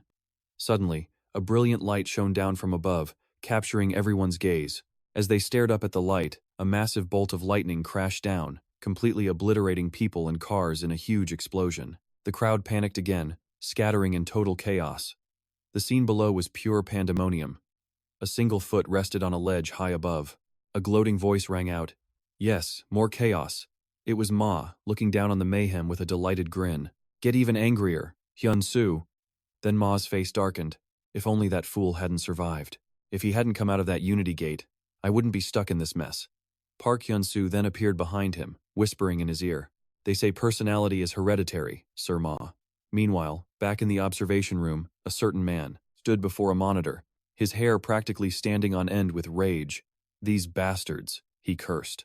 The screen displayed utter destruction, shattered buildings, injured people strewn everywhere. Another voice spoke up, "I think they've split up for the attack." A thoughtful look crossed his face. "In that case, we'll also have to fight on multiple fronts." A powerful aura began to surge around the man's incredibly muscular frame. Outside a huge apartment building, crowds of people held up their phones, recording the scene unfolding high above them. They pointed up and screamed, "The digital screen is falling! Oh my God!" One woman fell to her knees, her hand covering her mouth in horror, as she watched a man get dragged helplessly into the air. But in another area, a group of people were cheering with relief. "I've been saved," they shouted. "Are the hunters here to rescue us?" Inside the command center, the man in black was putting on his earpiece, his eyes glued to the monitors. He broadcast a message. "All members, attention. Do not engage the enemy on sight. Eamon will finish up and head there shortly." His expression turned deadly serious as he continued, "This is Hunter Hyun-soo Anderson." A device on his wrist suddenly lit up. "A hazard has appeared in Myeongdong." The system alert continued. "It's using some form of lightning-based power. I'm here." Through the swirling dust, Hyun-soo makes his entrance, staring down the man floating before him. This is the same guy who was just blasting civilians with lightning. And looking down at the ground, the horrific result of his rampage is clear. Bodies are scattered everywhere. Hyun-soo grits his teeth, absolutely furious. A red glint flashes in his eye, brimming with killing intent. "You bastard," he snarls. "How dare you hurt innocent people?" The spiky-haired villain just sneers back. "So you're South Korea's new S-rank, huh? I knew it the second I saw you." Hyun-soo keeps his eyes locked on the enemy, asking his master beside him, "Master, what's your take on this guy?" The heavenly demon thoughtfully crosses his arms. His body looks pretty solid. He mentally gauges the enemy's power level. After a moment, he comes to a conclusion. "From a martial artist's standpoint, I doubt bullets would even scratch him. But so much has happened in this world, I can't be certain." Hyun-soo, however, has completely run out of patience. He clenches his fist, eyes locked on his target, and declares, "Guess I'll just have to find out for myself." The lightning user cracks another smug grin, his voice dripping with arrogance. What are you even doing? Muttering to yourself while your enemy is right here? With that, he explodes with power, eyes bulging as his body crackles with electricity. I'll kill you and make my name famous across the globe. A destructive storm of pure lightning crashes down from the sky, but as the blinding light fades, Hyun-soo is gone. The lightning user's face twists with rage when he realizes he vanished. Not only did Hyun-soo dodge the attack, he completely disappeared. Then, a voice suddenly speaks from right behind him. Looking for me? The villain whirls around in shock, but it's too late. Hyun-soo's fist is already right there. The villain barely has time to register the question when, but it's far too late. He is way too slow. Hyun-soo unleashes a brutal punch, sending the lightning user flying. He crashes to the ground below, skidding across the pavement. The force is so immense that he just keeps tumbling, finally slamming hard into something. The impact sends sparks flying as he crashes into an overturned car, finally coming to a stop in a cloud of dust. He struggles to get up, gritting his teeth with a look of pure fury. But Hyun-soo isn't giving him a second to recover. He's already closing the distance, his voice dripping with mockery. You're way too weak for an S rank. Still, he adds, I'll give you credit for surviving that punch. But even as he says it aloud, Hyun-soo is quietly surprised. He hadn't expected the guy to still be conscious after a direct hit like that. The lightning user just grins wickedly. All you S-rank bastards are the same, so arrogant. Suddenly, a system announcement rings out. All A-rank and lower hunters, stand by and observe. Do not engage. The situation is critical, and everyone is on high alert. But from behind a statue, a voice objects. You want us to just stand here and watch? Cho Hyun-gu grits his teeth in frustration. He then charges forward, shouting, My justice isn't that cowardly. The others cry out in alarm. No, Cho Hyun-gu. One of the terrorists senses something is wrong, a flicker of fear on his face. In a flash, Cho Hyun-gu is on him, sending him flying. The other goons immediately open fire, but they're shooting at a ghost. Hunter Cho Hyun-gu moves like lightning. He takes down 2 more in the blink of an eye. But then another terrorist steps up, holding a strange bullet. Such a belief in justice is impressive. You can be the first to die. He then shouts to get his attention, Hey, Justice Boy! Cho Hyun-gu turns his head just in time to see a strange projectile coming at him, followed by a blinding flash of light. A look of pure horror crosses his face as his skin begins to literally dissolve. He realizes it was a composite bullet. I thought, I could dodge it, he thinks in panic. The terrorist speaks again. It only takes 10 seconds for S ranks, and at least a week for A ranks. Hearing that, cold sweat pours down his face. Before he can even react, the guy opens fire again. As the brutal assault continues, a sharp TSK cuts through the air. Someone calmly walks toward their fallen comrade on the ground. We told you not to get involved. The newcomer is none other than Amon. The terrorist's eyes widen in shock. Amon. Then the villain recovers, a sly grin spreading across his face. I figured you might show up, so I prepared a few gifts for you. Too bad for him. Before he can move, a beam of Amon's power shoots straight through his body. Amon looks utterly disgusted. How dare an insect like you speak my name? He asks coldly, as the fires of battle rage on all around them. The rest of the grunts are still fighting, with one using his powers to wreak havoc. He boasts, You cowards can't even touch me. Famous last words. An iron ball flies out of nowhere and smacks him right in the head, followed by a piercing scream. Lamina appears, hovering in midair. Who's the coward? She asks coolly. We were just running a little late. The remaining thugs aim their weapons at her, but before they can fire, a torrent of flames engulfs them, their shouts turning to screams. Lamina can't help but tease her teammate. I'm pretty sure the command center already told you to stand down. Gon looks her dead in the eye and says, Great power comes with great responsibility. Even if I die right here, I can't just sit back and watch them commit these crimes. But the villain doesn't flinch. Let's see what you can do next. A small sphere rolls to a stop at Lamina's feet. Her face goes pale, it's a compound bullet. A cloud of yellow smoke begins to spread. Then, a calm voice cuts through the chaos, reassuring them, Don't panic. It's Amon, using his ability to control the projectile. I have it under my control now. It's useless. Turns out, Amon used his own energy to completely alter the pressure builds, high enough to turn coal into diamond, and then the bullet just evaporates into thin air. It's gone. But the guy behind them uses another ability, screaming, Damn you S-rank bastards. Amon calmly raises a hand. He casually creates a wave of energy, and just like that, the other guy is history. Lamina's eyes are wide. He took out an A-ranker. with just a single flick of his wrist. Gaon is just as shocked. The power of an S rank is completely beyond our imagination. Amon doesn't pause, already moving on. I'm leaving you two to handle the surrounding area. All around them, the city is choked with smoke and dust. Park Hyun-soo's gaze is pure ice, but Henry just scoffs. You look surprised. You're nothing special at all. In that case, he yells, unleashing a bolt of lightning. I'll just kill you right now. But Park Hyun-soo moves like a flash, appearing right in front of him in an instant. Didn't I tell you? He throws a punch. You're too slow. Then he brings his leg down with a thunderous crash. Up above on a building, two mysterious figures are watching intently. The compound bullet had no effect on him. Could it be because he's a divergent? Down below, Park Hyun-soo just smirks. It seems it's time for your appearance. Bring it with you. Ma hesitates, his eyes fixed on a sword that's radiating pure killing intent. Absolute death demon sword. After breaking free from that seal, you think you're going to lose to that little punk? Ma immediately denies it. No, we're just preparing for an unexpected situation. Down below, Herrick is now eating dirt, completely defeated. With the last of his strength, Henry tries to lift his head. Park Hyun-soo isn't having it. Command Center told me to capture you alive. He stomps his foot down again, shattering the ground all around them. As dust billows up, a voice cuts through the noise. Wait a minute. He looks over coldly as Amon comes rushing in. Wait a minute. Park Hyun-soo is a little surprised to see him hurrying over. Amon says with a hint of regret, I rushed over because I figured I could handle him.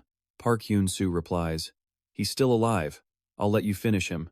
That's not what I mean, Amon clarifies. He looks at Park Hyun-soo, thinking, Henry was almost an A rank, and yet I saw him take him down so easily. Park Hyun-soo is scowling at the man on the ground. He's definitely humanity's hope. A divergent. Suddenly, for no reason he can see, Park Hyun-soo feels the entire world start to shake. The two of them are completely confused. Amon yells, what the hell is that? In the sky, a massive vortex has torn open reality. A voice bellows from within. Park Hyun-soo. A hulking black bull with glowing red eyes emerges from the chaos. You haven't forgotten, have you? I told you I'd appear in my complete form and snap your neck the next time we met. Park Hyun-soo is completely stunned, utterly confused. Knight Amon is just as shocked. A knight? Could it be that he's met beings that even Robin couldn't find any information on? Amon charges forward to attack. You bastards. I won't forgive you. Cho Hongu roars back, you. And then he screams in terror. Wait a second. Amon panics. He's too fast. On pure instinct, he creates a protective shield just as the beast slams into it with a punch. Thunderous impacts echo through the air. Amon grinds his teeth, but moments later, a massive explosion erupts, throwing him high into the sky. He finally crashes back down to earth, carving a long trench in the ground. Park Hyun-soo is in shock. Amon! He looks to the sky, enraged. Damn you! The knight doesn't miss a beat, issuing a challenge. Come on, let's finish what we started last time. Slowly, Amon forces himself to his feet. He remembers what Javano Demon once said. They create gates and travel through them, and now that we have the characteristic, they have lost their patience. I can't let them get the characteristic. Without a second thought, Amon unleashes his power, rising into the air with huge boulders. Amon looks down and says, Hunter Park, I'll handle this one. The knight is infuriated by Amon's interference. I already told you. His entire body erupts with a colossal source of energy. Storm formation. Hundreds of energy beams shoot straight toward Amon.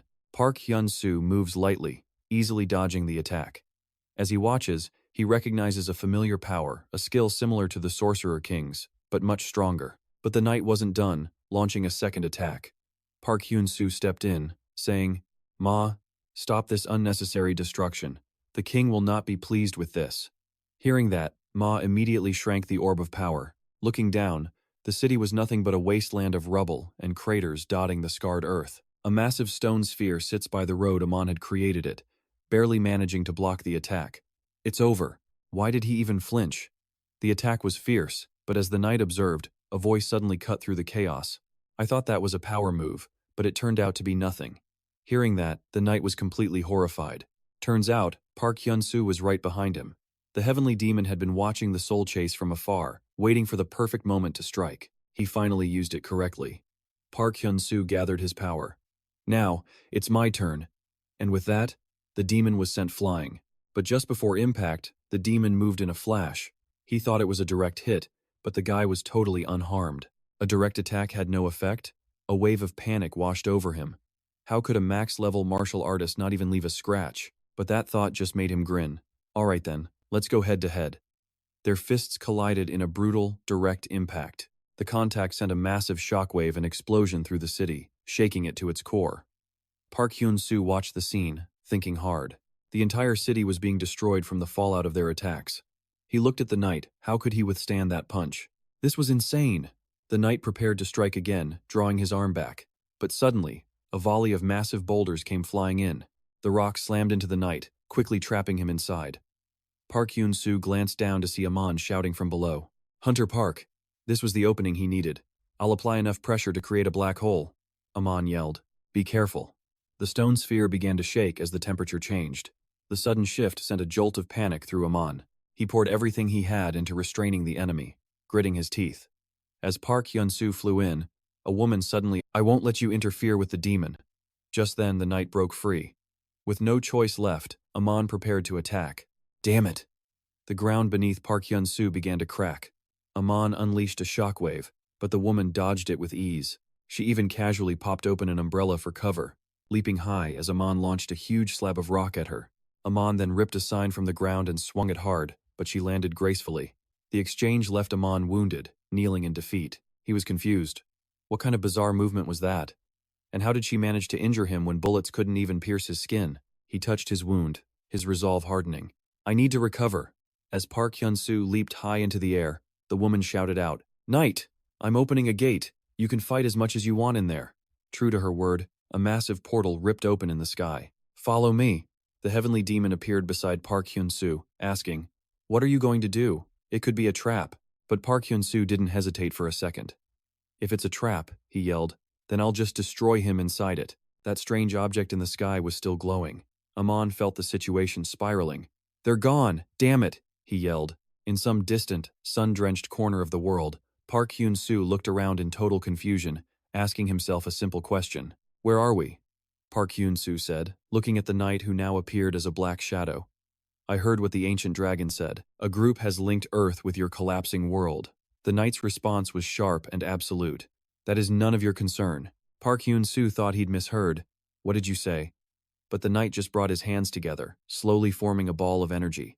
The sphere grew larger and larger. When it was fully charged, he hurled it straight at Park Hyun-soo. But our hero didn't back down. He charged head-on into the blast. In a flash, the heavenly demon was there, its face just inches from his own. "Among all those attacks," the knight said, raising his hand high, "there is another skill." With that, he brought his bare hand crashing down. Cutting back to the association headquarters, the director was in a panic. "Hunter Park Hyun-soo has disappeared?" Anderson Walker kept his cool. "It seems he followed them through the portal." He said it calmly. But inside, Anderson was incredibly... The director frowned. "I don't believe an ability exists that neutral stone cannot resist." But on the screen, the evidence was undeniable. Anderson Walker saw Henry's unconscious form on the monitor. "Is Henry dead?" A staff member's voice came over the comms. "I don't think so." Back in the city, association agents were all over the scene. "We've captured the remaining hostiles at Samsung Station," one reported. Another agent reported in, "The situation in Indochina has been taken care of." Nearby, martial artist Lim walked toward Henry's body. He was skeptical. "I don't believe he's still alive after a beating like that." Henry was unconscious, his face planted in the ground. "He doesn't look too good. Not good at all." Martial artist Lim simply pulled out 2 talismans and spoke. "We were instructed to capture him alive." With that, Lim began to chant, "Demon Yang, 5 elements lock." Henry's body was immediately lifted into the air and sealed inside a glowing sphere. With the job done, martial artist Lim casually waved. "Well, I'm heading back to headquarters." The other agent responded, "All right, thanks." Nearby, Amon was fuming. "Damn it." Just then, Lee Mina approached him. "Where did Park Hyun-soo go?" Amon simply pointed to the portal, still shimmering in the distance. "He followed them through the gate. I tried to follow a few times but couldn't." That's when he noticed Lee Mina was holding a dumbbell. Amon was confused. "Why are you carrying that? You that into weightlifting?" Lee Mina just smiled happily. "Not really." With that, the two of them split up to get to work. A quick thank you echoes as they part ways. Inside the service gate, there was nothing but desert wind and the squeal of a rusty sign. Then a demon appears, cloaked in dust. Just moments ago, Ma had struck at Park Hyun-soo, But when he turned, his target was gone. Vanished. Then, a warning comes from behind. Park Hyun-soo appears like a phantom, hunting down a demon's soul. Park Hyun-soo throws a finishing kick, but suddenly the heavenly demon shouts, "Behind you!" Hyun-soo freezes in shock. In an instant, the demon is on his back, locking Park Hyun-soo in a crushing grip, the hold of a true knight. Pain sears through Park Hyun-soo's body as he desperately struggles. The heavenly demon roars, "Use soul escape, now!" Park Hyun-soo vanishes as if teleporting. The knight is bewildered. How did he escape? But the shock wasn't over. The knight then sees a sphere of energy hurtling towards him. He couldn't even process it before taking the hit head-on. And yet, the knight is completely unharmed, even letting out a twisted, sadistic laugh. He'd never seen movement like that. Park Hyun-soo emerges from the dense smoke. "Even if I told you what it is," he says, leaping high, "you wouldn't get it." He throws a punch straight at the knight's face, and everything around them explodes. But unfortunately, the knight blocked it. Park Hyun-soo is furious. That didn't work either? Before he can react, the knight grabs his arm and lifts him high into the air. With his free hand, the knight throws a devastating uppercut, screaming, "Die!" Park Hyun-soo immediately counters with a half-moon slash. He luckily stops in time, only to see the knight's relentless attacks slice through the houses behind him like cake. Hyun-soo spots an opening on the left flank. He doesn't miss the opportunity, quickly executing the tree contact technique. But it doesn't inflict a single scratch on the knight. The creature smirks, "Your techniques are useless now." He then throws a punch that sends Park Hyun-soo flying far away, demolishing an entire city block in the process. Hyun-soo crawls on the ground, his face twisted in agony. He slowly gets to his feet, realizing the knight's power is just too fast. The knight then lands right in front of him. He's still thinking, "It's too fast," while the knight just says, "Checkmate." Another punch sends Park Hyun-soo flying again. At this point, his life is hanging by a thread. As he tries to crawl from the wreckage, the heavenly demon suddenly appears. "Let me link your body." The heavenly demon knew the knight had the upper hand. He had already reached the level of a god. "How are you going to face him?" he asked. "Did you forget that half of the supreme heavenly demon arts once killed a god?" Hearing this, Park Hyun-soo looks terrified and argues back. "But he's too fast." All the while, the knight is slowly approaching. The heavenly demon tries to persuade him. "I told you, didn't I? It doesn't matter how much internal energy you have, if you don't use it." He's panicking and in pain but tries to stay calm. The heavenly demon continues speaking. "You have achieved 3 flowers in full bloom twice, which means you can access an infinite source of internal energy. Focus the energy in your dantian and reverse it at high velocity, from the upper spring point to the gushing spring point. That is acceleration." Something clicks for Park Hyun-soo. He's a little worried. "But why are you telling me this now?" The heavenly demon explains immediately. "It's something that only works when you're desperate." Hyun-soo is stunned, then he yells in frustration, "Are you serious?" The heavenly demon shouts back, "Instead of arguing, deal with him." By now the knight is close, roaring, "What are you mumbling about? I'll end you with this blow." He charges towards Park Hyun-soo at full speed. It seems there is no escape. There's only one choice left, a desperate gamble. Acceleration. Instantly, a current of energy activates, coursing through his entire body. The heavenly demon grins. "That's more like it." Park Hyun-soo moves at the speed of light, meeting the knight head-on.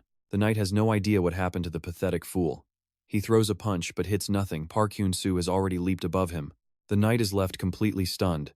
The heavenly demon is proud.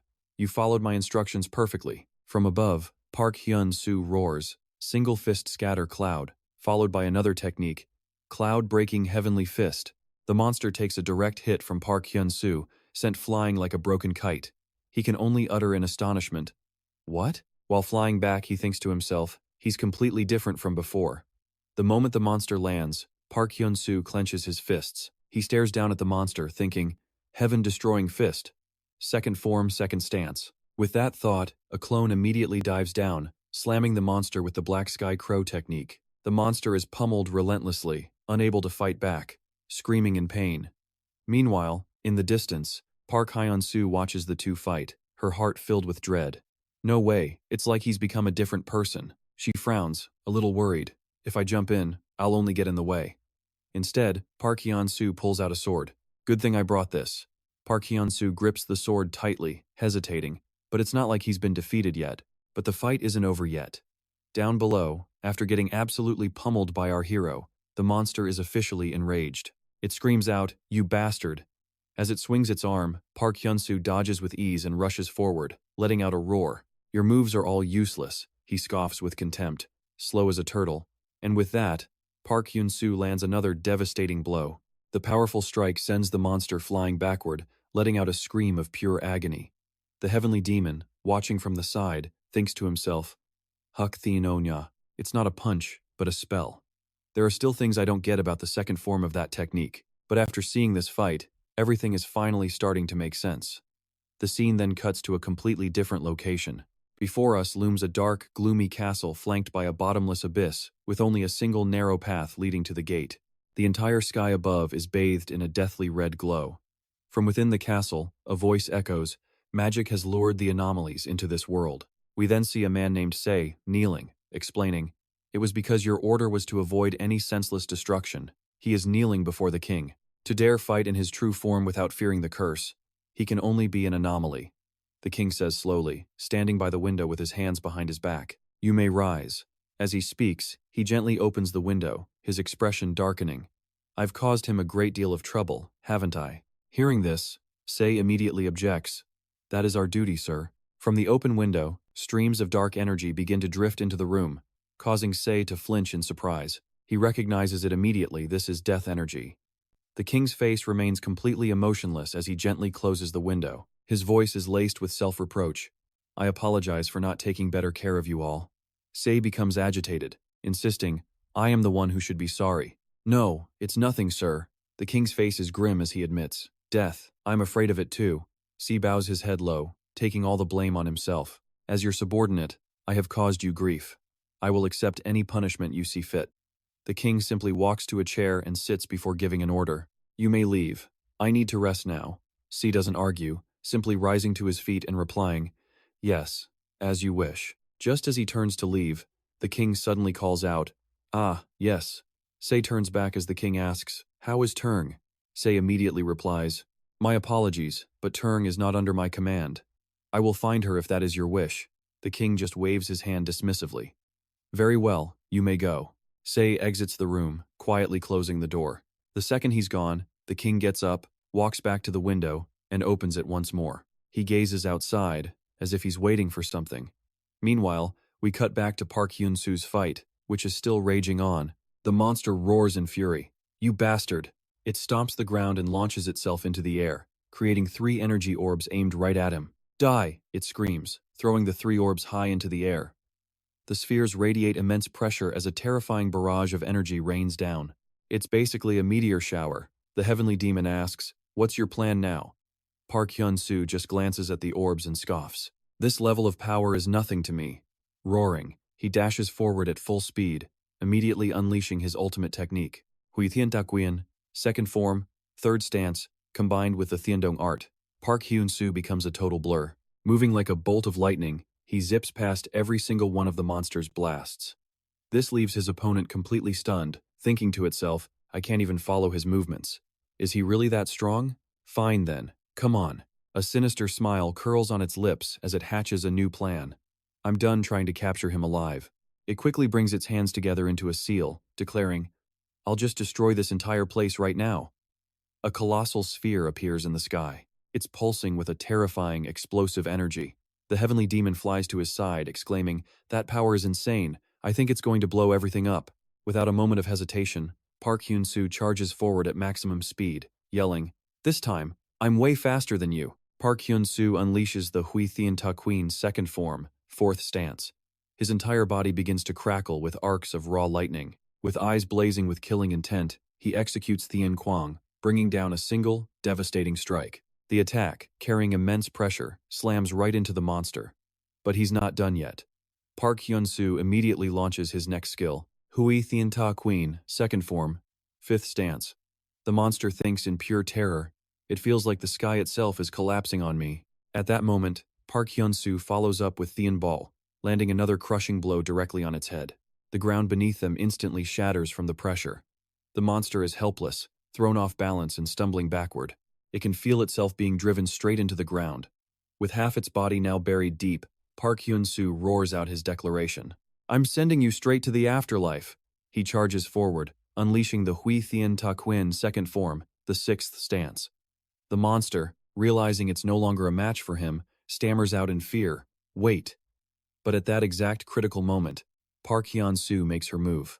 In this life-or-death instant, she activates her skill, Twie-2, channeling it into her sword. The heavenly demon feels this new aura, and his face pales. He thinks to himself, "This feeling. It's terrifying, and so strange."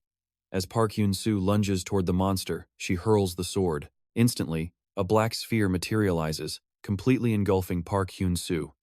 The monster has just been saved from the jaws of certain death, but he couldn't hide his rage. Damn it, she already used it? A dark sphere suddenly trapped Park Hyun-soo. His entire body went rigid.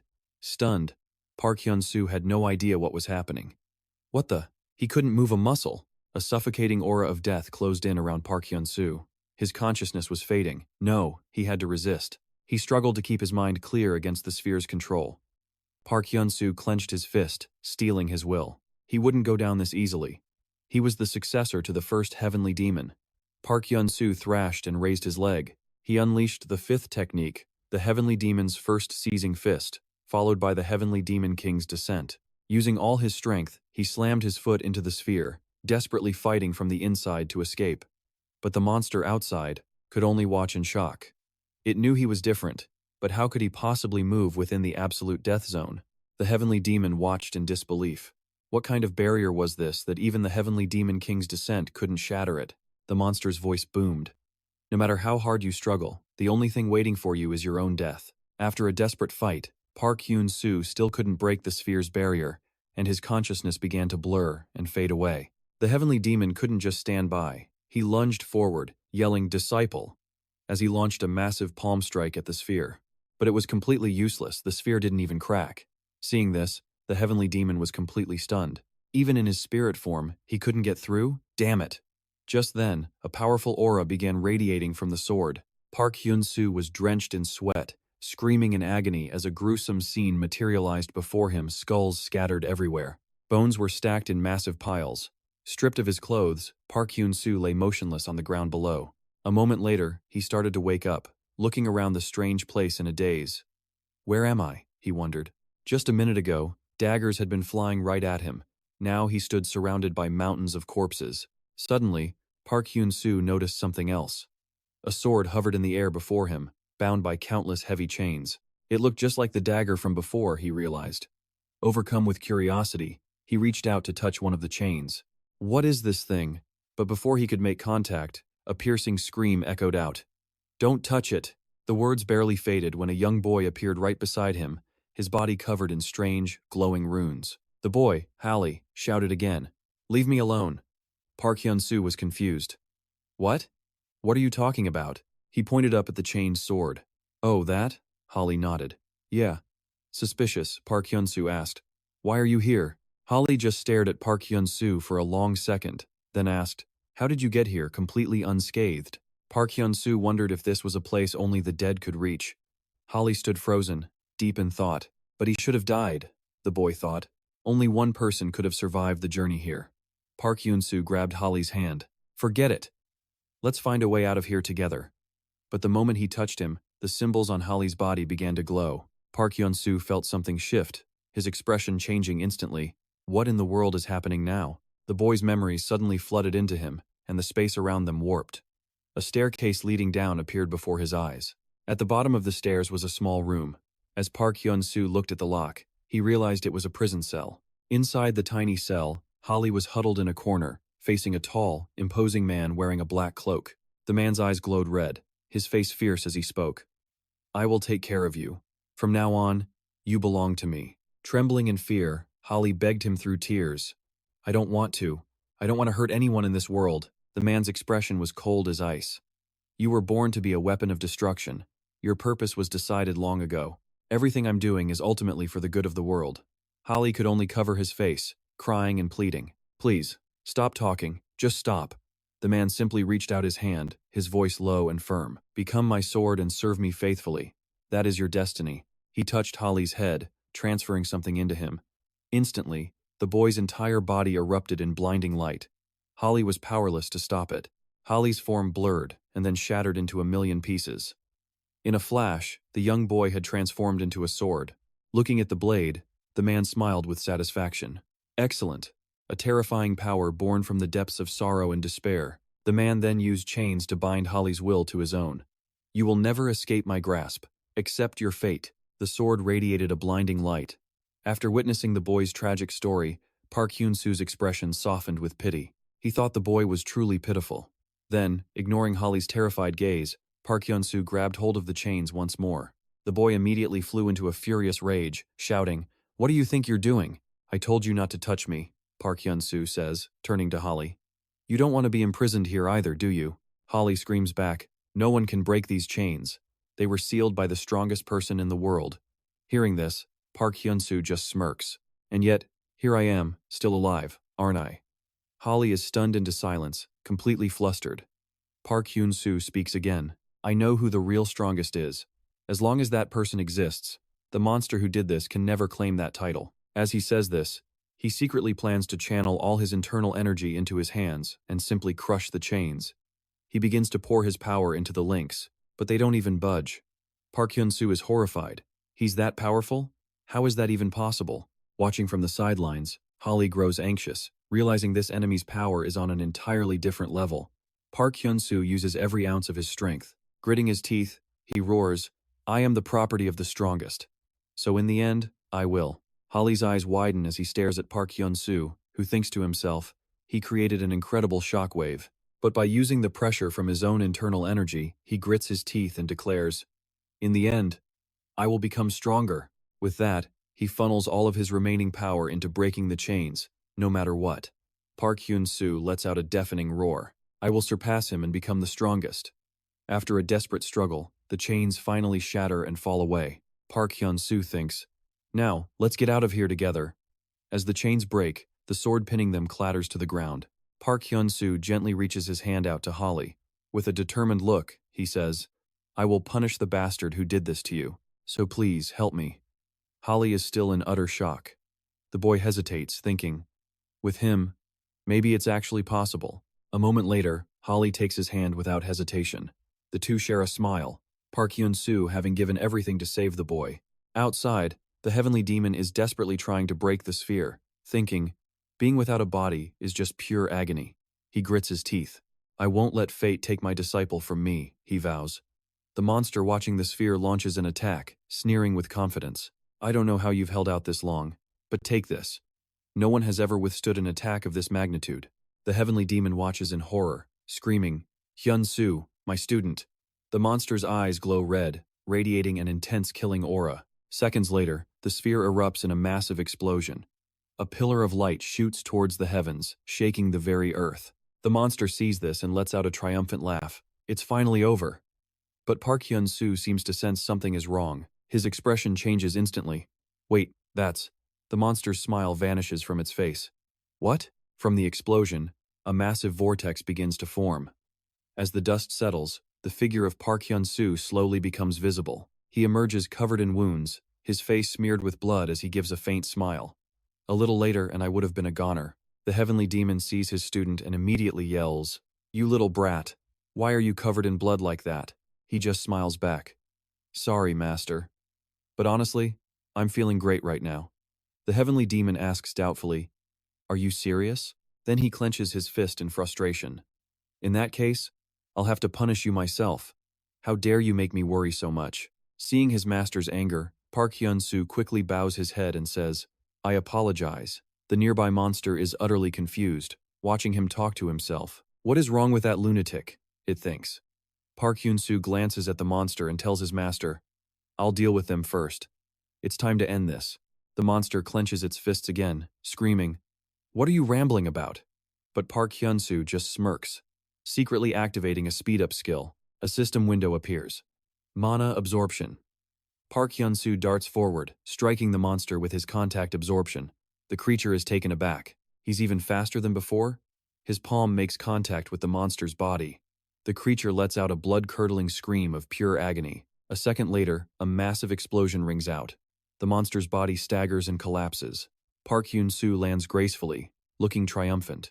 The explosive power of mana can even pierce through contact absorption.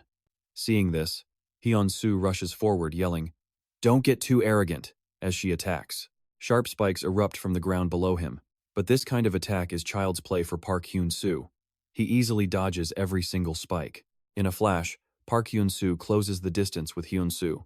He swings his hand, shouting, "Returning this to sender," as he launches a counterattack. Hyun-soo immediately opens an umbrella and flips through the air to dodge the strike. She's shocked, thinking, he's faster than a ghost. But in that instant, Park Hyun-soo appears right behind her. "Faster, you say? Is that so?" Startled, Hyun-soo turns around. Park Hyun-soo holds up the ring on his thumb and asks, "Remember this?" Hyun-soo stares at the ring, thinking, "I'm sure I've seen that somewhere."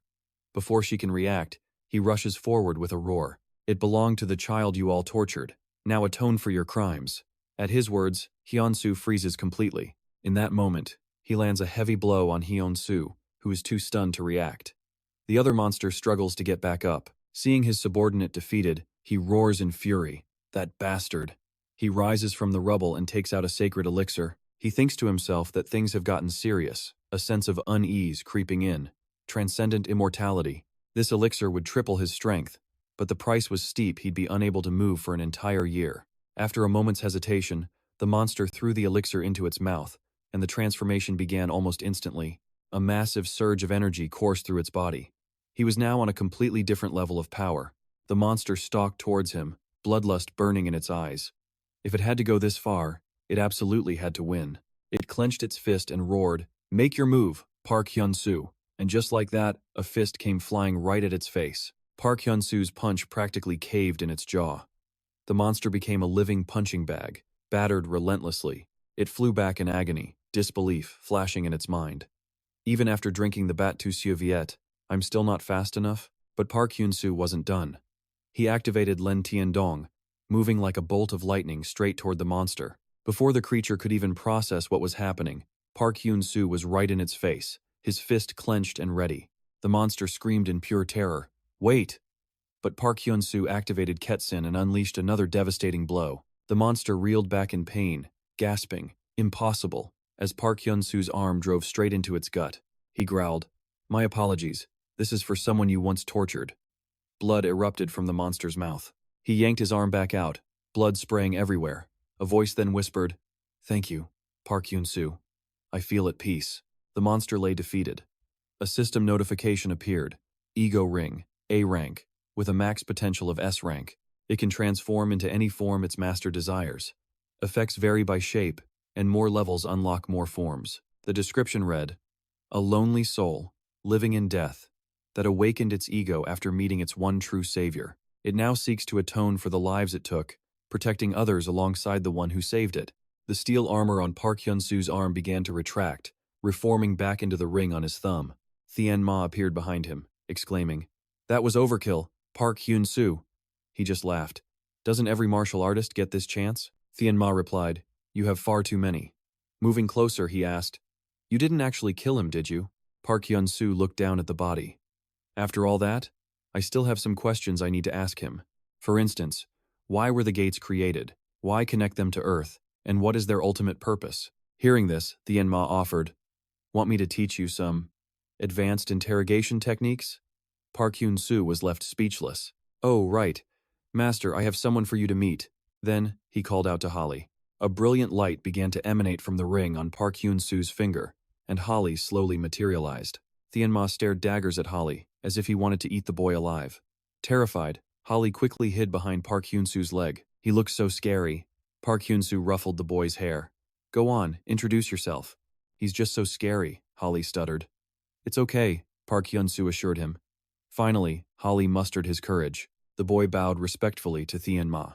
"Hello, my name is Holly." The master smiled back. "You're quite polite." Park Hyun-soo then added, "He's the severing sword." Thien Ma was stunned. "What?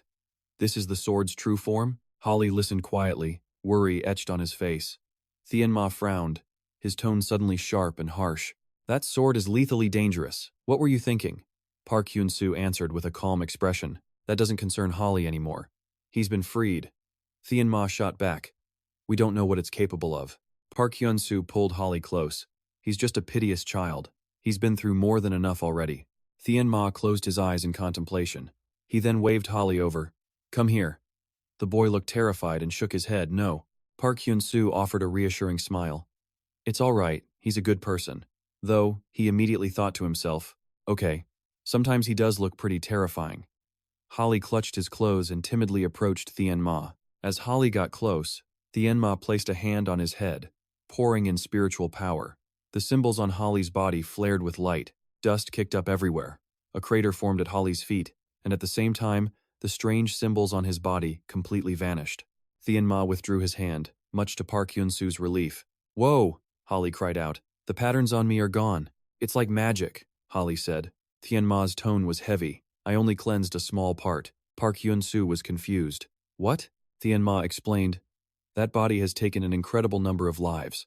I am merely cleansing the terrible traces left behind on it. Holly's expression turned somber at those words. Park Hyun-soo ruffled his hair and smiled. I will help him escape it completely. Holly looked up at him, full of emotion. Park Hyun-soo. Thien Ma watched him with newfound respect. You've grown up a lot. Park Hyun-soo then asked Holly if there was an exit. The boy pointed to his umbrella. That thing. Meanwhile, Amon stared at the gate. Model. At that very moment, inside a corporate office, Lee Mina was delivering an update. A man standing beside her nervously reported that he'd taken care of everything, and there were no anomalies. But Hunter Park Hyun-soo still hadn't returned. The guildmaster frowned, saying Amon was still on site, so they'd just have to wait. Cutting back to Amon, something strange was happening at the dimensional gate. Amon immediately went on high alert as a pair of battered legs appeared from within the portal. Then, Park Hyun-soo emerged, dragging the monster he had just defeated behind him. Looking at Amon, Park Hyun-soo simply announced, I'm back. Amon let out a huge sigh of relief. Hunter Park, you're all right. Amon rushed toward him, asking who the creature was. Park Hyun-soo dropped it, replying, It's that freak from before. Amon was speechless. He couldn't believe Park had not only beaten that peerless monster, but had actually survived. Park Hyun-soo then suggested they take the creature to the Gate Strategy Committee, thinking it could be useful. For investigation? Amon asked. Park Hyun-soo nodded, then handed over the umbrella he was holding. He explained the committee would be better equipped for the kind of extensive research they needed to do. Amon looked puzzled. What's this? Park Hyun-soo explained it was an item used to create gates. Taking the umbrella, Amon figured it would be useful after Anderson researched it. But just then, his gaze shifted elsewhere. Amon sighed helplessly at the sight of his shredded clothes. Must have been a brutal fight. That's when Park Hyun-soo finally noticed his state, laughing awkwardly. Haha, guess I was too focused on the fight.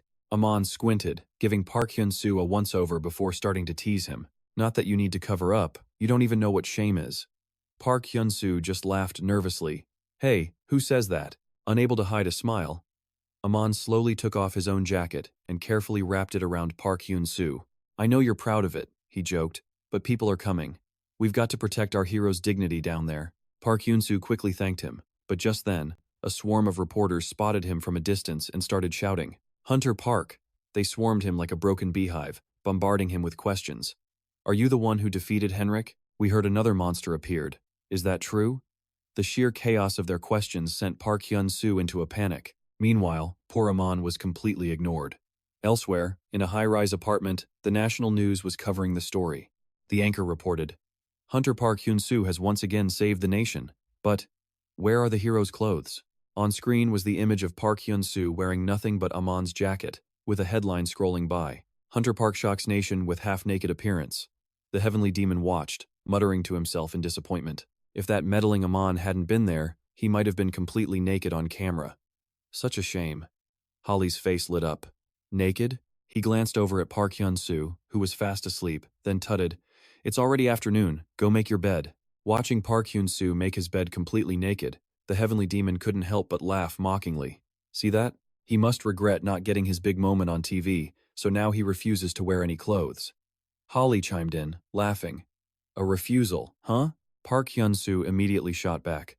Holly, don't listen to this old geezer. I was just dizzy from coming through the gate. The heavenly demon floated over, glancing down and teasing. Too bad that jacket covered everything. It would have been a real show if it hadn't. Frustrated and helpless, Park Hyun-soo just flopped onto his bed. Holly floated over and whispered, Park Hyun-soo, are you mad? Facing the wall, he grumbled, No. And just call me Hyun-soo. But the heavenly demon wasn't done poking the bear. He's still just sad he missed his chance to be a star. Just leave him be. Holly burst out laughing. You'll get over it. Finally snapping, Park Hyun-soo grabbed a pillow and yelled, "That's it!" He hurled it at the heavenly demon. "Enough already, you old man." The heavenly demon just grinned, dodging the pillow with a tilt of his head. He couldn't resist, adding, "What? We're close. If you like it so much, just walk around naked at home. No one's gonna care. You can admire yourself all you want." Holly giggled, "Just as long as I get to watch." Park Hyun-soo was losing his mind but was totally powerless against them. The heavenly demon finally told the idiot to put on some pants. A little later, while he was on his bed with his phone, his master sat down beside him. "Hyun-soo," he said. Hearing his name, Park looked over. The heavenly demon then spoke in a quiet voice. "There's something I need to tell you." At that, Park Hyun-soo knelt on the bed, replying, "Yes, master." The old man slowly stroked his beard as he began to speak. The sudden serious tone left Park Hyun-soo confused. Why was he acting so hesitant? He thought it must be something important, but then his master just burst out laughing. "I'm really craving some noodles. Go make them for me, Park." Hyun-soo was at a loss for words. Holly asked curiously, "What are noodles?" The old man just said mysteriously, "Eat it, and you'll see. It's true what they say, the wicked always seem to live carefree lives."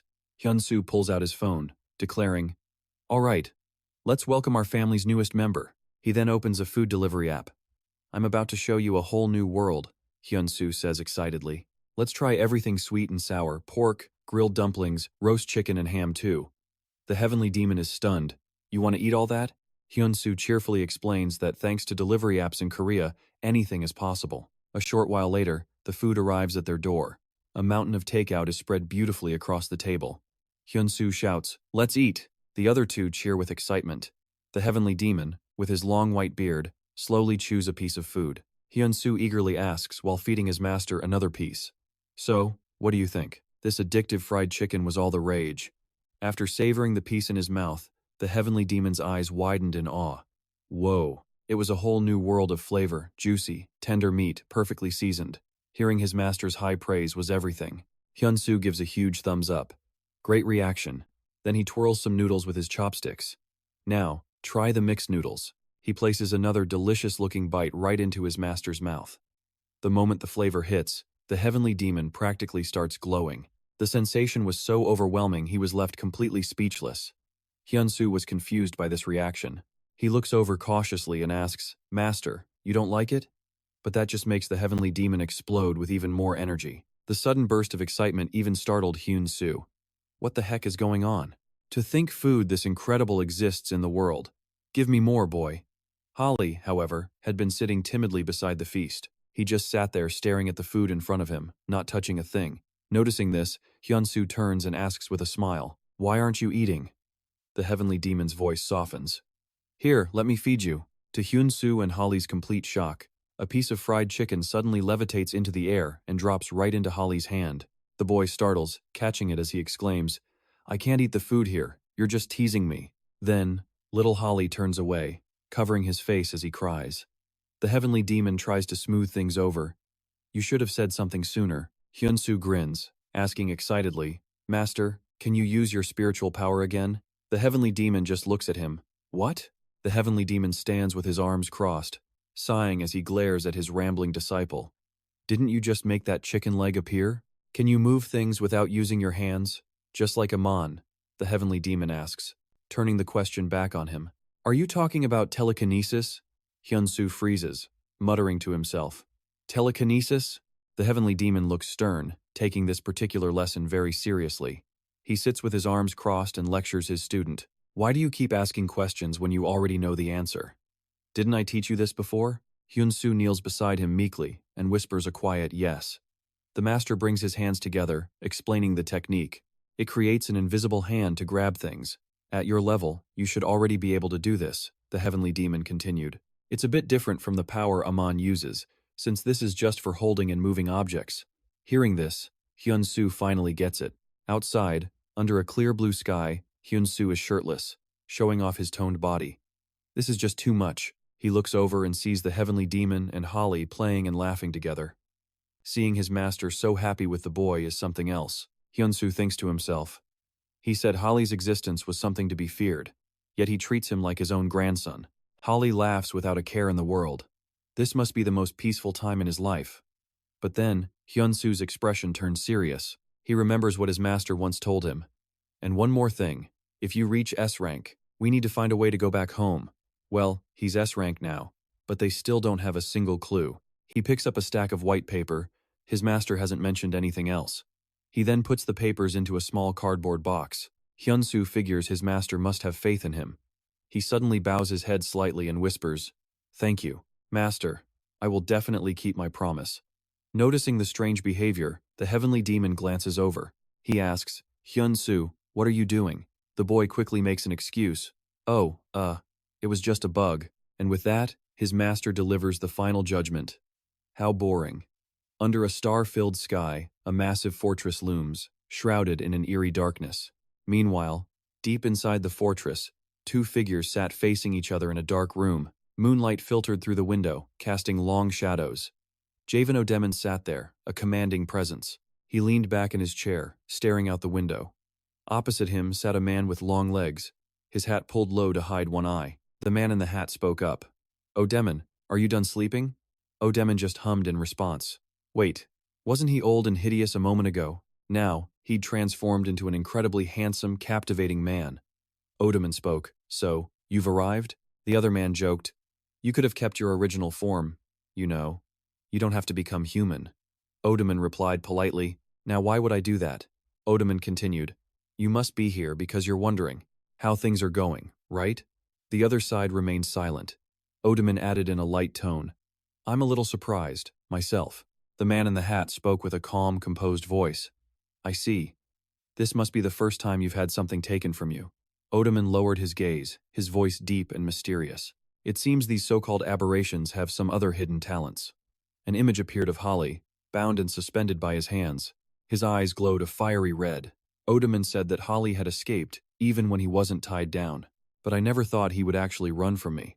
Still, the fear I planted inside him can't be erased so easily. So what in the world is happening? Back in the massive, dark room, the visitor finally asked O'Demon, "How do you feel about your subordinate losing his life?" O'Demon shot back. "You're certainly curious about a lot of things." But the young man kept pushing. "When people like us reach this ancient age, don't you feel we just become more and more like children? More and more curious about everything?" O'Demon's voice was cold. The aberration didn't kill Ma. He was captured alive? The young man looked slightly surprised. He thought for a moment, then asked, "Is that going to cause problems for us?" O'Demon's reply was blunt. "Yes." The visitor immediately understood the gravity of the situation if Ma starts to talk. An image of Ma flashed through his mind, gritting his teeth in agony from countless wounds. The man continued his thought. That is, if they can even make him talk. If they break him, humanity could discover a lot about Ma, but they won't pry his mouth open easily. The young man glanced over at O'Demon's unnervingly calm expression, not a single change in his demeanor. He couldn't help a sarcastic comment. "You're taking this better than I expected." O'Demon's tone was still breezy. "In any case, we have plenty of others who can replace him." The visitor paused for a moment, then sighed. How dull. O'Demon remained seated in his chair, calling after the mysterious young man, "I won't be sending you anywhere." As he turned his tall frame to leave, the man threw back a reply. "Of course not." Reaching the door, the man turned back one last time to call inside to O'Demon. "If you need my help, just let me know." With that, he was gone, and the door slammed shut. This left O'Demon all alone in the dark room. He seemed to ponder something, cursing the man who just left. This guy is so much trouble. He pushed himself up from the armchair. O'Demon walked over and opened a window. It swung open, letting in the cold night wind. A faint, hazy light flooded the room. O'Demon's expression became grim as he muttered, "And to think Holly would even consider leaving me." Bak Hyun-soo. Suddenly, a wicked grin spread across his face. "This is going to be interesting." The scene cuts to a bright, clear morning. Outside a tall apartment complex, inside a room filled with equipment, we see Ma, tied and bound. He sat on a chair, hands strapped to the arms, with countless wires attached all over his body. Just then, a voice rang out. "You're a really persistent one, aren't you? What is it about life that makes you cling to it so tightly?" A tall figure stood opposite Ma. It was his voice that had just echoed. Ma was so injured he was too exhausted to even react. Ma squeezed his eyes shut.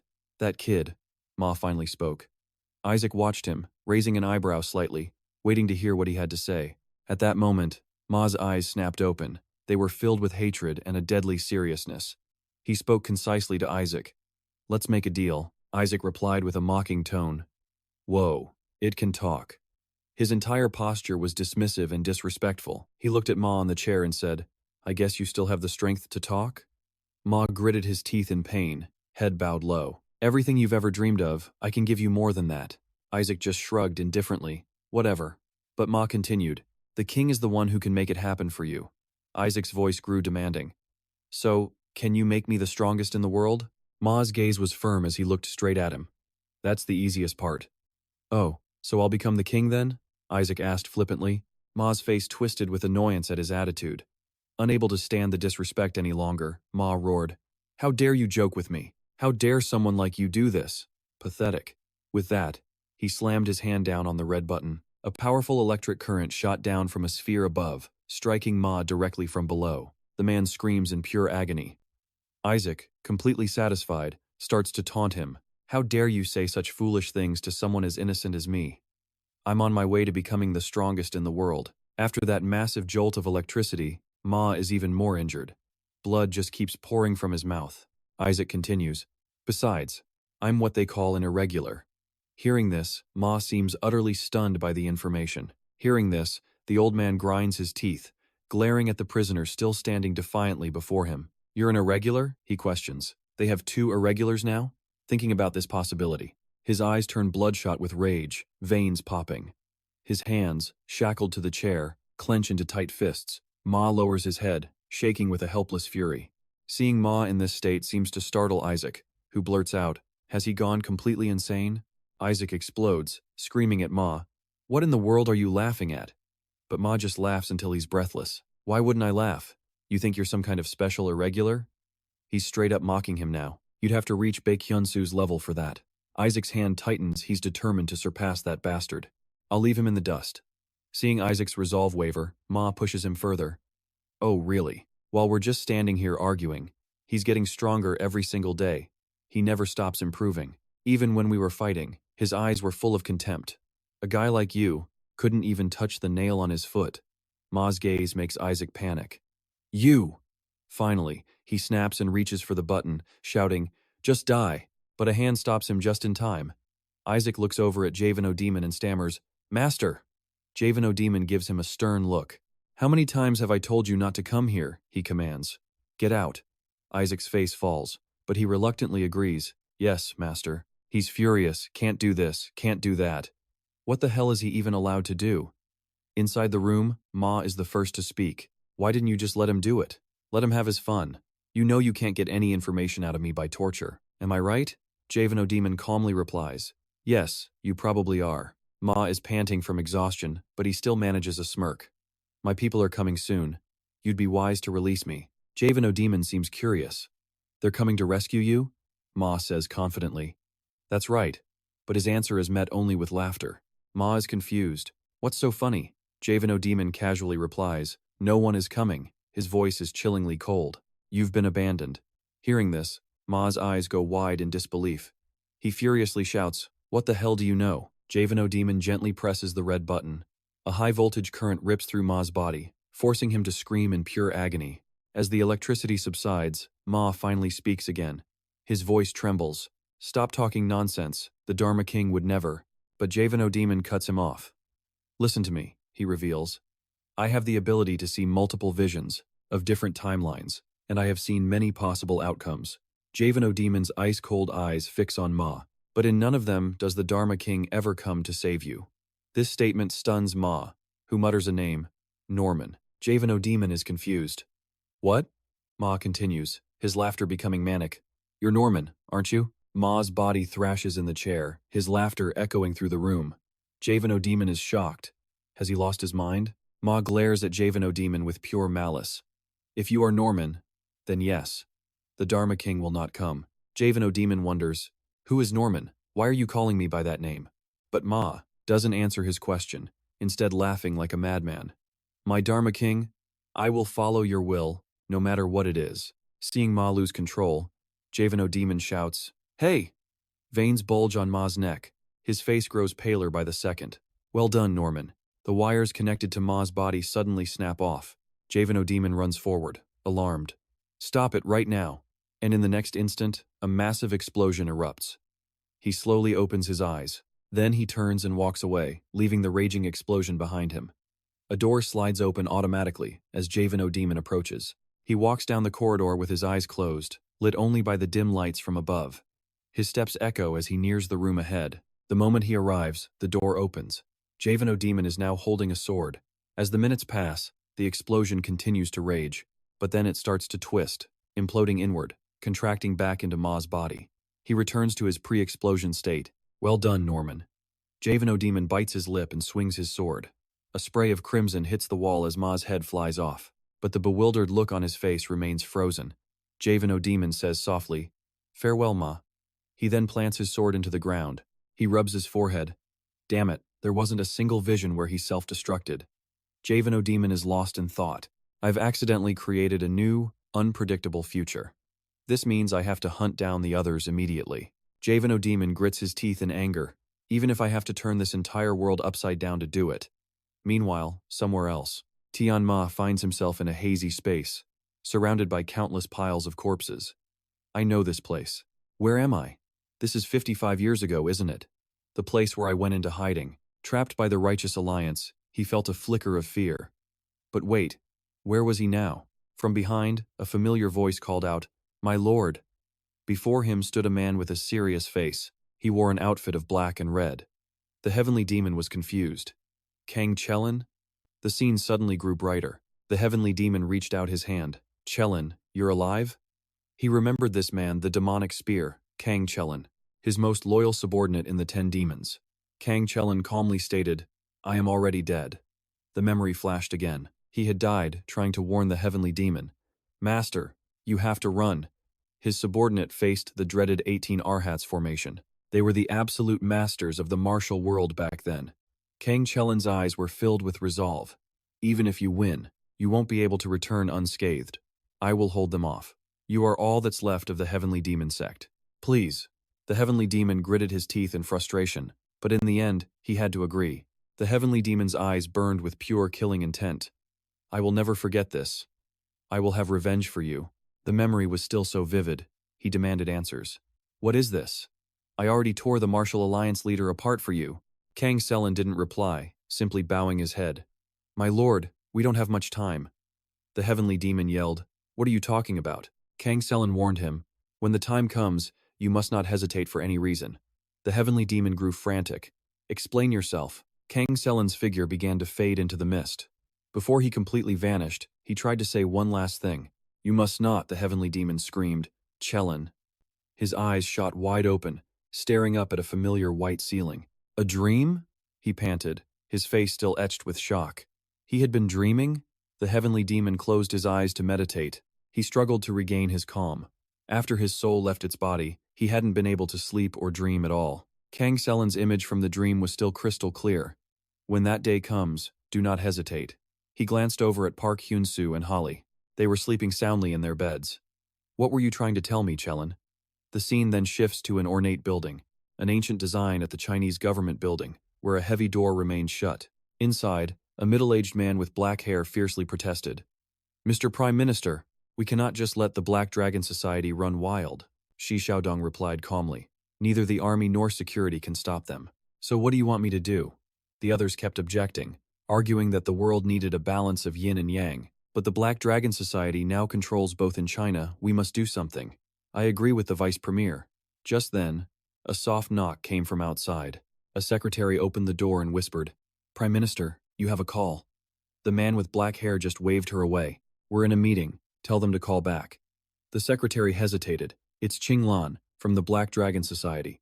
Shi Xiaodong's expression tightened. "The chairman of the Black Dragon Society?" He immediately stood up. "Excuse me." He walked over and picked up the phone receiver. "Hello, Chairman. Prime Minister Shi Xiaodong speaking." The other 3 officials huddled together, muttering about how the Black Dragon Society was acting above them, and we can't do a thing about it. "You got a better idea?" Shi Xiaodong's confused voice cut in. "What? A gate?" His tone immediately drew everyone's attention. "Are you saying its power level is nearly equal to an entire gate?" Qing Lan's voice was clear on the other end. "Yes, in the Tibetan Plateau. I'm calling because you needed to know this first." Then she made her demand. "I need you to keep this matter a secret for now." At that moment, ripples appeared on water. Ripples in a cup at a bustling airport. A voice called from behind. Qinglan, are you really going? Her face was expressionless as she answered. It seems that way, doesn't it? The man with a buzz cut tried to persuade her.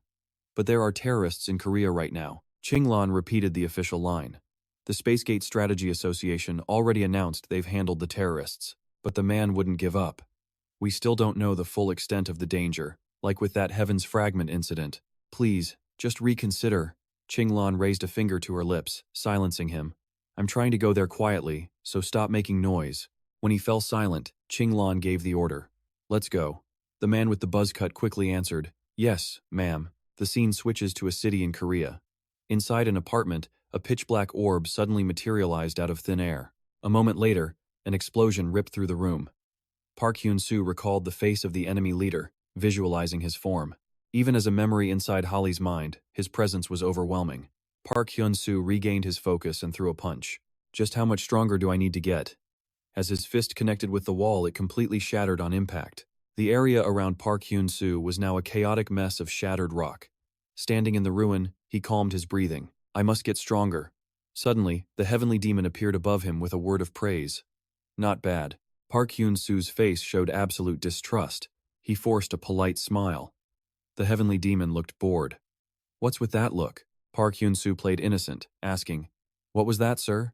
The heavenly demon just sighed and repeated, Good job, kid, which left Park Hyun-soo totally flustered. He scratched his head, teasing back, You're usually so harsh, why the compliment now? That did it. The heavenly demon gritted his teeth and stormed right into his face. Has all my yelling finally twisted your brain? Park Hyun-soo shot back a smirk. Ah! Back to normal. The heavenly demon roared. You really deserve a beating. And once again, the sound of Park Hyun-soo's screams echoed through the air. Meanwhile, at a branch office in Korea, inside the director's office, sat Bich Chun-yo. Bich Chun-yo was completely focused on a document. Hearing a noise at the door, he called out without looking up, Come in. His eyes landed on the young secretary standing in the doorway. What is it? He asked. The secretary gave a professional smile. Director, you have a visitor. Bich Chun-yo questioned, Do they have an appointment? Her smile became strained. She's not exactly someone we can turn away. Before he could even agree, Kan-lam pushed her way in. There, I'm coming in. Bich Chun-yo shot to his feet in surprise. Huh? Kan-lam, his voice filled with delight. It's been too long. He couldn't help but notice Kan-lam's incredibly youthful appearance. You look even younger than before, he commented. This was Kan-lam rank 3, chairman of the Black Dragon Society, and a certified S-rank hunter. At 77 years old, Kan-lam just smiled. Can't be helped. It's a side effect. Using my powers just makes me look younger, she explained. It's been forever. Aren't you going to at least offer me some tea? Her words snapped Bich Chun-yo back to reality. He stood, hit the intercom, and ordered, Secretary Kim, prepare some tea. Then, he turned back to her. Is pu'er tea all right? Kan-lam tilted her head with a slight frown. Forget it. Just get me coffee. Soon, 2 hot drinks were served. Bich Chun-yo took a sip, then got straight to business. So what brings you here all of a sudden? Kan-lam put her cup down and answered, There's a gate on the Tibetan plateau. Her gaze locked onto Bich Chun-yo. The distortion rate is around 82%. His eyes widened in shock. Isn't that a level that requires immediate evacuation? Kan-lam just smiled. It's just a small village, so I've already told them to move out, and to keep it quiet. But Bich Chun-yo still looked deeply worried. If you're getting involved personally, it must be extremely dangerous. Kan-lam hesitated. That's the thing. I honestly don't know. Bich Chun-yo was stunned. What do you mean? Kan-lam dropped the bombshell. Only one person can enter that gate, and that person has to be a man. Her tone turned serious. No one has any idea what's inside. Her eyes were sharp, intense. No one who has gone in has ever come out. Bich Chun-yo clicked his tongue. They all died? Kan-lam's reply was chillingly calm. We don't know. She spoke softly. That's why I've come here to ask. Then Kan-lam made her proposal. Do you think Hunter Park Hyun-soo can go in? The moment she said his name, Bich Chun-yo flinched. The Prime Minister of Korea was lost in thought. It's just a normal gate. I don't think we need to call in Park Hyun-soo. Kan-lam's face grew stern. This is no ordinary gate. She revealed her prediction it could very well be an S-rank gate. Hearing that, Bich Chun-yo shot upright. The scene shifts to the outside of an old fortress. Below, traffic flowed endlessly on the busy streets. But inside the fortress, the design was exquisite, featuring a small, peaceful pond. A man in a private room picked up a slice of meat. Ridiculous, the middle-aged man sneered, calmly enjoying his meal. The Prime Minister makes no move against the Black Dragon Society. He's nothing but a puppet. The man across from him simply poured a cup of tea. Please, drink. The middle-aged man accepted the cup and took a sip. Khan Lam is saying, a new gate has appeared on the Tibetan plateau. Across from him sat one of the king's men, a simple pawn in a much larger game. He smiled. I'm aware. That's precisely why Khan Lam went to Korea. Back inside the Korean headquarters, a voice called out. Hello, Bitch Chunyo opened a door, gesturing to Park Hyun-soo. This way. And then an immense pressure slammed down on them. The force made Park Hyun-soo jump back instantly. Khan Lam's power had frozen Bitch Chunyo in place as a cold sweat beaded on his forehead. What is going on? What is she doing? Park Hyun-soo moved to Bitch Chunyo's side, gently placing a hand on his back. A wave of internal energy flowed out, and the crushing pressure on the director instantly lessened. He let out a shaky breath. Park Hyun-soo smiled. She's just messing with you. Bitch Chunyo didn't respond, focusing on steadying his breathing. I can breathe again. Khan Lam looked impressed. An S rank is really something else, huh? She motioned to a chair. Sit. He sat down, staring right at her. Lam, that was a pretty rude welcome. Khan Lam just grinned brightly. You have to be able to handle a little test like that before I can trust you with this. She finally offered a real smile and a proper introduction. I'm Khan Lam, chairman of the Black Dragon Society. Park Hyun-soo simply replied, I'm Park Hyun-soo. Khan Lam explained. The more power I use, the younger I get. It's almost like a punishment, she mused. That's why I look like this. I may look young, but I'm definitely not younger than you, so don't think I'm being disrespectful. Outside, the hallway was completely empty, not a soul in sight. After hearing her entire story, Park Hyun-soo was deep in thought. An S-rank gate. Khan Lam tried to tempt him. So, want to give it a try? But he simply remained silent. He asked her directly, why did you choose me? Khan Lam gave him a mischievous wink. Because the gate will only let one person in. Right now, among all the hunters, you're the most famous one, aren't you? Then she reveals he's also an irregular. The last line of defense humanity can hope for against the dragon of destruction. Khan Lam's eyes seemed to see right through him. I want to see for myself if an irregular is truly humanity's savior, she reminds him. It's a solo dungeon, but it's S-rank, you could easily die. Khan Lam smiles. If you can make it back out alive? She extends a hand to him.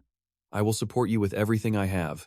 Park Hyun-soo replies, well, if you say so. An S-rank dungeon is a major threat. With a promise like that, he takes Khan Lam's hand. How could I possibly refuse? Park Hyun-soo asks her what she'll do now. Khan Lam says she's leaving today. But before she goes, she turns back. Who says you'll even survive to come back? Go say goodbye to your family and friends. Her words leave him deep in thought. I won't survive? The sky demon behind him speaks up. With me here, you have nothing to worry about. Park Hyun-soo smiles. I know. Park Hyun-soo's gaze turns sharp. A low voice cuts through the silence. The night is dead. The man at the center of the table informs the others. He killed himself to escape his execution. Xander, one of the king's pawns, leans back and scoffs casually. He had a sudden burst of intelligence. A hand slams the table, snapping his attention. Trang grinds his teeth in anger. The man who died was our comrade. You should watch your mouth. Xander just smiles. Did I say something wrong? Trang gets right in his face, clearly ticking Xander off. Stop fighting. Z orders the one opposite him, Twang. The knight's position is vacant. It needs to be filled immediately. Before Twang can answer, Xander jumps in. So who's the next knight? Me, maybe? The white-haired woman responding to Xander is none other than Katina, another of the king's pawns. She smirks, pointing directly at Xander. You don't stand a chance. Xander looks down. Can someone please tape her mouth shut? Katina roars. What did you just say?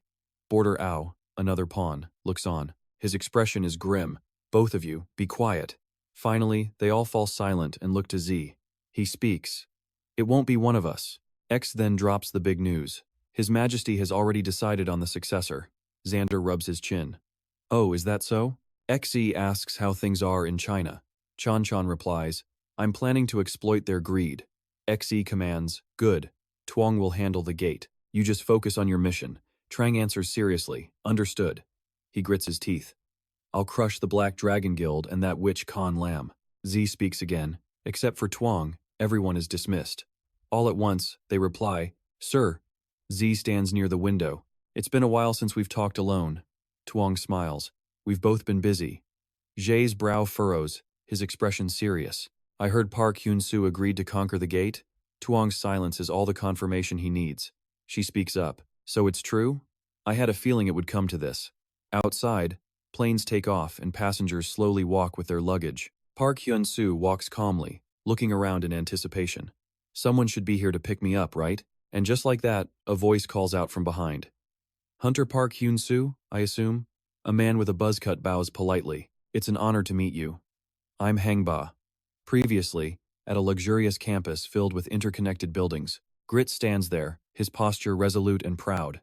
He boldly proclaims his message to the 2 rows of elite guards. For generations, our 3-guild alliance has dominated the international market and the entire world. He goes on.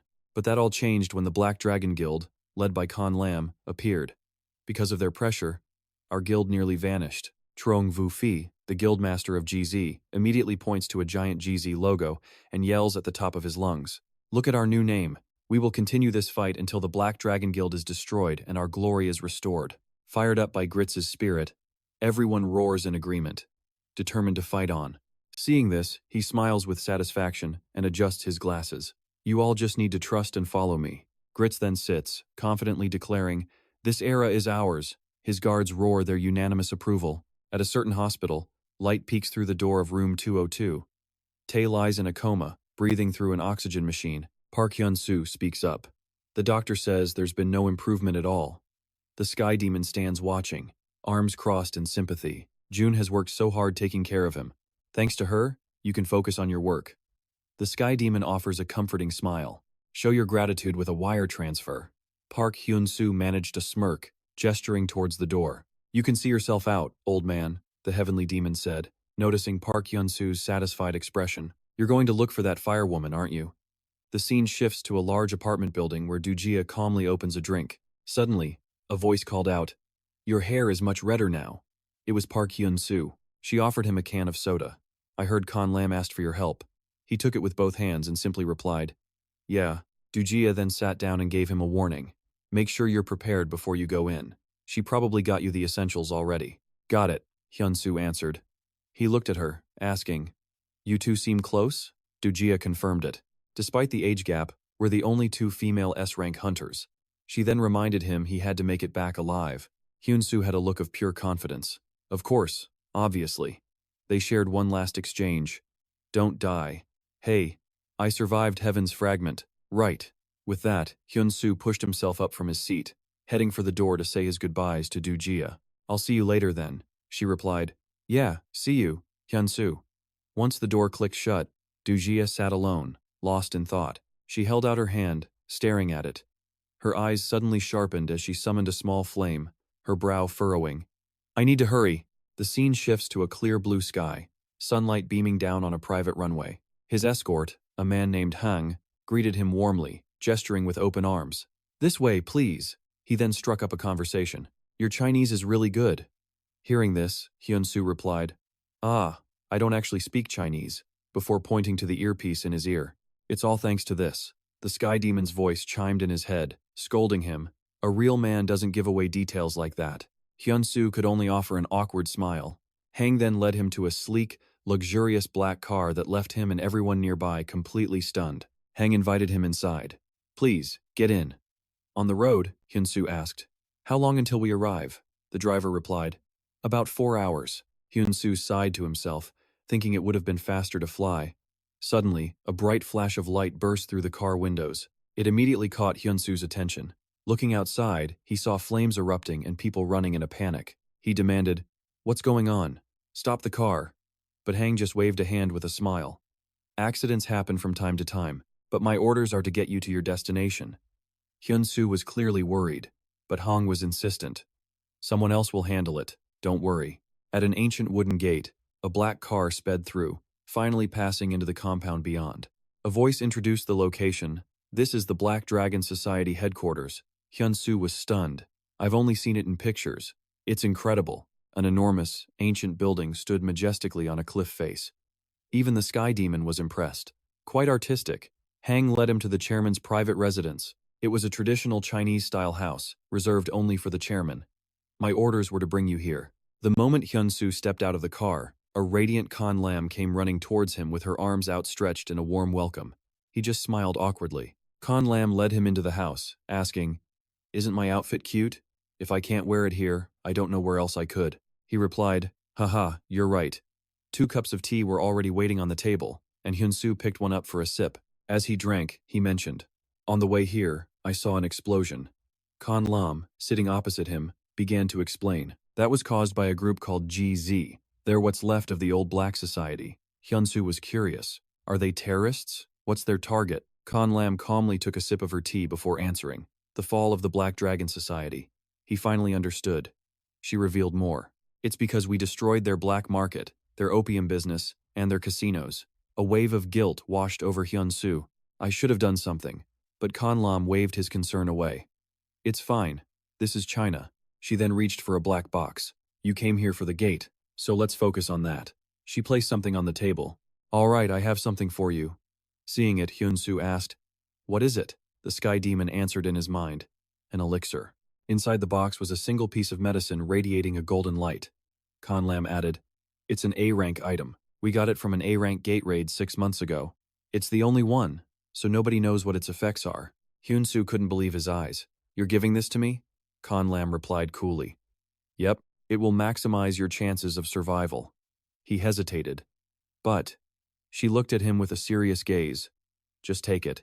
Khan Lam looked him straight in the eye. "Because you're one of the people meant to protect humanity, and you're the most capable one of the bunch, so you have to do it." Hearing this, sweat started to bead on his forehead. The sky demon whispered in his ear, "Take it. Don't refuse her kindness." The pressure left him speechless. Khan Lam then led Hyun-soo to the door, asking Hang to take him to the chairman's room. "Hang, take him to the chairman's quarters." "Yes, chairman." Suddenly, Khan Lam turned, her eyes widening as she saw the small black box floating beside Hyun-soo's head. "You can use telekinesis?" He quickly corrected her. "Ah, this is material transformation. It's safer to carry it this way." This revelation left the sky demon utterly speechless. "Wait, this kid," he exclaimed in Hyun-soo's mind, for him to do that at his current level, leaving Hyun-soo totally confused. Night began to fall. Inside the house, a voice could be heard. "Please contact me if you need anything." Hyun-soo had just closed the door. The sky demon was already urging him on impatiently. "Open it, quickly." Hyun-soo looked back, confused. "What?" The old master pointed toward the box. "We're in a critical situation, because you've activated your willpower without my permission." Hyun-soo scratched his head, completely lost. What was the old man talking about? He opened the box as requested, asking what this willpower even was. The heavenly demon pressed on. "You can feel its presence, can't you?" An image of a brain flashed in Hyun-soo's mind, and he finally understood. "Oh, is it the feeling like I have 2 brains?" The heavenly demon's face darkened, confirming that feeling just meant his perception was still low. It wasn't 2 brains. He had simply awakened a part of his mind that had never been used before. If he could master this power, he could reach the absolute peak and enter the realm of a true breakthrough. Hyun-soo was shocked by that statement. Meanwhile, the medicine in the box pulsed with immense energy. The heavenly demon asked Hyun-soo, "If you absorb this elixir, will your ability to use willpower get any better?" He replied, "Not exactly. It's more like a tool to help me control my willpower with more stability." Hyun-soo picked up the medicine, and the heavenly demon urged him to absorb it quickly. Willpower burns through internal energy fast, so he needed this elixir to replenish it. Hearing that, he immediately put the medicine in his mouth. Instantly, a powerful energy surged through him, making Hyun-soo's eyes fly wide open. He gritted his teeth, holding on. He refused to let that power escape.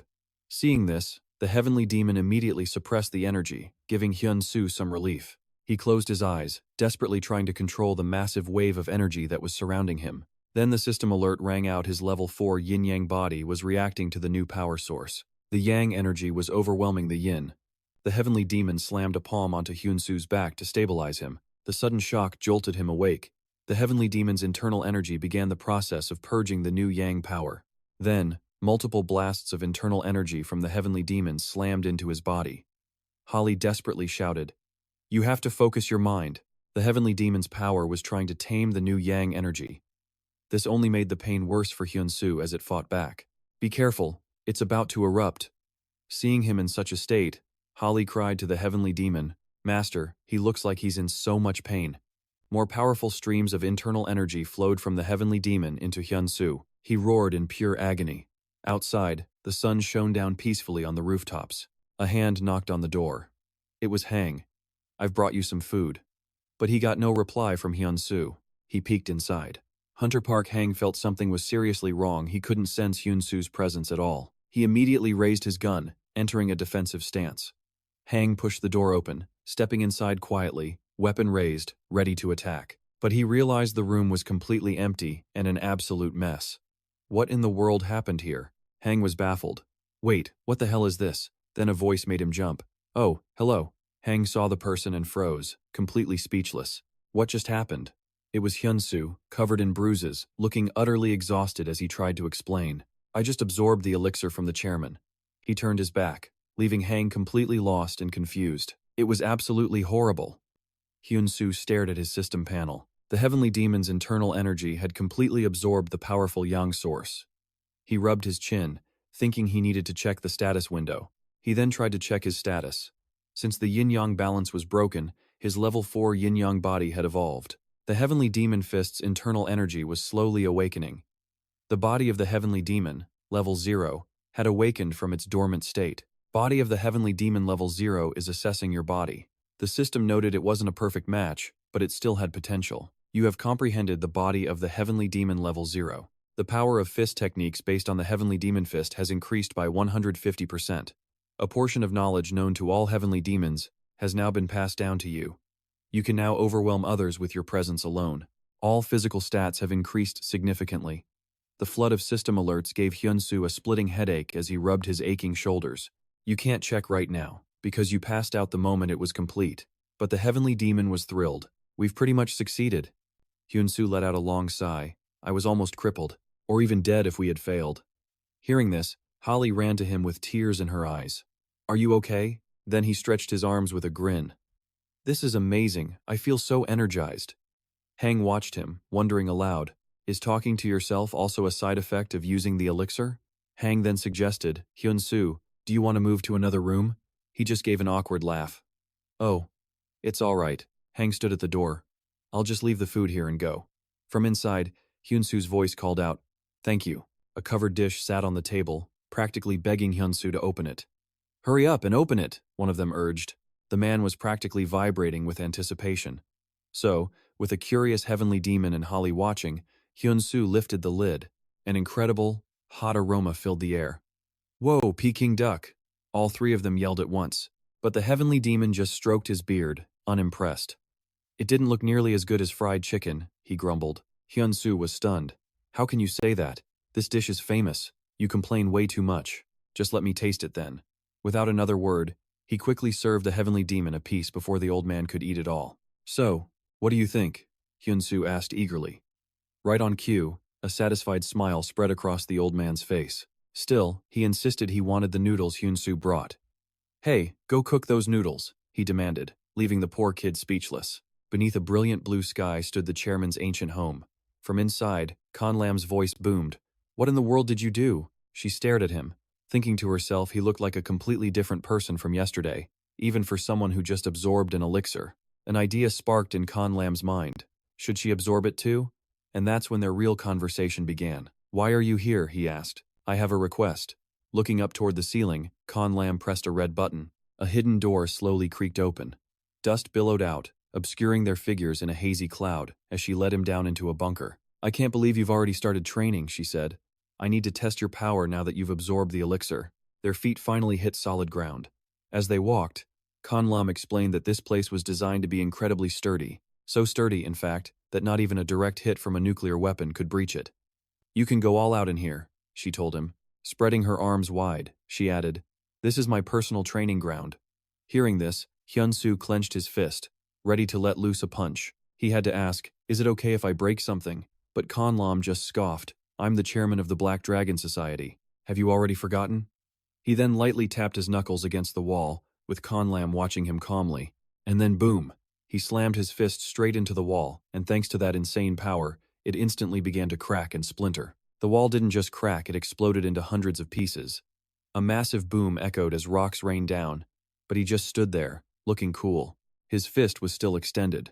Conlam, however, was absolutely speechless with shock. Even Hyun-soo stared at his hand, surprised. Rubbing his knuckles, he thought, okay, this time I'll control my power and just make a clean hole. He closed his eyes, concentrating, and then he let loose another powerful punch against a different wall. This time, the debris flew even further than before. Total chaos.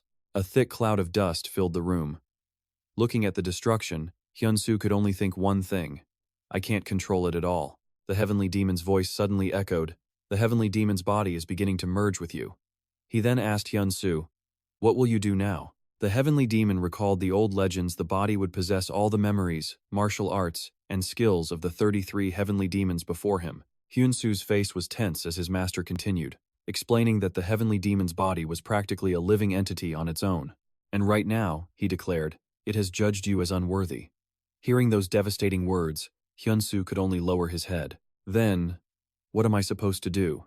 Hearing that desperate question, the old man stood tall and gave his solemn answer. Become worthy. But to do that, he warned his student, I cannot simply explain these memories to you. You have to understand them for yourself.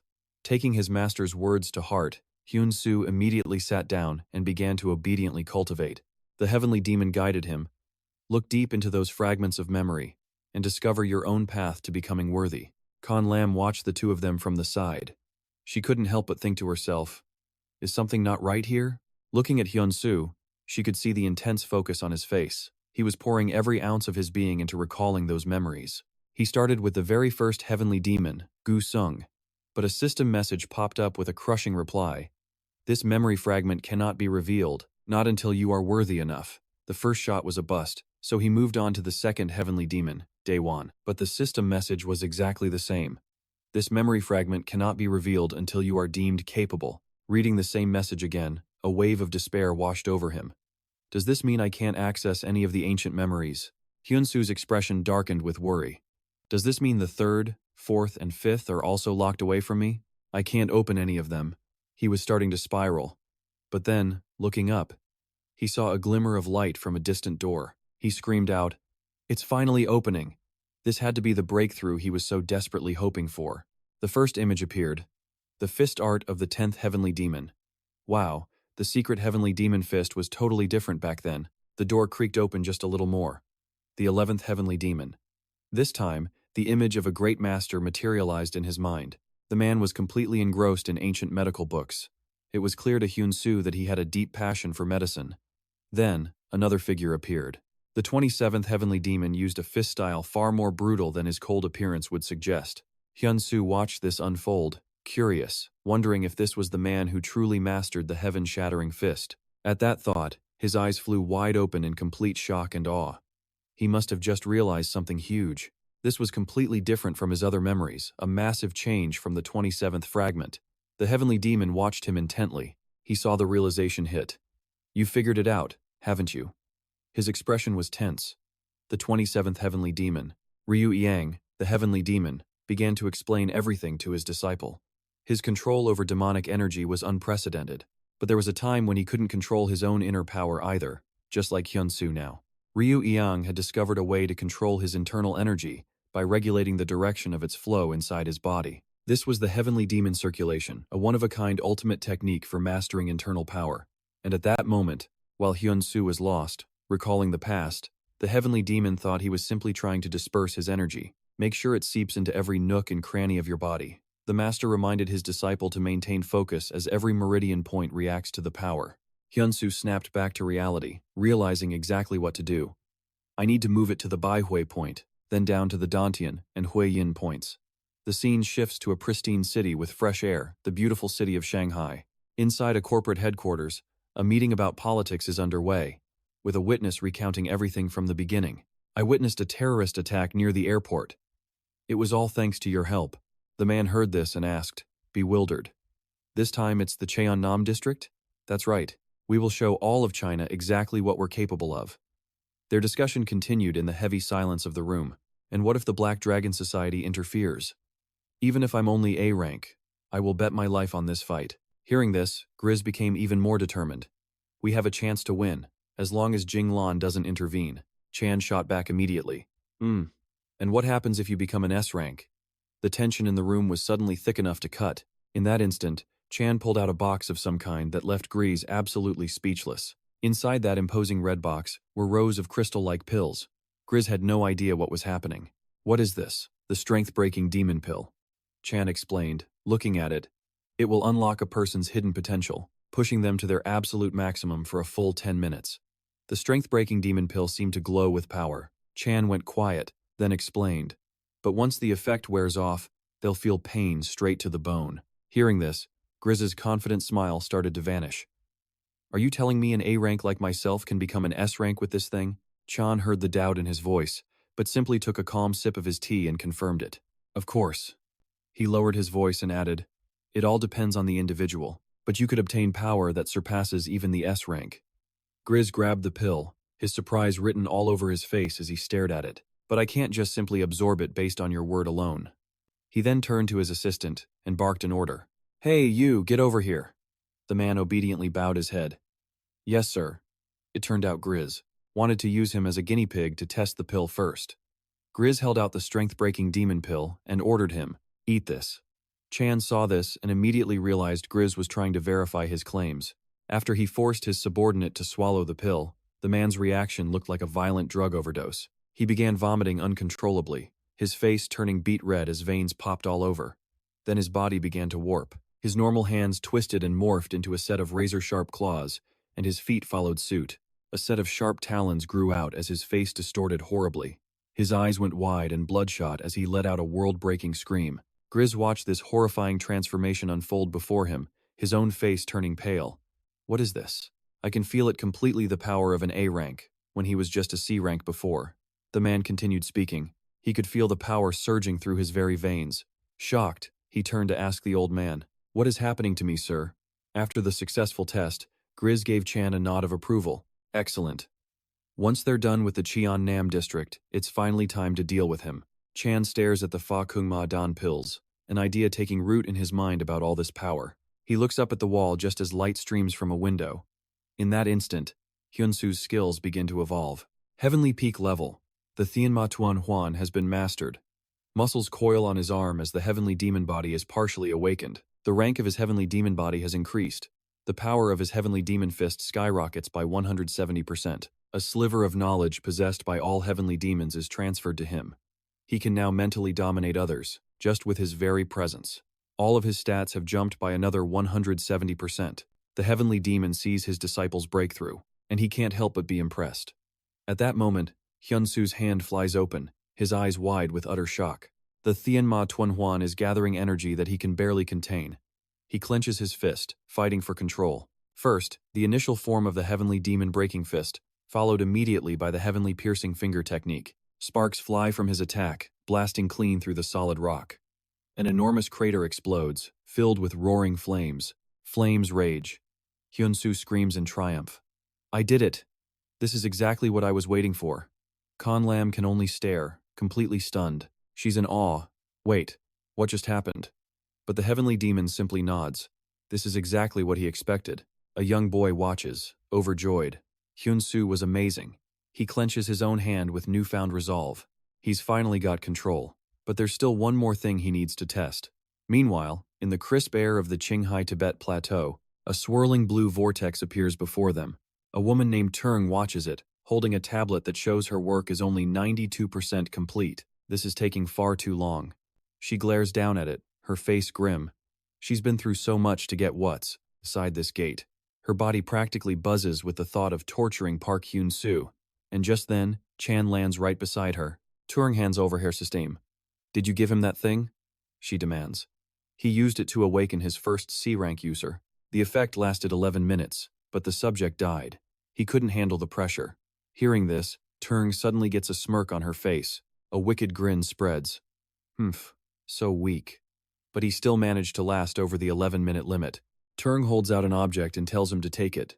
Chan looks surprised, asking, "This is?" She cuts right to the chase. It's a controller. It lets you control the mana users and dispose of them when they're no longer useful. After hearing his orders, Chan bows his head. Yes, my lady. Turng thought that was it, but then she turns back to Chan. Oh, and one more thing, she says. Go and give a warning to Choida Ahub. The scene then shifts to a mansion courtyard. People are bustling about, enjoying the fresh air, while young couples laugh and talk together, completely at ease. But you and I know this picture of happiness wasn't built to last. A group of intruders suddenly arrives to shatter the peace. The very air around them seems to crackle, ready to explode. The crowd sees this and immediately starts to panic. They scream in pure terror. A terrorist attack. Their faces are masks of fear as they scramble to escape. Then, from the mansion roof, a group of people drop a massive red banner. It unfurls from the roof all the way to the ground, marked with the letters GZR, and just as the banner suggests, he appears. The leader of GZR speaks, his voice booming. Does the world finally know this is the era of GZ? He speaks with absolute satisfaction and pride, then lets out a booming laugh. Meanwhile, back at Park Hyun-soo's home, he's busy training. Holly sees Hyun-soo's obvious progress and can't help but be amazed. Whoa! His eyes and gestures are full of pure excitement. The boy looks at him with total admiration and shouts, "So cool!" This reaction even makes the heavenly demon crack a smile, but his eyes hold a hint of confusion. Only the body of a heavenly demon can possess dark energy, which means the blue energy that you're using. Is that what they call mana? Hyun-soo glances around, then nods. Yes, I'm using the heavenly demon's secret arts with mana. Hearing this, his master can't help but break into applause, exclaiming, "That's brilliant." Seeing his master act this way is a little unusual for Hyun-soo. He just can't believe it. My master actually praised me. But then, for some unknown reason, he stops short. Something is wrong. And suddenly, Hyun-soo bursts out crying like a child. He rubs his eyes, sobbing. "It's just some dust. It got in my eyes." At that moment, a phone begins to ring. It's coming from Con Lam. She looks completely confused as she answers the phone with a panicked voice. What is it? What happened? Her eyes suddenly flash with intensity when she hears they've located the Satien Ma Kien. Everything on the outside has been shaken up now that the location is found. Con Lam turns to Park Hyun-soo with a grave expression. "Hunter Park, I think I need to," but before she can finish her sentence, he already understands. "I'll go with you." Hearing those words come from him, Con Lam is genuinely moved. He looks at her, his face serious. "It's those GZ guys, isn't it?" With that, Hyun-soo turned to her and spoke softly, saying they had to stop them before more civilians were injured. His face suddenly grew serious. As a hunter, he couldn't just stand by and watch this happen. Seeing his incredible resolve, she couldn't help but praise him. "That's Hunter Park for you." Without another word, Hyun-soo said his goodbyes. "I'm going on ahead." And with that, he vanished in the blink of an eye. After Hyun-soo left, Con Lam was still a bit lost in thought. Wow, that guy is seriously cool. At that moment, where the GZ members were causing chaos, things were getting ugly. Their underlings had rounded up all the civilians, beginning to torture, rob, and threaten every single one of them. Don't even think about doing anything stupid. Just sit still. The civilians were completely surrounded by guards. Every single one of them held a massive cannon. The people were terrified, screaming out for someone to save them, but their desperate cries only angered the thugs, who just screamed at them to shut their mouths. Just then, GZ's phone rang. It was the Black Dragon Association's response center calling. "Please state the identity of the caller." His face twisted with rage as he yelled, "This is Trang Google of the GZ Guild. I have a few words for that woman, Con Lam." His voice boomed as he made his demand. "Send 100 billion yuan. You have 30 minutes, or I'll kill every single person here. If you're late by even a single second, then all of these bastards are history." At that point, they were ready to declare themselves kings, and his men began opening fire. These idiots have all been brainwashed by the Black Dragon Association. They yelled out, "You think those Black Dragon losers can save you now?" In the middle of this hellish scene, they looked up and saw a silhouette. Wait a second.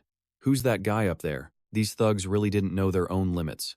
They opened fire without knowing who he was, but what happened next was unbelievable. Every single bullet they fired was just knocked away. GZ's men started to get confused. But who is this guy? Is he one of the Black Dragon guys? There's no way he survived that. But then they saw his silhouette emerge from the smoke. He was still standing there, completely unharmed. He's still alive? Is he a hunter? It was, of course, Park Hyun-soo. He looked down at the thugs below, his eyes burning with fury. Who gave them the right to slaughter innocent people like this? The heavenly demon, seeing this, was also heartbroken. If I had a body, they'd be dead by now. Don't go easy on them. Make them pay for what they've done. With his pioneer's guidance skill activated, Hyun-soo simply bowed his head. "Yes, master." The men below raised their guns, a wave of anxiety washing over them. He's lost his mind. What's he mumbling to himself for? Just then, Hyun-soo held up the bullets he'd just caught, and with one swift motion, hurled them right back at their owners. From his vantage point, Google watched and realized the Black Dragon Association must have sent someone after all. He pulled out his phone and made a call to someone. "Use the thing I gave you." Now, it turned out he was giving a direct order to his subordinates on the ground. He demanded they proceed immediately. Following his command, each of them took out a strength-breaking demon pill that he had prepared for them beforehand. Seeing them all swallow some weird, unknown pill, Hyun-soo couldn't help but be taken by surprise. But what he had just seen was nothing compared to what was happening now. The men began to scream, transforming into vicious demons. Hyun-soo was completely stunned and yelled out, What is this?" As they transformed, a single thought entered the thugs' minds. "I can feel my power surging. Kill them all." Seeing this gruesome scene, Hyun-soo quickly regained his composure. He realized this looked just like the thing he had swallowed before. They must have been given the same substance. The heavenly demons saw it and immediately recognized it too. In my world, there were people who created drugs just like this. It was a drug that stimulated a person's most dangerous instincts. Looking down, he saw they had all turned into werewolves. He realized there were 7 of them. They charged him all at once, screaming crazily, "Die!" But at this point, Hyun-soo wasn't about to give up so easily. He clenched his fist, dashed straight for a werewolf, and delivered a devastatingly painful punch. Google saw what just happened and was actually a little impressed. He took one down with just a single kick, but I've never seen anyone that strong from Black Dragon. A worried look spread across his face. He must be an S-rank hunter. He never imagined there was another S-rank besides that Con Lam. That was it. He grabbed his own strength-breaking demon pill. He shoved it into his own mouth. If that's the case, I'll just become an S-rank myself and kill him personally. A truly reckless move. Just then, from the clear blue sky, a familiar silhouette appeared. The person who arrived was none other than Chan. He stood there, analyzing the situation. To take down 7 A-rankers at once, this guy's skill level has to be S-rank. Trangda adjusted his glasses, deep in thought. He had planned all of this just to collect 10 pieces of information. But what could he do now? Just as that thought crossed his mind, the figure of a girl appeared right behind him. That girl was Con Lam. "You're one of the king's men, aren't you?" Her words made him whip around in pure shock. He let out a huge, panicked shout. "Con Lam, why are you here?" She just stared back, surprised by his reaction. "You know who I am?" Trangdar's face was a mask of alarm. How did she get so close without him noticing a thing? Con Lam put it together then. "So, you're helping GZ." She calmly continues her taunt. "If you capture me, I'll be the one getting plenty of information." Chan hears this and asks, "Are you so sure?" But Con Lam's response is nothing but a taunt. "Why don't you guess?" Hearing this, Chan stops holding back. "If you get any younger, your future is just going to get rockier. Understand?" Those words coming from him are the last straw, enraging her. Con Lam's fists clench tight as she yells, "Insolent!" Oh, she is genuinely furious now. Don't you dare expect a peaceful death. Meanwhile, in another area entirely, Hyun-soo is locked in a fierce battle with a pack of crazed werewolves. The beasts are absolutely ecstatic. "Haha, my body is overflowing with power." They suddenly appear behind Hyun-soo and offer their thanks. "We owe you one." Faced with these words, Hyun-soo is completely baffled. "What?" But the creature cuts right to the chase. "Because of you, I've finally attained my true power." At that moment, the terrified civilians nearby let out horrifying screams. Seeing the absolute chaos unfolding around him, something crucial clicks in Hyun-soo's mind. He realizes he needs to evacuate the civilians first. With that, Hyun-soo looks at them and activates material translocation. In that moment, all the civilians feel something lifting them up from the ground. The pack of werewolves witnesses the spectacle. They watch the scene unfold with shock. What a bizarre technique. But you think I'll just let them escape so easily? How could I possibly pass up a chance like this? They charge forward in a frenzy, roaring as they attack. "Die!" A confident smirk plays across Park Hyun-soo's lips, but it vanishes in an instant, replaced by raw hatred. Ideation of the heavenly demon's secret art. As the werewolves transform into flames to attack him, this strange phenomenon leaves them completely baffled and confused. "Wah, what the hell is that?" Just then, a woman suddenly appears from high above. It's Con Lam herself. The battle is raging between her and Chan. He can feel it himself. "Damn it, I'm getting pushed back." At that moment, Con Lam's lips part. Shockwave!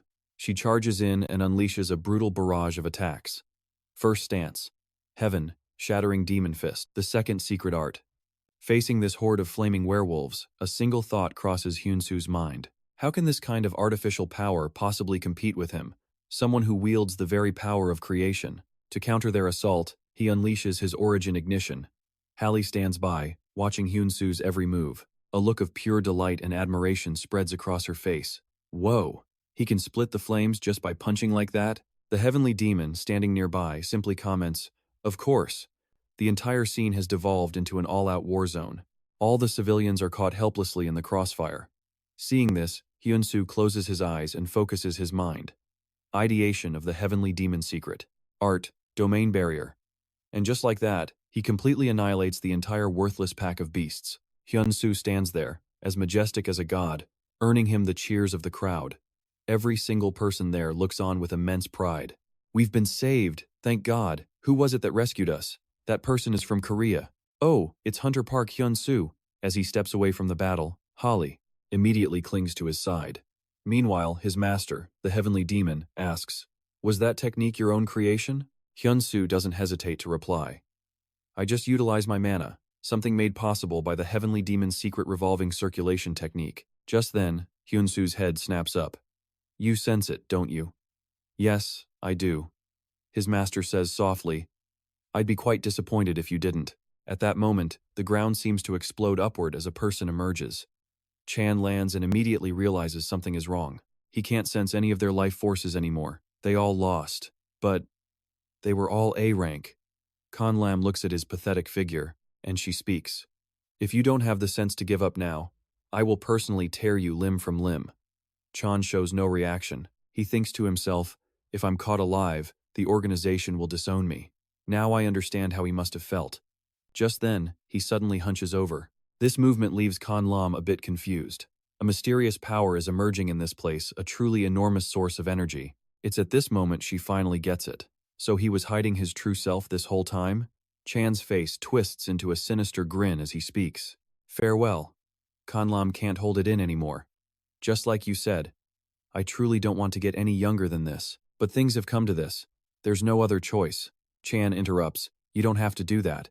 His statement immediately catches Conlam's attention. Third secret art, Heaven, shattering demon fist. He bellows with all his might, pierce.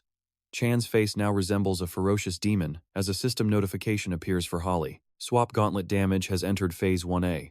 Piercing damage is increased by 50% of physical attack power.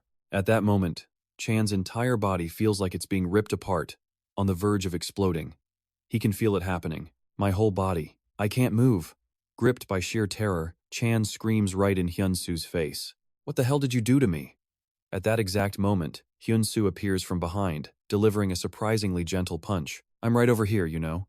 Hyun-soo calmly raises his arm, his voice chillingly cold. "I'll finish you off with one clean shot." But suddenly, a voice cuts in. "Wait." The words came from Conlam. She appears, demanding he hold off on killing the man. Hyun-soo looks surprised, asking, "What?" Conlam immediately explains. He's connected to the king. After hearing that piece of information, Hyun-soo has no choice but to listen. Meanwhile, at a certain company, civilians are scrambling everywhere, clearly fleeing from some massive disaster. A boot suddenly kicks the door clean off its hinges. A man storms in with his gun raised, shouting, "Vice Premier, you're under arrest for treason." It seems one of Yang Google's subordinates had already confessed everything, but the agent froze, completely stunned by the scene before him. The vice premier had already been assassinated. At the same time, high up in the mountains, Trang was captured alive. A woman named Tu sat there, completely surprised. "This wasn't in our calculations." Her subordinate simply replies, "It's all right. We've already acquired the data on the transcendent immortals." Tu's face remains calm as she processes the new intel. He kept such critical data all to himself.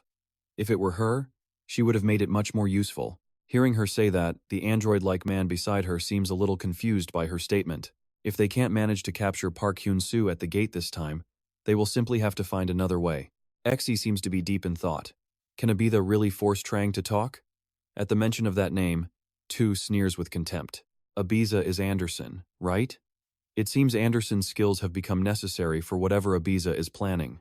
Hearing that, Z also speaks up. "It's ridiculous, isn't it? We used mana stones to evolve our powers this much. And in the end, it was all pretty much useless." Tu's expression softened slightly. No Manabiza. Memories of the past begin to flash through her mind, the great war that took place on the planet Ares, the powerful warriors of Ares that they fought. In the end, they were the ones who claimed victory. But somehow, the will of Ares managed to succeed on Earth. She just doesn't know how that was possible. But before Tu can finish, X interrupts her. Are you scared? Despite his pointed question, Tu answers calmly. Oh, it's because the anomaly has finally appeared. Z looks at her tensely. We have the king, and he trusts you. Hearing those words come from his mouth, Tu seems a little skeptical. The king trusts me? Meanwhile, atop a towering skyscraper, a body lies on a table, his rippling muscles showing off a six-pack, but his arms and legs are covered in deep gashes. The doctor looks at him on the medical bed. We've obtained the genetic sample, and all the preparations are complete.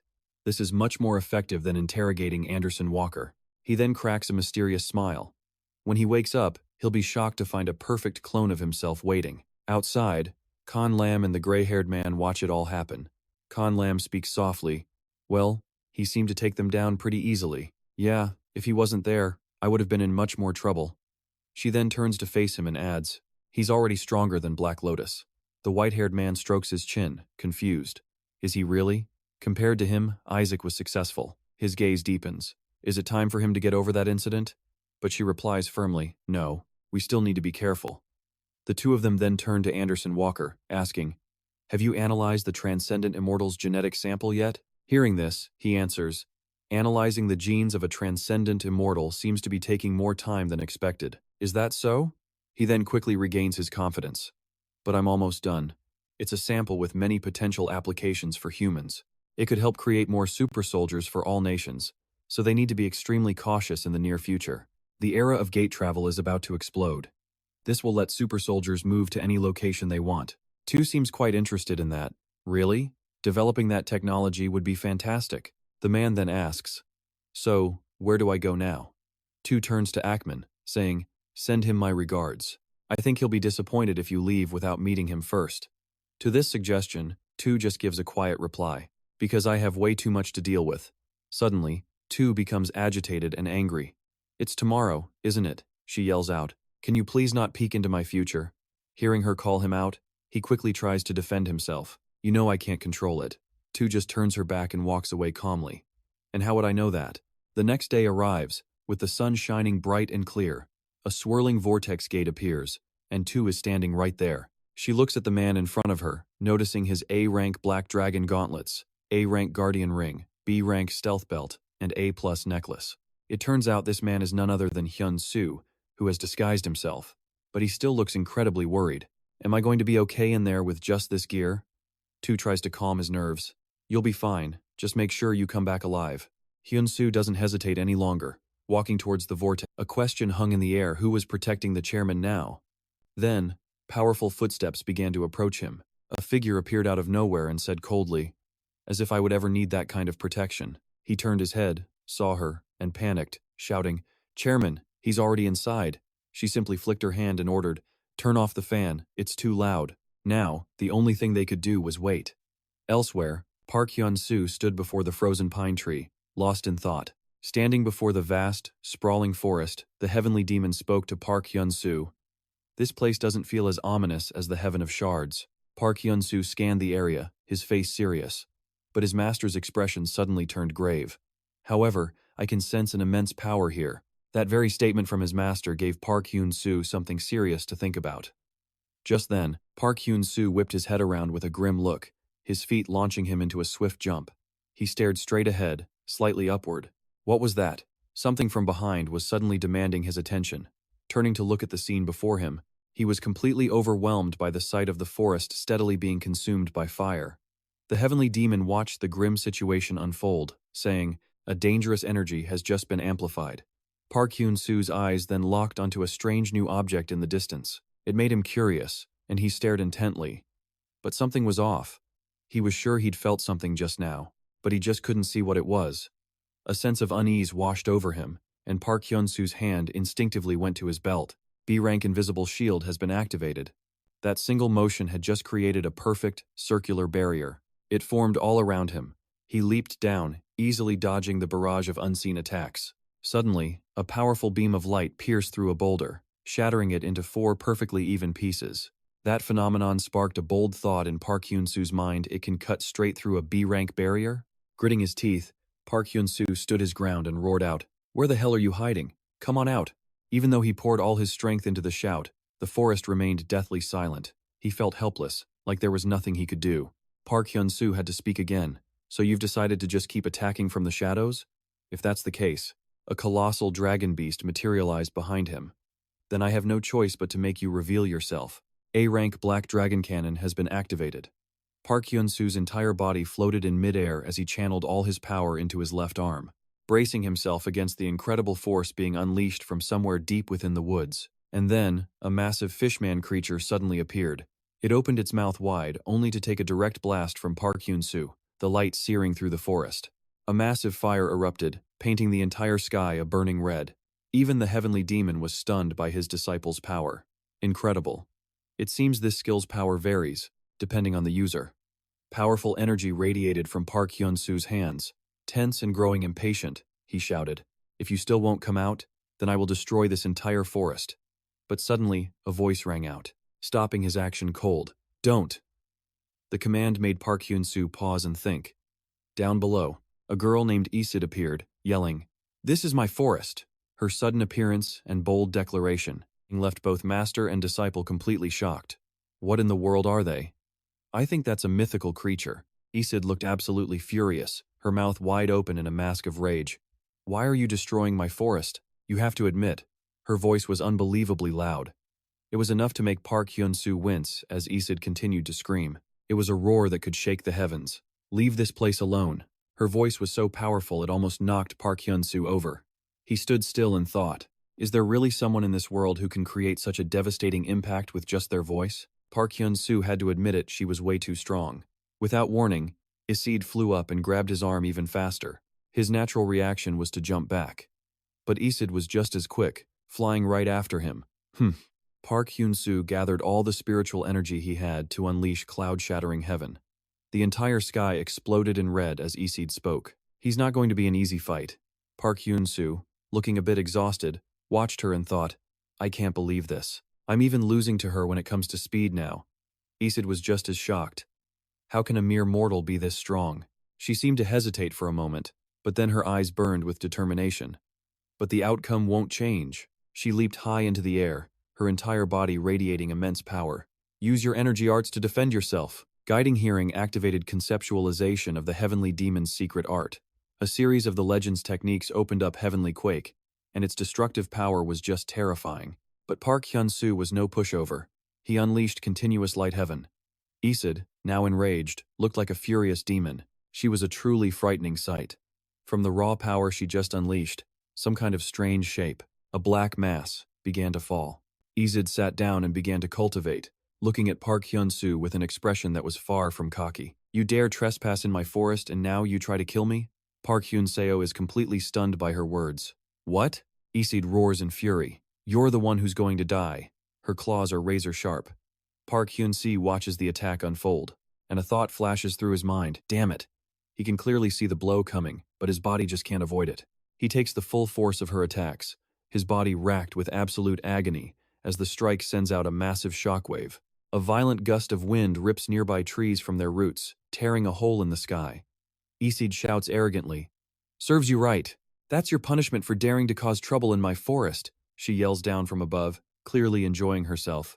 Down on the ground below, Park Hyun-seo lies broken, his face twisted in pain, and his entire body drenched in blood. The heavenly demon beside him frowns, shouting at him, "Hey, get yourself together." But Isid is already diving down at incredible speed. "I'll end your miserable life right now." She curls her hands into fists, leaning into a devastating final blow. She lets out a battle-crazed laugh, but just then, a purple light erupts from Park Hyun-seo's ring. The light swirls and forms into small, consecutive rings that shoot outwards. His eyes fly open in shock, his pupils shrink. From above, Isid's eyes widen as she screams once more. "Die!" She lunges downward, claws extended. The attack creates a pillar of pale pink light, instantly kicking up a massive cloud that blankets the entire forest. With visibility at zero, a violent tremor shakes the very ground. Isid stands right in the center of the blast. Her hair whips wildly in the wind.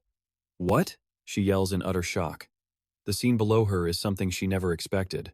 Isid is completely confused, her fist still buried in the earth from the attack. Where did he go? Beneath her fist is nothing but a massive crater, with no sign of the man. Absolutely unbelievable. Park Hyun-seo's arrogant voice echoes from high above. He lets out a dark chuckle. Hearing him, Isid looks up, annoyed. Have you already recovered? The heavenly demon asks him. Park Hyun-seo just stretches his arm and replies, Yeah, I'm feeling incredibly refreshed, he says with a grin, a single bead of sweat on his face. And the bonus effect of this item is, seeing him alive and well, Isid's face contorts with fear. Her expression darkens as sweat slowly trickles down her forehead. She bites her lip, completely unsettled. The item reflects all of an opponent's power right back at them. As the man's voice rings out, Isid suddenly spews a mouthful of blood in agony. Wounds are tearing open all over her body. She tries to cover a wound with her hand, screaming, What did you do to me? More blood erupts as her voice cracks. A flash of light creates a thick, swirling cloud of dust, making the entire area hazy and surreal. Wind and dust mix together in the middle of the pine forest. He looks ahead to see that Isid is starting to go berserk. Her body is completely shrouded by a black aura, only her glowing golden eyes piercing through the dark. He's stunned by what's inside. I was hoping you wouldn't have to see me like this. A white-haired girl suddenly appears, her outfit cut daringly to her waist. Her enchanting eyes are locked on him. Who is she? Where did that beast go? He looks around, his face a mask of confusion. The heavenly demon glances at her. It seems she's a mystical creature. Isid then teleports right next to Park Hyun-seo. Don't you recognize me? She raises her hands towards him, causing him to flinch and back away in shock. His eyes dart to her swaying ears and then he counts her tails, a total of 7. I can't maintain this form for long, but it's more than enough time to rip you to shreds. Her face twists into a sly, excited grin as Park Hyun-seo breaks into a cold sweat. He feels like he's lost control of his own body. She slowly runs a hand across his chest. At that moment, the demon lord shouts again, Calm down.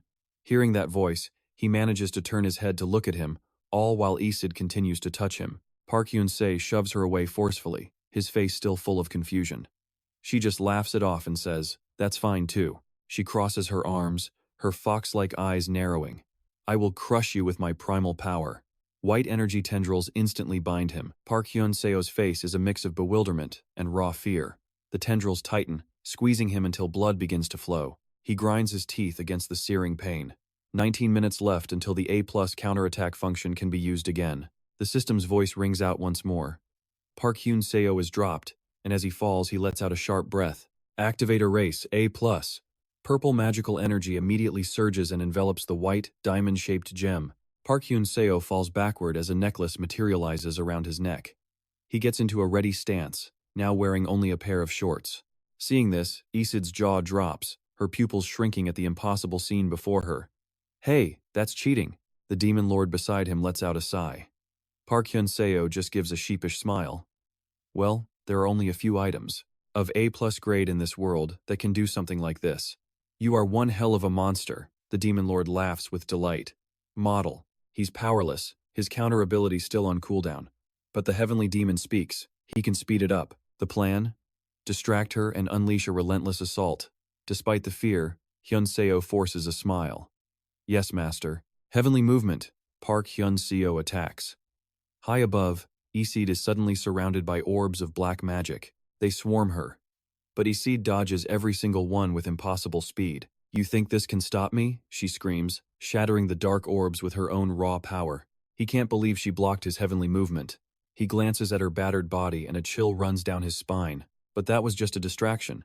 He prepares the 6th skill of the Demon Fist, gathering dark magic. He roars, Divine Heavenly Artifice, and charges straight at Isid as she destroys the orbs. He's now enveloped in a blinding white aura. Your tricks are useless, she yells, swatting him away. He grits his teeth as she blocks him. She stopped it? She shouldn't have been able to. His face is pure frustration. But he presses the attack. Wind howls all around him. Isid opens her mouth, revealing razor-sharp fangs. A yellow orb of energy begins to form. The sphere before her is now a pale purple, wreathed in black demonic power. Her jaws gape wide, pure danger. Isid unleashes the energy blast with brutal force. The shockwave whips her hair back wildly. He sees the energy ball hurtling towards him. It grazes Park Hyun-seo's shoulder, and he clenches his jaw in pain. A long, bleeding gash opens up. Still, Park Hyun-soo charges forward without hesitation. A white spiritual force surrounds Isid. An explosion erupts, shaking the forest below violently. The blast is huge, terrifying. Smoke mushrooms up into the blue sky. Through the haze, Isid, her clothes are in tatters as she screams in pain. Scratches cover her body, her energy fading fast. Smoke billows behind her. "Damn it!" he screams in frustration, revealing even more gruesome wounds on his own body. His arm is blackened, his whole body a canvas of pain. He thought the attack was useless, but he's watching her carefully now. "I can't believe it," Isid snarls, glaring at him. Just seeing Park Hyun-soo still standing enrages her. She starts gathering her magic again. "Worried about my eighth tail?" She sneers, her smile pure malice. Her red pupils shrink, becoming terrifying points of pure danger. She crosses her withered, clawed arms. She looks absolutely horrifying. "Let's end this," Isid screams, unleashing a dense barrage of claw strikes. "Harley," he calls out seriously. His arm morphs into a mechanical weapon, larger than normal. "Understood," a voice responds. The system confirms. Physical and armor. Piercing damage increased by 50%. "If my divine heavenly artifice won't work," Park Hyun-soo mutters, sweat pouring down his face, "I'll use my master's," he shouts, crouching to focus an immense power that rips the very ground apart. He's copying his master. "Jung-hyung," the system announces. Debris swirls into his aura. Divine heavenly artifice. A pillar of energy blasts toward Isid's attack. "It's useless," she screams at him, gathering magic in her mouth again. Her eyes practically glow as she locks onto him. Again, she spits an energy ball his way, though this one is smaller. Park Hyun-soo doesn't stop, blocking it with that scaled arm. He grits his teeth, pushing forward as another explosion erupts. But this time, the blast of energy is a magnificent shade of blue. A sphere of black energy appears over the forest, plunging the entire area into darkness. Air rushes towards it, even the clouds warp. The sphere then detonates in a flash of blinding white light. Isid is falling now, her body completely limp. A trail of black smoke follows her, like she was set ablaze. She crashes to the ground in a huge explosion. Black smoke rises. She never stood a chance against his master's skill. He lets out an exhausted sigh. His eyes tremble as he exhales. Of course, the heavenly demon calmly watches where Isid crashed. He hovers silently behind. On the cracked earth, a fox-tailed girl lies motionless. A voice rings out, "Honestly, it's pretty alarming that someone like that could even exist in this world." The old heavenly demon floats in midair, arms crossed, looking down at the fallen girl with an ice-cold gaze. "She's strong. Finish her with one blow." Park Hyun-soo raises his left arm. His tough skin, covered in beast-like scales, pulses with power. "Yes," he replies, clenching his fist with terrifying speed. "Model." He rushed toward the girl, his body moving like a flash of lightning. He was determined to end her with one powerful strike. The weak girl awoke, her lips murmuring in pain. "Don't steal it." But his hand was charged with immense power. Just as he closed in, he froze, his eyes filled with doubt. Baek Hyun-soo lowered his hand, stopping his attack. All the power he'd gathered vanished into thin air. He stared at her. "This forest belongs to me." A huge explosion then erupted in the woods. Earth and rock flew everywhere as the space around them shook violently. Crows scattered, their calls echoing through the chaos. It was as if they too were caught in the sudden pandemonium. High above, two girls stood on a ridge looking down. All over the forest, terrifying explosions went off, shaking the trees to their roots. The fox-eared girl, Isid, glanced at her friend. Her friend was on the verge of tears, hands clasped in panic against her chest, her expression one of pure terror. "Those scary people are here, humans from another world." Tears streamed down her cheeks, her eyes filled with absolute despair. She cried out, "Are we all going to die?" Isid looked at Jun, her gaze firm and reassuring. She replied softly, "Don't worry, I'll protect us." The girl gave a weak nod in response. "Yeah." As sunset fell, a hand gently reached out to pick a small mushroom.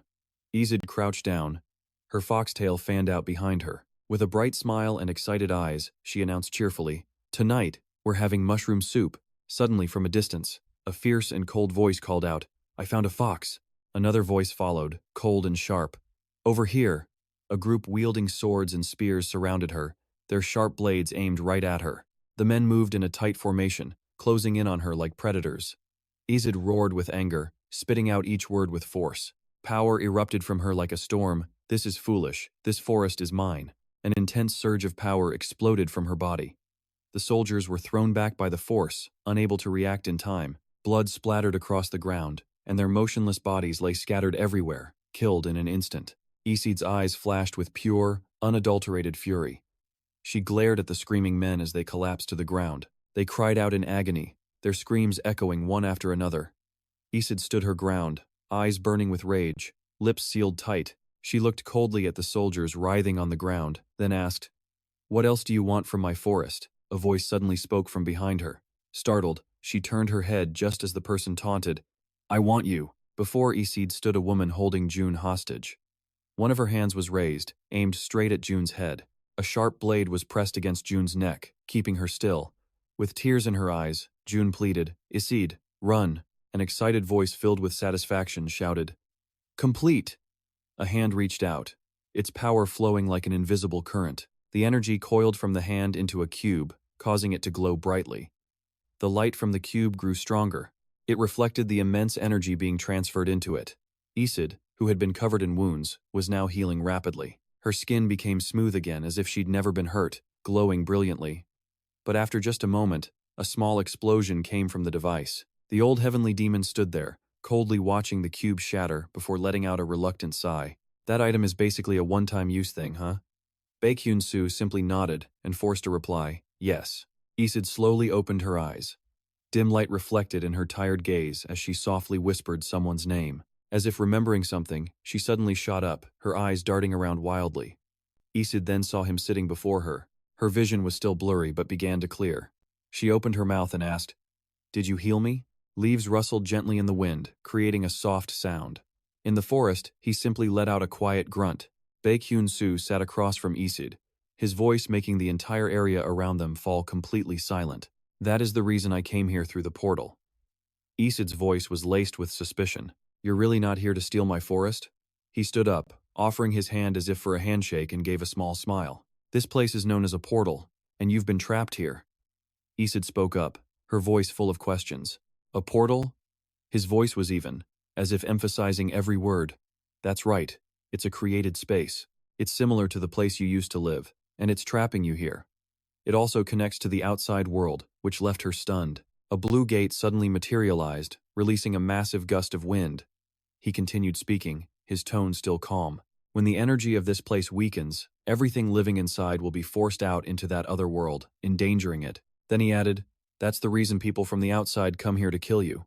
She looked at him, completely shocked. Placing a hand on her chest, she asked quietly, "I'm dangerous?" Hyun-soo suddenly flew up, hovering in midair. His muscular body was revealed in the light.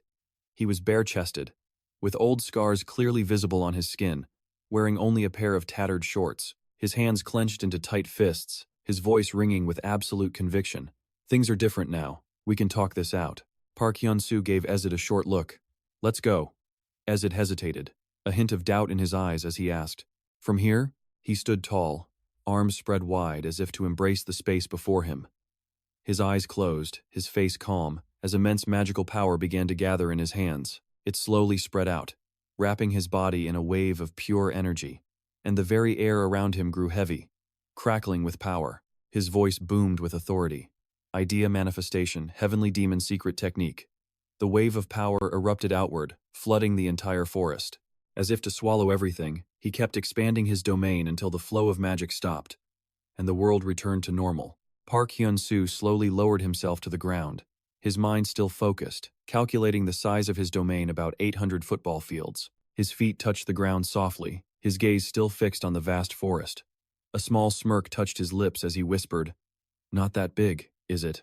His words acted like a spark, igniting a storm of rage within her. She couldn't control her emotions any longer. She leaped into the air, her eyes burning with fury.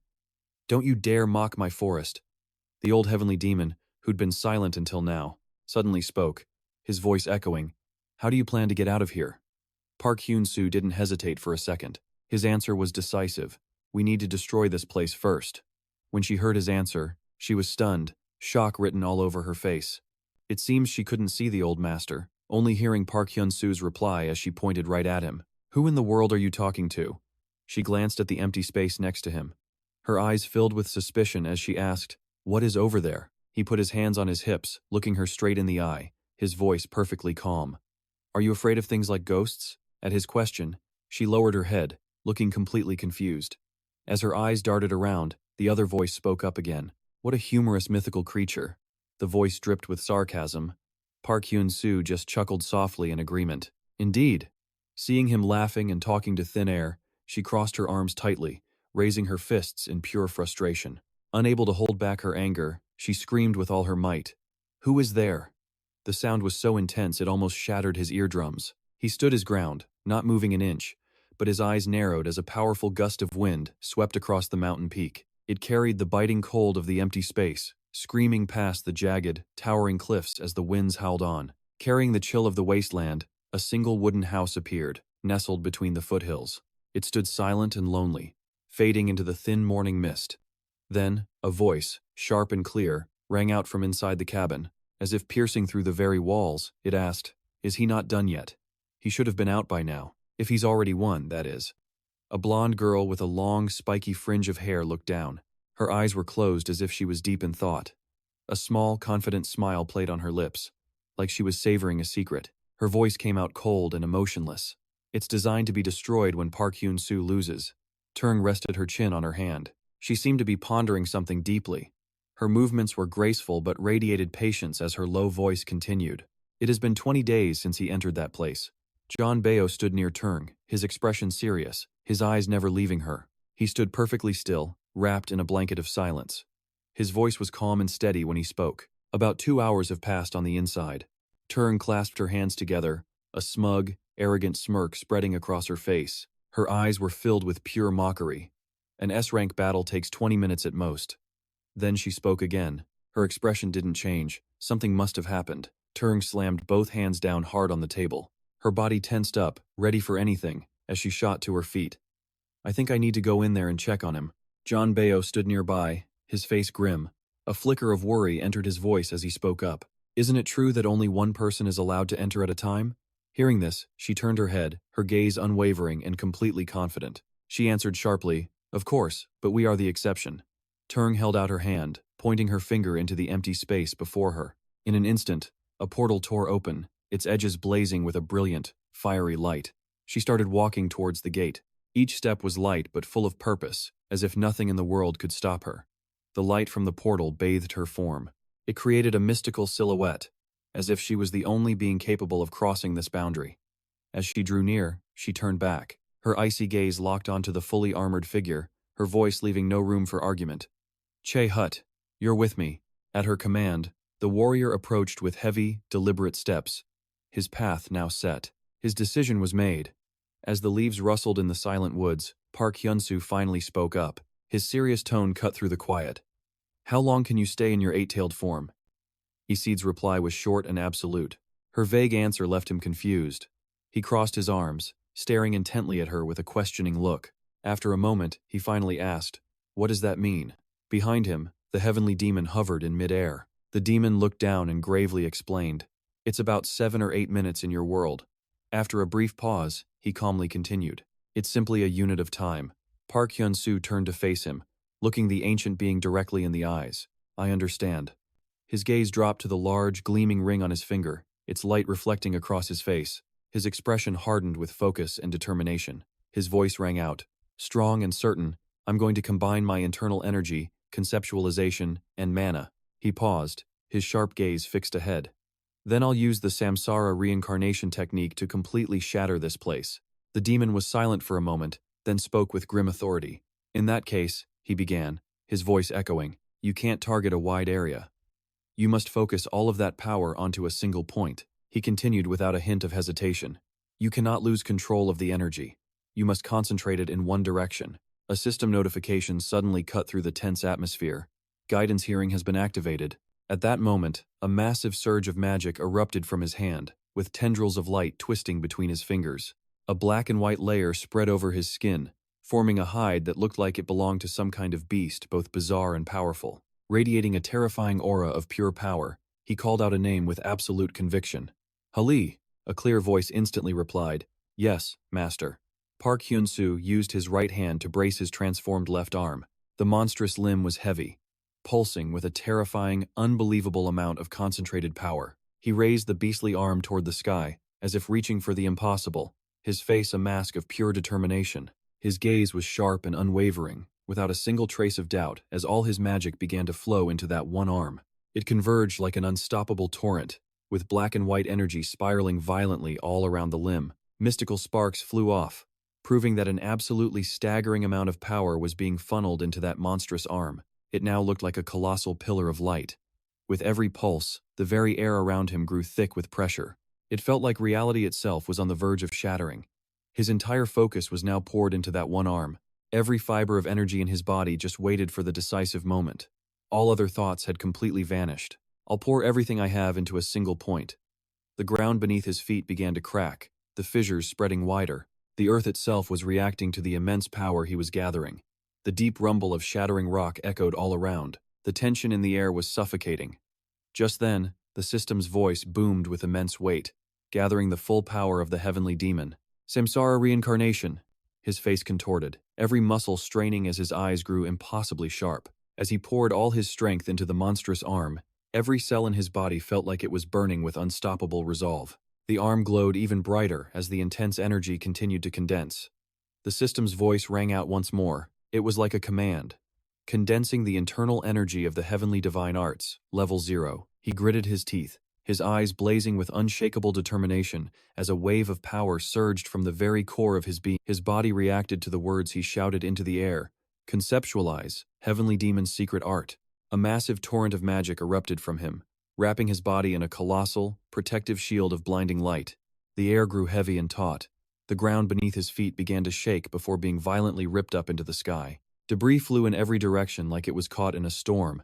A violent beam of energy shot upward, tearing space itself apart. It was a brilliant pillar of light, rising with terrifying, uncontrollable force. He screamed out its name, True Heavenly Spirit Body. An explosion of pure white magic erupted, expanding rapidly as it rocketed straight into the sky in a blinding flash.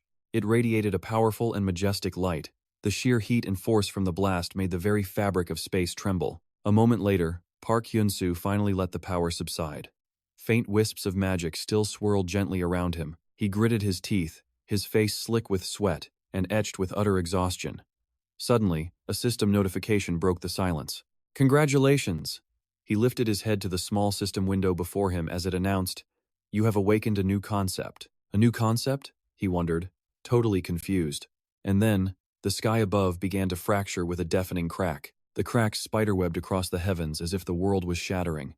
Shards of brightly glowing light broke off from the sky. They rained down upon the forest below, making the very ground shake. The fragments smashed through branches and leaves. Deafening explosions rang out as fires erupted at every point of impact. Through it all, immense power still radiated from Park Hyun-soo. A surge of energy pulsed through him as he raised his now normal arm, feeling a vast power awakening within. Mind destruction, the old heavenly demon thought with a sigh. My disciple. His deep voice was tinged with helplessness as he paused. Have you created some new concept? His eyes were cold, his voice dripping with sarcasm. You always come up with such ridiculous tricks. Isid looked up at the fissure tearing across the sky, her voice a mix of shock and disbelief. A crack in the sky? She questioned everything, a fog of confusion clouding her mind.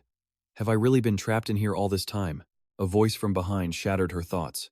He was just standing there, his sharp gaze fixed directly on her. He warned her bluntly, We have no idea what we're about to face in there. You need to change back to your eight-tailed form. She nodded in agreement. Closing her eyes to focus her power, she prepared herself, and in just a single moment, her body began to transform. Long, brilliant white tails erupted from her back, quickly multiplying into 8 shimmering appendages. Each tail seemed to hold the power of an entire world. She had returned to her 8-tailed fox form. The mists of power around her feet dissipated as she stepped lightly toward him, a playful glint in her eyes. She reached out, her hand brushing against his firm abs as she teased. You like this form of mine better, don't you? Her taunt left Park Hyun-soo completely flustered. Huh? He stammered, his voice filled with awkward embarrassment. He had no idea how to handle this. Can't you say that from a little farther away? She just giggled, her eyes sparkling with amusement. There's nothing to be afraid of. She laughed, her eyes turning determined as she clenched her hand into a fist. She shot into the air, her voice echoing down to him. Come on, let's get a move on. Above them, the crack grew wider, forming a massive, ominous X shape in the heavens. A deep, impenetrable darkness bled from the wound, as if the sky itself had been torn open to reveal an endless void within. They flew together through the air, moving ever closer to the massive rift. Isid stared hard at the mark. Then she looked over at him, her gaze intense, as if she was searching for something in his expression. But Park Hyun-soo didn't notice her at all. His focus was absolute, his sharp eyes locked on the rift before them. She bent her knees slightly, then launched herself at him, her body streaking through the air like a bolt of lightning. She grabbed his face and planted a sudden, decisive kiss right on his lips, leaving him completely stunned. His eyes shot wide open. When she pulled away, he looked drained, instinctively covering his mouth with his hand. His voice trembled. What was that for? But in contrast to his bewilderment, she just looked incredibly sly. She licked her lips, a mischievous sparkle in her eyes, then crossed both arms in front of her chest. A gift for you, she declared with total confidence, pointing towards the dark curtain pouring from the sky's wound. Well, I'm going in first, she said happily, turning to enter the void. But just as she reached the edge, a sharp object suddenly slashed through her, leaving a deep gash across her body as blood began to spill down her skin. Her eyes widened in shocked panic. A choked cry of pain escaped her as Isid immediately dropped into a defensive stance. She took a step back, her eyes glued to the dark space, searching for whoever just attacked her. A razor-sharp sword emerged first, its blade catching the light. Then its wielder appeared, a warrior clad in full, heavy armor. The dark, imposing suit was both majestic and terrifying. It was Chae-hut. And his voice rang out. Cold and full of contempt, he spat. Arrogant devil! Seeing her injured, Park Hyun-soo cried out, his voice tight with worry. Isid! Isid roared with pure, indignant rage, raising a hand to strike back at the man who had just wounded her. You bastard. From within the crack, the faint, hazy shapes of 3 more figures flickered into existence. They moved like ghosts hiding in a dark mist, fading in and out of view, each movement like a fleeting illusion. The tension became suffocating. Suddenly, the rift itself erupted, blasting out a blinding light from deep within. It was as if something on the other side was forcing its way through. She gritted her teeth. Pure fury burned in her eyes, a look so cold it could tear apart everything in its path. Park Hyun-soo rushed to her side, his expression worried. What just happened? He asked, completely bewildered. Isid could only clutch her bleeding arm, her face twisted in pain. His eyes were still determined, but couldn't hide the pain inside. He looked at her with utter confusion, shaking his head slightly, his voice dropped low. Only one person is ever allowed in here. Then, from a crack in space-time, Chae-hut emerged. He moved through this dimension like a phantom, every single step causing the space around him to vibrate. Streaks of dark light flashed past, creating a chilling unease as he rose into the air. He swooped towards the two of them as if gravity didn't exist, closing in with an unavoidable, terrifying speed. A cold, contemptuous cackle echoed out. She gritted her teeth, her face twisting with pure rage. Pure hatred flared in her eyes. Taking a deep breath, she spat out with venom. That damn bastard. Her words cut like knives, exposing the rage boiling just beneath the surface. Park Hyun-soo glanced at Iris. With incredible speed, he shot towards Zehut, shouting out a desperate warning. Wait a minute, but since when were these glittering lights appearing behind her? Sensing the immediate danger, she paused for a split second. Her gaze became wary. By the time the lights revealed themselves as razor-sharp swords, they were already upon her. She was stunned, not believing her eyes, her heart pounding with shock and panic. Then, a volley of blades slammed into her. They tore open countless deep wounds, blood instantly staining her clothes. She let out a groan of agony. Her body trembled as she fought to stay balanced through the excruciating pain. Blood dripped steadily from her wounds. Iris plummeted from the sky, her head spinning. Everything around her dissolved into a hazy, indistinct fog. A wave of vertigo hit, leaving her unable to react. Her body went limp, blacking out before impact. He watched Iris fall, his face tight with panic. He rushed toward her, his steps heavy with dread. His voice was raw with worry as he cried out, Iris! She crashed to the ground with a sickening thud. Dust and debris exploded everywhere, obscuring the entire area in a thick, murky cloud. The ground itself shook violently. He landed right beside her, his eyes filled with worry as he asked, Are you all right? He knelt, sliding an arm behind her to lift her gently.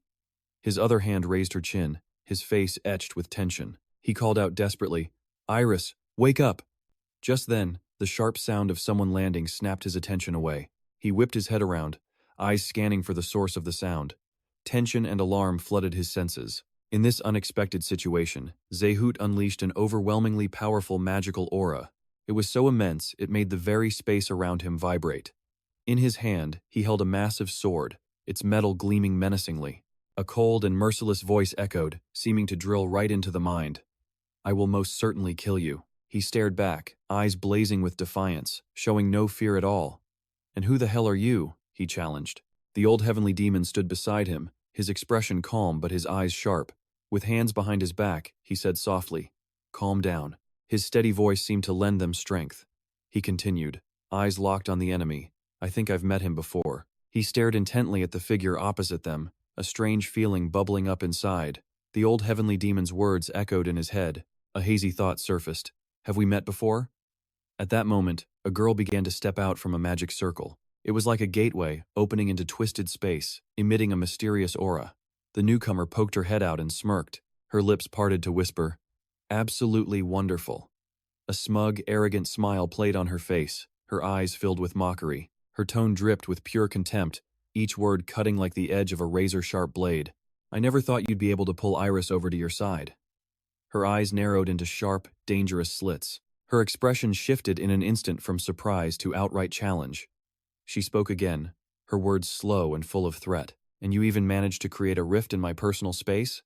Below, Park Hyun-soo still knelt, cradling Iris. She was unconscious in his arms, her body limp and utterly devoid of strength. He held her tight, his eyes clouded with worry. On either side, Turng and Zehut stood in silence. Their cold eyes watched Park Hyun-soo's every single move. The air was thick with tension. He sneered, hissing through his teeth. "So, this was your handiwork, wasn't it?" Park Hyun-soo gently removed a silver ring. Its deep red stone pulsed with a faint, ethereal light in the silence. He was meticulous, every movement slow and precise. Park Hyun-soo then brought the silver ring close to Iris's hand. Slowly, he slipped it onto her finger. He then looked up, his gaze sharp and cold as his words cut the thick silence. "Does that mean you're also just one of the king's lackeys?" At his words, the blonde girl lifted her chin defiantly. Her eyes blazed with pure challenge. She raised one hand with regal authority, like a queen issuing a royal decree. "That's right. I am Turng." An arrogant smile spread across her face as she continued, her voice sharp with pride. "And just so you know who's ending you, I'll tell you my name." But Park Hyun-soo just stared right back at her. A glint of mockery appeared in his eyes as he smirked. His voice was ice cold. Hilarious. Turng put a hand on her hip. Pure arrogance. She pointed to the sky, and a massive magic circle materialized. A faint smile plays on her lips as she scoffs with pure disdain. "Oh my, how rude of you," she sneers. At the same time, Jae-hyuk tightens his grip on his sword, poised to strike in the blink of an eye. Without a moment's hesitation, he bolts towards him, his steps swift and powerful, like a passing gust of wind. Park Hyun-soo steadies her with one hand on her shoulder, lifting her ringed hand with the other. His gaze is focused, absolutely determined, as he begins to chant. His voice rings out, firm and clear. "Light of ruin!" As the words leave his lips, magical light erupts from the ring, flooding the entire area. The light is brilliant, a powerful, swirling tempest of pure energy. And then, the system's voice rings out, clear and commanding. Light of ruin has been activated. Power radiates from the ring in endless, brilliant waves of light. The waves crash into Jae-hyuk like a tidal wave of energy. He's thrown backwards, his eyes wide with utter shock. On the other side, Twang is also caught in the storm of power. Beams of light from the ring slam into her with just as much force. Twang is sent flying, her eyes wide with disbelief at what's happening. Meanwhile, Jae-hyuk lets out a pained groan. Ugh, the sound is pure agony. He glares at him, eyes burning with hatred as he forces out each word. Raw, dangerous tension fills the air. "I will kill you." Park Hyun-soo swings. His fist connects decisively, smashing right into Jae-hyuk's face. The impact is sharp. His eyes are ice cold, not a trace of emotion. His gaze is frozen solid, without any hesitation. His voice rings out, sharp and final. "Shut up." The blow is so powerful that Jae-hyuk staggers, his body thrown off balance. The force of the punch is enough to send his carefully secured helmet flying right off his head. It crashes to the ground with a heavy clang. But then, Jae-hyuk freezes, a flicker of suspicion in his eyes. As if he just realized something, he stares at him. His tone drops, low and strange. "Don't you remember me?" The old heavenly demon suddenly speaks up. He's the one who was with us in Heaven's fragment.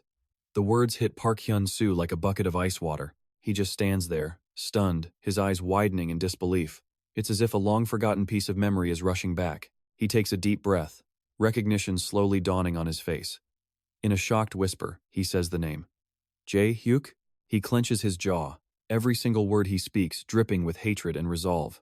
His eyes are bloodshot, without a trace of hesitation. He roars, spitting out each word. I must have revenge. I'm the strongest, and I will destroy you. Park Hyun-soo pulls his arm back, his muscles tense, coiling like a spring, ready to unleash a powerful punch. His eyes are cold, sharp, and his voice cuts through the air. Be silent! A powerful punch flies out like a brutal storm, slamming right into Jae-hyuk. The sheer force of it sends him reeling backward. His body stumbles as if shoved by an unseen force. He staggers back, his feet scrambling to find purchase on the ground. Unable to keep his balance, blood starts to trickle from his lips. His eyes are stunned, but still burning with absolute hatred. He desperately tries to regain his footing. But on Park Hyun-soo's arm, a surge of magical power begins to gather. It condenses intensely, like a storm about to burst. The light from his hand is dazzling, shimmering like razor-sharp blades of energy. The energy forges a solid shape in midair. He stands his ground, completely focused on the spell, then takes a deep breath. His voice booms with power and finality. Crimson flame of destruction. One final attack. The strongest one he has. He swings his arm with enough force to tear the air itself. All that power explodes from him, shaking the very space around them. Before Jae-hyuk can even react, he sees a massive beam of light rocketing toward him like lightning itself. It blasts him off his feet, and he crashes down hard, motionless. A painful fall. His eyes are wide with disbelief, staring wide-eyed, as if trying to deny everything. Impossible, he gasps, his voice filled with shock and doubt. He shakes his head, refusing to accept what's happening. After a moment of silence, he gasps out, I am. Just then, Izid groggily wakes up. Her sleepy eyes slowly flutter open. But as she takes in her surroundings, her brow furrows in confusion. She rubs her eyes and lets out a tired groan. Ugh. Looking down at her body, she's shocked to find not a single wound. It was as if they had all just vanished. What the? She gasps, unable to believe her eyes. Then her gaze shifts to him. A hint of suspicion in her voice, she asks, Did you heal me? Suddenly, the silver ring on her finger makes a soft crack, as if something inside of it was shifting. For a brief moment, the ring gives off a faint glow, and in just a flash, the ring shatters completely. He gives a small nod, his voice calm. Yeah, let's go. He gently puts an arm around her shoulder. The touch is light, but firm and steady, a solid support. His hand seems to channel magic, lifting her up into his arms. Her feet leave the ground completely. Together, they begin to rise, slowly floating up into the air toward the massive fissure nearby. Park Hyun-soo clenches his jaw, his expression tense and resolute, as he stares into the empty space before them. His voice was low but filled with worry. We have to get inside, fast, before they follow us. Aziz watched him for a moment, her gaze cold but undeniably firm, and she replied with a short, courageous, okay. A gate suddenly flared to life right next to the crack, blazing like a wildfire with a brilliant light. The surrounding space instantly became hazy and scorching hot, leaving both of them completely stunned. From inside, the resentful statue lunged out, screaming his name, Park Hyun-soo. He clenched his jaw tight. Anger and tension flared in his eyes. Damn it! He swung his arm decisively, pushing Aziz straight into the crack in a powerful, unhesitating motion. As if there was no time to hesitate, his voice was sharp and firm. You go first. Aziz stood completely still, absolutely stunned by Park Hyun-soo's sudden move. Her eyes widened in disbelief, unable to process what just happened. After throwing Aziz toward the portal with all his might, Park Hyun-soo dropped into a battle-ready stance, his voice echoing powerfully. Make sure you survive. Thrown completely off guard, Aziz was sent flying, her body suspended as the swirling, energy-filled vortex began to powerfully suck her in. Her face, a mixture of shock and panic, was flooded with tears as she let out a desperate scream, Park Hyun-soo. Meanwhile, on his side, a volley of razor-sharp swords cut through the air at horrifying speeds, aimed directly at Park Hyun-soo. It was as if they intended to swallow him in a deadly storm, and deep down, he knew it. Park Hyun-soo, with his ice-cold eyes and striking blue hair, began to focus an immense power, whispering in his mind. Concept of mental destruction. Around him, space twisted into a swirling vortex of blue energy, bristling with the sharp points of countless swords. Floating around him, they suddenly shot towards Park Hyun-soo, creating an atmosphere so heavy it was suffocating. And in the next scene, a colossal source of energy is unleashed, blowing everything away as the impact creates a brilliant, blue-white flash of light. It swirled violently, forming a pillar of energy that stretched to the sky, and he stood at its very center, exuding majesty and determination. Origin ignition. The tension ratcheted up even higher, focusing on Park Hyun-soo's powerful, muscular frame. Facing the massive energy source all alone, he countered with a powerful attack, leaving the statue with a look of pure shock. She was in disbelief that her own devastating attack had been blocked with such incredible ease. Worry and surprise were clear in her murderous gaze. How could he have blocked that attack so easily? And at that moment, the heavenly demon appeared. His eyes gleamed with appreciation. "Oh, that one." The heavenly demon laughed, pleased, his booming voice aimed directly at Park Hyun-soo, who was radiating energy in midair. "Ho ho ho, so this is your mental concept, eh?" The old man seemed to highly regard the youth. As he continued his analysis, he saw it. He used origin ignition to stir the roots, then used his concept to pull it out. He even offered a silent compliment, murmuring in his thoughts, "This might be the reason I value you so much." In the dark sky above, streams of energy crackled like lightning bolts, crisscrossing through the air like a net of live wires. They all converged at the very center, right where Park Hyun-soo was hovering, as the statue stared tensely at his figure. She silently wondered how one person could ever become so incredibly powerful. And up above, Park Hyun-soo wore a slightly arrogant smile, which, combined with the energy surrounding him, somehow amplified his striking looks. He pointed a finger directly at the statue, his voice ringing with steel. "Nothing is going to go according to your plan." The statue was seething with rage, her eyes promising to tear Park Hyun-soo into pieces as she clenched her jaw. The muscles in her jaw stood out as she ground her teeth in fury. But Park Hyun-soo's eyes were like lightning, majestic, and absolutely overwhelming. He made everything around him feel small. "Don't you dare say my name so lightly." Next, with his powerful physique, his muscles rippled as if carved from stone, every line screaming with wild power, as he swung a punch toward the statue. The blow forced her to stumble backward. The crisscrossing scars on his body were proof of the countless fierce battles he had endured. Park Hyun-soo said honestly, "I'm not going to hold back just because you're a woman." At that, the statue simply smiled dangerously. She backed away toward a strange spatial gate that opened behind her, a circle of pale yellow light, and slowly retreated inside. A smug look was on her face as her body was slowly swallowed by the portal, but on pure instinct, Park Hyun-soo still rushed forward. But he could only punch helplessly at thin air, his fist passing right through the circle. The statue had successfully vanished. He stopped, turning his head to look back at the ring of light as he immediately gathered the surrounding energy, shrouding himself in brilliant white light. His hair whipped in the wind as if trying to track the statue's whereabouts, and then Park Hyun-soo launched himself toward the suspicious spot. Moving with immense power, it didn't take him long at all. It looked like he had actually found something. Right in front of him was a small vortex hovering in the air. Park Hyun-soo immediately moved towards it, his lips curling into an arrogant smirk. "Ha!"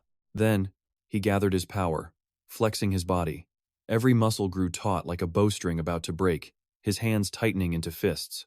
Model. His knuckles were white from the force, muscles rippling across his arms and back, heaving with every powerful breath. Ready to explode at any moment, the aura around him surged like a gathering storm about to strike. The very air seemed to shrink around him, his entire body radiating an indescribable power, like a walking war machine. He was ready to crush any obstacle, to destroy everything.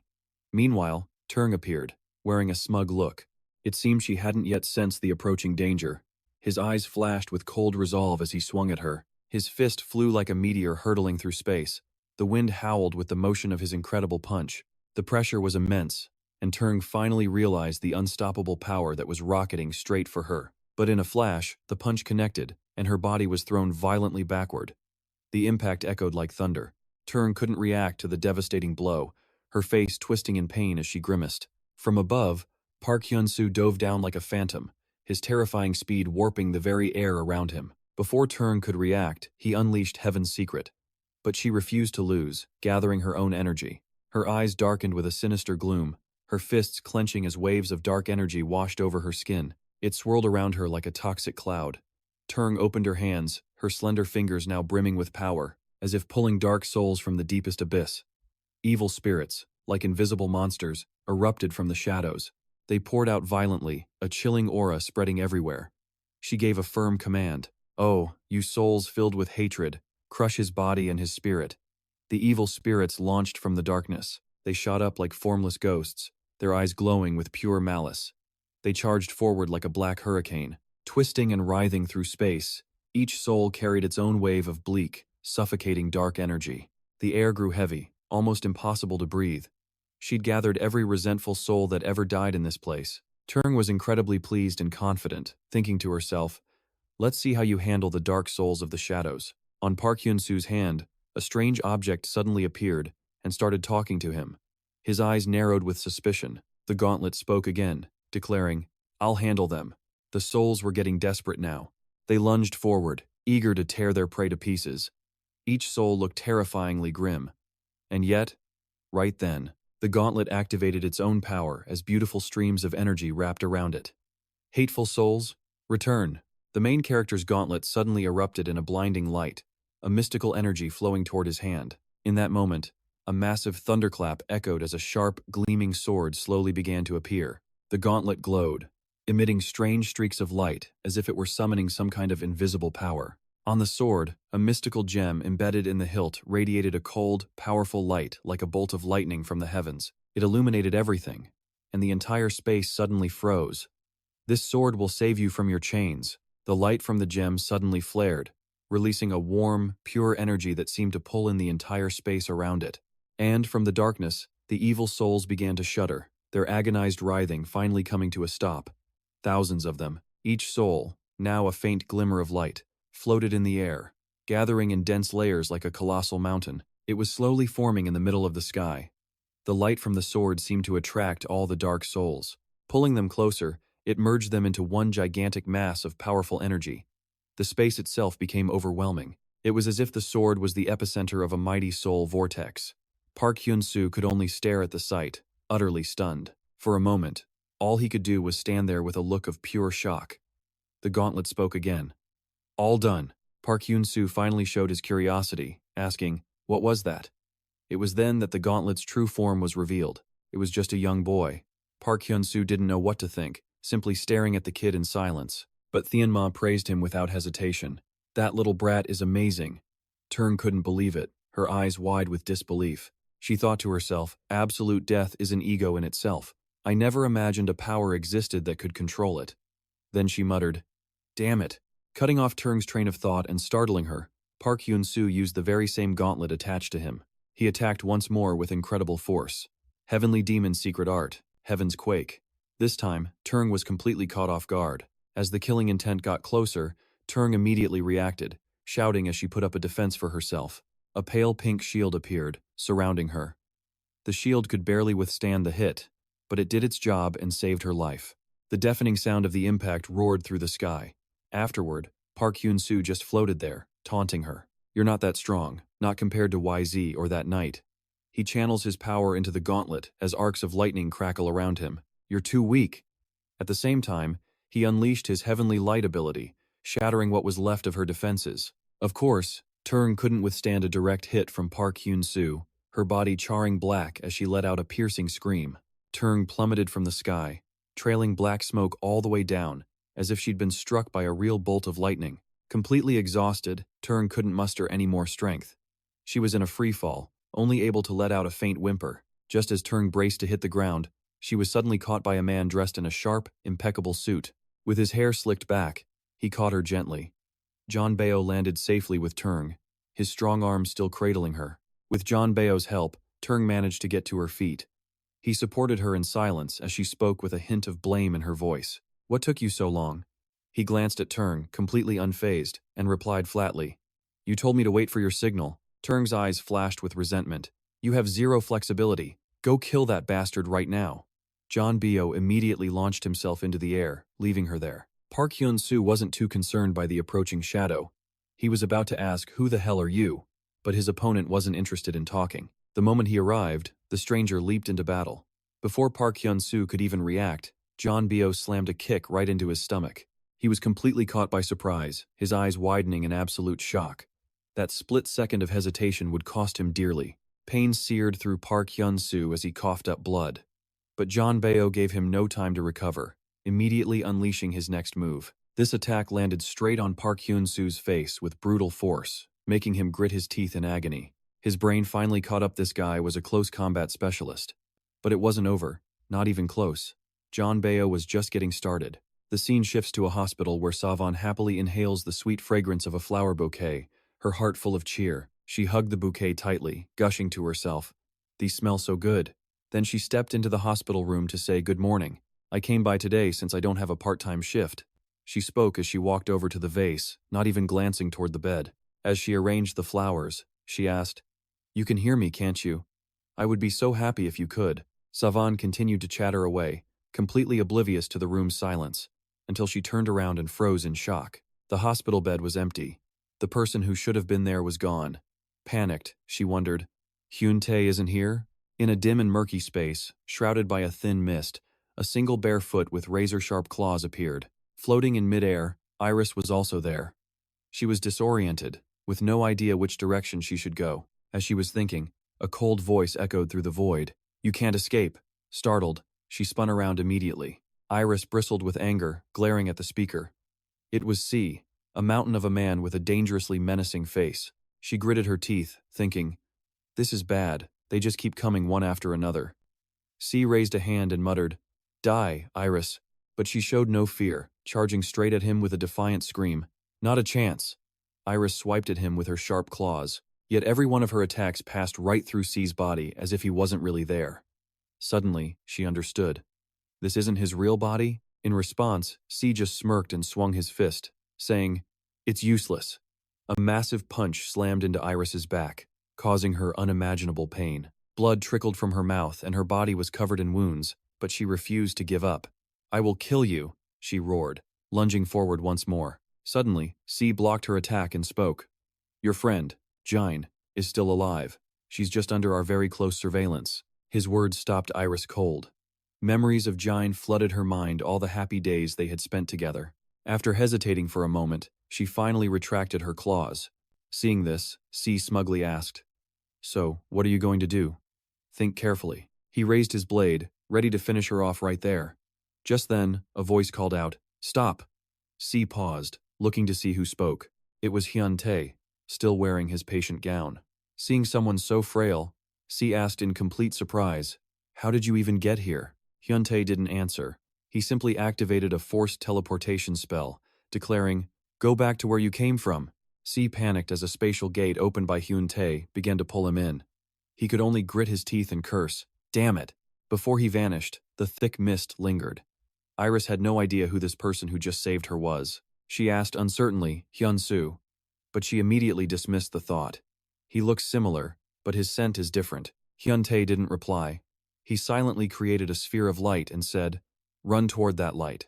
It will return you to where you came from." Iris hesitated, her mind filled with suspicion. She asked, "Are you from Hyun-soo's clan?" Hyun-tae's answer was cryptic. "I am not, but this body is. However, that is not what's important right now." He waved his hand, urging her on. "Go. Now." Iris decided not to overthink it and stepped into the portal of light. She only had time to utter a quick word of thanks. As Iris materialized again, her thoughts turned to where this all began. Iris knew this was her chance to repay Hyun-soo for everything before she had to leave. Meanwhile, on the other side, Hyun-soo was locked in a fierce battle with the henchman, John Bell, attacking with everything he had. But every single one of his attacks was perfectly dodged by his opponent. And that wasn't all. John Bell launched a powerful counter, leaving Hyun-soo no room to escape. The hit created a massive shockwave. The blast sent them both flying. Park Hyun-soo clearly got the worst of it, his body now covered in wounds. John Bell, however, still had the upper hand, attacking so relentlessly that Hyun-soo could barely even breathe. Both fighters took the hits, neither willing to break the stalemate. But then, a sudden opening. With a face full of killing intent, John Bell leaped up and brought his elbow down, stunning Park Hyun-soo. A powerful blow, but not a fatal one. Knowing he couldn't get careless against a close combat expert like John Bell, Hyun-soo poured his energy into creating a bomb, a mana bomb, which he launched as a surprise attack. John Bell couldn't react in time and took the full blast, staggering. At the same time, just below the fight, Turng was desperately trying to recover the strength she'd lost against Park Hyun-soo. She focused, determined to get back into the battle. But right at that moment, Thien Ma spoke. "Stop wasting your time on this guy and find someone else." Hyun-soo had no idea what he meant. He asked for an explanation. Thien Ma revealed that John Bell wasn't actually fighting to kill. Looking at John Bell clutching his side, something clicked for Hyun-soo. He raised his hand and shouted, "Thien Ma, secret art, manifestation." Instantly, dozens of mana orbs appeared. They completely surrounded John Bell. He panicked and tried to run, but got caught in one of Hyun-soo's traps. After a short struggle, he broke free and ran for it, not even bothering to help Turng. Thien Ma couldn't help but comment, "I guess he's not the loyal type, is he?" Hyun-soo nodded. Meanwhile, down below, Turng felt John Bell abandoning her and screamed his name in a fury. But the moment she turned around, she took a heavy punch straight to the gut from Park Hyun-soo, sending her flying. Still, she refused to give up. She was determined to kill Hyun-soo and conjured magic in her hands, but before she could even use it, he shattered the spell with a single blow. Furious but powerless, Turng could only grit her teeth. While Park Hyun-soo focused on taking her down for good, the scene changes to the guild headquarters. The large hall was buzzing with excitement. A cake with lit candles appeared as everyone started singing, "Happy birthday! Happy birthday!" It was a surprise party, and they timed it perfectly for Isaac's arrival. "To our beloved Isaac." Sergei held the cake while Master Ravenno Demon and Anderson Walker clapped and cheered. "Happy birthday!" Everyone urged him to blow out the candles, which made Isaac blush a little. He nervously scratched the back of his neck. After the party, Isaac had a private chat with his master, Ravenno Demon, while eating. I was honestly surprised. His master simply smiled, holding a cup of hot tea, then asked, "Isaac, do you believe in gods?" Isaac laughed like it was the most ridiculous question he'd ever heard. "Why the sudden talk about gods? I don't really believe in that stuff." Ravenno Demon smirked and slowly replied, "I used to be just like you." He denied their existence because he'd never seen proof. He put his cup down and started to walk. "But trust me, gods are very real." The words shocked Isaac. "What are you talking about?" Ravenno Demon stopped in front of a large touchscreen. "Before I met you, I actually met a god." Sweat started to form on Isaac's brow. He couldn't believe what he was hearing. "You can't be serious." As he spoke, his master touched a circle on the screen, and a large cylinder rose from the floor. Isaac reflexively took a step back. He asked, completely stunned, "What is that thing?" The case opened on its own. Inside was a sword, its hilt a brilliant, striking blue. It was radiating a mysterious and powerful aura. Ravenno Demon began to explain, "I was told to give this to you when the time was right, and I think that time is now." With that, he held the sword out, offering it to a completely baffled Isaac. The boy hesitantly reached out and took the blade. The scene then cuts to a forest inside the gate, where Park Hyun-soo is fighting a statue. Cheonma tells Park Hyun-soo that he has no intention of interfering. Park Hyun-soo's expression turns deadly serious. He's clearly deep in thought. Elsewhere in the forest, a woman trembles as she clutches the transcendent immortal, but her strength fails her, and she drops it. As she reaches down to retrieve it, she curses, "Damn it, how pathetic." A voice rings out. It's Park Hyun-soo, who appeared behind her without a sound. His hand began to glow with a brilliant light. Seeing this, the statue screamed in terror, "Wait!" But the fifth form of the Heavenly Demon's secret art was already unleashed. He uses Heavenly Demon Outburst, creating a massive wave of blue energy to blast the statue. The attack was so huge it kicked up a storm of dust and debris. From a distance, John Baio witnessed his power, cautiously admitting, "He's terrifyingly strong." He thought to himself, "I'm not about to risk my life here," then opened a golden portal and vanished without a trace. Hyun-soo and his master stared at the aftermath. The Heavenly Demon warned, "Don't you dare feel sorry for her," and Hyun-soo replied without hesitation, "Of course not." Just then, a system notification popped up. The listening guide skill had been upgraded. He could feel his skills and overall power surging to a new level. Listening guide, level 5. You can now follow another person's guidance. Successfully doing so will boost the related skill's effectiveness by 25 to 90%. Only one guide can be designated at a time, and you can mimic their techniques 4 times a day. And then came the special trait, Heavenly Demon Body, level 1. All Heavenly Demon secret arts are now 170% stronger. You can exert pressure on others, just with your presence alone. All physical abilities are boosted by 170%. Hyun-soo couldn't help but grin. "Oh, a level up." With all his stats rising, he turned to his master excitedly, "Master, I leveled up." But the old man simply crossed his arms, silent and stern. He paid no attention to Hyun-soo's words. Noticing his strange behavior, Hyun-soo asked, "Master?" The system had sent the Heavenly Demon a notification too, one that Hyun-soo couldn't see. This was what occupied the master's thoughts, the instructor, Cheon-ji. He had received a special skill. You can use possession. It can only be used once.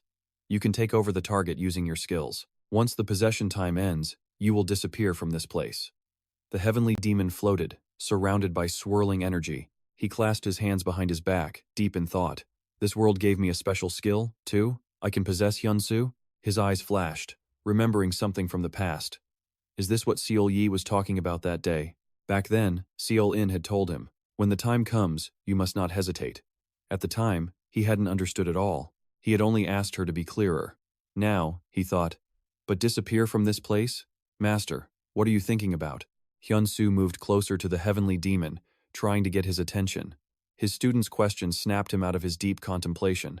Returning to the present, he grunted, "Humph, it's nothing." Hyun-soo then looked up at the sky, a thought crossing his mind. The rift overhead had finally closed.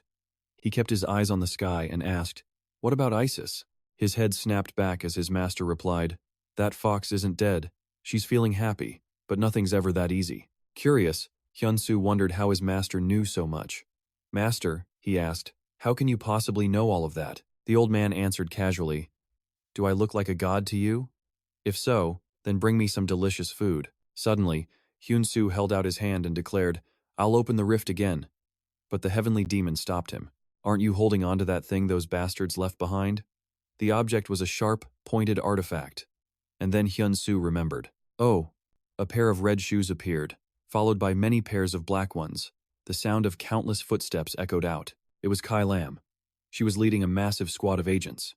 One of them reported, "I'm not sensing anything from the gate." Kai Lam stared ahead intently. Looking at the way Anderson's numbers were jumping, Hyun-soo must have succeeded. Suddenly, something caught her eye. A completely different, blue-colored portal had materialized. And from it, Hyun-soo himself stepped out. He smiled. "I'm back." Looking at Kai Lam, he scratched his head sheepishly. "I probably would have died if not for the items you gave me." All of a sudden she rushed forward and threw her arms around him, exclaiming, "You did great, Hyun-soo," leaving him completely stunned and frozen in place.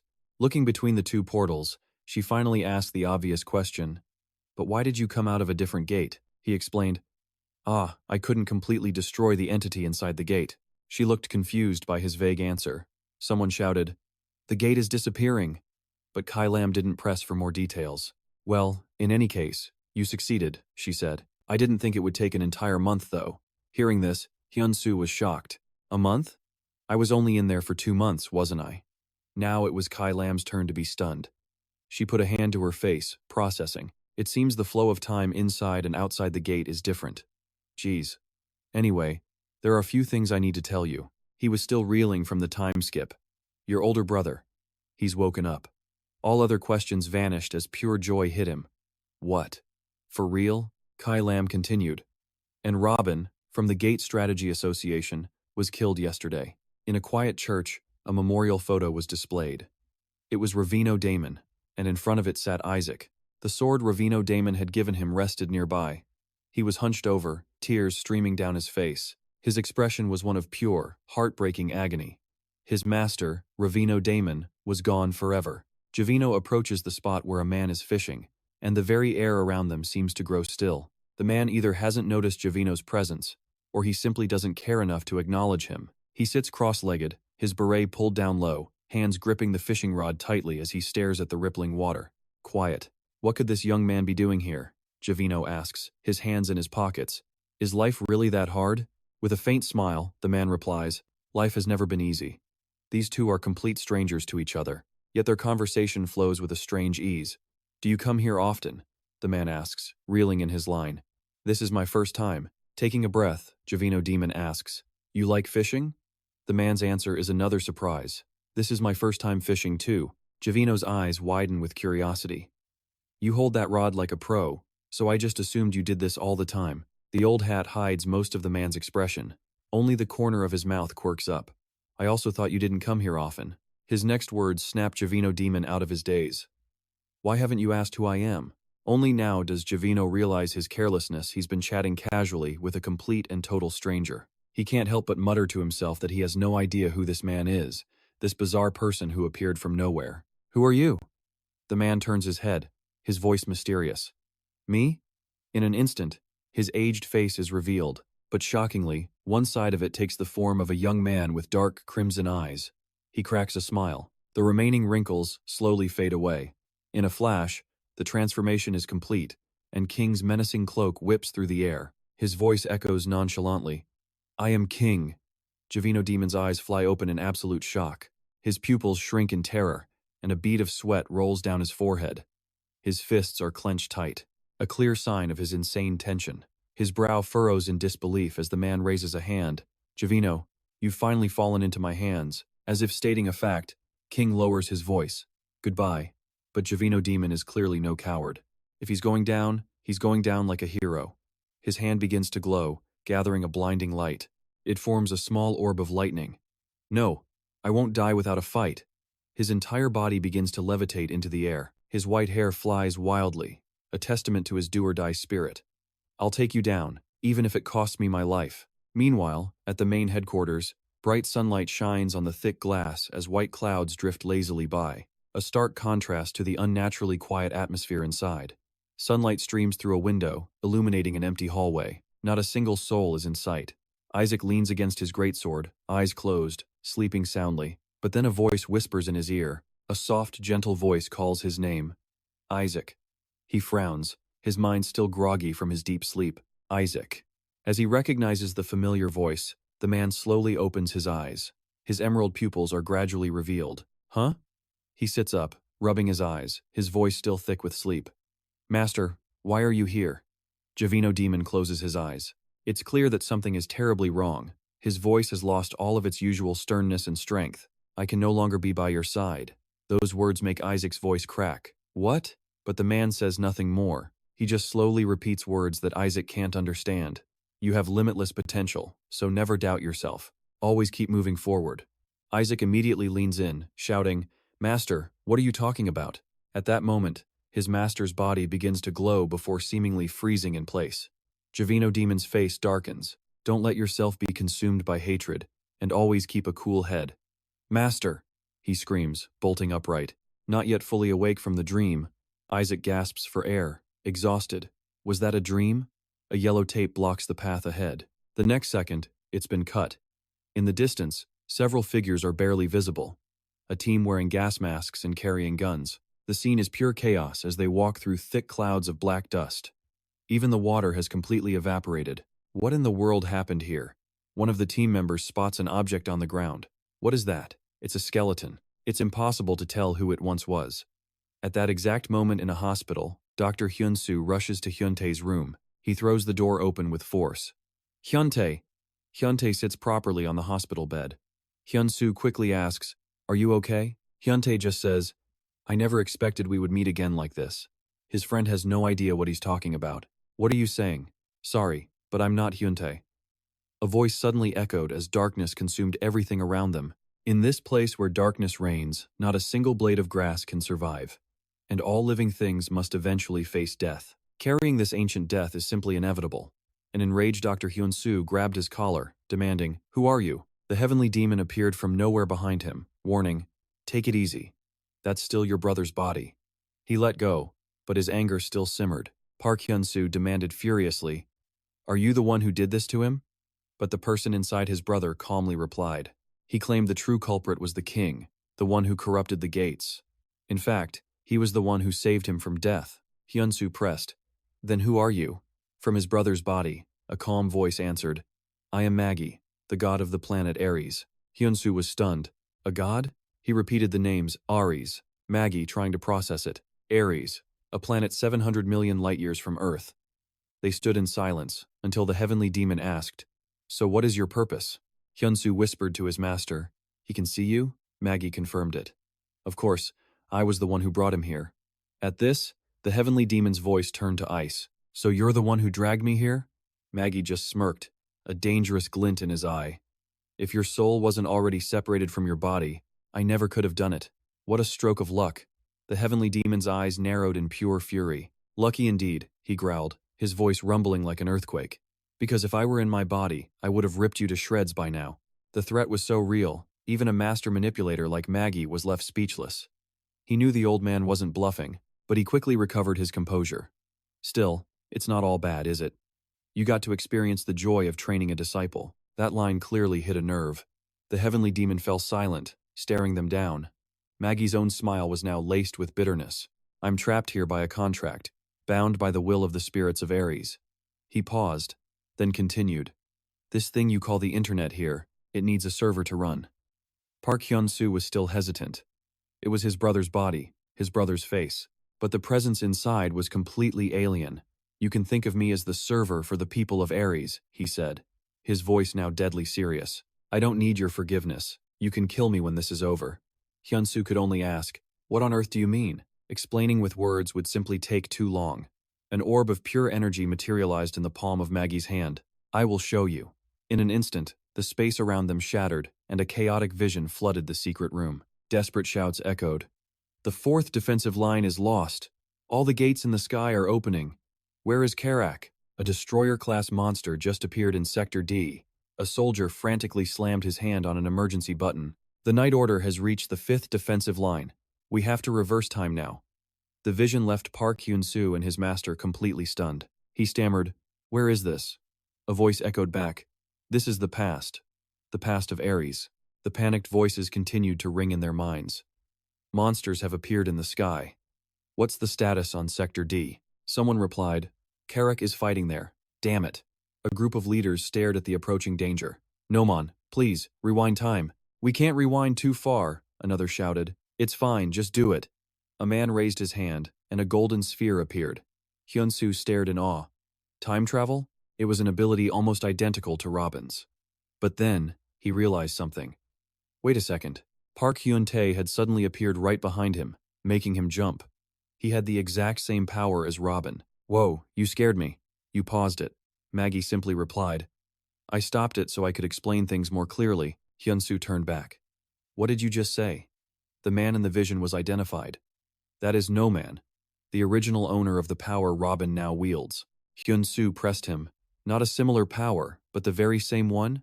Maggie's voice was grim. That's right. An Earthling inherited the power of someone from Ares. Park Hyun-soo was shocked. Then what about all the other Awakeners besides Robin? Park Hyun-tae's head gave a slight nod. The people of Ares held many incredible powers, but that same strength made unifying them impossible. He continued. That was when Noman appeared. He succeeded in bringing all the people of Ares under his rule. 11 kings were gathered together, with Noman presiding over them. The vision shifted, focusing on 2 men sitting quietly. Park Hyun-soo could feel the immense pressure from the 2 of them. Maggie explained. Black Lotus Karak was the strongest of the 11. His fighting ability was second to none, and his personality was just as fierce. Their view then shifted to another person, a striking woman with fiery red hair. That woman is Ha-Yurak Marin, Maggie said. She possesses the power of the dragon. Those words made Park Hyun-soo freeze. The power of a dragon? But Maggie didn't seem to notice his strange reaction at all. Even with a common enemy, it was almost impossible to unite those who were once bitter rivals. They were mortal enemies. Yet, Noman succeeded. Maggie's tone grew with importance, and in that process, the one who helped him the most was Paul. The man in the vision wore a heavy, dark, metal mask. A slight smile played on his lips, giving him a gentle appearance. The very same commander leading the S-rank hunters on Earth, Choi Sang-ho. The tension in the memory was thick enough to cut. Paul sat calmly with his arms crossed. He calmly listened to the explanation. That man is Choi Sang-ho, Ha-Yurak's superior, Maggie stated. With Paul's assistance, Noman successfully united Ares, and they began an all-out war against the king. At first, they were winning. A united Ares army was a force to be reckoned with, as all 11 of its original members were powerhouses, and when they fought together, they were an absolutely unstoppable force. Park Hyun-tae hesitated as he said this, but only for a moment. Then, the queen began to move. At the sight, Park Hyun-soo's expression completely shifted, his brows furrowing. The queen? His mind raced. He hadn't thought that if there was a king and a bishop, there must also be a queen. But that was his mistake. The queen was the ultimate living weapon, created from the cells of 4 ancient kings, and the current one a terrifying mix of science and magic. Her power was simply beyond imagination, stronger than any attack they could possibly muster against her. The warriors of Ares were completely outmatched. The story flashes to Karak, wreathed in lightning, charging bravely into the fray. He roared fiercely, "Don't mess with us." But Park Hyun-soo's voice dropped. Even Karak, our best warrior, was was just child's play to the queen. The queen simply smirked with contempt before delivering a single, fatal blow, instantly ending Karak's life right there on the spot. In a split second, the warriors who witnessed this were thrown into absolute chaos, scattering in every direction. "Run now, we're all dead." Cries echoed as thousands of strange objects rained down on Ares, followed by three sinister figures. Their goal was to seize this land, and with them were the knight and the bishop. They were here to end Ares for good. Park Hyun-soo explained that against the knight and the bishop, they could have held their ground, but the queen's appearance flipped the entire board, and that's why the warrior had no other choice. A white-haired fighter, critically injured from the desperate battle, appears on screen. He dragged himself along a cliff, trying to crawl into a cave. His wounds were so severe he could barely even breathe. That's when Mager suddenly appeared before him. "Noman?" Park Hyun-soo turned to Park Hyun-tae, his face etched with shock. "Is that you?" he asked. Park Hyun-tae gave a cryptic smile. "Yes, but now I'm in this pathetic state, as you can see." The white-haired warrior looked up. "Are you the god of Ares?" he asked the entity. Mager's response was swift and direct. "More accurately, I am the god of your power." Resentment welled up inside the warrior, and he confronted Mager. "Why did you do nothing while Ares was in danger? You were supposed to protect us." Mager, however, answered calmly. "I can only help you use your own abilities. Besides, there is a transcendent being behind your enemies." The warrior froze, completely stunned. "A transcendent being?" Major nodded. "That is why I cannot help you." The warrior's wounded hand tightened into a fist. Trembling with rage, he stammered, "Does that mean we?" Major knew he couldn't bring himself to finish that sentence, so he finished it for him. "You have no choice but to disappear." The words shattered the warrior's spirit, and he collapsed. He fell to his knees, roaring in anguish. "My king will never forgive that monster." But even then, he refused to give up hope. "Isn't there some way for the will of Ares to continue?" he pleaded. And just like that, his hope was answered by Mager. "There is a way, if I pass it on to the people of another planet." The white-haired warrior immediately gave a solemn bow. Bowing low, he begged, "Then please do it." Mager seemed shocked by his resolve, asking, "Are you being serious right now?" The warrior slammed a fist to his chest, his face a mask of pure determination, his voice ringing with conviction. "If I cannot do this, then let the ones who inherit my will be the ones to stop the king. And if they fail, others will rise to inherit that will after them." In that very instant, something changed. Mager's entire appearance shifted, his red flame turning into a chilling blue as the faint images of skulls appeared behind him. It was clear a powerful ritual was starting. "You will all suffer for eternity, far from happiness." But the warrior did not yield. He declared without a hint of fear, "I don't care, as long as we can drive a blade through their hearts."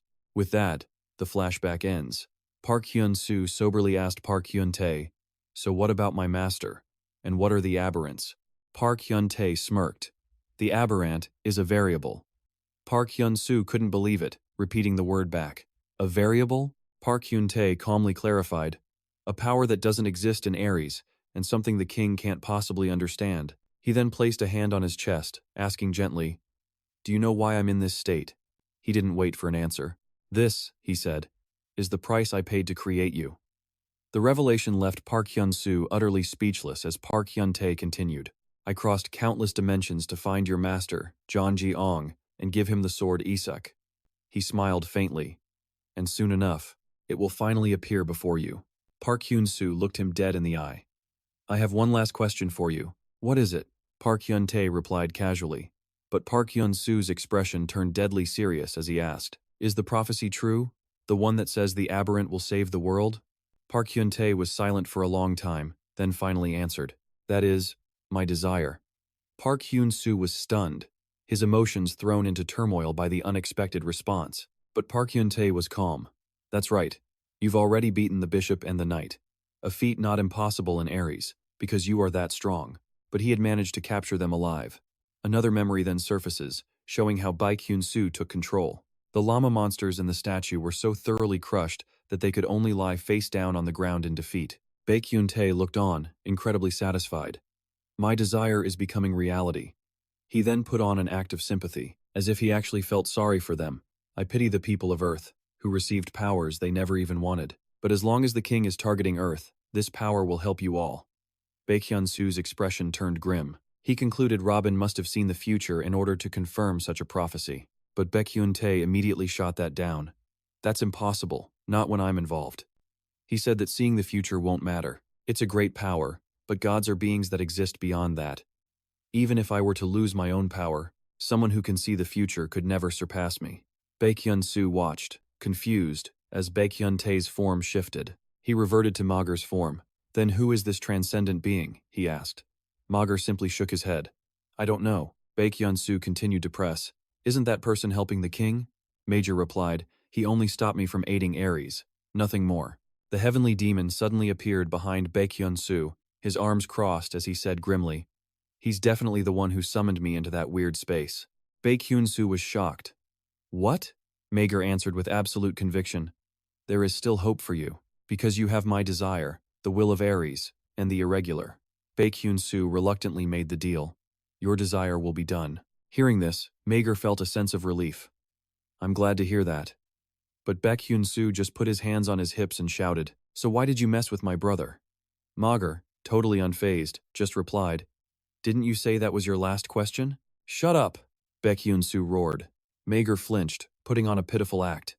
You're getting mad at me, even though I saved him. Hyun-soo shot back. I'm the only one you need, right? So why? Mager cut him off. Because you have power. Hyun-soo was stunned. In an instant, his eyes turned cold. You chose me from the very start? Major looked back at him seriously. Don't you feel it? That you are truly talented? The heavenly demon seemed to agree, muttering, Humph. He should have been born in Murim. He would command right alongside me. Major continued, you, Isaac, and the third irregular, are the hope I have chosen and carefully prepared. Meanwhile, Isaac was holding the dark sword as a terrifying voice echoed from within it. Do you desire power? Isaac was terrified, sweating and trembling uncontrollably as the voice from the sword spoke again. Sharp, glowing red eyes appeared with it. The sword gave a demonic grin, threatening him. I am asking if you desire power. The strange voice echoed out, right in the middle of Giavano Demon's funeral. Do you desire power? Isaac jumped, staring at where the voice came from. How can this sword talk? The blade boasted without any shame. I am known as the most evil sword in existence. And like a true demon, it knew exactly how to tempt him. Don't you want revenge on the ones who murdered your master? The words struck a nerve, making Isaac's eyes fly open in shock. I can give you the power to do it. The words were affecting him. Is that true? He asked, full of doubt. The sword's aura grew more sinister, more than ever before. Of course. I can do anything. By now, there was probably nothing left inside him but raw hatred. It was all that was left in Isaac's mind. He forced the words through clenched teeth. I want to kill the scum who murdered my master. The evil sword was thrilled. Then you'll need my power. Isaac agreed without a moment's hesitation. I do. Give me the power. A sword with a jet-black blade began to materialize right in front of him. It asked, so you will accept whatever happens next? His answer was firm. I will. A contract appeared. The evil sword instructed him, sign it with your blood. The sharp blade pricked Isaac's fingertip, drawing blood. He signed his name. The moment he finished, power erupted from the contract and latched onto his right arm. Slowly, the magic spread across his entire body, not stopping until it had completely swallowed Isaac whole. In the end, Isaac was encased in a suit of gleaming black armor. He reached out and grasped the hilt of the sword. A delighted laugh echoed from the blade. Ha, you're finally strong enough to wield me. Outside, the world was still quiet. Amon was speaking with the priest, confirming the tragic news. Yes, the official funeral is tomorrow. The kind father simply replied, I understand. May the departed rest in eternal peace. Amon then pushed his way into the church, only to freeze at the sight before him. He was stunned. Isaac was so completely covered in armor that he was unrecognizable. Amon pointed at the figure and demanded, Who are you? Looking around the empty church, he asked again, Where's Isaac? The terrible irony was that he was asking Isaac himself. What have you done with Isaac? He pressed. Only then did the armored figure speak. Amon, it's me. I am Isaac. For a moment, Amon was in total disbelief. As if needing to confirm it, he repeated doubtfully. You're Isaac? He gripped the sword in his hand tightly, declaring, I will get my revenge with my own 2 hands. Magic began to flare up around Isaac, and just like that, he vanished right before Amon's eyes. Frowning at the empty space, Amon whispered, Isaac. Elsewhere, Mager was confronting Park Hyun-soo. That is all I needed to say. With a sharp glare, Park Hyun-soo made a vow. I will take you down the second this is all over. Major wasn't fazed in the slightest, replying, I'll be eagerly waiting. A strange light then began to glow from his hand as his voice filled the room. Now then, I need to rest. Park Hyun-soo looked at his brother in the hospital bed and asked, What's going to happen to my brother? Mager assured him that Park Hyun-tae had already made a full recovery. He figured the boy hadn't woken up yet due to a psychological block, but it should be soon. Using Park Hyun-tae's body, Mager explained that a powerful seal was created to save his life. This was to ensure he wouldn't suffer any permanent damage, or that nothing else could happen to him. A soft light glowed as Mager added, But thanks to you using those strange skills on the seal, I'll be able to get out easily. Park Hyun-soo was done talking and turned to leave. Whatever. Just get out of my brother's body as quickly as you can. The being just chuckled. I will do my best. Park Hyun-soo stepped out, already discussing the situation with the heavenly demon. After hearing all that, most of our questions have been answered, right? Park Hyun-soo had to agree. That's right. And I still need to tell the others about this. But he had absolutely no idea that Mager was secretly planning something else. I'm sorry, he thought, but Park Hyun-tae has his own role to play in this. After leaving the hospital, he went to another skyscraper, stepping into a room and gently closing the door. He was startled when he saw the woman with auburn hair. Guild leader Hazura just smiled. It's been a while, hasn't it, he said, overjoyed. Her hair was back to normal, the reddish-brown replacing the black she'd had before. Yes, and my power has returned as well. He then glanced at a strange object in the room. Did the BSC create that gate? She told him they had placed them in several key locations. As they both walked into the portal, Hazura smiled. Shall we go? Everyone is waiting for us. With a firm nod, they stepped through the gate and were instantly teleported to another base. A large group was already there, and he walked up to greet them. Long time no see, everyone. An old man with a braided, snow-white beard shook his hand. A pleasure to meet you. I am Mode Alexander. Park Hyun-soo offered a polite smile. The pleasure is all mine. Conlam immediately got to the main point. The reason we've gathered here before the funeral is because Hunter Park Hyun-soo has eliminated the bishop, one of the king's subordinates. The entire room was stunned. The bishop wasn't just a pawn, but a bishop. Hazura then added, What's more, he got this information from a transcendent being, one that none of us even knew existed. Hassan Banzu thought to himself, When the hell did he get this strong? Park Hyun-soo cleared his throat and continued, I'll get to the most important part. The king's faction can be thought of simply as cosmic pirates. They launch surprise attacks on any planet they find and plunder everything. His voice turned serious as he went on. The method they use most often is creating gates to summon monsters and leveling everything on the surface. Park Hyun-soo explained that among those monsters, the strongest ones are used for their next invasion. This revelation worried everyone, but what he said next sent a chill through the room. As for why they do this, not even Mager, the transcendent being I met, knows the answer. Immediately, the group grew suspicious of Mager. He quickly clarified. Mager says he is the god of war, Ares, who ruled over the powers of the Ares people. They were annihilated fighting the king. Park Hyun-soo repeated what Mager had said, but their powers had migrated to Earth. Those energies were the very thing that awakened all of you here. The room filled with gasps as Amon looked at him and asked a question. Our abilities had original owners? He nodded. That's right. The room fell into a dead silence for a moment. Finally, once they recovered, Yamato Takeshi marveled. That's unbelievable. I'd love to meet these original owners someday. Jiroman just laughed. I wonder if they're stronger than me. Park Hyun-soo replied with a small smile, based on Mager's memories. Their abilities are similar to Earth's hunters, only much, much more powerful, which got a big O out of him. A moment later, he cleared his throat. And now for the most important part. Park Hyun-soo raised a hand, his voice dropping low. I'm going to tell you why the king is coming to Earth. A heavy silence filled the air before he continued.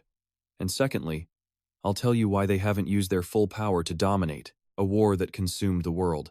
A flashback to a terrible battle, seas of fire and endless smoke. Angels with wings of pure light once battled across the heavens, a war between gods, now little more than an ancient legend. He spoke as if revealing a world-shattering secret, a war between God and Satan. And then his voice changed. Satan lost. Suddenly, everything plunged into darkness, the ground itself becoming a grim and terrifying landscape. His voice turned colder as he explained. And he was sealed deep within the trenches of the earth. His mind drifted to Earth's place in the vast universe. An existence, his voice echoed, known as the Ruined Dragon. He, also known as the King, came to Earth to awaken Satan. He pauses for a moment. His eyes turn sharp as he continues. Earth was chosen as the next target right after Ares was conquered. Everyone in the room sat at attention, hanging on Park Hyun-soo's every single word. Major doesn't even know their plans for the ruined dragon, he adds, but they are definitely trying to revive it. He warns that it will likely become an incredible fighting force for the king. Alexander watches him closely as he explains why they haven't launched a full-scale invasion of Earth yet. It was because of a pact with the hunter, Choi Sung-ho. At that name, Alexander's eyes widened in shock and recognition. Choi Sung-ho, the commander-in-chief? Park Hyun-soo's voice was firm. He had a special ability to reinforce seals. Hearing this, Ha-zu-ra's eyes went wide. What? The scene flashes to a vast, empty desert where a man sits alone. His body is as still as a rock as the tale continues. Hunter Choi Sung-ho had found the sealed ruined dragon and was preparing to strengthen its prison. A swirling ribbon of purple magic cast a faint glow, making the area feel mystical as he spoke in a steady voice. However, the king discovered this and proposed a negotiation. Because if Choi Sung-ho reinforced the seal, it would hold for another 500 years. A figure slowly materialized in the center of the magic circle. The old man's face was deathly silent as his voice echoed out. If you strengthen Satan's seal, I will destroy Earth immediately. The hunter looked up, his gaze like steel. His voice was cold. Your real target is Satan, isn't it? The old man frowned. Yes, what I need is Satan.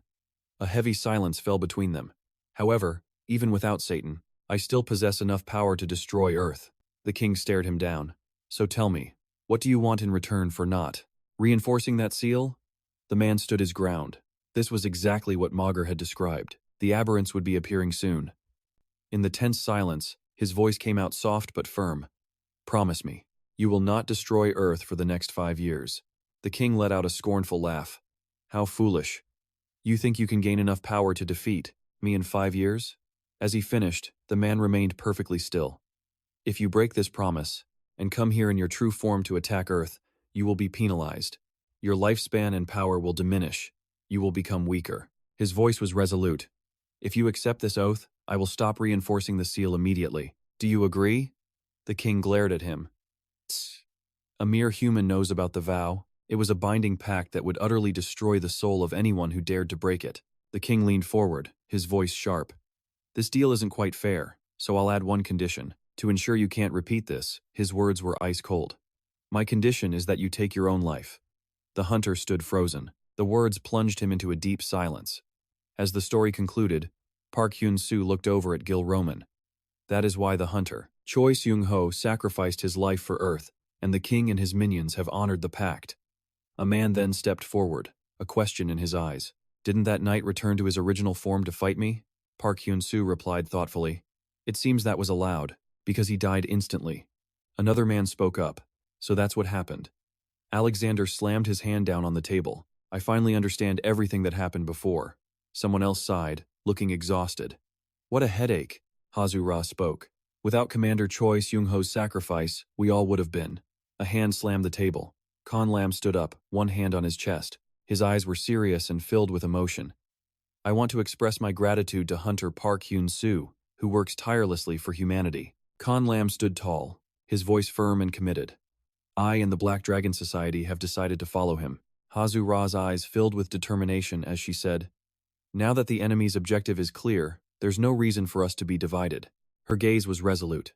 There's no reason for us to be divided anymore. A man stood up. His voice was decisive. I agree. We must stand together. Let's unite with Hunter Park Hyun-soo. I'm in. Another person quickly voiced their agreement. But then a man shot up from his seat, slamming his hands on the table and shouting, I cannot agree. It was Hassan Banju, who stood with a look of pure, unbridled arrogance. His voice dripped with contempt. I will not serve someone weaker than me. Gil Roman, sitting beside him, could only facepalm in despair. Oh brother, Park Hyun-soo faced Hassan Banju. It doesn't matter who's stronger anymore. The guilds are no longer needed. He completely ignored Park Hyun-soo's words. I don't care about the guilds.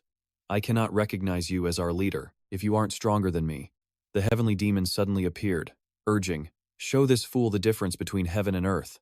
Park Hyun-soo didn't respond, merely looking at Hassan Banju with a cold, steady gaze. Then, he smiled slightly. Anderson, you have the coordinates to my house, correct? Anderson thinks for a moment, then smiles. Yes, Robin and Isaac had been there before. The city stretched out before them, skyscrapers reaching for the clouds. A small object that looked like a miniature space gate hovered in midair. Then, suddenly, the object's color shifted, from a brilliant blue to complete pitch black. A sharp glint reflected off Anderson's glasses. There's a teleportation gate inside the house. The team leaves the meeting, stepping into a deserted city. Gilroman touches his forehead, saying, "It feels massive." Anderson crouches down, gently touching the ground. "I can't feel any signs of life here." Park Hyun-soo and Hassan Banju stand facing each other. "This place should be good enough, right? This is my private training ground." Hassan Banju smirks, his gaze locked on Park Hyun-soo, eyes filled with challenge. "Great, then I'll defeat you." He returns a small smile, his own eyes brimming with confidence. "Scary. That is, if you can." The two of them stand shrouded in a thick mist. "Hasan, you are a critical part of this war, even if its purpose is different now." But Hassan Banju isn't listening. "Shut up." He lunges forward in a blur, a truly powerful attack. "Don't you dare lecture me." He slams his magic into the ground right where Park Hyun-soo is standing. A brilliant light flashes, followed by a massive magical shockwave. The explosion is violent, sending rock and debris flying everywhere. Dust hangs heavy in the air from the fierce attack. Then he sees Park Hyun-soo is floating in the air, completely untouched. Instantly, Hassan Banju rockets towards him. His speed is unbelievable, hitting Mach 5. Just as he gets close, his opponent's hand begins to glow. A stream of green magic radiates from his palm. "Demon Fist Heavenly Break, first half form," he declares, moving forward. His eyes are blazing as the magic takes shape. Hassan Banju feels the insane power rushing at him, panic clear on his face. "This is bad." He quickly throws his hands up to form a shield. There's no time to dodge. "I'll have to block this head on." Park Hyun-soo rushes forward with unstoppable speed. His fist flies straight for Hassan Banju, powerful as a hurricane. He's stunned to realize the magic isn't just hitting his defense, it's tearing straight through his hands. It leaves a deep, horrifying wound. Blood starts pouring from his arm as he cries out in agony. A grunt escapes his lips from the searing pain, but he refuses to let himself collapse. Hassan Banju quickly refocuses his energy, creating a magical layer. The wound slowly begins to close, thanks to his healing magic. But a single thought screams in his mind. "Damn it, what is this monstrous power?" He's startled to hear Park Hyun-soo's voice. "You're choosing to heal yourself right now?" Suddenly, dozens of small magic orbs materialize around him. Hassan Banju spins at a dizzying speed. Heavenly movement. The orbs all shoot forward, streaking through the air like comets. There's no time to dodge. Every single orb slams into his body, causing a series of powerful explosions. His body is thrown backward, now covered in countless new wounds, with blood gushing from every single one. This was a completely new technique, something he had never used before. In just a few short months, Park Hyun-soo snaps his fingers. A cold smirk appears on his face. Heavenly light. A gigantic bolt of lightning suddenly descends from the sky. It rips across the heavens and strikes Hassan Banju directly. Blood splatters as the bolt hits, the light in his eyes fading. He lets out a choked scream of pain. This lightning is exponentially stronger than before, and it doesn't just hit his body. It pierces through his old wounds, creating a massive electrical explosion. Anderson calmly pushes up his glasses. Their levels are on completely different planes. Yamato Takeshi is sweating bullets. I can't believe Hassan Banju is no match for him. Covered in wounds, Hassan Banju props himself up, refusing to collapse. He grits his teeth, his face twisted in agony. "Impossible. I am the strongest." Suddenly, he pours all his strength into his legs and forces himself back to his feet. "Don't be so arrogant." His hands begin to glow, a faint green light gathering from his fingertips. A hazy magic circle forms. Hassan Banju pulls his arm back as the sphere of magic begins to spin violently. "Die!" The magic sphere shoots toward Park Hyun-soo. He simply raises one arm, extending his hand. A powerful current of magic begins to erupt from his palm. Heavenly principle outburst. The two immense powers collide, creating a colossal shockwave. Smoke and dust completely blanket the area. He stands his ground, a look of calm resolve on his face. "I will continue to fight if that is what you wish." When the smoke clears, the scene is completely different. Hassan Banju, who just unleashed that incredible power, is now lying defeated on the ground. Mr. Alexander looks on. It seems we now know who is stronger. Kan Lam, standing beside him, can't hide her pride. She smiles. "That's our leader." Park Hyun-soo turns and walks away. The old heavenly demon appeared beside him, his voice ice cold. "You should have taught him a much harsher lesson." He then added that, when you have the upper hand, you must completely crush your opponent. Without breaking his stride, he replied, "He would have died if I did that."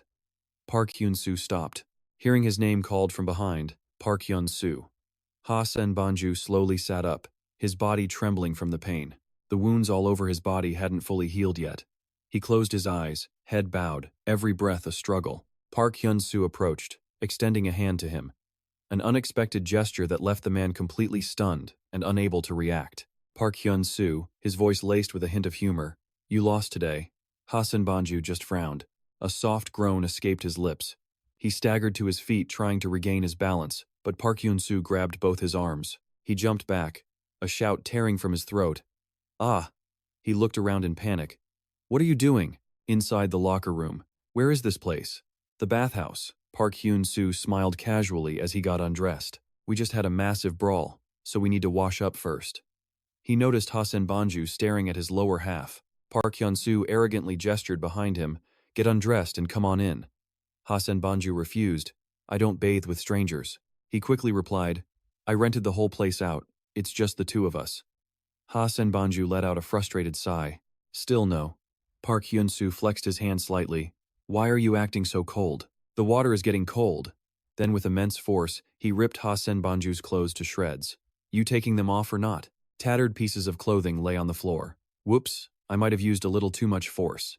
He then covered his mouth, giggling. "A German sauce." Before he could finish, Ha-sen-banju roared with pure rage and embarrassment. "Are you crazy?" Ha-sen-banju's anger flared, but Park Hyun-soo just casually waved him over. "Hurry up and get in." Steam swirled around the room as the two men sat together in the blue water. The relaxing atmosphere seemed to put Park Hyun-soo at ease. "I don't really want to be the leader, you know. Leadership and fighting are two completely different things." He rested an arm on the edge, continuing. "But I have to admit, some things require a whole lot of force to solve, just like our fight." Ha-sen-banju just listened in silence. "Your strength is critical right now, especially since we need to join forces to defeat the king." His determined voice rang out. "I'll cooperate with you, but I won't be your subordinate." He continued. "I'm only forming an alliance, just to destroy the king and all his followers." Park Hyun-soo agreed immediately. "Absolutely. Everything you're saying is right." Bam! Ha-sen-banju suddenly dropped a loaded comment. "That's bigger than I thought." This completely stunned Park Hyun-soo. "What was that?" Ha-sen-banju changed the subject. "When will the gate at your home appear? How can you be sure nothing will come out of it?" But Park Hyun-soo just scratched his head, smiling sheepishly. "Ah, about the gate." Park Hyun-soo's clear voice chimed in again. "Well, just know there are no monsters inside. As for anything else, I can't really say." Ha-sen-banju stood up smoothly. "I'm out of here." This just annoyed Park Hyun-soo, who complained loudly. "Already? We're just getting started. You've never experienced a place like this, have you?" He then shot a sideways glance at Ha-sen-banju. "You need your back scrubbed." The room erupted into another argument. "Want to go out for some beer and German sausage?" The scene suddenly cuts to a church with sharp, classic architecture. A wide scenic shot. It includes both the outside and the stunning interior of the chapel. Inside stands a young man with dark hair. The camera focuses on him. It's Javen Odeman. "Javen, I've come for you." Park Hyun-soo's face was full of emotion. "I will train as hard as I can to avenge you."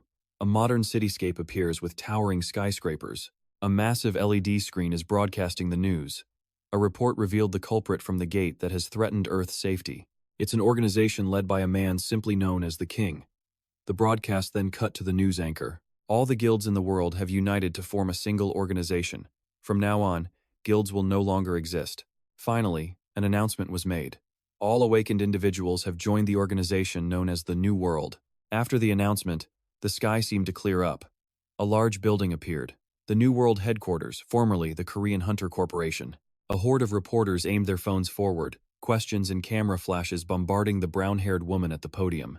Was it Park Hyun-soo's wish for Hunter Ha-zu-ra to become the captain of the New World? Why didn't he take the position himself? Lee Mina spoke calmly. "As everyone already knows, Park is the strongest hunter, and he dislikes being in the public eye.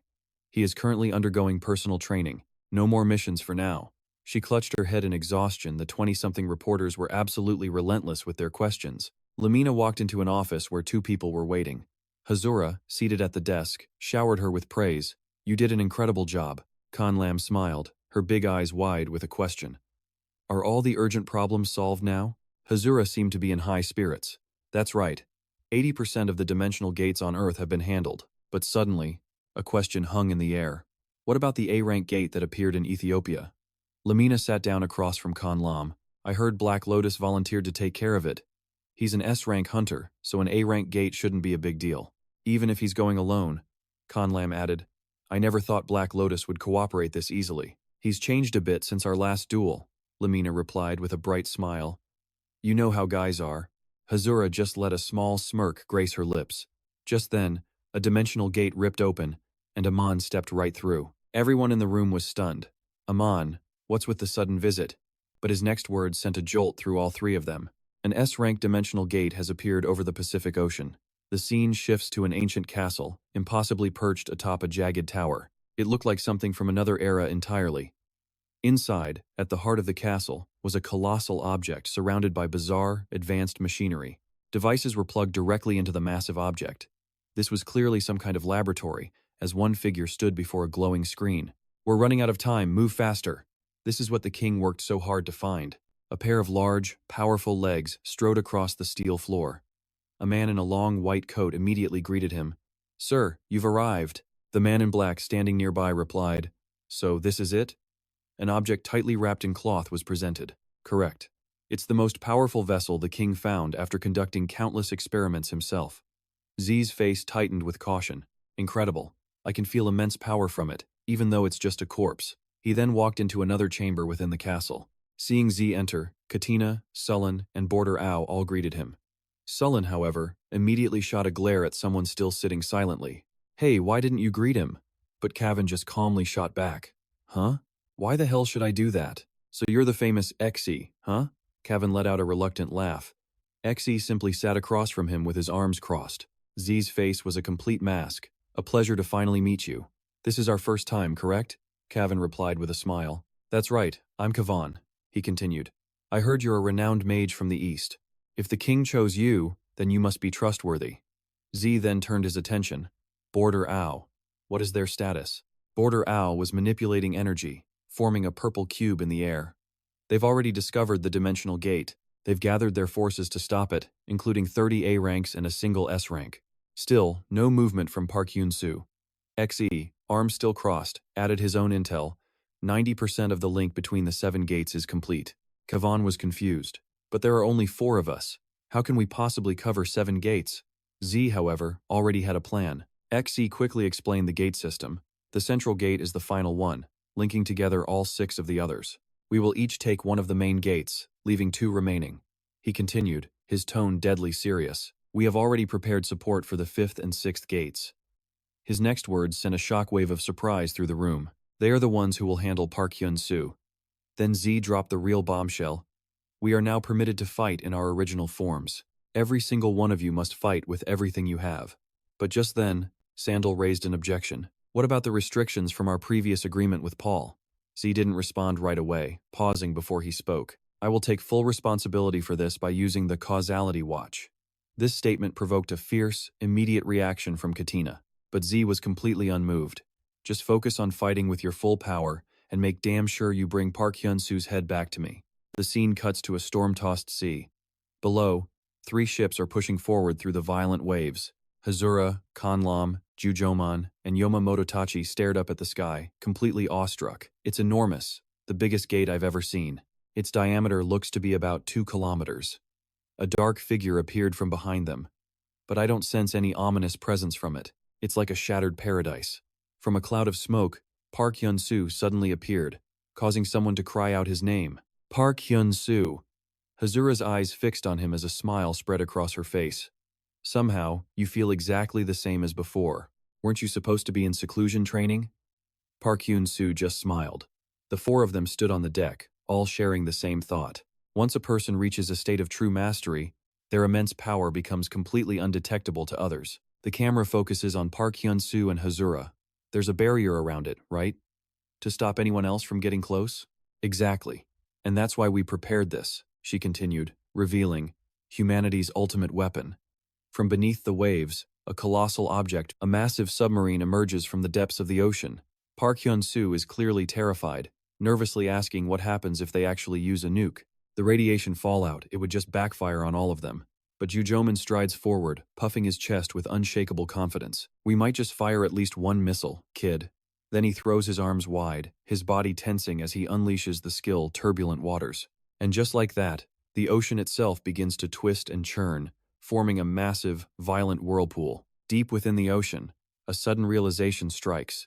The energy of a lord is completely enveloping the gate. Seeing the critical situation, the soldiers inside the submarine urgently report to their commander that all preparations are now complete. The moment that missile explodes, it'll instantly sever all contact with the outside world. And when that happens, the radioactive fallout will be sent to an entirely different dimension. The Admiral's voice booms. I don't want us just sitting silently. He begins the countdown. 3, 2, 1. The sailor next to him decisively slams the launch button. The nuclear missile launches successfully from the sub, soaring straight into the center of that dangerous vortex. The instant it makes contact with the gate, an earth-shattering explosion erupts, catching Jujoman completely off guard. He screams, trying to brace against the blast with both hands, but the explosion just gets even bigger. Jujoman can't help but roar in agony. He frowns, thinking this power is far greater than he imagined. He absolutely has to hold on. On the warship, the other soldiers are completely awestruck by Jujoman's power, crying out in disbelief. Whoa, it's disappearing. That's amazing. The aftermath leaves a much calmer whirlpool, which vanishes without a trace just as you'd expect from an S-rank. A smug Jujoman nudges Park Hyun-soo, laughing arrogantly. So? Pretty amazing, wasn't it? Over here, Haru-ra looks up at the portal. Should we go inside? A strange and pristine new world appears before their eyes. Thick vines cling to ancient stone pillars as sunlight streams through the cracks, illuminating the three warriors standing on a ledge. The blonde warrior holds a console, speaking seriously. Looks like some kind of creepy ruins. Suddenly, terrifying monsters appear on the screen. He panics, shouting, "Monsters detected," and there's a ton of them. The ghastly sound of countless legs thunders towards them as a swarm of spider monsters suddenly bursts out. The other warriors brace for a fight. Together they shout, "Everyone, prepare for battle." The brutal fight is about to begin.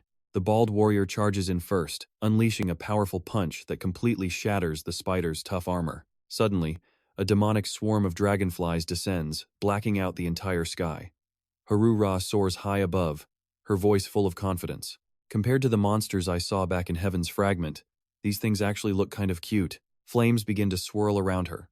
I'm going to turn you all into fragrant roasted meat. Conlam watches calmly from a nearby stone pillar. Watching Haru-ra incinerate the swarm of dragonflies, she smiles and says, she's finally back to her old self. The entire sky is on fire. With that, she leaps down from the pillar, her voice full of confidence. I'm not going to lose to her either. With just a few precise kicks, Conlam wipes out a huge number of spider monsters without even breaking a sweat. She flashes an arrogant, rosy smile. Can anyone else make me look this good?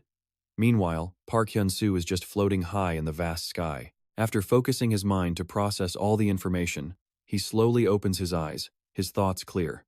The analysis is complete. The portals in the sky above are arranged like a six-petaled flower, all of them glowing brilliantly. 6 gates are linked, with one right in the center. Park Hyun-soo begins to chant, casting the Heavenly Demon's ideation skill. As he finishes, countless blue orbs rain down on the spider monsters below. Park Hyun-soo immediately begins chanting another spell, Heavenly Quake. Instantly, the blue orbs shatter, unleashing a terrifying power that completely annihilates the swarm of evil monsters. The other warriors feel as if a great burden has been lifted, looking up at Park Hyun-soo with eyes full of admiration. I can't believe it, that's Hunter Park. He's stronger than 100 men combined. As for Haru-ra, she finishes wiping out the red-eyed dragonflies and flies down to a nearby pillar to rest. Park Hyun-soo follows, landing right beside her. Haru-ra teases him excitedly. You should have just done that from the start.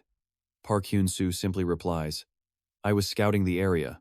He continues, there are a total of 6 linked gates with one in the center. This revelation leaves Haru-ra completely surprised. She looks down in thought. I can't believe it. 6 linked gates, but on the outside, it looked like there was only one. Park Hyun-soo nods slightly. It seems their technology has improved a lot since our time in Heaven's Fragment. He glances over at the other warriors, who are using magic to collect the monster corpses for their research. This is still going to be difficult.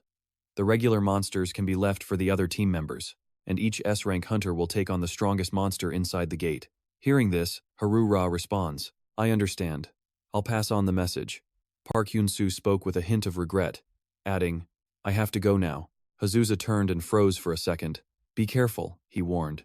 Then Park Hyun-soo reached out, his hand gently touching her cheek. All right, he said warmly.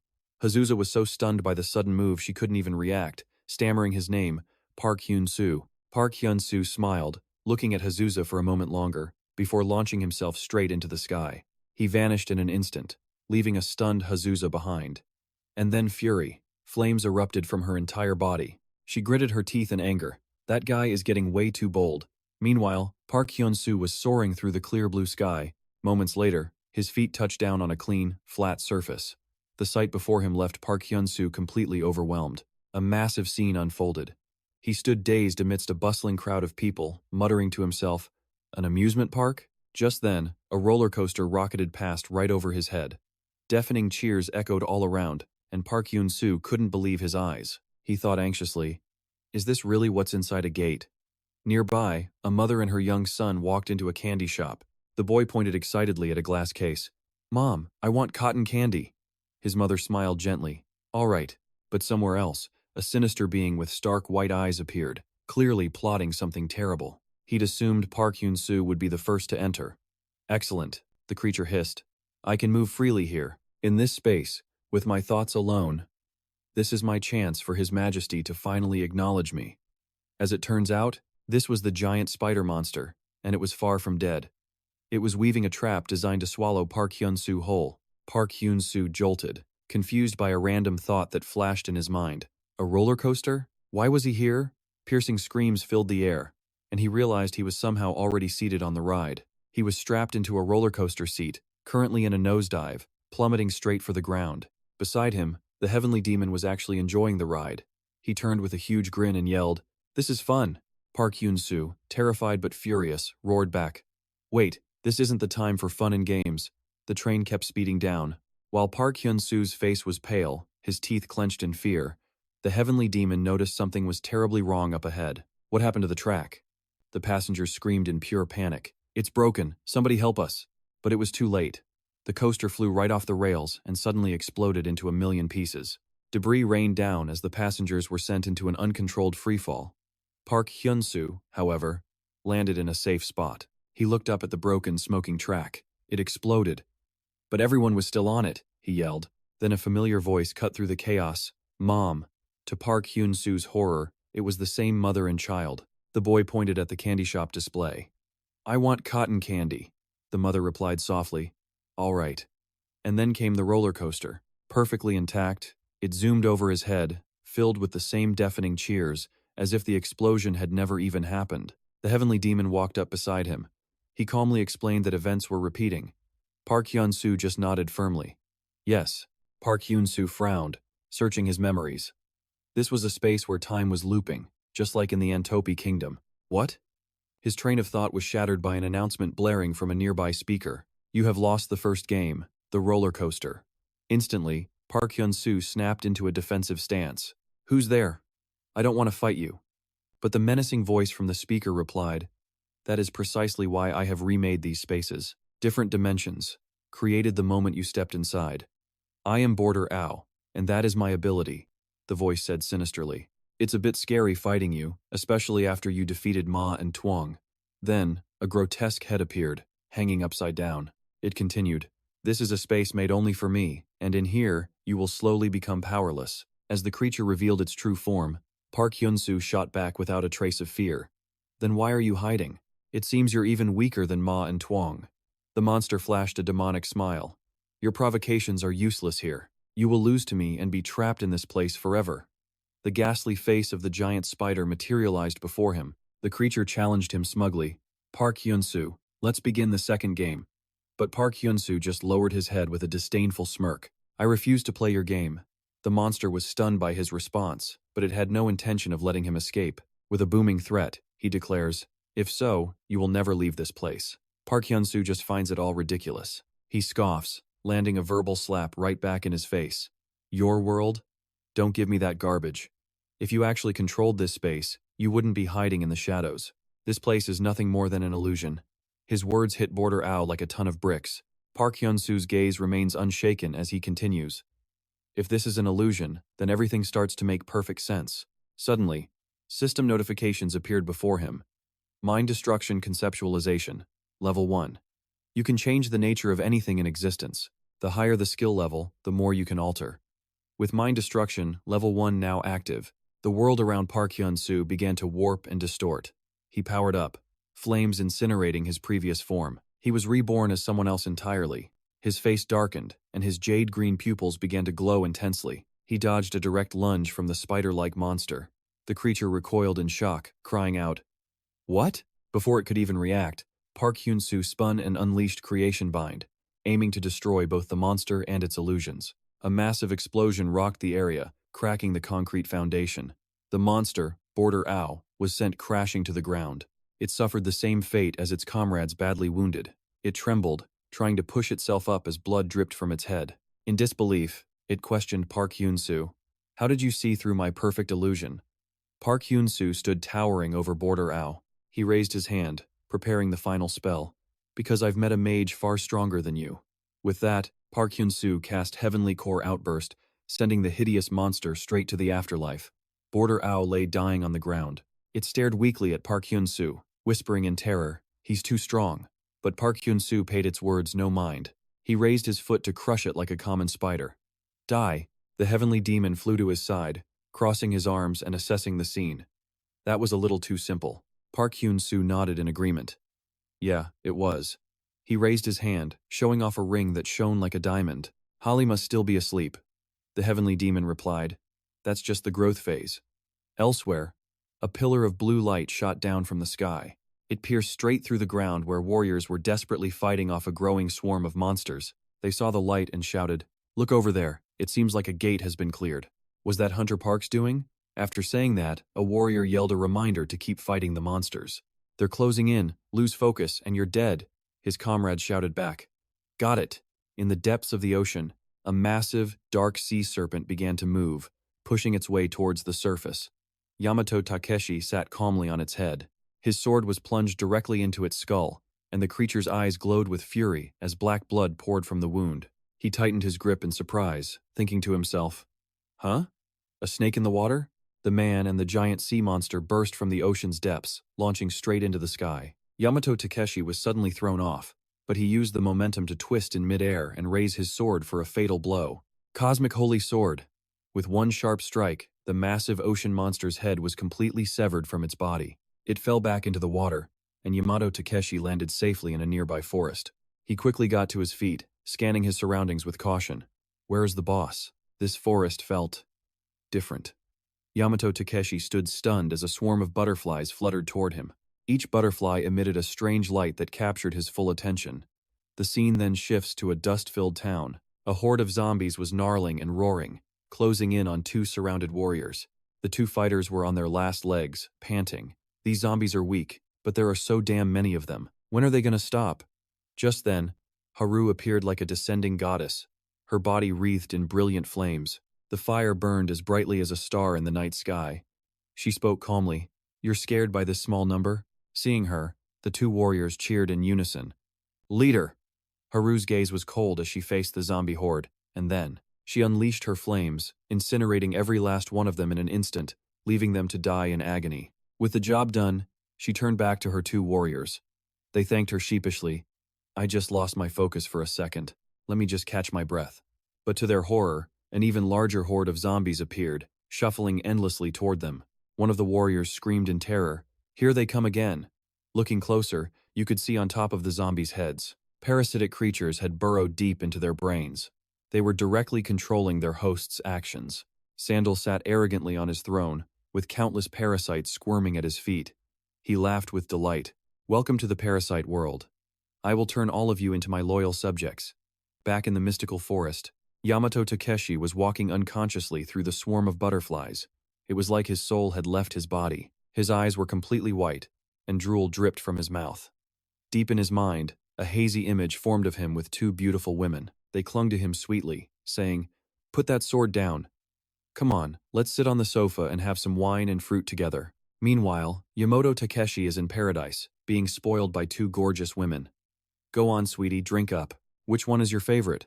A beauty playfully feeds Yamato Takashi an apple, lavishing him with praise. I just love a manly man like you. Suddenly smack. A hand hits his face, yanking him back to reality. Hey, wake up! Yamato Takeshi snaps out of the illusion, dazed and confused, looking all around. Huh? What was I doing? It was none other than Jomon, who brought a gas mask and offered it to Yamato Takashi with a stern warning. Don't you know you have to be careful? Or you'll fall into a trance? Jomon throws the mask at his feet. Use this. Yamato Takeshi, finally a little more clear-headed, picks up the mask and puts it on tight. He asks seriously, do these butterflies really cause hallucinations? Jomon smirks, mocking him. What kind of illusion did you see to make that face? You look like you were in pure ecstasy. Ha ha ha. An enraged Yamato Takeshi screams, Shut your mouth. Just then, a seductive female voice cuts in from behind. Such a shame.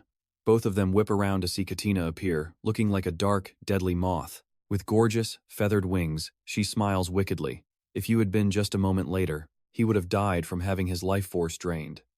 Gil Roman and Yamato Takeshi instantly jump into a defensive stance. Yamato asks, Are you the boss? But Gil Roman just points a finger right at her face and yells, You idiot, did you just fly right into a trap? Katina isn't scared at all. She taunts them with a confident tone. I already know all your abilities because I experienced them back in Ares.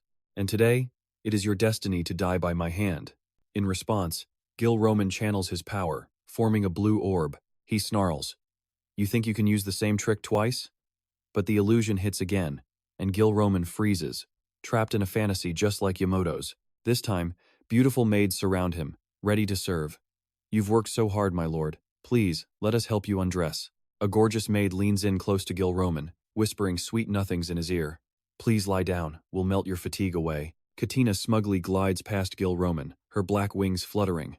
My pollen is as light as air, so even a mask can't stop it. But a voice from behind her cuts in. Is that so? Katina freezes in her tracks. She can't believe Yamato Takeshi is still conscious, his blade pointed right at her. How is that possible? Yamato states coldly, With my ability, I can hold my breath for 10 hours and survive. I fell for it once, but not again. Katina is stunned, her face filled with disbelief. What? And with that, Yamato Takeshi swings his sword in one clean strike, severing Katina's head from her body, taking her life with two final words. Farewell. From out of nowhere, massive pillars of blinding light erupt. Elsewhere, Hazuya sees the light. Takeshi and Ju must have succeeded. High on a platform, Xander sits upon a massive throne. The lower half of his body has mutated into a dark mass of long, writhing tentacles. From his throne, Xander leans back. Compared to using these stupid zombies, using you all would be much better. And with that, he raises his gaunt fingers, declaring, In the name of the king, I appoint you the new masters. The Xander Parasita. Down below, the empty eyes of the undead horde begin to glow with an eerie light. Amid the ruins, the zombies begin to collapse one by one. Everything seems to stop, leaving only the ragged breaths of the soldiers. The creatures suddenly drop to the ground. What's going on? Before they can even get their bearings, something begins to stir at their feet. Tiny, bizarre-looking creatures. When a soldier finally notices their presence, he frantically tries to brush them away. What are these things? Why are there so many insects here? From her perch high above, Hazuya watches everything unfold. Amid the chaos caused by the creatures, a soldier suddenly freezes solid. Without a moment's hesitation, Hazuya turns toward her squad. Hey, what's wrong? In the blink of an eye, the soldier that the creature crawled into suddenly whips his head around. He raises his hand, unleashing a blinding beam of energy, shooting it straight at Hazuya. She dodges in shock. Huh? Hazuya looks down at the soldier in disbelief. She can't believe she's looking at her own teammate. She frowns, realizing, it's the parasites. An aura of power erupts from her body. I'll burn them all to ash. Without a second thought, Hazuya lunges forward, her movements swift and decisive. You guys are A-rank warriors, you should be able to handle this trash, with a power that is simply unmatched. She raised a hand, lifting both soldiers clean off the ground, and suspending them in mid-air as their bodies trembled uncontrollably. Under the intense heat radiating from Hanzo Ra, the two soldiers slowly regained consciousness. So hot! Their leader then set them down on a large rock. The horde of zombies just kept coming. She explained they were being controlled by parasites, just like the undead swarm below them. Hearing this, the soldiers felt a wave of pure disgust. She stood there, adding, I saw the mage while I was carrying you up here. In the distance, she spotted him. Xander. That bastard. Like a hurricane, Hanzusa launched herself from the rock, flying straight for him. You all stay put. Xander finally noticed Hanzusa hurtling toward him, and he knew instantly this woman was on another level. He was no match for her. Just as Hanzusa closed in, his body began to twist and transform. Even so, I am the Parasite King. I'll just take her body. As she reached him, she unleashed her attack, Night of Hell. Her strikes were so powerful, they ripped through the ground below, causing a massive explosion as she hovered in the sky. Looking down, she saw the enormous crater she'd created. But in that very moment, something stirred in the rubble. Suddenly, Xander's head shot out from the debris, his body now a long, disgusting appendage aimed right at Hanzusa. Is that all you've got? His face was completely warped now, a true monster with a mane of wild yellow hair. She quickly raised her sword, scattering blade. With a single swing, Hanzusa sliced his head clean off. Xander screamed, I won't die like this! Hanzusa frowned slightly. Compared to La, this guy was weak. What was going on? And just then, elsewhere, in some unknown place, an hourglass was still running, dropping grains of sand one by one into the bottom half. Two figures had already taken shape. A man sat sipping a drink, while a red-haired woman stood silently beside him. With this, we've finally lured out the pawn, haven't we? He took a sip. How will you face your punishment from Z? After letting these people go? He countered. I don't think you're in a position to talk. The woman simply bowed her head. That's right. I'm just a war slave. Her face filled with sorrow. Agen, I'm so jealous you were the first to leave. The red-haired woman's eyes fell, saying nothing. Her expression was a mask of grief, a silent apology for not being able to protect her friend. The man set his glass down on the table beside him. Are you looking to die? The woman simply met his gaze. No, my brother will come for me. The 12th king of Ares, the war god. The man's eyes turned to ice. You're speaking a little too freely, he warned. But the woman didn't care. My heart died with Agen. She let out a sarcastic laugh. And from what I can see, all of you have been abandoned. The man's face remained impassive. With a wave of his hand, he roared, Silence! A giant, shadowy arm erupted from nowhere, slamming right into the woman. He paid her no mind, as she lay broken on the ground. No need to keep a dog that bites its master. Blood pooled around her. She cried out, the pain unbearable. Collapsing completely, she could only whisper one word over and over again, brother. Meanwhile, in another place, Park Hyun-soo was having a reunion of his own with an old acquaintance. The two of them faced off in the sky, his opponent's expression completely hidden in shadow. The man in the sharp suit before him was John Bell. I am the king of the 12th kingdom of Ares. Park Hyun-soo listened as he explained everything. I had no choice but to betray Ares.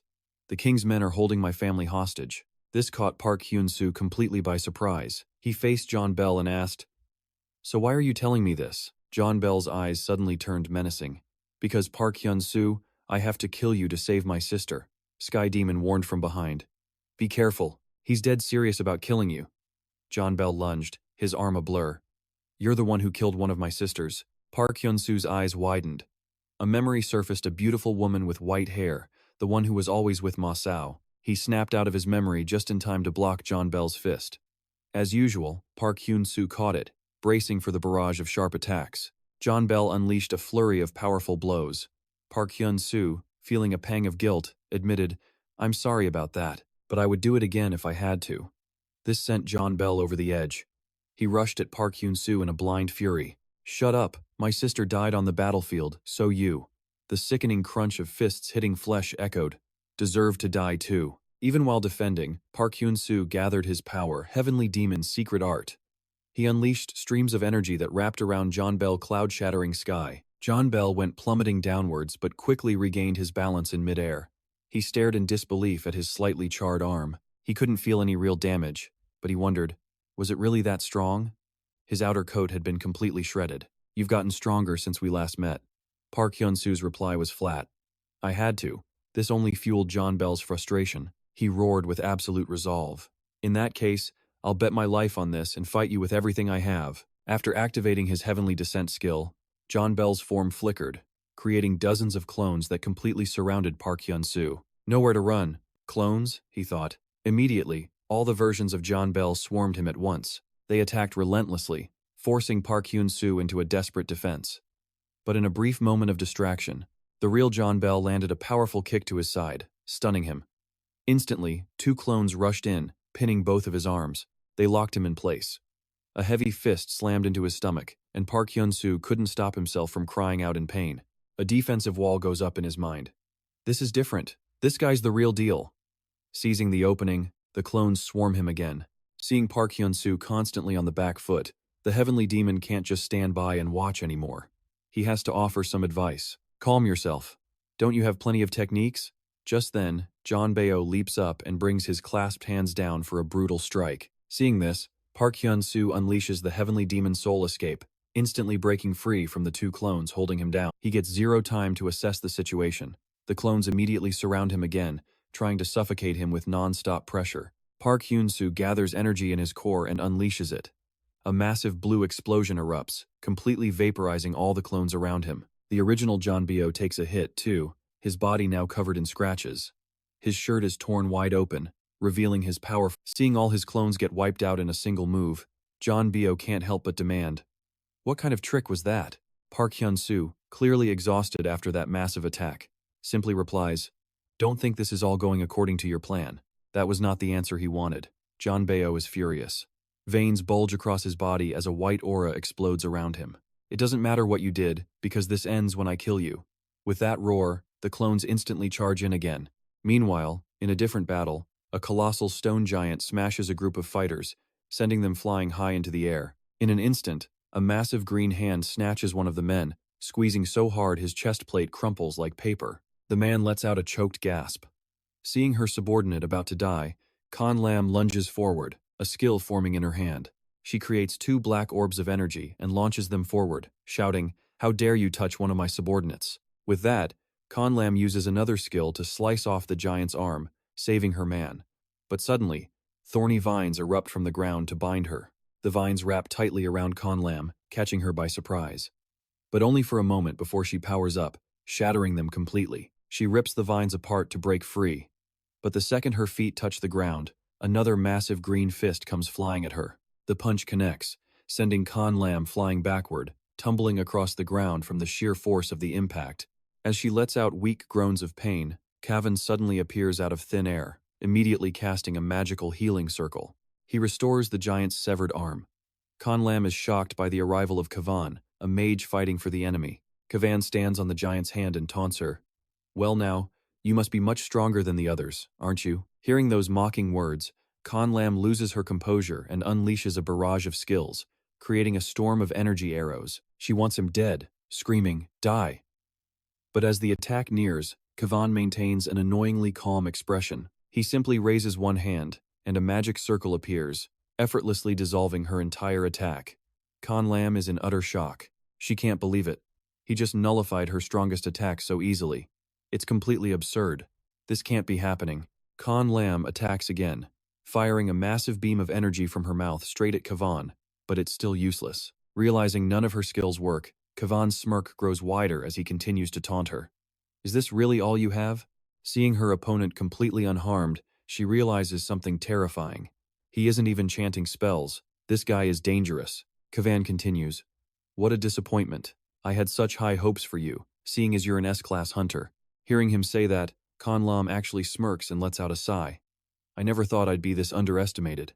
Kan Lam unleashes her true power. Her body glows a fiery red, radiating immense energy as she says, "This isn't good." She continues to power up, stomping her feet so hard the very ground beneath her cracks and sinks under the pressure. For the first time, Kavan looks a bit surprised by her transformation. She's stronger, and her hair buns have become black flames. Her hands become razor-sharp claws as a wild smile spreads across her face. And with that, we cut back to Park Hyun-soo's battle. John Bao is still giving Park Hyun-soo an absolute beating. His clones are relentlessly hammering away at our hero's body. A clone delivers a brutal blow, knocking Park Hyun-soo back. He looks like he has absolutely nothing left to give. John Bao lets out a final taunt. "Seems I overestimated you."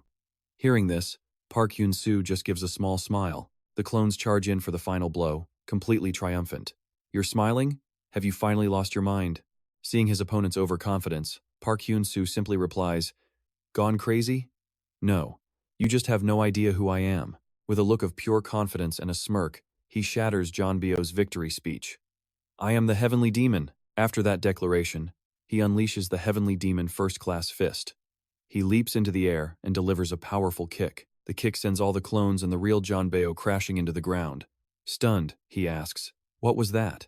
Seeing his opponent hasn't recovered, Park Hyun-soo presses his advantage, immediately activating the mind destruction skill. A massive eye appears in the sky, scanning to find the real Janbeo. The moment it locks on, Park Hyun-soo charges forward. A heavenly fist burst slams right into Janbeo's face, while Kan Lam desperately tries to attack Kavan, but he just swats her aside, sending her crashing hard into the ground. She looked to be in absolute agony, so even she couldn't match his power right now? Kavan floated above, looking down with his arms crossed. "You're not so bad, are you?" he said. "Still protecting your subordinates while fighting me. I have to commend you for that." He glanced over at Kan Lam's subordinates. They were all exhausted, but safe after fighting off the monsters. And the monsters had all been defeated. She pushed herself up on her knees, struggling to stand and fight again. Ignoring Kavan's words, she told him to cut the act, saying who cares, but he continued. "Oh, wait a minute." Kavan made a heart shape with his hands over his eyes. "Apologies, but it's time for me to leave." And with that, he disappeared. Kan Lam was left completely stunned. Suddenly, a pillar of light shot into the sky. She winced, confused. The gate. It was complete. What the hell was that?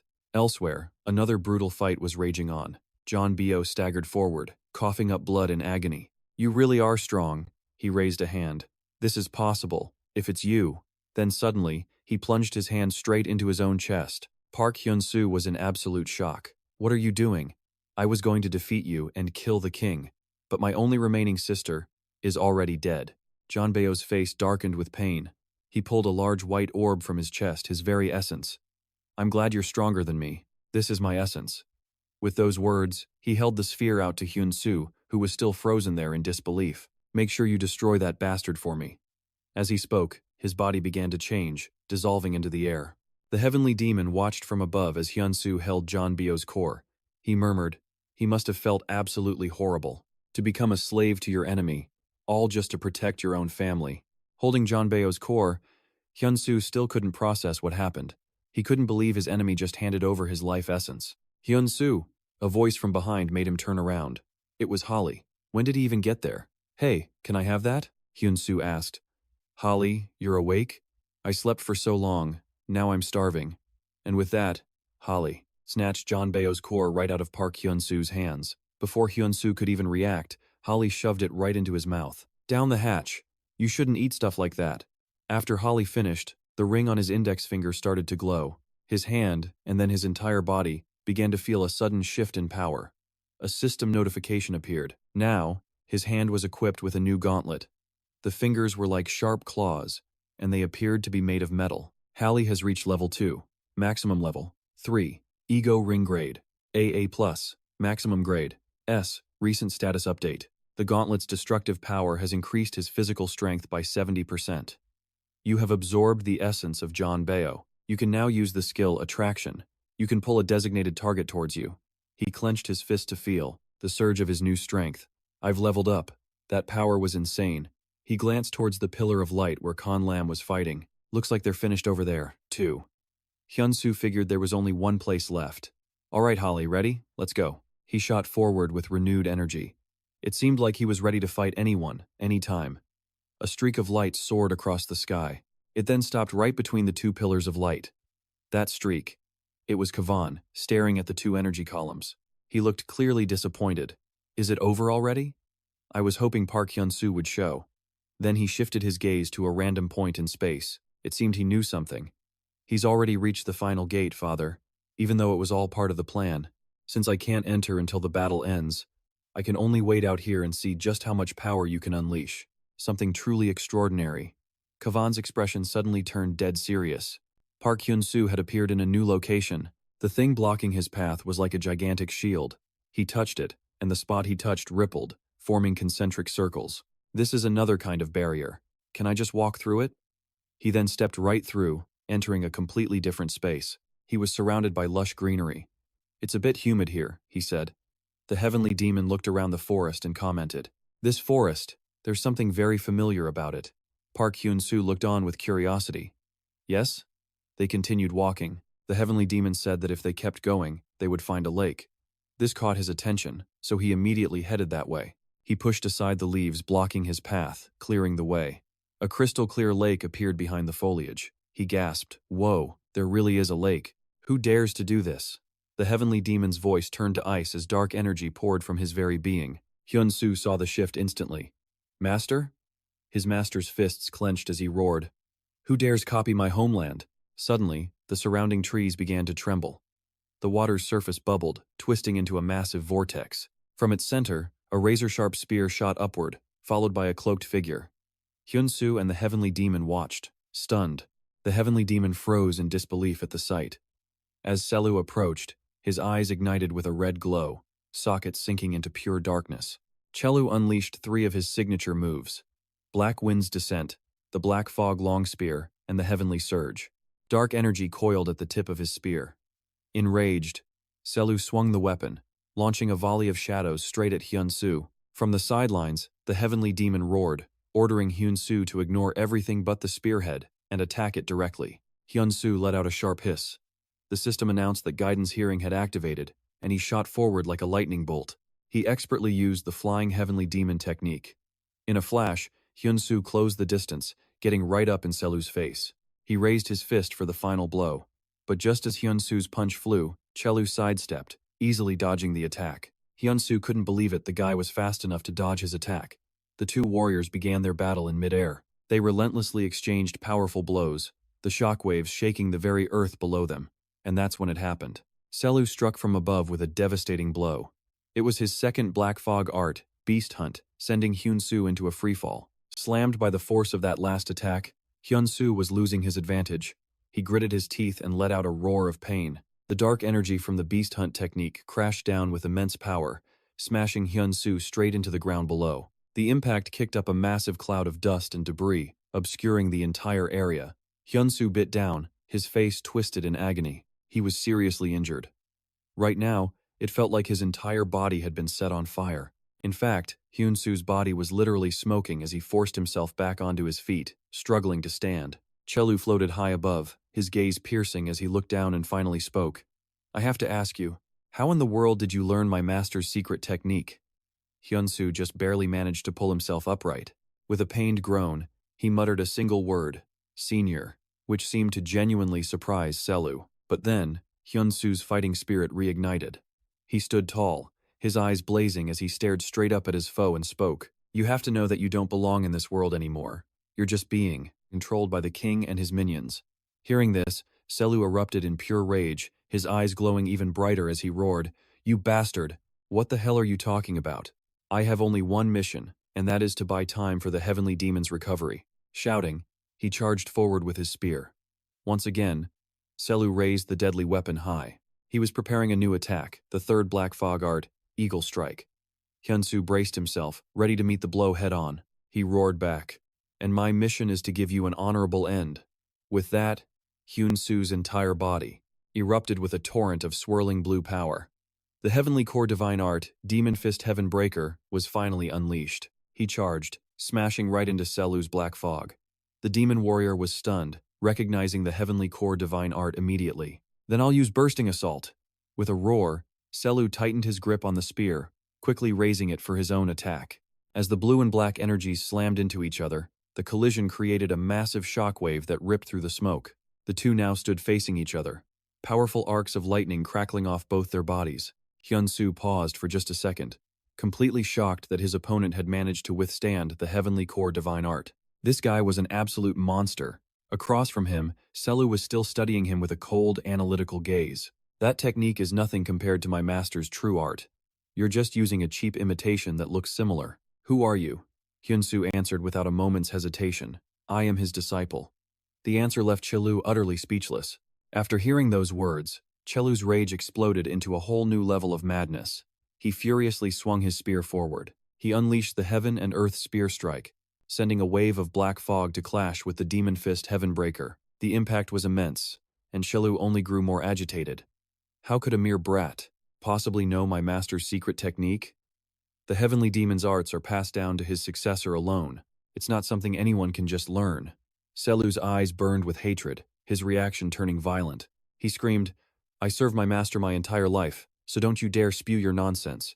I'll grant you a painless death, if you tell me the truth." But Hyun-soo wouldn't back down, his own fighting spirit blazing as he shot back. "I don't expect you to believe me." Suddenly, a voice echoed in Hyun-soo's mind. "Use the new ultimate skill, attraction." He suddenly remembered, repeating the name aloud, attraction, as he watched Selu aim the spear right at him. The voice spoke again. "That's right, we're going to steal his weapon. It's not exactly a great plan, but I can't think of any other way. He's just too damn strong." At that moment, Selu charged, and the two clashed once again in the sky. As he faced Hyun-soo, the newcomer, Seo-yu, immediately sensed something hidden within him, a power that felt troublesome.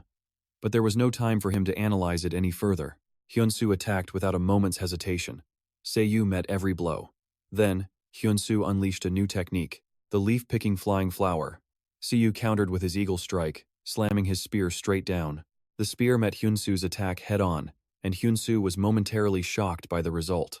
It had absolutely no effect on Seo-yu. "It's useless," he cried out. Seo-yu's dark eyes burned with grim determination. He growled through clenched teeth. "Let's end this, kid." Hyun-soo's body went tense. He knew this was serious. In a flash, Seo-yu unleashed the sixth form of the Black Mist. Countless dark energy spears shot toward Hyun-soo, leaving him absolutely no time to defend himself. Seeing his disciple's life on the line, the heavenly demon yelled, "Hey, use your heavenly soul to escape." But Hyun-soo was helpless. "Master, my body won't move," he thought. Just then, Seo-yu began to speak. "While we were fighting, I was slowly planting my will into you. You are incredibly strong, I'll admit, but you have no right to shamelessly steal and use my own master's secret techniques. And for that, I can never forgive you." As he spoke, he launched the finishing blow. The heavenly demon couldn't hold back a desperate shout of his name. Everything exploded. The world itself seemed to shatter into dust and rock. As the smoke cleared, the image was devastating. Hyun-soo lay defeated, motionless in a deep crater. The heavenly demon looked down from above, and a dark thought crossed his mind. "I need to take over his body." This isn't a moment for hesitation, but Hyun-soo was still conscious, letting out a weak laugh. "Master, don't do anything," he shot back. "What are you saying? Look at yourself, you're about to die." Hyun-soo struggled. "I can't let you go." Though his injuries were severe, he still managed to smile. "Because of you, a worthless kid like me was taught how to be strong, to become someone who could save the world. I can't let you go before repaying your kindness." The heavenly demon was silent, his face a mask of anguish. "Kid, don't say that." At that moment, Seo-yu landed on the ground, staring at Hyun-soo's broken form.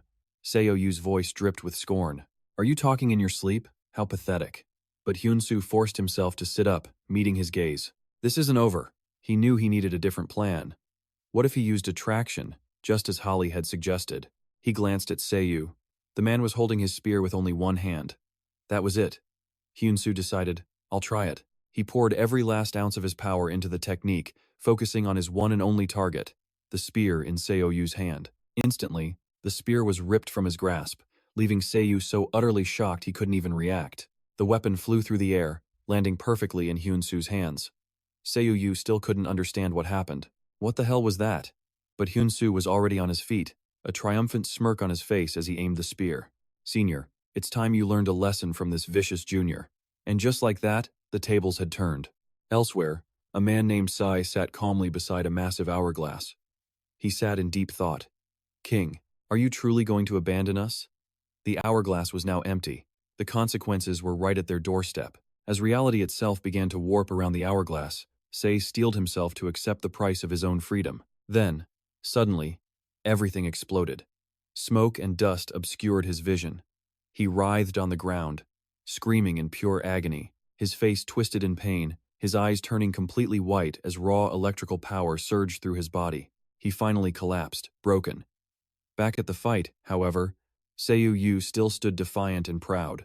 Even though his spear was now in Hyun-soo's hands, Hyun-soo stared him down, thinking, "I have to do this." He saw the absolute fury on Seo-yu's face for having his weapon stolen, and it only hardened his resolve. To save his master, this had to be done in one shot. Hyun-soo's expression became grim. He slammed his spear into the ground, tearing the earth apart. Hyun-soo realized this power could pierce nature itself, and even shatter the mind.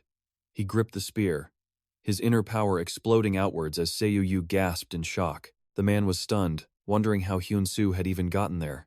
Hyun-soo let out a determined battle cry. This was the beginning of a true life-or-death battle. Facing this new Hyun-soo, Seoyu's mind reeled. The Black Mist Annihilation Spear. He desperately tried to reclaim his weapon. He moved like a flash, unleashing the heavenly divine art. Seoyu knew this was bad, he had to dodge it, but Hyun-soo's attack landed a direct hit, triggering a massive, earth-shaking explosion. Caught in the blast, Seoyu roared in agony as the collision painted the sky fiery red. Flames began to consume his body. With his last shred of consciousness, he needed to know the name of the one who beat him. Hyun-soo didn't hesitate. My name is Park Hyun-soo, the 34th disciple of the heavenly demon, Cheon Ryong. A single tear escaped Seoyu's blackened eye. Just then, the heavenly demon himself appeared behind Hyun-soo. In that moment, Seoyu finally understood. I see you now, my lord. Forgive me for not recognizing you sooner. The heavenly demon's face grew grim. He closed his eyes and spoke softly. Seoyu, rest now. You were the one I cherished most of all. As the flames completely devoured him, Seoyu's last thought was one of gratitude. Hyun-soo's own strength was fading fast, but with what little he had left, he was satisfied. Master, he thought, I've protected our senior's honor. He plummeted to the ground below, the impact shattering the earth and kicking up a storm of dust and rock. Hyun-soo lay unconscious in the crater. But something was wrong. Though out cold, his face was twisted in absolute agony. From the heavens, a brilliant pillar of blue light shot straight down. From a distance, an onlooker witnessed the entire spectacle. He realized it instantly, the final gate had been conquered. Konlam sat stunned on the ground, wondering, is it over? Back with the heavenly demon, he cried out, Hyun-soo. He landed beside him, placing a hand on his chest to check his condition. Hyun-soo was still out, his features contorted in pain. Suddenly, the heavenly demon's expression turned deathly serious. He realized the boy's internal organs were gone, completely incinerated. At this rate, there was nothing he could do. But then, something shifted in his eyes. He placed a hand on Hyun-soo's stomach, and an intense light began to radiate outward. In a flash, they both vanished, leaving only swirling dust. Elsewhere, Kavan was surveying the aftermath of the battle. He wondered aloud, are they all dead? If it was a draw, I'd bet my money on King winning that one. Kavan slowly descended. Hovering with his arms crossed, he guessed, well then, I suppose Isaac is my last hope. Suddenly, something came hurtling from the sky at incredible speed. A body slammed into the ground, landing face down and motionless. But he wasn't dead. Not yet. The man's hand twitched. He pushed himself up with both arms, struggling to sit up. His head hung low, teeth clenched in pure rage, as he muttered about everything he'd just endured. The muscular man sat up straight. He clutched his head but still managed to laugh. Heh, I honestly can't believe it. A voice cut through the silence. This is where it ends. The words startled him. A blond man in a hat emerged from the dust. The muscular guy immediately demanded, who are you? The blond man just kept talking. I've spent years observing King. It's been quite amusing, you know. The muscular man whipped around, stunned. He screamed the question again. What's your identity? But the stranger ignored him, adopting a thoughtful pose instead. He seemed to ponder for a second before continuing. But it was only Azit. The blond man added, now I think I may have overestimated King. The muscular guy completely lost his patience, screaming over and over.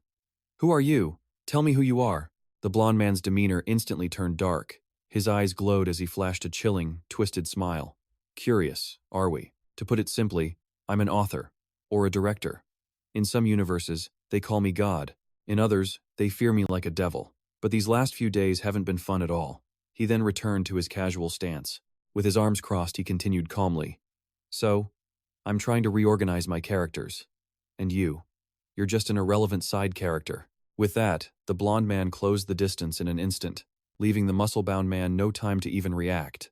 He could only stare in shock. When did he get so close? No hesitation, the blond man said. I'll simply erase you. And he unleashed an impossible attack. In a split second, the muscular man was wiped from existence. The man stood alone, saying, King, you should have done better. He turned, hands clasped behind his back, speaking to no one. It seems I can't switch the main character from King to someone else just yet. The brim of his hat hid his face in shadow, making his expression unreadable. Only his voice cut through the silence. I feel bad for Park Hyun-soo, but I'll have to take care of things myself. Meanwhile, Hyun-soo was standing in a hazy, dreamlike space. He looked around, completely lost. Where am I? Did I die? Just then, an intensely blinding light appeared right before his eyes. A man and a woman emerged, holding hands. They smiled gently and called out to him, Hyun-soo. Overcome with joy, tears streamed down his face. Hyun-soo cried out with all his heart, Mom, Dad. An intensely blinding light appeared right before his eyes. A man and a woman emerged, holding hands. They smiled gently and called out to him, Hyun-soo. Overcome with joy, tears streamed down his face. Hyun-soo cried out, Mom, Dad. He couldn't hold back the tears, rushing forward to embrace his parents, telling them, I've missed you so much. Hyun-soo choked up as his father gently touched his face, smiling. You've been through so much, haven't you? His parents smiled, showering him with loving words. We love you, son. We love our boy so much. Suddenly, Hyun-soo's expression twisted in panic as he called out, Mom, Dad, don't go. His father kept smiling warmly. You still have so much to do in this world, son. His mother added gently, We are so proud of you. Why? Hyun-soo sobbed, the words catching in his throat. But then, a voice rang out, snapping him back to reality. You're a lucky one, Hyun-soo. With a face still streaked with tears, he looked toward the source of the voice. You've surpassed the required experience. It's time for you to evolve. From that spot, a blinding light began to radiate. All at once, it felt like Hyun-soo lost consciousness, his body beginning to float, suspended in midair. The heavenly demon was just as surprised, shouting out, What the hell is this? He was clearly annoyed by the turn of events. What is happening to my disciple's body? Just then, Hyun-soo's eyes snapped open, glowing a brilliant turquoise color. The heavenly demon reacted instantly. This kid, you've already sensed it? Something was fundamentally changing within Hyun-soo's body. The sudden shift even startled him. At that moment, a system notification appeared. Your special ability, Guidance Hearing, has been upgraded. The Divine Heavenly Technique, Level 1, is satisfied with your changes. The Divine Heavenly Technique has been upgraded. The heavenly demon watched from the side, stunned. Huh? What kind of weird stunt are you pulling now? Hyun-soo let out a soft, quiet laugh. Seeing this, the heavenly demon scolded him sternly. Hyun-soo, these little habits of yours are really starting to torment your master. He just kept smiling innocently. What do you mean, master? I almost died, you know. The heavenly demon's tone suddenly shifted to concern. How are you feeling? Hyun-soo flexed his now toned body and replied, Absolutely incredible. He glanced at the system window. To put it simply, my unique abilities stats have increased. A notification was displayed on the screen. Unique skill. Guidance Hearing. Level 6. You no longer require guidance from others. Your base stats are maintained during training. Stamina stat increased. The Chosen One. Cheong Dian. Unique Physique. Divine Heavenly Technique. Level 2. Martial arts effects when using the Divine Heavenly Technique will increase by 300%. You will now exert pressure on those around you. All physical skills are enhanced by 250%. You can now learn the history of the Divine Heavenly Technique. Hyun-soo looked around and hesitated.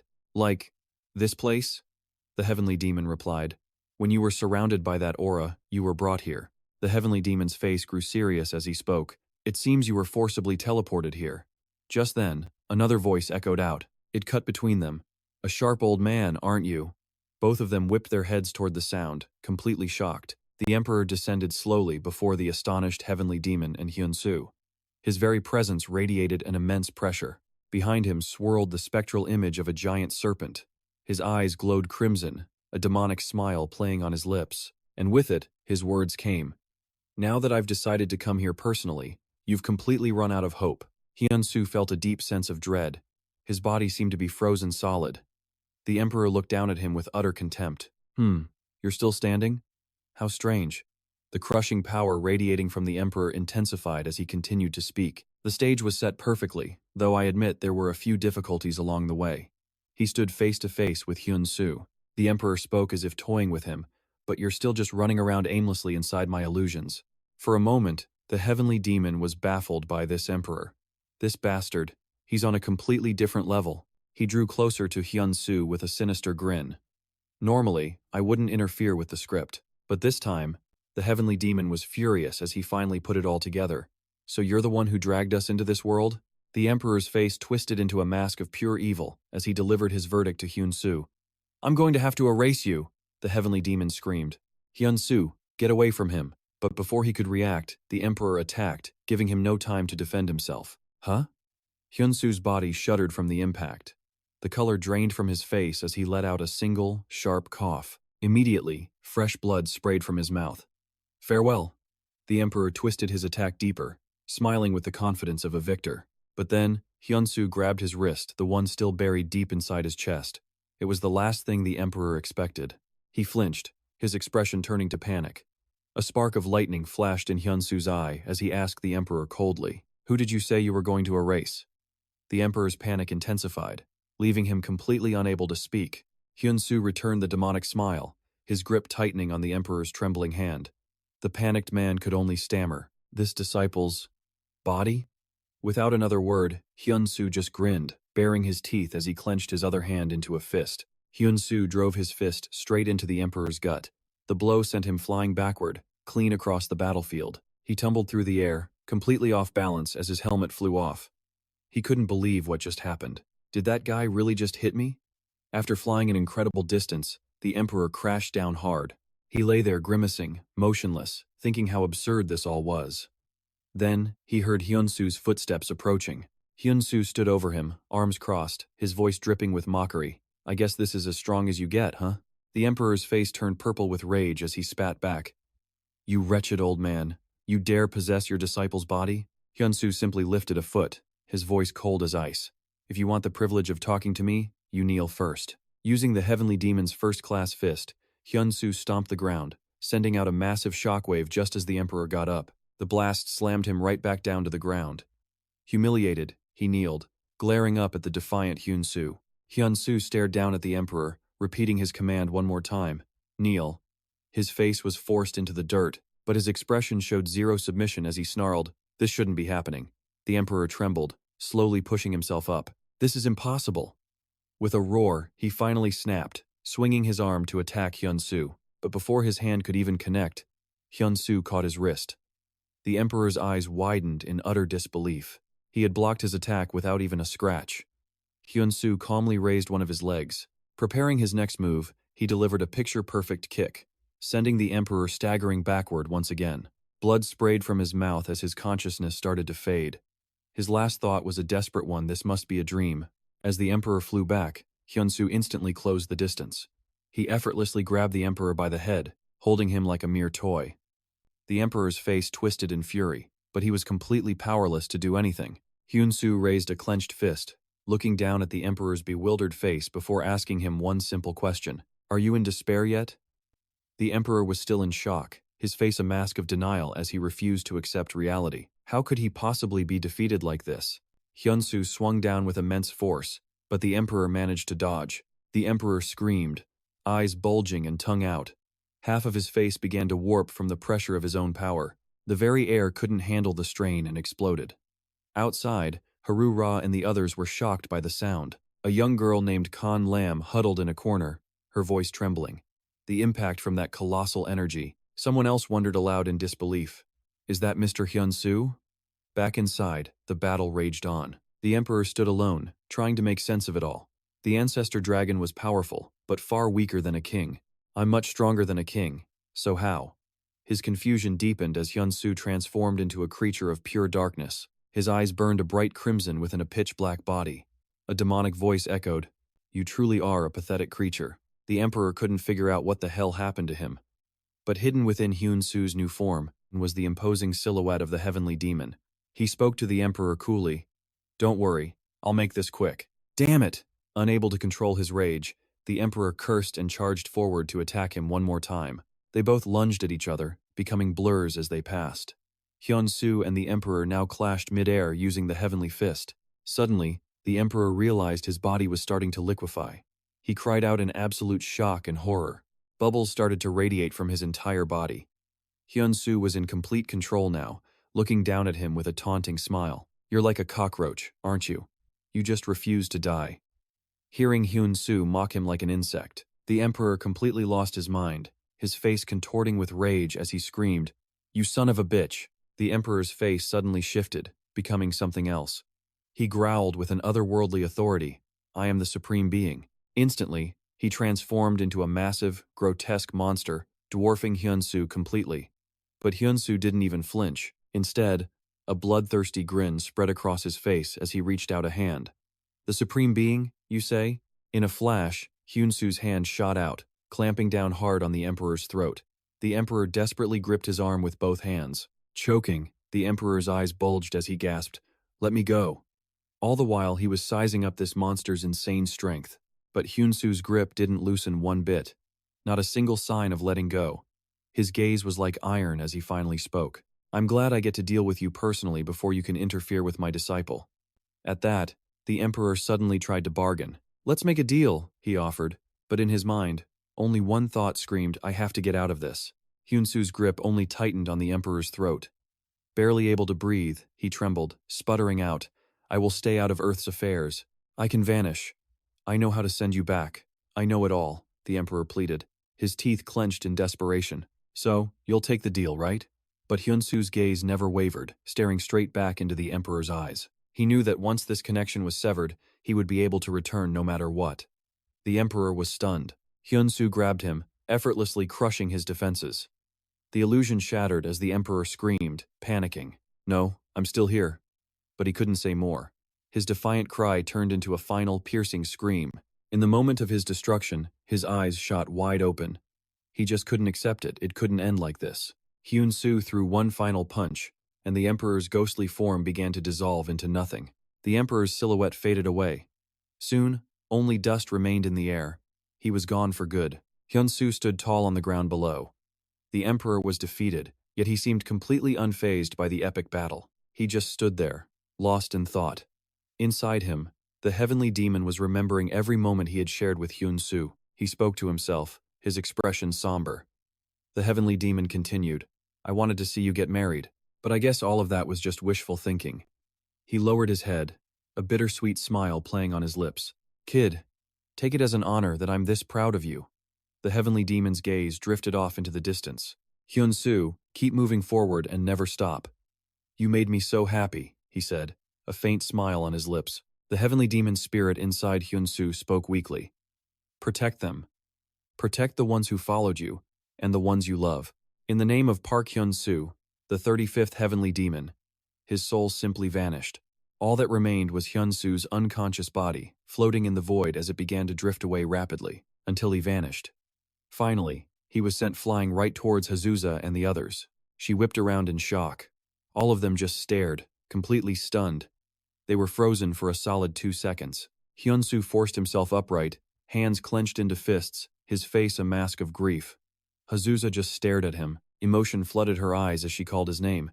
She was so worried what could have possibly happened to him out there. He kept his eyes squeezed shut, trying to hide the pain, but the tears were already forming. In the end, he just couldn't hold it back. The tears finally fell. Emotions overflowing. He clenched his fists and let out a massive, soul-shattering scream. His tears wouldn't stop falling, his expression one of pure agony. Everyone watched as he collapsed, burying his face and sobbing. Hazusa watched him, completely helpless, not knowing what she could possibly do. What on earth just happened? A new day dawned. Blue skies and bright sunshine bathed a city of towering skyscrapers. The streets were bustling with people. A reporter was interviewing Lee Mina. It had been a month since the S-rank gate was cleared. Since then, not a peep from the man they called the king. What happened? Outside, a massive screen on a skyscraper showed Lee Mina's face, with a breaking news ticker scrolling below. "The King's Guild has been annihilated." She answered the reporter's question. "This is Lee Mina, from the New World. King Kang was actually defeated somewhere else." Someone lifted a remote and flicked the TV off. Hazusa sat at her desk, deep in thought. "Hyun-soo, where are you?" She rested her chin in her hands, brooding. What in the world is going on? Konlam pushed the door open, asking immediately, "Hasn't Park Hyun-soo returned yet?" Konlam quickly sat down. Hazusa, still at her desk, answered her quietly. "That's right, ma'am." She recalled his expression from that day. His eyes. They were like a child who had just lost their parents. "I hate that I wasn't there for him," Hazusa said quietly. Seeing her distress, Konlam came to comfort her. "He'll be back soon." Konlam then added casually, "And when he does get back, you should be honest with him." Hazusa immediately reacted. "Sister!" The scene cuts to a dark, imposing fortress, a castle perched on a hanging cliff, surrounded by massive explosions. Suddenly, a ferocious monster appears on the scene. Its eyes glowed, Its teeth were razor sharp. Facing it was a powerful female warrior. A battle-crazed smile played on her lips. They charged at each other, and the girl unleashed her technique. Her fiery punch technique slammed right into the monster, and in an instant, the flames began to incinerate the creature. Inside the castle, someone sat calmly on a throne-like chair. "So noisy," a cold voice remarked. King was enjoying a cup of tea, speaking softly. Ever since she changed her appearance, she has gotten so much louder. Just then, the girl kicked the doors wide open. King's lips curved into a smirk. "There you are." They call her by a single name. A blue sky, white clouds drifting lazily. Suddenly, a colossal whale breaches the surface. Its massive body slams back down, tail sending a spray of white foam everywhere. Then, it simply floats, silent in the middle of the ocean, becoming one with the ocean's calm. As sunlight hits its massive back, it slowly reveals a figure, Park Hyun-soo. He's lying there, completely motionless like a statue. A cold, mocking voice echoes in his mind. "Stop your whining. How much longer are you going to keep this up?" But Park Hyun-soo remains perfectly still. Not a single twitch. It's like the world around him doesn't even exist. But the voice returns, angry this time. "Are you just going to ignore me again today?" The scene shifts to a vast, bustling city. Skyscrapers packed so tightly together, they form a massive concrete wall, blocking out the sky. A shop door opens softly, and a cheerful voice calls from the counter. "Hope to see you again." The man starts to leave, but just as he reaches the door, he stops. He pauses. His gaze shifts back to the employee, and a warm, gentle smile spreads across his face. "Thanks for the meal." As he leaves, a young woman named June hums to herself, gently wiping down a table. A soft melody fills the quiet space around her. Her hand moves gracefully as she wipes the surface clean. Just then, the shop door swings open. "Welcome," she calls out softly. A familiar silhouette appears, and June's eyes go wide. Realization dawns on her, and she blurts out in surprise, "Hyun-tae?" The young man just stands there, offering a gentle, warm smile that she knows so well. She looks at him, her gaze soft with affection as she speaks. "You don't have to be so formal, you know." Hyun-tae looks a bit flustered, a brief look of confusion before he smiles. Trying to brush off the awkwardness, he laughs. "Ha ha, I'm still not used to it." June joins him at a table. He picks up his chopsticks, ready to eat. But she asks, "So, where's Park Hyun-soo? That guy is so mean." Hyun-tae just looks at her. "How have things been for you?" She just smiles instead of answering, turning the question back on him. "How's work been for you?" He gives a small smile. "It's been fine," he replies, adding, "Captain Harak is really considerate, so it makes everything much easier." June's face lights up. "Oh," she says, clapping her hands, "guess you can't judge a book by its cover." Seeing her reaction, he can't help but laugh out loud. "Ha ha." Then she shares her own news. "I actually opened my own shop, with a loan I got from the New World." Just then, the door opens and Ha-eun steps inside. Spotting them, she says, "There you are." Right behind her is Ha-jura, laughing loudly. "Hyun-tae, you're here too?" Seeing the two of them, June practically jumps out of her seat. "Captain," she exclaims happily. Noticing her excitement, one of them speaks up first. "We just came by to grab some drinks." "That's great," June replies, beaming. The scene changes. Gentle sunlight streams down, making the water's surface sparkle like a jewel. In the middle of a calm, deep blue sea, a lone island stands firm against the gentle lapping of the waves. And on that island sits Park Hyun-soo, head buried between his knees, lost in what seems to be some heavy thoughts. A man suddenly appears, floating in midair, his cloak fluttering in the wind. "Are you ready to talk now?" he asks. Park Hyun-soo remains motionless on the barren ground, shoulders slumped with sorrow. But then he looks up, sharp eyes flashing with pure resentment. "Stop bothering me," he grits out, "and get lost." The air instantly becomes heavy. The man, pink hair, a nasty scar across his right eye, stares back with a thoughtful expression. "Let me introduce myself. I am Kavon, the third aberrant that woman spoke of." Park Hyun-soo just bows his head, frustration rolling off him in waves. This time, his voice is sharper. "I already told you, I'm not interested. Now get lost." Kavon's expression shifts, a hint of annoyance in his eyes. He speaks again. "If I knew you'd behave this way, I would have just thrown you to Isaac instead." As he speaks, the sunlight hits him just right, making him almost glow. He tries to reason with him. The king is still alive, the dragon slayer will appear. But Park Hyun-soo's shoulders remain firm, as if bracing against all the pain weighing him down. He silently moves a hand, clearly having had enough of this interruption. Done with the conversation, He attacks, launching a blast of pure energy that slams into the barren ground right next to Kavan. Kavan leaps back, startled, barely dodging the attack. The move clearly caught him completely off guard. He looks at Park Hyun-soo, his expression serious. If you keep this up, my infiltration of the king's army, my work as a spy will have been for nothing. Park Hyun-soo doesn't even look up, a small smirk playing on his lips as he speaks with conviction. Bother me one more time, and I will kill you. Kavan just crosses his arms, looking at him with an unnervingly calm expression. I've crossed countless universes, he says coolly. And from my experience, you're actually pretty weak. You're nothing compared to your master.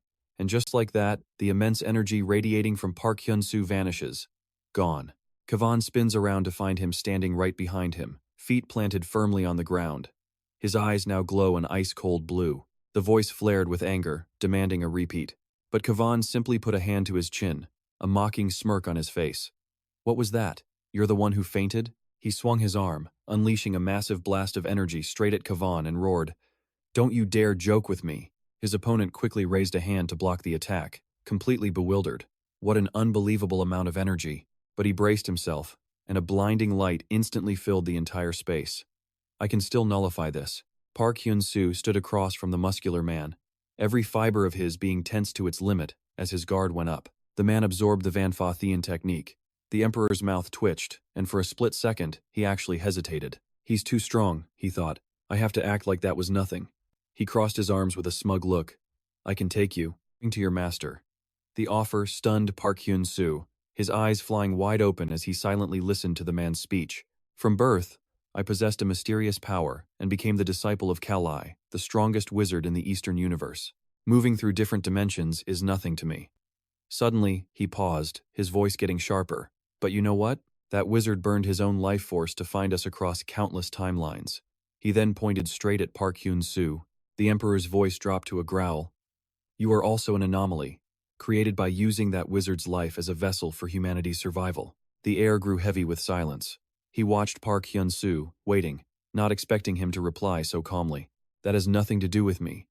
His eyes flickered forward. So, are you taking me to my master or not? The Emperor leaned in. In a flash, the very space around them seemed to compress. All right, time to get to work. But there's one place in the universe where I can't open a gate directly. Besides, we have something else to do first. He gestured behind himself with his thumb. I promise I'll take you there once we eliminate the king. It's an idea worth considering. Park Hyun-soo's eyes narrowed. You'd better keep your word. The two faced off, hands on their hips. So, what's the first step? The Emperor crossed his arms. Training. A manic grin then spread across his face. You need to become much stronger, by battling powerful entities from across the universe strong enough so you won't be embarrassed when you meet your master. Instantly, a portal to another dimension tore open right above their heads. With a sudden pop, the two tall figures vanished into thin air. In another bustling city, no one had any idea what was about to unfold. The sharp clack of shoe heels echoed down a quiet street as Park Hyun-tae walked along, sighing to himself. Man, the workload just keeps piling up. A sudden thought then popped into his head. Should I go visit Ion? Just then, a deep, low voice suddenly echoed right beside Park Hyun-tae's ear. The figure was engulfed in red flames, his ferocious appearance making him stumble back in fear. It is I. Park Hyun-tae staggered backward, stunned. He stared at the man before him, Mag, his entire body wreathed in flames. Sir, who are you? The man spoke to him coldly. I am the one who helped you survive when you lay on your deathbed. Hyun-tae's long hair shadowed his eyes. In my subconscious, I felt your presence. Below the towering skyscrapers, streetlights began to flicker to life. Because of you, instead of dying, I was able to live again. One way or another, I wanted to meet you and repay your kindness. He spoke with a gratitude that came from the depths of his soul. Mag explained he didn't expect any repayment. He only needed him to play his part well. Hyun-tae looked at him, surprised. He bowed his head. My part? The man continued. The power of the new human, Eris, originally belonged to Robin. Mag then stated a critical fact. And now, you are the one who possesses it. Hyun-tae stared at him in utter disbelief. As he spoke, he manifested an orb of pure energy. Use this power to fight for the good of the world. Down below the skyscrapers, a dazzling light appeared, growing brighter and more intense with each passing second. The air became gloomy and dark, A grim atmosphere enveloped a solitary castle. On a table draped with red cloth, a single red orb was placed. So, the Bloodheart stone has been brought here, hmm? Hao put a hand on her hip, observing the stone while King sat casually in his chair. You already have the blue stone. Now we just need the black stone, correct? King's brow furrowed, showing his displeasure. Hao asked about the transportation gate. King replied, I cannot open any more of them in my current state. King smirked. However, there are still the portals that I opened long ago. In his mind, he pictured a frequent visitor. More accurately, a human who was no different from a monster, towering and colored entirely in red. Ah, that's right. Do you remember the man in the baseball cap who used to come here from time to time? He died recently. The casual way King delivered the news caught Hao completely by surprise. Hao asked, Did the anomaly kill him? Just how strong has he gotten? King just chuckled, his face a mask of pure contempt. Not the anomaly, just a complete moron. Even though that fool is gone now, King continued. The Grand Cross, with Earth at its center, will happen in 2 months. That was the best day to awaken the Dragon Slayer. Looking at Hao, he thought they could afford to wait and see. While eliminating all humans, but the current situation was different from what they had planned. In astrology, the Grand Cross is a phenomenon where 4 planets align to form a massive cross shape. They all intersect at a single point. Hao said gently, It's all right, I'll go get the black stone now. But Kyung stopped her. You don't have to. Kyung seemed hesitant, only half explaining. When that day comes, you'll understand. Hao simply told Kyung to relax, to just walk around and enjoy the present moment. Explosions and dust clouds suddenly choked the sky. Chaos erupted. People scrambled to flee in a panic, their terrified screams filling the air. Some dared to look back, frozen by the horrifying sight.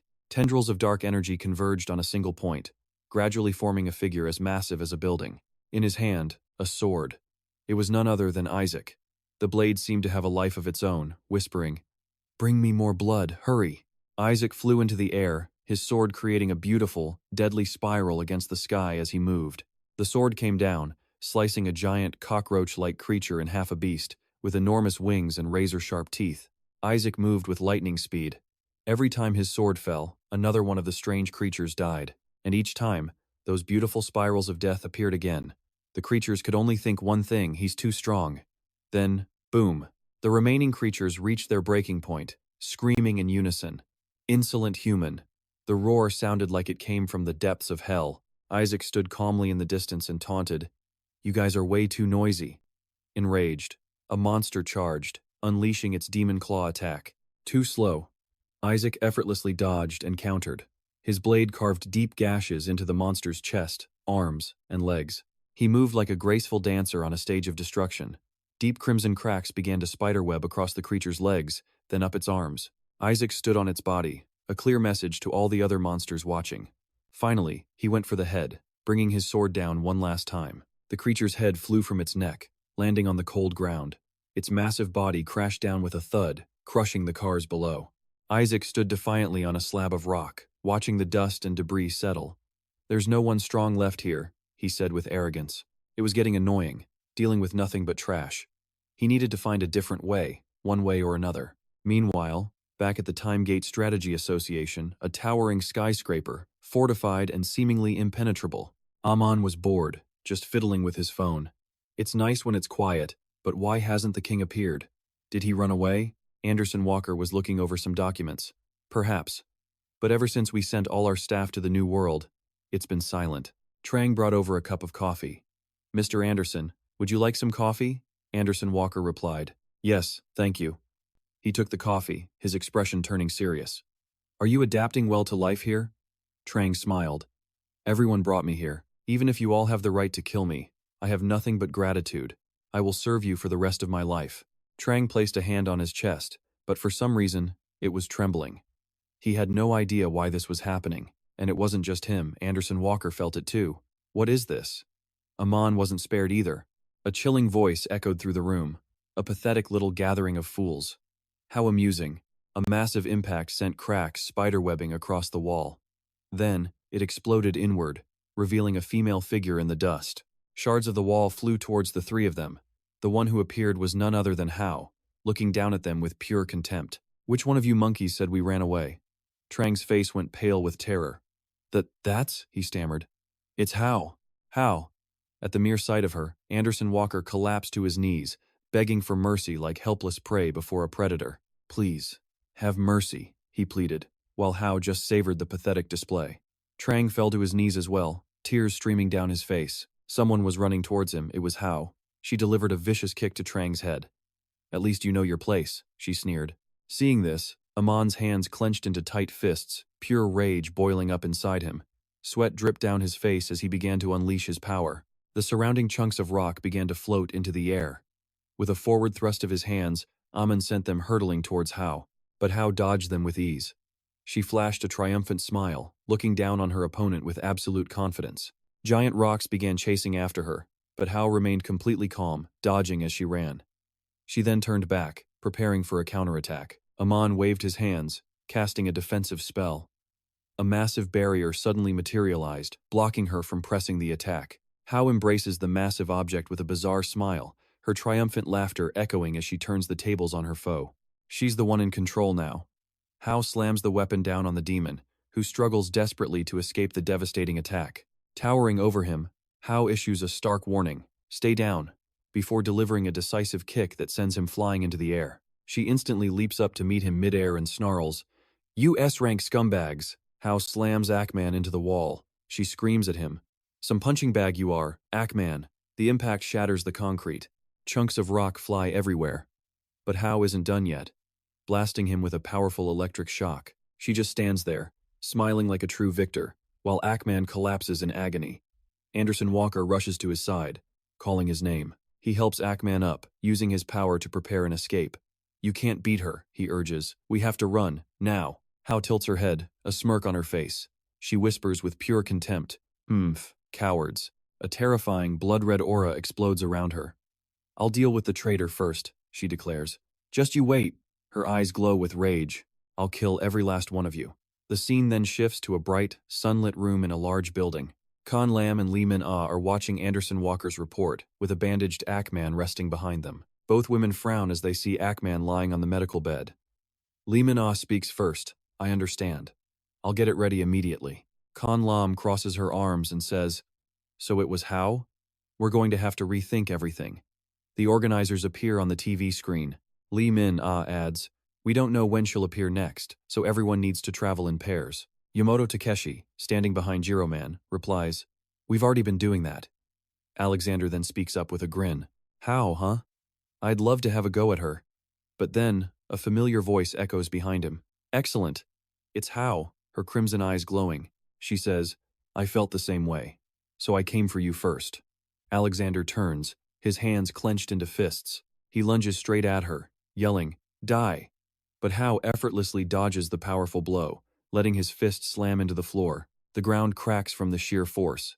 Hao starts to mock him. "You're just way too slow." Alexander grabs a huge chunk of rock to attack. With a powerful roar, he hurls it straight at Hao. But she just kicks it, shattering the massive boulder into pieces. Hao puts her hands on her hips, looking disappointed. So weak. But she uses the momentum from that kick to dash toward Alexander.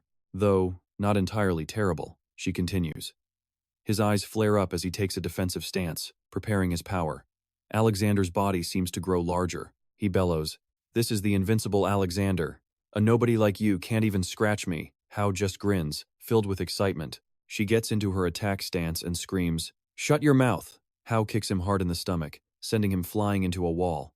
Alexander feels something inside him crack. He's seriously injured, his face contorted in pain as he grinds his teeth. Her expression is a chilling mix of contempt and pure enjoyment. With her foot still on Alexander's chest, she sneers, "You insect!" On the other side of the screen, Ackman is in complete shock. Sweat rolls down his cheek. Anderson Walker cries out in alarm, "Alexander!" Ackman speaks, still stunned. An S-rank, and the power gap between him and her is this huge? From thin air, streams of red and black energy begin to appear. Before Anderson Walker and Ackman can figure out what's happening, the energy forms a human shape and speaks. Now what is all this? Anderson Walker throws his arms out to protect Ackman, shouting, "Who are you?" When the energy fully solidifies, it's revealed to be Isak. "Have you all forgotten me already?" he asks. They both gasp in utter disbelief. "Isaac." He casually kicks a nearby rock. Anderson leads Isaac to the ruins of Ackman and Hao's battlefield. He comments, So this is the handiwork of that woman, how? Anderson adds. We didn't even have time to react. Isak asks. Is she as strong as Park Hyun-soo? Anderson replies. Possibly. Suddenly, the sword on Isak's back speaks up. Let's go fight her right now. Anderson jumps back, completely startled. What? The sword continues. Or should we just eat this guy first? A drop of sweat rolls down Anderson Walker's cheek. He nervously adjusts his glasses and stammers. Is that sword talking? Isak lets out a sigh. Stop it, he commands. Is the gravity room operational right now? Anderson asks why, and Isak replies, I want to get some training in. Arriving at the gravity room, Isak straps into the equipment and asks, what level did the master usually set it to? From the observation deck, Anderson answers, at least 10 times gravity. Isak thinks to himself, 10, huh? I'll start with 20. His words leave Anderson completely shocked. Outside, the sun shines on a sleek, modern glass building. Inside a room, a group of distinctly powerful people sit across from each other. Jiroman leans forward. Are you feeling any better? A voice from the other side replies, I'm almost fully recovered. Someone else asks, with a confused tone, why isn't Anderson here? Ma slowly raises his head, his voice calm. I heard he's busy training Isaac. Yamato Takashi frowns slightly. Isak? So he's finally back? Hazwa stands to her feet. Wouldn't it be better to stop the training and have him join us right away? She continues. We need to mobilize every resource we have to fight against Hao. Kanlam rests her chin on her hand. After a moment, she speaks softly. I agree with her. Ma glances at Yamato Takeshi. You all know how stubborn he can be. Yao Yao Man scratches his head and sighs, looking annoyed as he scans the room. Losing his patience, one of them snapped. Where the heck was Hasten? He was supposed to be the strongest among them. Ma glanced at Kanlam. Wasn't Hyun-soo the strongest? But he also vanished right when they needed him most. Kanlam didn't answer immediately, looking at him for a moment before speaking. Hyun-soo is in a league of his own. Han-eun entered from outside, her voice cutting through the tension. What's wrong, Leader Hung? Her eyes then shifted to Master Lim. Master Lim has something important to tell us. Yamato Takashi announced, his eyes sizing up the old master with suspicion. Who is he? Kanlam turned slightly, her voice calm but full of respect. He's a renowned master, famous for his ability to see the future. Master Lim clutched his prayer beads, his hands trembling. The beads shifted, a clear reflection of the immense stress he was under. When Master Lim spoke, his words were filled with a deep dread that made the air in the room feel heavy. Forgive me for arriving without warning, he said, gripping the beads tighter.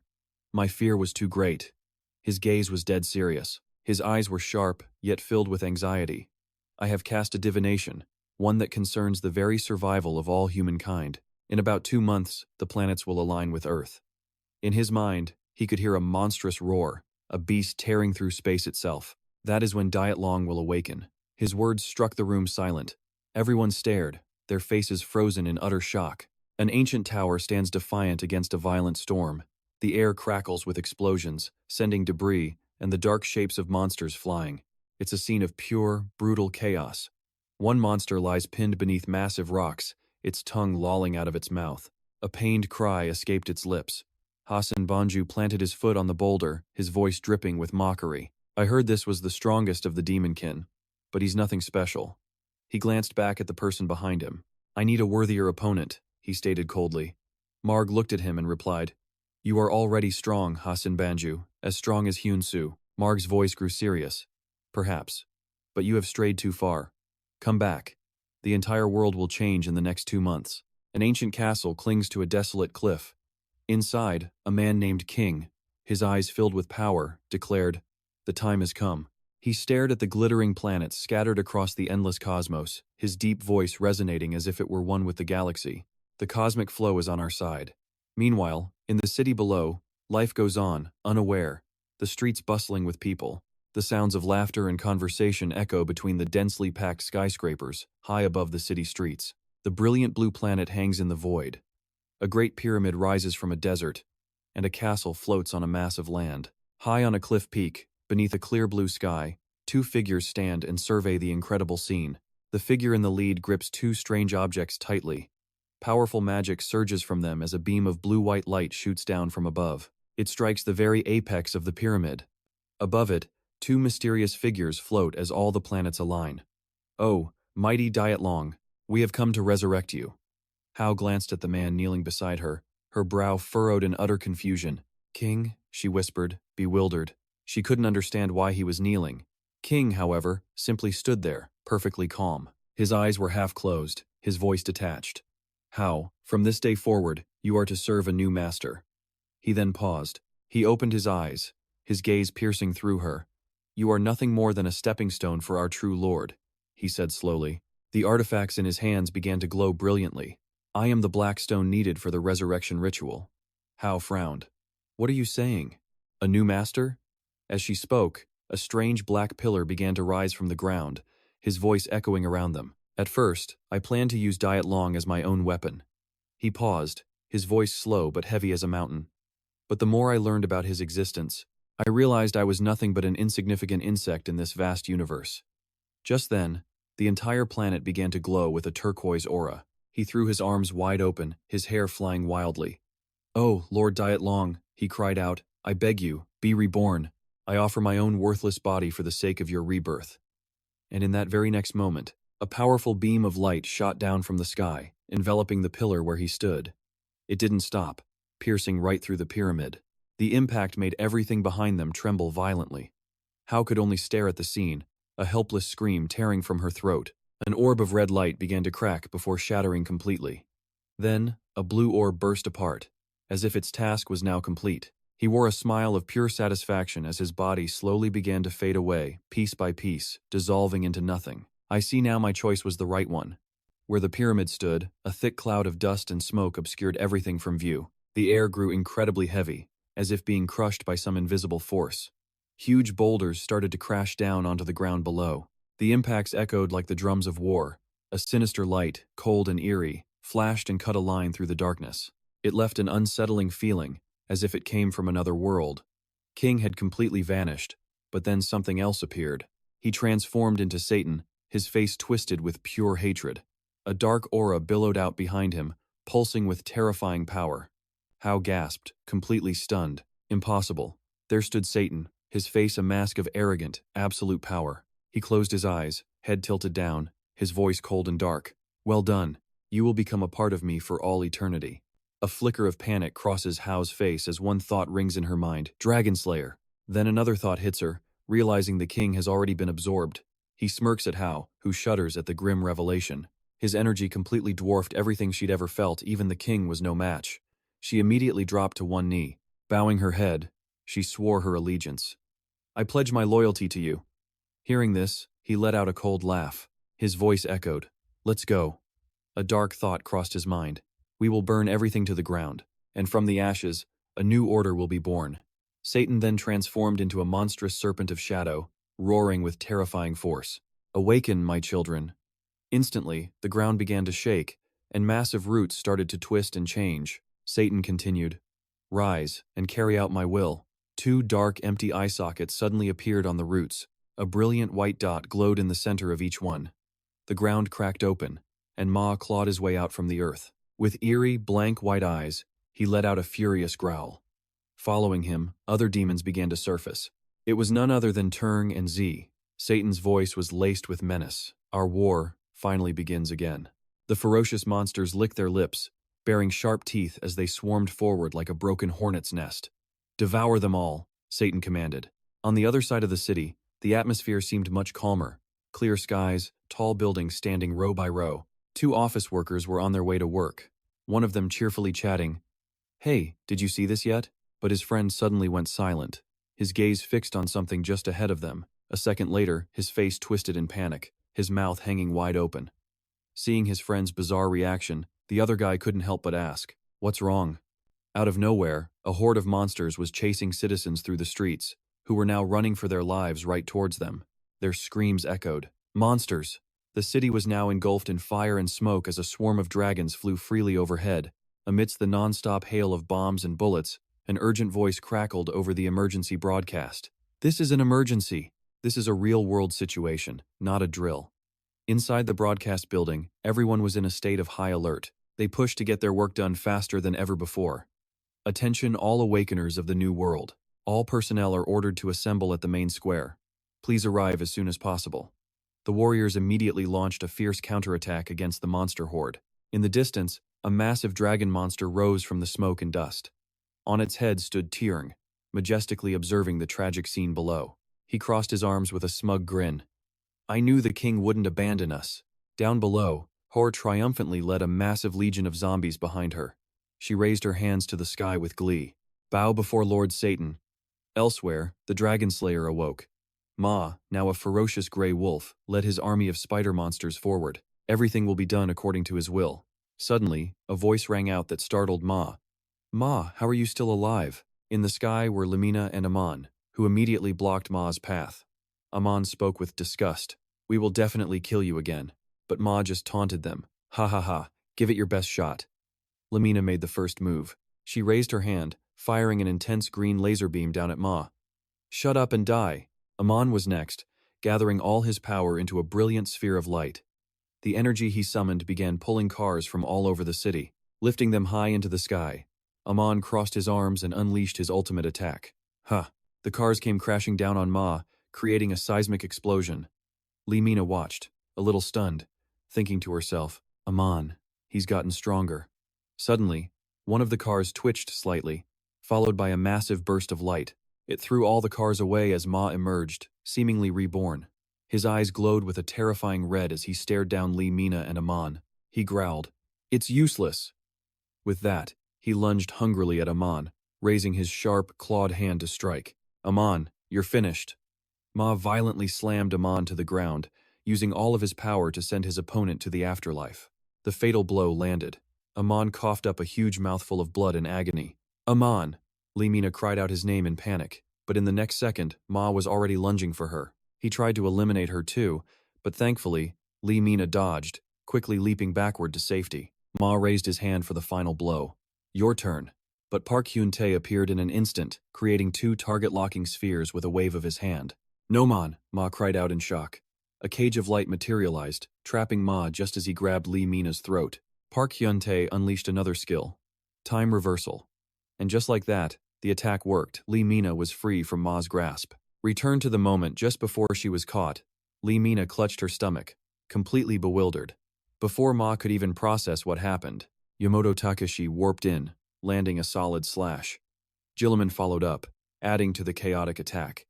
In moments, the sphere swallowed its target whole. The sky cleared, returning to a peaceful blue. Gilliman let out a sigh of relief. It's over. He then high-fived Yamato Takeshi to celebrate. Nice. Gilliman laughed, giving Park Hyun-tae a thumbs up. Park Hyun-tae, you're getting better and better, kid. Park Hyun-tae just scratched his head shyly. Thanks. But Lee-min-ae was skeptical, asking, Did you awaken Robin's ability? Park Hyun-tae's voice dropped. Yeah, I didn't say anything because I only just awakened this power. Lee-min-ae drew out her words. Okay. Park Hyun-tae continued. Those two have been training me to control it. Lee-min-ae smiled brightly. Well, it's a little late, but congratulations.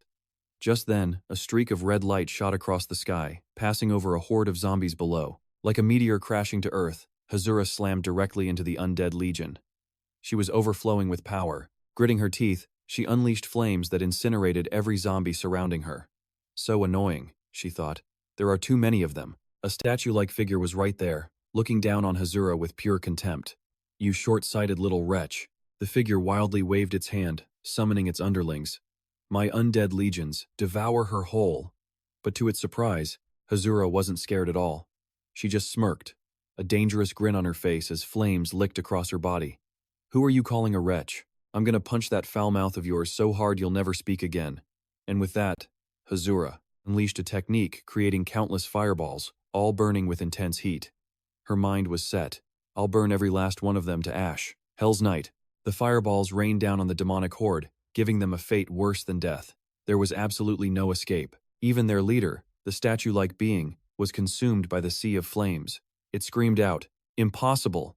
With the job done, Hazura flew calmly into the sky, her eyes turning cold and distant.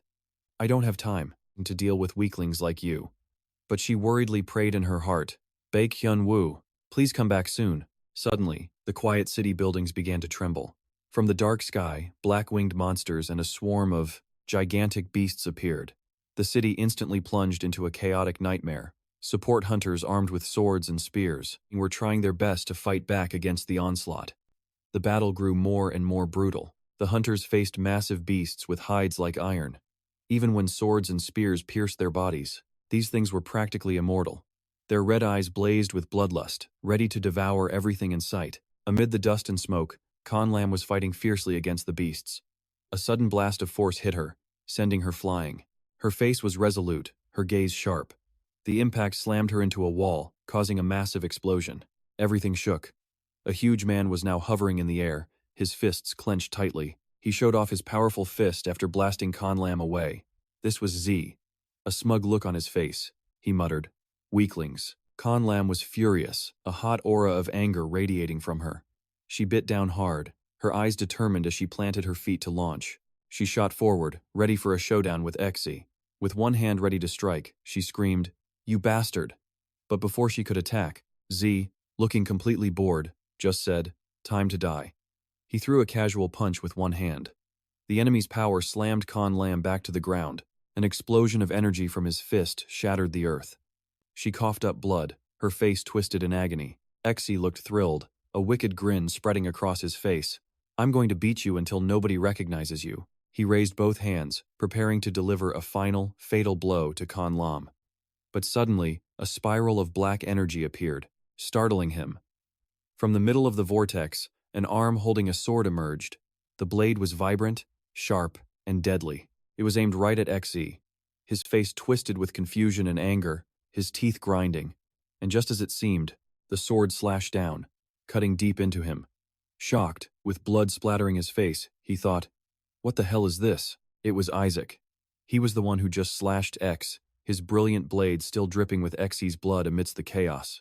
Isaac spoke with pure arrogance. "This guy's blood is delicious. Give me more."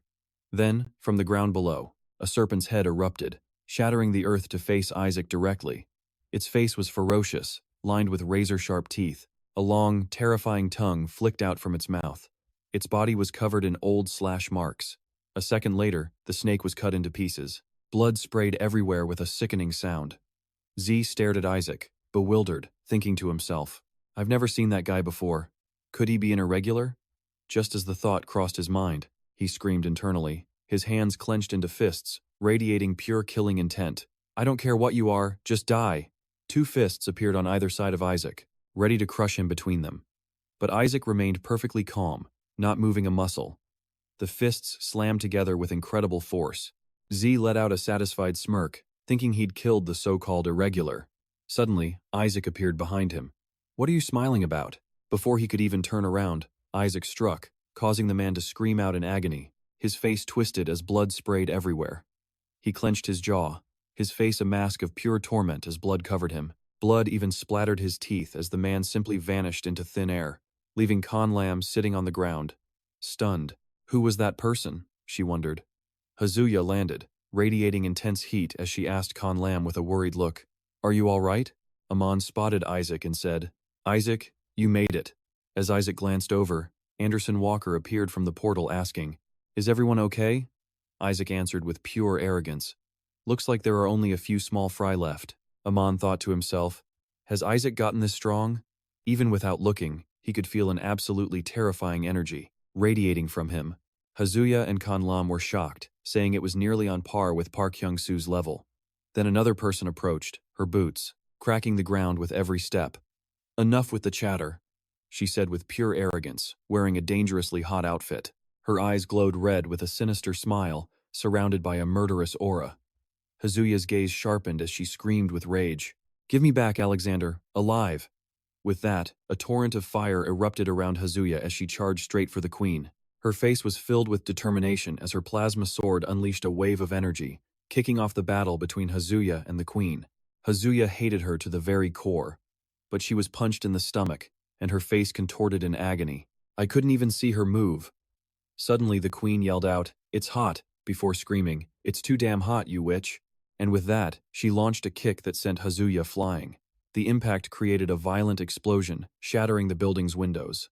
Amon was sweating, completely frustrated. She's on a whole other level. Is it even possible to defeat her? Suddenly, Alexander appeared from behind, restraining the queen with both arms and shouting, "Takeshi, strike now."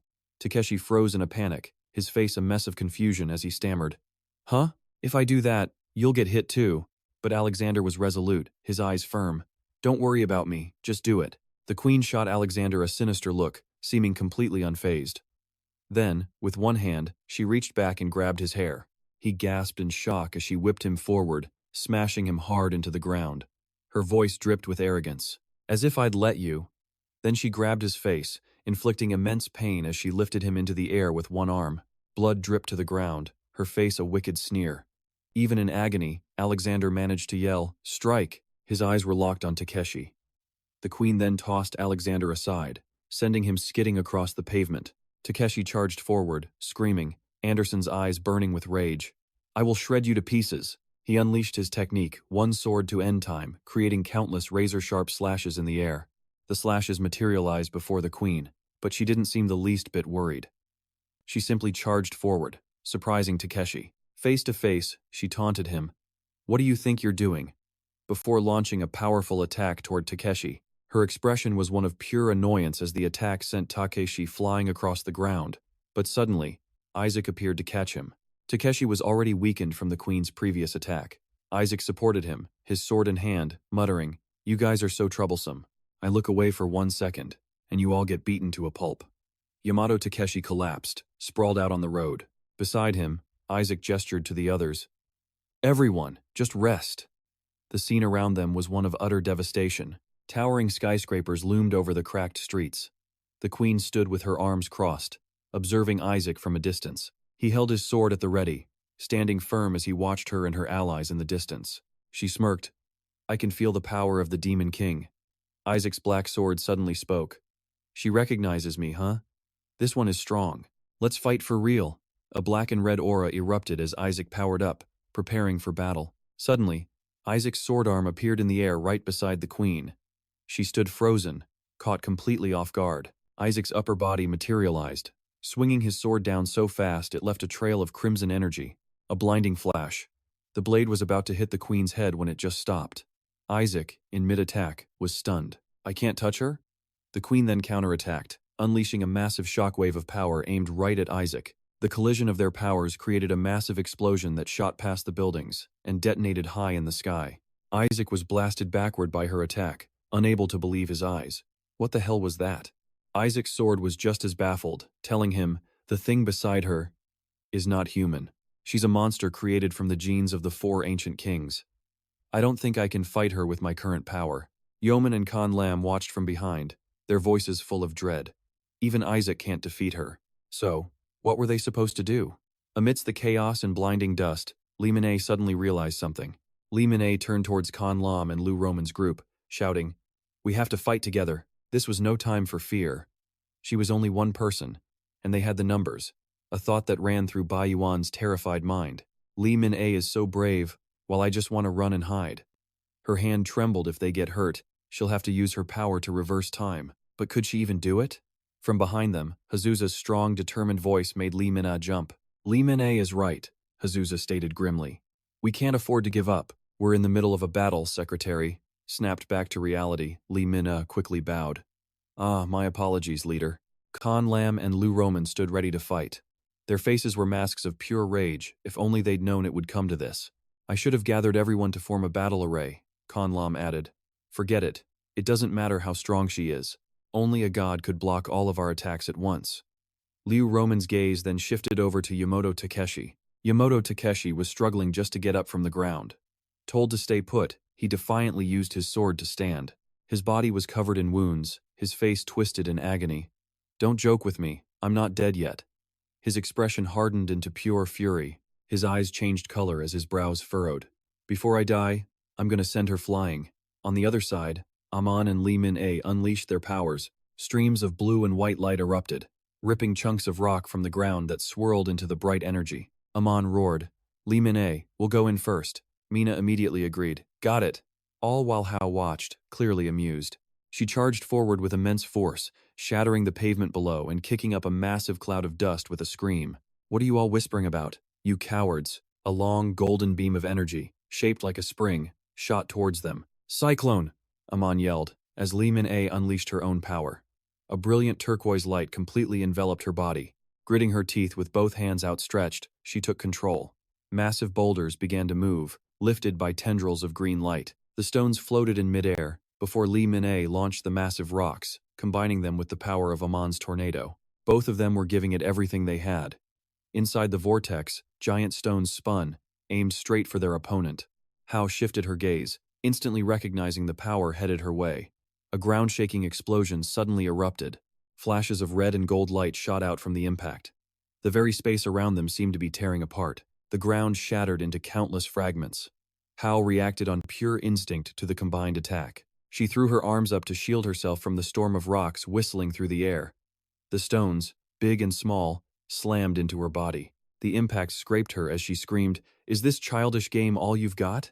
Suddenly, larger boulders started raining down from above. One after another, they pulverized the ground, and mixed with the cyclone, the entire area was whited out by dust. Con Lam and Lu Roman watched the chaotic battle from a distance. Huge explosions rocked the heavens as boulders flew everywhere. Lu Roman couldn't help but say, "Mina's attack combined with Amon's cyclone is causing way more damage." Back in the fight, Amon's powerful hands spun in the air, gathering and channeling streams of energy. "Dragon Fist Cyclone!" Amon's fighting power surged, and the ground beneath the tornado cracked and shattered. Debris flew everywhere, shocking everyone watching. The tornado grew even larger, stretching high up into the sky. Then, like a giant sandworm, it dove straight down, slamming its head right where Hao was standing on the ground. It swallowed her whole, as the rest of Amon's tornado and a hail of rocks crashed down on top of her. Hao was being crushed by an incredible amount of force. Her eyes glowed blood red, her arms shielding her head as her legs buckled. She gritted her teeth in absolute pain and fury. Through the chaotic dust, her enraged red eyes glared out from behind her arm. "You annoying pests!" Out of nowhere, Yamato Takeshi dove through the debris, his sword aimed right at Hao. She swung her arm up to block him. "Take this!" Yamato yelled, unleashing a dozen slashes right on top of her. Each strike left a long, glowing purple gash on her body. Blood flew from the wounds, splattering everywhere. An expression of unbearable pain crossed Hao's face. Her eyes went wide, teeth clenched in pure rage as blood boiled around her. With a furious scream, Hao exploded with power. Bursts of red energy shot out in every direction. Shockwaves of raw energy shook the entire landscape, and on her head, 2 long horns began to sprout. They were as black as a demon's horns. And with this sudden power-up, Hao looked like she had completely taken over the fight. She looked down at Yamato Takeshi, who now lay in the rubble after taking the full force of her energy blast. Yamato Takeshi managed to chuckle. "Heh, so it did some damage." Hao screamed, launching herself at them. "You insects!" But then, from above, crimson energy blasts, shaped like crescent moons, rain down on Hao. A blade slices her neck, pinning her to the ground as she screams in agony. High above, a figure with 4 massive wings floats between the skyscrapers, the ground below still trembling from the previous attack. As the dust clears, Thon Lam is revealed in a completely new form, sporting a pair of sharp, angular, butterfly-like wings. She's shrouded in red and black energy, her eyes and hands encased in some kind of bizarre, otherworldly armor. "Even if this kills me, I will take you down." Hao is caught off guard by the sudden attack, biting her lip in pure rage. She looks up just in time to see Haruza hurtling towards her like a giant fireball, getting right in her face in an instant. Haruza's body is transformed by her power, her face twisted in fury as she presses in close.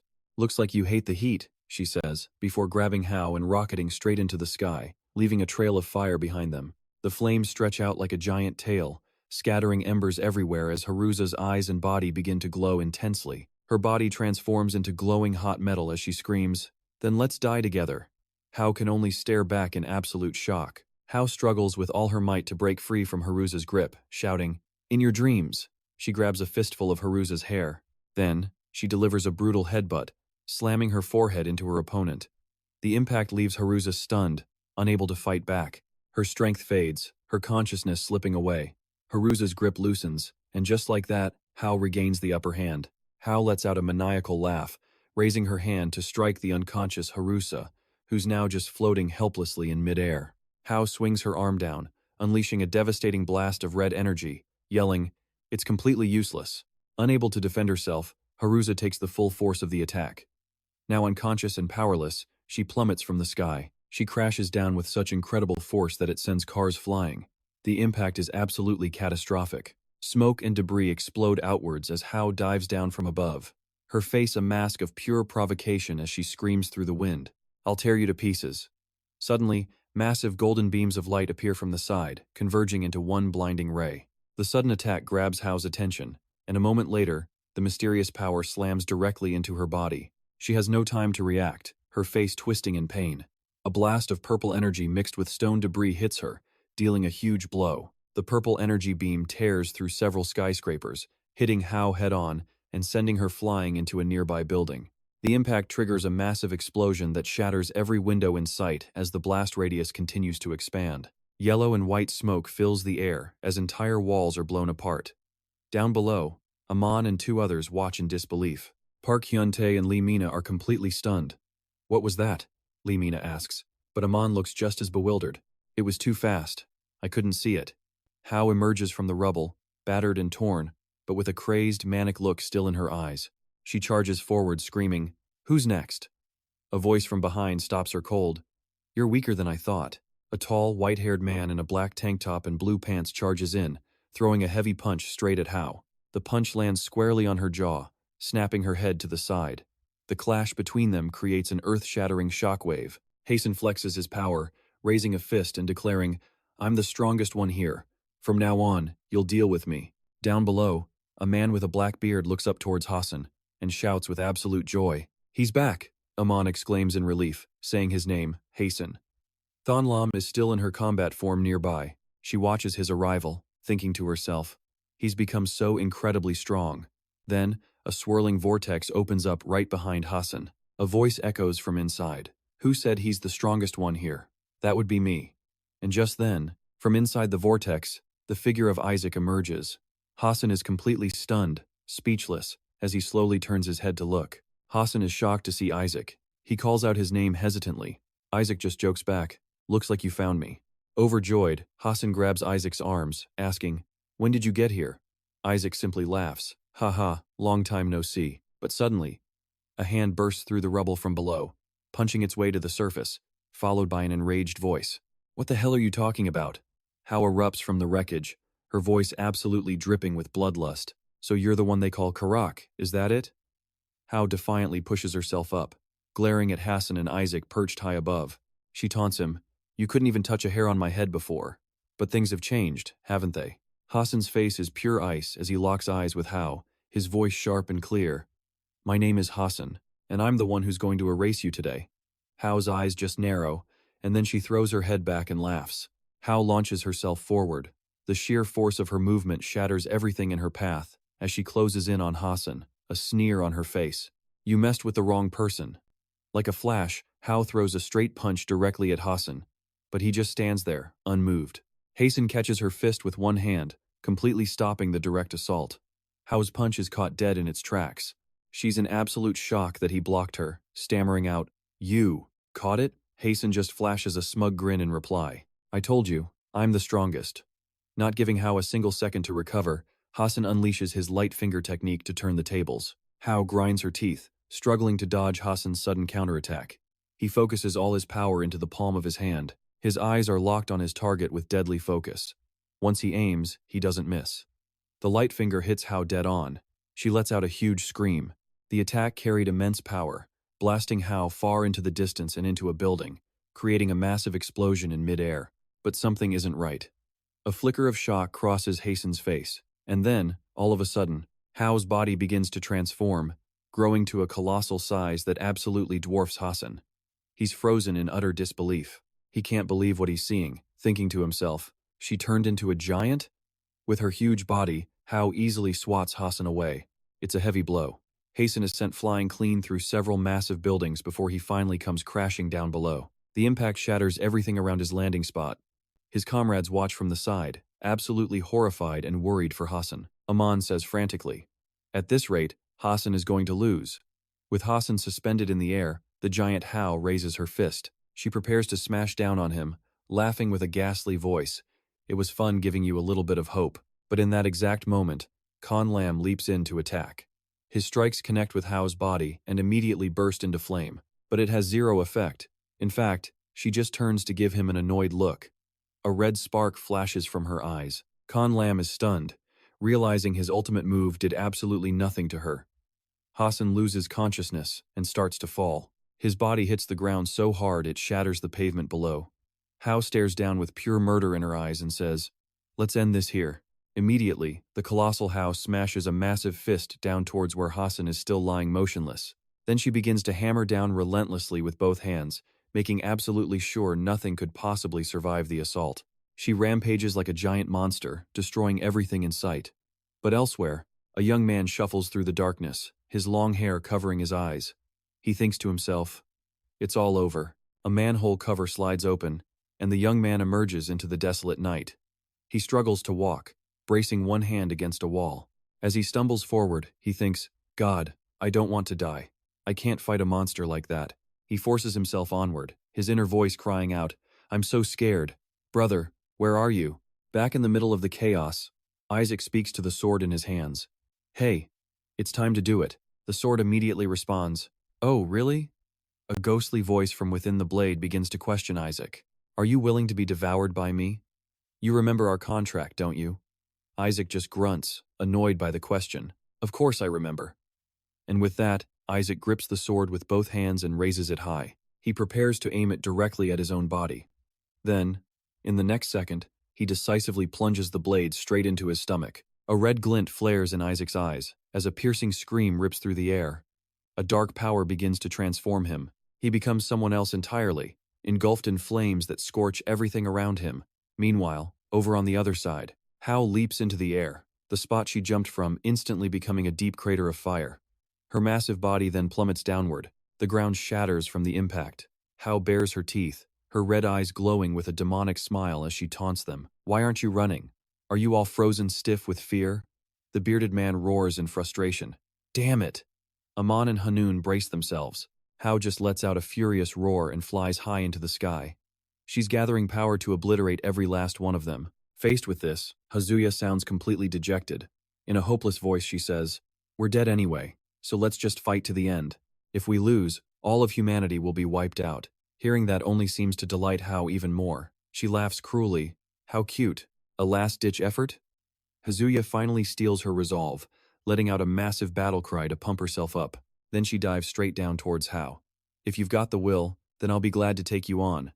Hao below her is already primed to counter, but suddenly, something pierced right through her arm, making her freeze on the spot.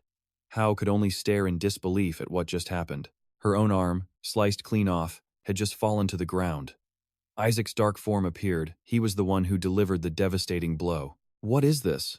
Her face twisted in annoyance as she stared at the transformed figure that had just appeared. And with that, Chapter 100 begins.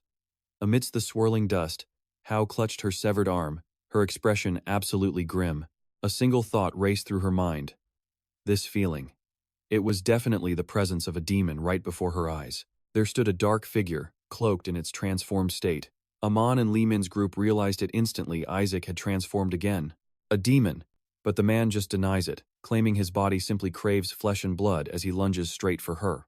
Gritting her teeth, Her regenerates her severed arm with raw power, charging an attack while revealing her body inherited the might of the four ancient kings. But before she can even strike, the demon man smashes a knee right into her face, only to realize it was just a clone. The crowd is stunned as Hazuya mutters to himself. The follow-up strike, however, is real, and it sends Haru crashing to the ground. She trembles, clutching her face as black smoke seeps from the wound.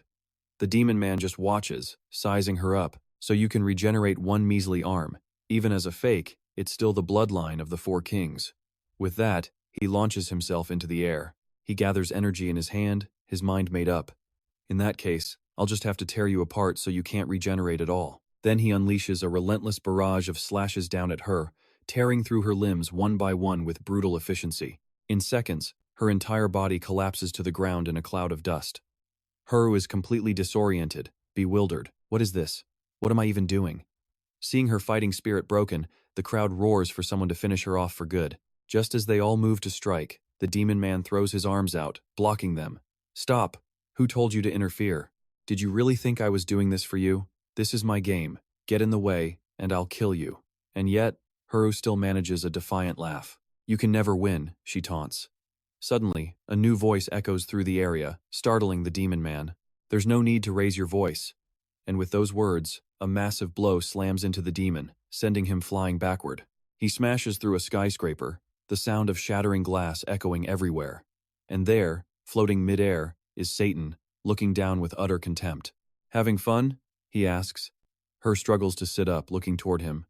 "Lord Satan, my apologies for looking so pathetic." He calmly waves a hand. "It's fine. Stand up." Hers chest glows, and in an instant, she's standing right beside Satan. "So, it seems I'm in South Korea," Satan says with a smirk. "This should be fun." His arrival plunges everyone into deep despair. Their situation just went from bad to impossible. Satan is back. The world is doomed. They cry out, "What do we do? We're all finished." In a flash, the demon man flies back, absolutely furious. "You son of a bitch."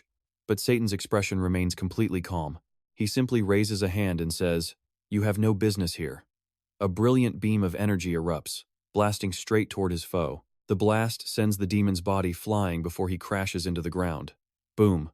A cloud of bright smoke rises from the impact. The entire area is now a wasteland. But Satan isn't done yet. He turns his attention to the remaining survivors. He just points a single finger. A massive beam of energy shoots down from the sky, then splits into countless smaller rays. These beams slice the entire city to pieces. People scream in terror as the attack descends, an attack so bright that it paints a corner of the earth red, visible as a blinding flash from space. When the light fades, the ground beneath them is completely flattened. Nothing remains but ruins and corpses. Satan crosses his arms. "Finally," he says, clean and quiet. Her fawns at his side. "Lord Satan, you're magnificent." With a confident, ambitious smirk, Satan declares, "I will establish an eternal kingdom right here, and from it, I will rule the entire universe. This world is now mine." Far above, the Earth still looks like a peaceful blue marble. From its orbit, Jupiter is visible in the distance, and Park Hyun-soo's ship is still hurtling full speed towards Earth. Inside, he's completely on edge. "Damn it, this isn't over yet. Those damn carbons ruined the whole plan. Why is this ship so slow?" Annoyed, Ezek puts her hands on her hips. "This is the fastest ship on my entire planet. Have you been ignoring me this whole time?" Hyun-soo just waves her off. Sorry, I'm just in a hurry." Ezek just smiles and asks, "So if we get to Earth and everyone's already dead, should the two of us just live there?" Hyun-soo snaps back immediately. "No, don't even joke like that." But Ezek just replies, "I'm not joking." The ship continues its frantic journey. While back on Earth, the devastation from Satan's attack is absolute. A hand bursts from the rubble. Park Hyun-tae struggles to his feet, his eyes wide with utter shock. He stares out at a city that has been completely leveled. "Oh my God, what is this? Did everyone die while I was underground?" He desperately calls out into the silence, "Hey, is anyone here?" Finally, he collapses to his knees, shaking uncontrollably. Tears stream down his face as he's overwhelmed by regret. I'm the only one left alive. "I'm such a coward," he mutters, trembling as tears drip onto his hands. "Everyone, I'm so sorry." "I'm sorry, Yuna," he thinks. "The only thing left to do is to bring everything back with my own two hands." A powerful energy begins to radiate from Hyun-tae's newfound resolve. He gets to his feet, eyes glowing, ready to pay any price. Sometime later, Park Hyun-soo's ship finally approaches Earth, moving into orbit. Peering out the window, Ezek makes an observation. "From here, your star is pretty beautiful too, Hyun-soo. But mine is definitely prettier, of course." Just then, Hyun-soo speaks up. "Izid, we're in the atmosphere. I'm going first." She glanced back in shock. "You're planning to drop from here?" Hyun-soo was already halfway out the door. "I'm too worried. I can't wait anymore." In a flash, he was outside, a blur of motion streaking towards Earth. At that moment, Hyun-tae was focusing all his thoughts, pushing himself to transform. This was it. The very reason he existed was for this moment. Soon after, two orbs of pure energy materialized in his hands. Hyun-tae gritted his teeth, concentrating his will. The mission objective: reverse time. He would bring everyone back. As he activated the ability, his eyes shot wide open. Energy flared in his eyes, veins popping on his neck and face.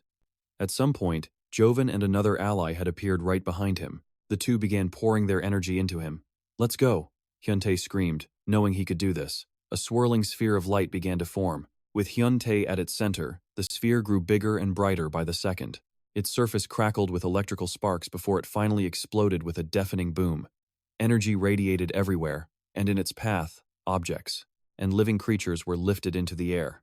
Even the city's towering skyscrapers began to reappear one by one. It was as if they had never been destroyed.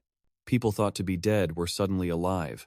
Amon stared in disbelief as Minna gasped in shock. Yamamoto Takeshi was also in awe. We're alive again. Hazuya checked his own energy, realizing, we've gone back to the time before we died. Hyuntae's face was gaunt, utterly exhausted.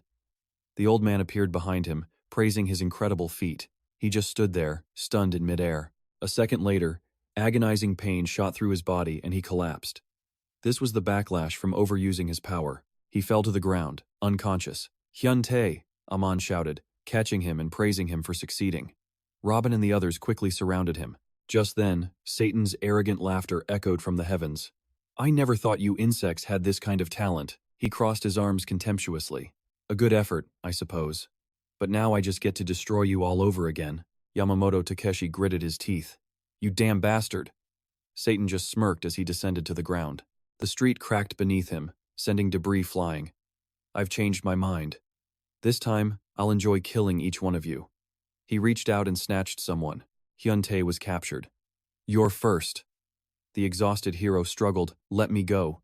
He waited for his chance, gathering energy in his hands. Too bad, Satan noticed with a single glance. Useless. He grabbed both of Hyun-tae's arms, pulling them apart. I'm going to rip you in two, so scream all you want. He cried out in agony. Satan just laughed mockingly. Does it hurt? Hyun-tae's head slumped, but then he started to smile. Brother, what took you so long? Satan was surprised. Brother. He turned his head to look back, and somehow, Jisoo was standing right behind him. What? When did he get there? I couldn't sense him at all. Before he could even finish the thought, Satan realized that Hyun-tae, who had been in his grasp, had silently vanished. Hyun-soo had already caught him. Only then did Satan realize something was seriously wrong. Seeing their ally, everyone's faces lit up with joy. Hyun-soo, kid. Hyun-soo. Hunter Park Hyun-soo. He gently set his younger brother aside, ruffling Hyun-tae's hair. You worked hard. You did well, he said with a smile. Yura walked over and asked, Where on earth have you been? He replied, Sorry everyone, I was traveling the universe to get stronger. I've been training with a new colleague. Hearing this, everyone was shocked. Min-ah asked curiously, A new colleague? Someone you know? He answered, The third aberrant. They were stunned. Roman repeated, The third aberrant? Hyun-soo turned his gaze back toward Satan. But first, I need to take care of that thing. He then stomped his foot and launched into the air. We'll talk after I kill this bastard. Hao lashed out at Isaac with her sharp claws. He narrowly dodged the attack, then quickly launched a counter. But Isaac immediately realized his attacks weren't as effective as they used to be. She had grown much stronger in her gigantic new form. Hao raised her hand again, preparing to strike Isaac down. Her eyes glowed as she sneered. I've now received power from Lord Satan, so a little pest like you can't do anything to me. With that, Hao unleashed a devastatingly powerful and fatal blow toward Isaac. Meanwhile, with Hyun-soo and Satan, the two were still facing off against each other. Hyun-soo's voice was cold. The demon fist of annihilation was created, precisely to fight powerful enemies like you. Hyun-soo's face remained calm as he taunted Satan. But unfortunately, you're even weaker than I thought. Satan just smirked at Hyun-soo's mockery. He replied confidently, Is that so? Why don't you humor me a little? Down below, the others watched anxiously. Amon shouted impatiently, Hunter Park Hyun-soo. Hyun-soo took a slow, deep breath. Then he clenched his fist, pouring all of his power into a single point. He roared out one word. His fist expanded to a colossal size as he threw the punch straight at his opponent. Under the pressure of the power Hyun-soo just unleashed, Satan was caught off guard, completely unable to defend himself. He got absolutely pummeled as Hyun-soo's punch sent him flying, smashing straight through several buildings. He was blown an incredible distance, with massive explosions marking every point of impact. The first signs of damage appear. Satan is bleeding, but he's still standing firm. A huge chunk of flesh is missing from his side from Hyun-soo's punch. The Demon Lord's face twists in absolute annoyance. His voice is a low whisper, his eyes fixed on Hyun-soo. How dare he? Enraged, Satan launches himself forward to repay the favor. With incredible speed, Satan points a razor-sharp finger straight at Hyun-soo. But Hyun-soo sidesteps, dodging the attack before slamming Satan with a palm strike, a powerful condensing technique. The pressure is immense, a direct hit. Satan takes another serious blow, coughing up blood, his face a mask of pure fury. Then, Hyun-soo creates a barrier, hitting Satan with a mind destruction technique before he even has a chance to react. Next comes the Thien Dong, unleashing a relentless barrage of blue energy circles. Hyun-soo is landing one critical hit after another. Satan grinds his teeth in agony. Down below, the spectators can see everything clearly. Real, someone murmuring in awe. He can't believe it. Hyun-soo is actually overpowering Satan. Even Hazu-ra is stunned. He's gotten so much stronger. Khan Lam gasps in disbelief. He's unbelievably powerful. Back on Satan, it's clear the demon has been seriously wounded. The Demon King hangs his head with a groan as Hyun-soo observes him, having unleashed his strongest moves. Hyun-soo wonders to himself, is this enough? Despite his injuries, Satan's gaze is still sharp, locked onto him. Satan finally speaks. You are the strongest I have ever faced. His massive frame towers over Hyun-soo. He continues, saying Hyun-soo is at least on par with a demon. Impressive for a mere human. So from now on, he trails off, clenching his fist as power gathers, ready to be unleashed. My turn. Satan screams, his sanity slipping. He lunges forward, a hurricane of power aimed at getting his revenge. Satan is finally back on the offensive. Bracing himself with all his might, he blasts Hyun-soo with a savage strike, sending him flying. With Hyun-soo off balance, Satan rushes forward again. This is going to hurt. The words drip with cold, murderous intent. A red glint in his eyes and a cruel smile on his lips. Satan charges one more time. His attack pierces straight through Hyun-soo's body.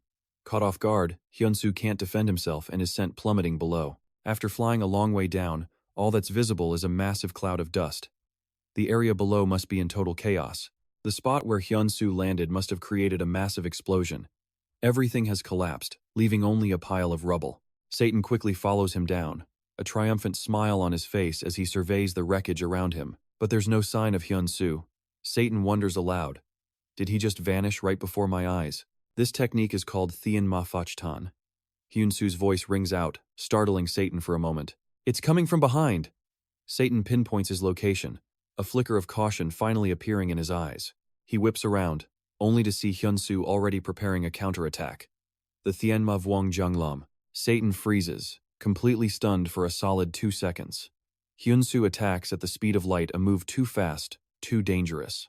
Satan tries to dig his feet into the ground, desperately trying to keep his balance, but something feels off. Hyun-soo is shocked. He looks across and sees Satan still standing perfectly steady, completely unfazed. He can't believe it. He realizes Satan blocked the Tien Ma Vuong Jianglam. Towering over him, Satan speaks with menacing power. I'll give you a chance. Satan tries to recruit him. Join my side. His voice is arrogant, his smile sly. Killing you would be a waste, so consider this a gift. Hearing this, Hyun-soo doesn't reply. He just smirks, trying his best to hold it in. Then Hyun-soo bursts out laughing. Finally, he calls out his name. Hey, Satan. The demon watches him, wary. Expecting a serious reply, Hyun-soo just yells in his face, Get lost, you dog. Satan just smirks. Is that so? Without another moment of hesitation, Satan flashes toward Hyun-soo, roaring out each word. His fist, wreathed in demonic flames, prepares to deliver a fatal blow right at Hyun-soo. Satan screams, Die! And with that, his demonic fire pierces straight through Hyun-soo's body. He was too fast, giving Hyun-soo no time to react. Satan has completely seized the advantage. The blow lands like an earthquake on Park Hyun-soo's lower abdomen. Unable to block it, he's thrown backward in agony. Satan continues to power up, his eyes glowing bright red, teeth clenched, his hair standing on end. He dives from high above, a viciously excited look on his face, aiming his massive elbow right at him. The battle is completely one-sided now. The attack explodes, shattering the space around them, obscuring both fighters from view. After taking countless hits, Park Hyun-soo tumbles backward through the air, a spray of red blood erupting from his mouth. This demon, Satan, was getting more and more unhinged. He clenched his fists, saying excitedly, That's a pretty nice scream.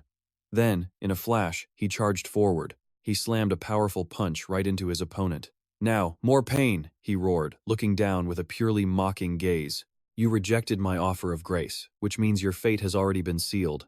There's no point in struggling anymore. But rising from the wreckage, Park Ji-soo got back up, wiping blood from his mouth. Behind him, the wall was cratered from the sheer force of the blow. Satan prepared to launch another attack from above, and as his opponent braced, the demon's confidence only grew. Destiny itself will bow before my glory. The battle raged on, sending shards of glass flying out from the fiery explosions. The explosion grew larger, shaking the very heavens, while nearby skyscrapers were crushed and deformed. Yanman watched on, breaking out in a cold sweat. This fight is just too brutal. A white-haired man clutched his stomach, saying, "We can't even get involved at this level." Amon was also struggling, but he could only say, "We just have to do what we can." Hyun-tae lay motionless on the ground. His entire body was covered in blood, and his hands looked like they'd suffered massive damage. "Mina, we're transferring our energy to Hyun-tae. We have to heal him." Her reply was simple and direct. "Right." They moved to a dark corner. The two quickly got to work, moving close to Hyun-tae's body as they scrambled to begin the procedure.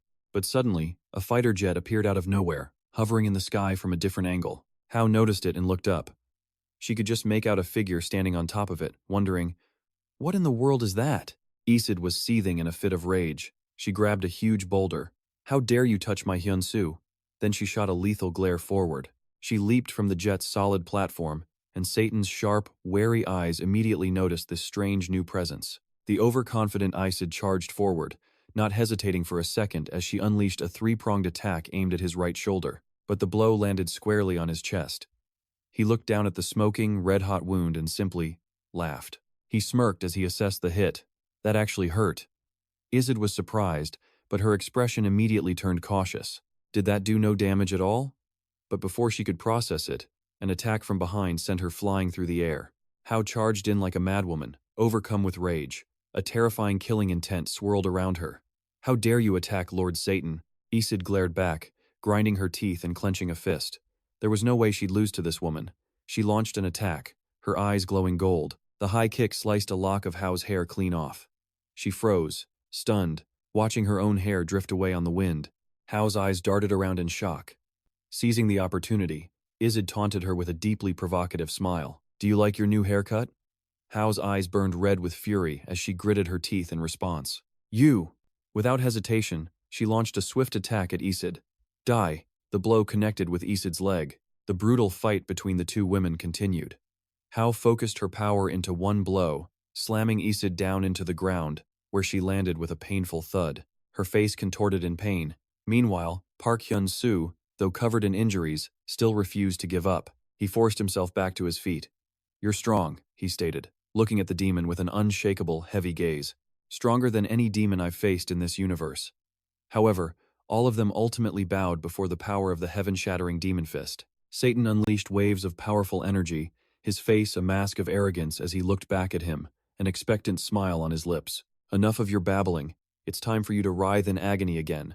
And if your screams aren't entertaining enough, I'll let you experience the endless pain of being skinned alive." In response, Hyun-soo let out a small, chilling smile. His hair fell, covering his eyes. He stomped his foot down hard, shattering the stone beneath him into nothing but dust. Park Hyun-soo stood tall, revealing a pair of demonic eyes. Each step he took cracked the earth as a white aura began to gather around his body, the outer form of the heavenly demon. Satan immediately recognized this drastic change, his expression shifting to one of intense curiosity. His sharp eyes were locked onto his opponent. How can a mere human body release this much energy? Hyun-soo's fingers began to move, one by one, as that same energy completely enveloped his hand. He looked up at Satan, his pupils now a piercing blue. His smile turned downright dangerous. "You really shouldn't have let your guard down." He stomped his foot, and his aura exploded with terrifying power. He charges forward with deadly focus, his fist crackling with condensed energy, but Satan effortlessly lets the punch fly past his waist, where it explodes with a devastating shockwave. A beastly roar echoes from the blast. The demon lord arrogantly taunts him, "You really think you can hit me?" But ignoring his words, Park Hyun-soo holds his defensive stance. "That was just a feint." Satan hears this, confused. He pauses for a split second, trying to read Hyun-soo's next move. That momentary lapse was all the opening our hero needed. A brutal punch completely caves in Satan's face. The tables have turned. Hyun-soo puts all his weight behind it, slamming him into the ground. The impact was brutal. A single hit left him stunned, mouth hanging open as he tasted nothing but dust and dirt. Seizing the opportunity, Hyun-soo pressed his advantage, his hair whipping back from the sheer speed. Acceleration. While Satan was still flattened on the ground, Hyun-soo soared high above, gathering a massive wave of purple energy in his palm. He glared down with cold determination, channeling that immense power right to the tips of his fingers. "This is the power I've forged from past demons, all to defeat you." And all the while, Satan was still out cold, motionless and unconscious on the ground, as Hyun-soo prepared to unleash a devastating finishing blow from the heavens. Time to end this. But from a distance, Her watched with worried eyes, clicking her tongue. She didn't hesitate for a second, bolting toward the battlefield to protect Satan. Lord Satan. And just then, his eyes snapped open. His eyes flew wide, taking in the scene before him. A spray of black blood erupted everywhere, and Hyun-soo was stunned. Even though he'd aimed his punch perfectly, she had thrown herself in front of Satan at the very last second. Blood exploded from all over her body. Her took the hit full on, her eyes rolling back as she clenched her teeth in agony. A moment later, she crashed headfirst into the ground, shattering the earth on impact. Hyun-soo couldn't believe it. He never expected her to sacrifice herself for Satan. But then Satan appeared right behind him, his fist clenched tight.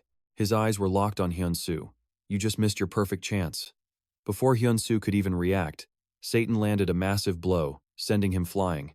The result was a brutal finish. Hyun-soo was blasted into the distance, followed by a series of massive, unexpected explosions. The whole area was completely obliterated, nothing visible through the smoke. Satan calmly walked toward the aftermath. He looked down at Hero, lying wounded and unconscious. He spoke, Hero, you truly are my adorable child. But then he added, and just like the king, your destiny is to become my nourishment. With that said, he reached down. Satan wrapped his entire palm around Heru's head. His gaze turned icy as he said in a flat voice, become one with me, forever. With his power, Satan effortlessly lifted her entire body by her head. Isid watched from a distance, completely frozen. She could barely whisper, is that? Her eyes filled with terror. She couldn't believe he was absorbing his own subordinate. You absolute psycho. After a moment, Heru had vanished completely, absorbed by Satan. He even licked the blood from his lips. After devouring his own subordinate, a sound escaped his lips, and a wicked grin spread across his face, showing off his sharp teeth. Suddenly, Satan just erupted. His eyes glowed with a deadly light as he roared, his body now overflowing with raw power. It was like he'd never even been hurt. Across the field, Hyun-soo was slowly walking toward him, muttering a curse at Satan. Absolutely disgusting. Hyun-soo stared at Satan with pure rage after witnessing the horror he'd just committed. He seethed with anger. There's no demon as vile as you. Your name, it's Satan, isn't it? Hyun-soo looked at him, thinking, did he get smaller? Satan just gave him a provoking look, beckoning him to come forward. If you want to fight, you've got it. Hyun-soo immediately shot towards Satan, who stood there, completely unmoving. Hyun-soo focused on his target, his fist clenched and ready to strike as he closed the distance. Hyun-soo unleashed an attack as fast as lightning. But Satan was gone, vanished, only to reappear a short distance away. Seeing the miss, he taunted from the side. Too slow. Absolutely furious, Hyun-soo charged toward him again. He tried to lock on his target one more time. Each punch landed with explosive force, but they did nothing to Satan. His face was a mask of pure arrogance. Satan instantly countered, sending Hyun-soo reeling backward. He threw out another taunt. Hyun-soo, you're too slow. Slow. That's all Satan said, just mocking him. He rushed forward, unleashing a merciless barrage of attacks. By now, Hyun-soo was exhausted, all his efforts being completely useless. Worse, he was taking heavy damage from the counterattacks. Hyun-soo realized he was a completely different person now. From Satan's hand, a brilliant power began to gather into a single point. This one had Hyun-soo's name on it. From afar, Satan launched his attack. A beam of pure light shot out, piercing straight through Hyun-soo's body. For about 2 seconds, he just froze, taking the hit dead on. He was like a dead man standing completely knocked out on his feet. Hyun-soo was totally defeated, and Satan didn't have a scratch. Isid screamed his name at the top of her lungs. Hyun-soo! Unable to contain her rage, she roared, I'm going to kill you. I will never forgive you for this. With that, Isid shot forward, ready for a life-or-death battle to avenge Hyun-soo. Huh! She leaped high into the air, raising both hands to bring down all of her power in one strike. As she struck, a white circle of energy flew straight for Satan, but the demon just stood there, smiling cruelly, calling her attack pathetic and crude. With just one hand, Satan completely shattered her attack. This isn't over, model. Aziz snaps back, raising her sharp claws menacingly close to Satan's arm. Red energy swirls around her, but before she can make a move, Satan sends her flying with a single slap. A direct hit. Aziz is thrown into the distance, smoke and fire rising from the rubble behind her. A voice calls out, Humph, you want more? But from the wreckage, Aziz stirs and quickly gets back to her feet. Her will to fight is burning, but she knows he's just too powerful. That's when her foxtails begin to shift. It's time, she thinks. Dangerous, but she has to use all 9 of her tails. Suddenly, they vanish from sight. Aziz lets out a scream of pure agony as she transforms, her hair turning a stark, silver white. Isid has taken her new form, and with it, you can feel her power has changed completely. She braces herself on the ground as a red aura begins to radiate from her body. Blood trickles from her lips as she gives a haunting smile. Her transformation complete, Isid stands tall. This time, she declares with confidence, "I'm giving it my all." Satan just smirks, amused. Oh? Now this is getting interesting. But suddenly, a hand lands on her shoulder, stopping her. No, it's Hyun-soo. He looks at Isid and says, "I'm the one who's going to kill that bastard." She glances at him, her voice full of worry. "Then let's do it together," Isid replies. And with that, they charge forward. Satan watches them, his voice dripping with arrogance. "Haven't you learned your lesson yet?" Isid unleashes her attack. A tightly woven net of red energy spreads out, descending to trap Satan, who looks up in genuine surprise. Next, rings of power shoot out to bind his hands, trying to immobilize him. It's Hyun-soo's technique. With the opening made, he surges forward. Hyun-soo aims right for Satan's gut and lands a heavy, powerful punch. The blow connects. Blood drips from Satan's mouth. "You?" He's stunned, silent, absolutely seething.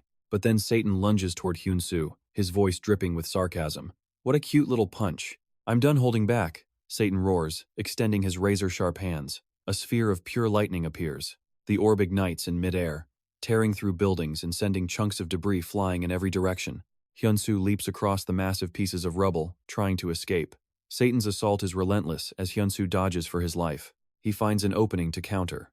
Hyun-soo turns and unleashes his technique, Thienkobok Fa, but in an instant, Hyun-soo freezes. Satan has completely vanished from sight. Before he can even react, he feels it. Satan is right behind him, his massive form eclipsing everything. Satan brings down a brutal, unforgiving strike, throwing Hyun-soo off balance as blood flies from the impact. Hyun-soo's vision starts to fade. Isid flies in immediately to help. That was a critical hit. He's badly wounded and falls, but Isid manages to catch him. "Are you all right?" she screams, panicked. But on the other side, Satan isn't finished. "I'm getting bored," he says with a cold smile, as another ball of light gathers in his palm. He's preparing the finishing blow. "Goodbye," Satan says coldly, before launching himself into the air. He brings the attack down on Isid and Hyun-soo. But suddenly, a brilliant blue light floods the entire city. Satan stops, completely shocked, with no idea what's happening. A circular barrier has appeared. It's a protective shield, covering both Hyun-soo and Isid. She looks on, just as confused. This shield, it was Kavan. He had created it. He appears with a smirk. The main character always shows up at the very end. Hope returns to their eyes. Hyun-soo immediately yells, "Kavan, you damn joker, you finally made it." A disembodied voice echoes, "I had to prepare a few things, you know." Then another voice cries out, "My lord, you can't. Lord Tianma." The heavenly demon is about to step into a blue portal. He speaks. "These kids. Whoever said I wouldn't come back? See you later." He steps into the portal, adding, "This isn't just a return."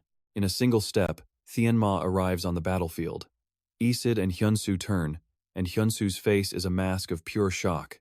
The first thing Tianma does is complain. "You know, I almost missed this polluted air." Hyun-soo is utterly speechless. Finally, overcome with emotion, Hyun-soo chokes out a single word. "Master."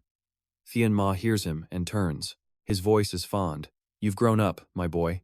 Overwhelmed, tears of joy stream down Hyun-soo's face. "Master," he says again. But as Hyun-soo starts to run toward him, Satan instantly appears, blocking the way. Tianma looks at him, annoyed.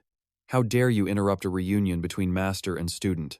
But Satan, clueless, just scoffs. "You're this kid's master?" he asks with contempt.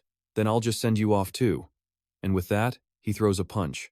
The heavenly demon stands his ground as Satan charges in. He dodges, effortlessly. Pure rage flashes across the heavenly demon's face as lightning crackles around him.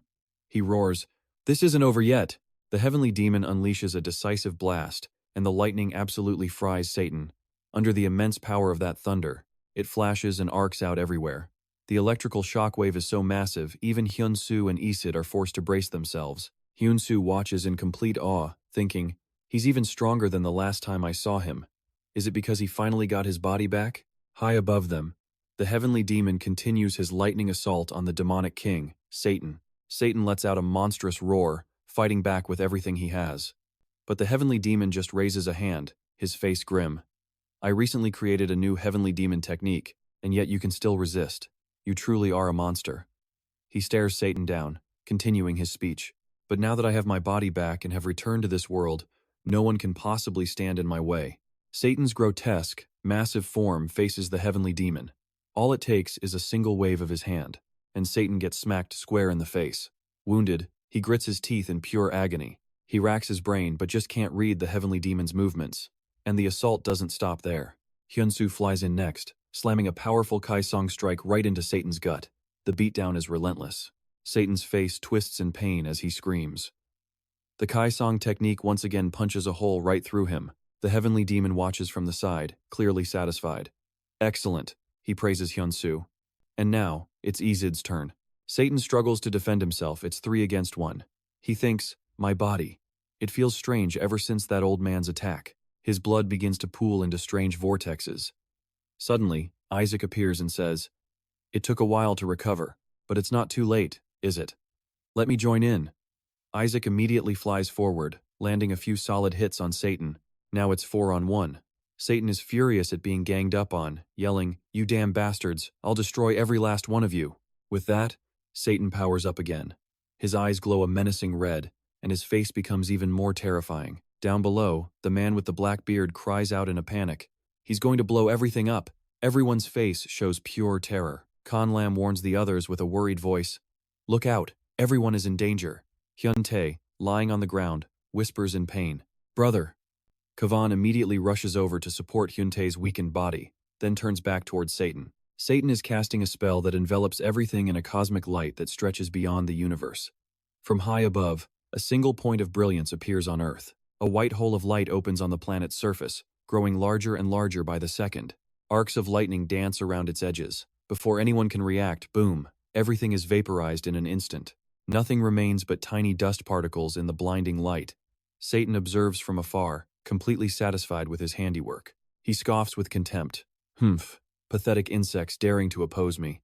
Satan crosses his arms, a smug grin on his face as he speaks. Honestly, it took quite a while to recover. Suddenly, Satan's expression shifts. He's startled by a voice from behind him. Disciple, are you all right? Satan glances over his shoulder. The heavenly demon is checking on Hyun-soo. He replies, I'm fine, master. I used the rotation secret art.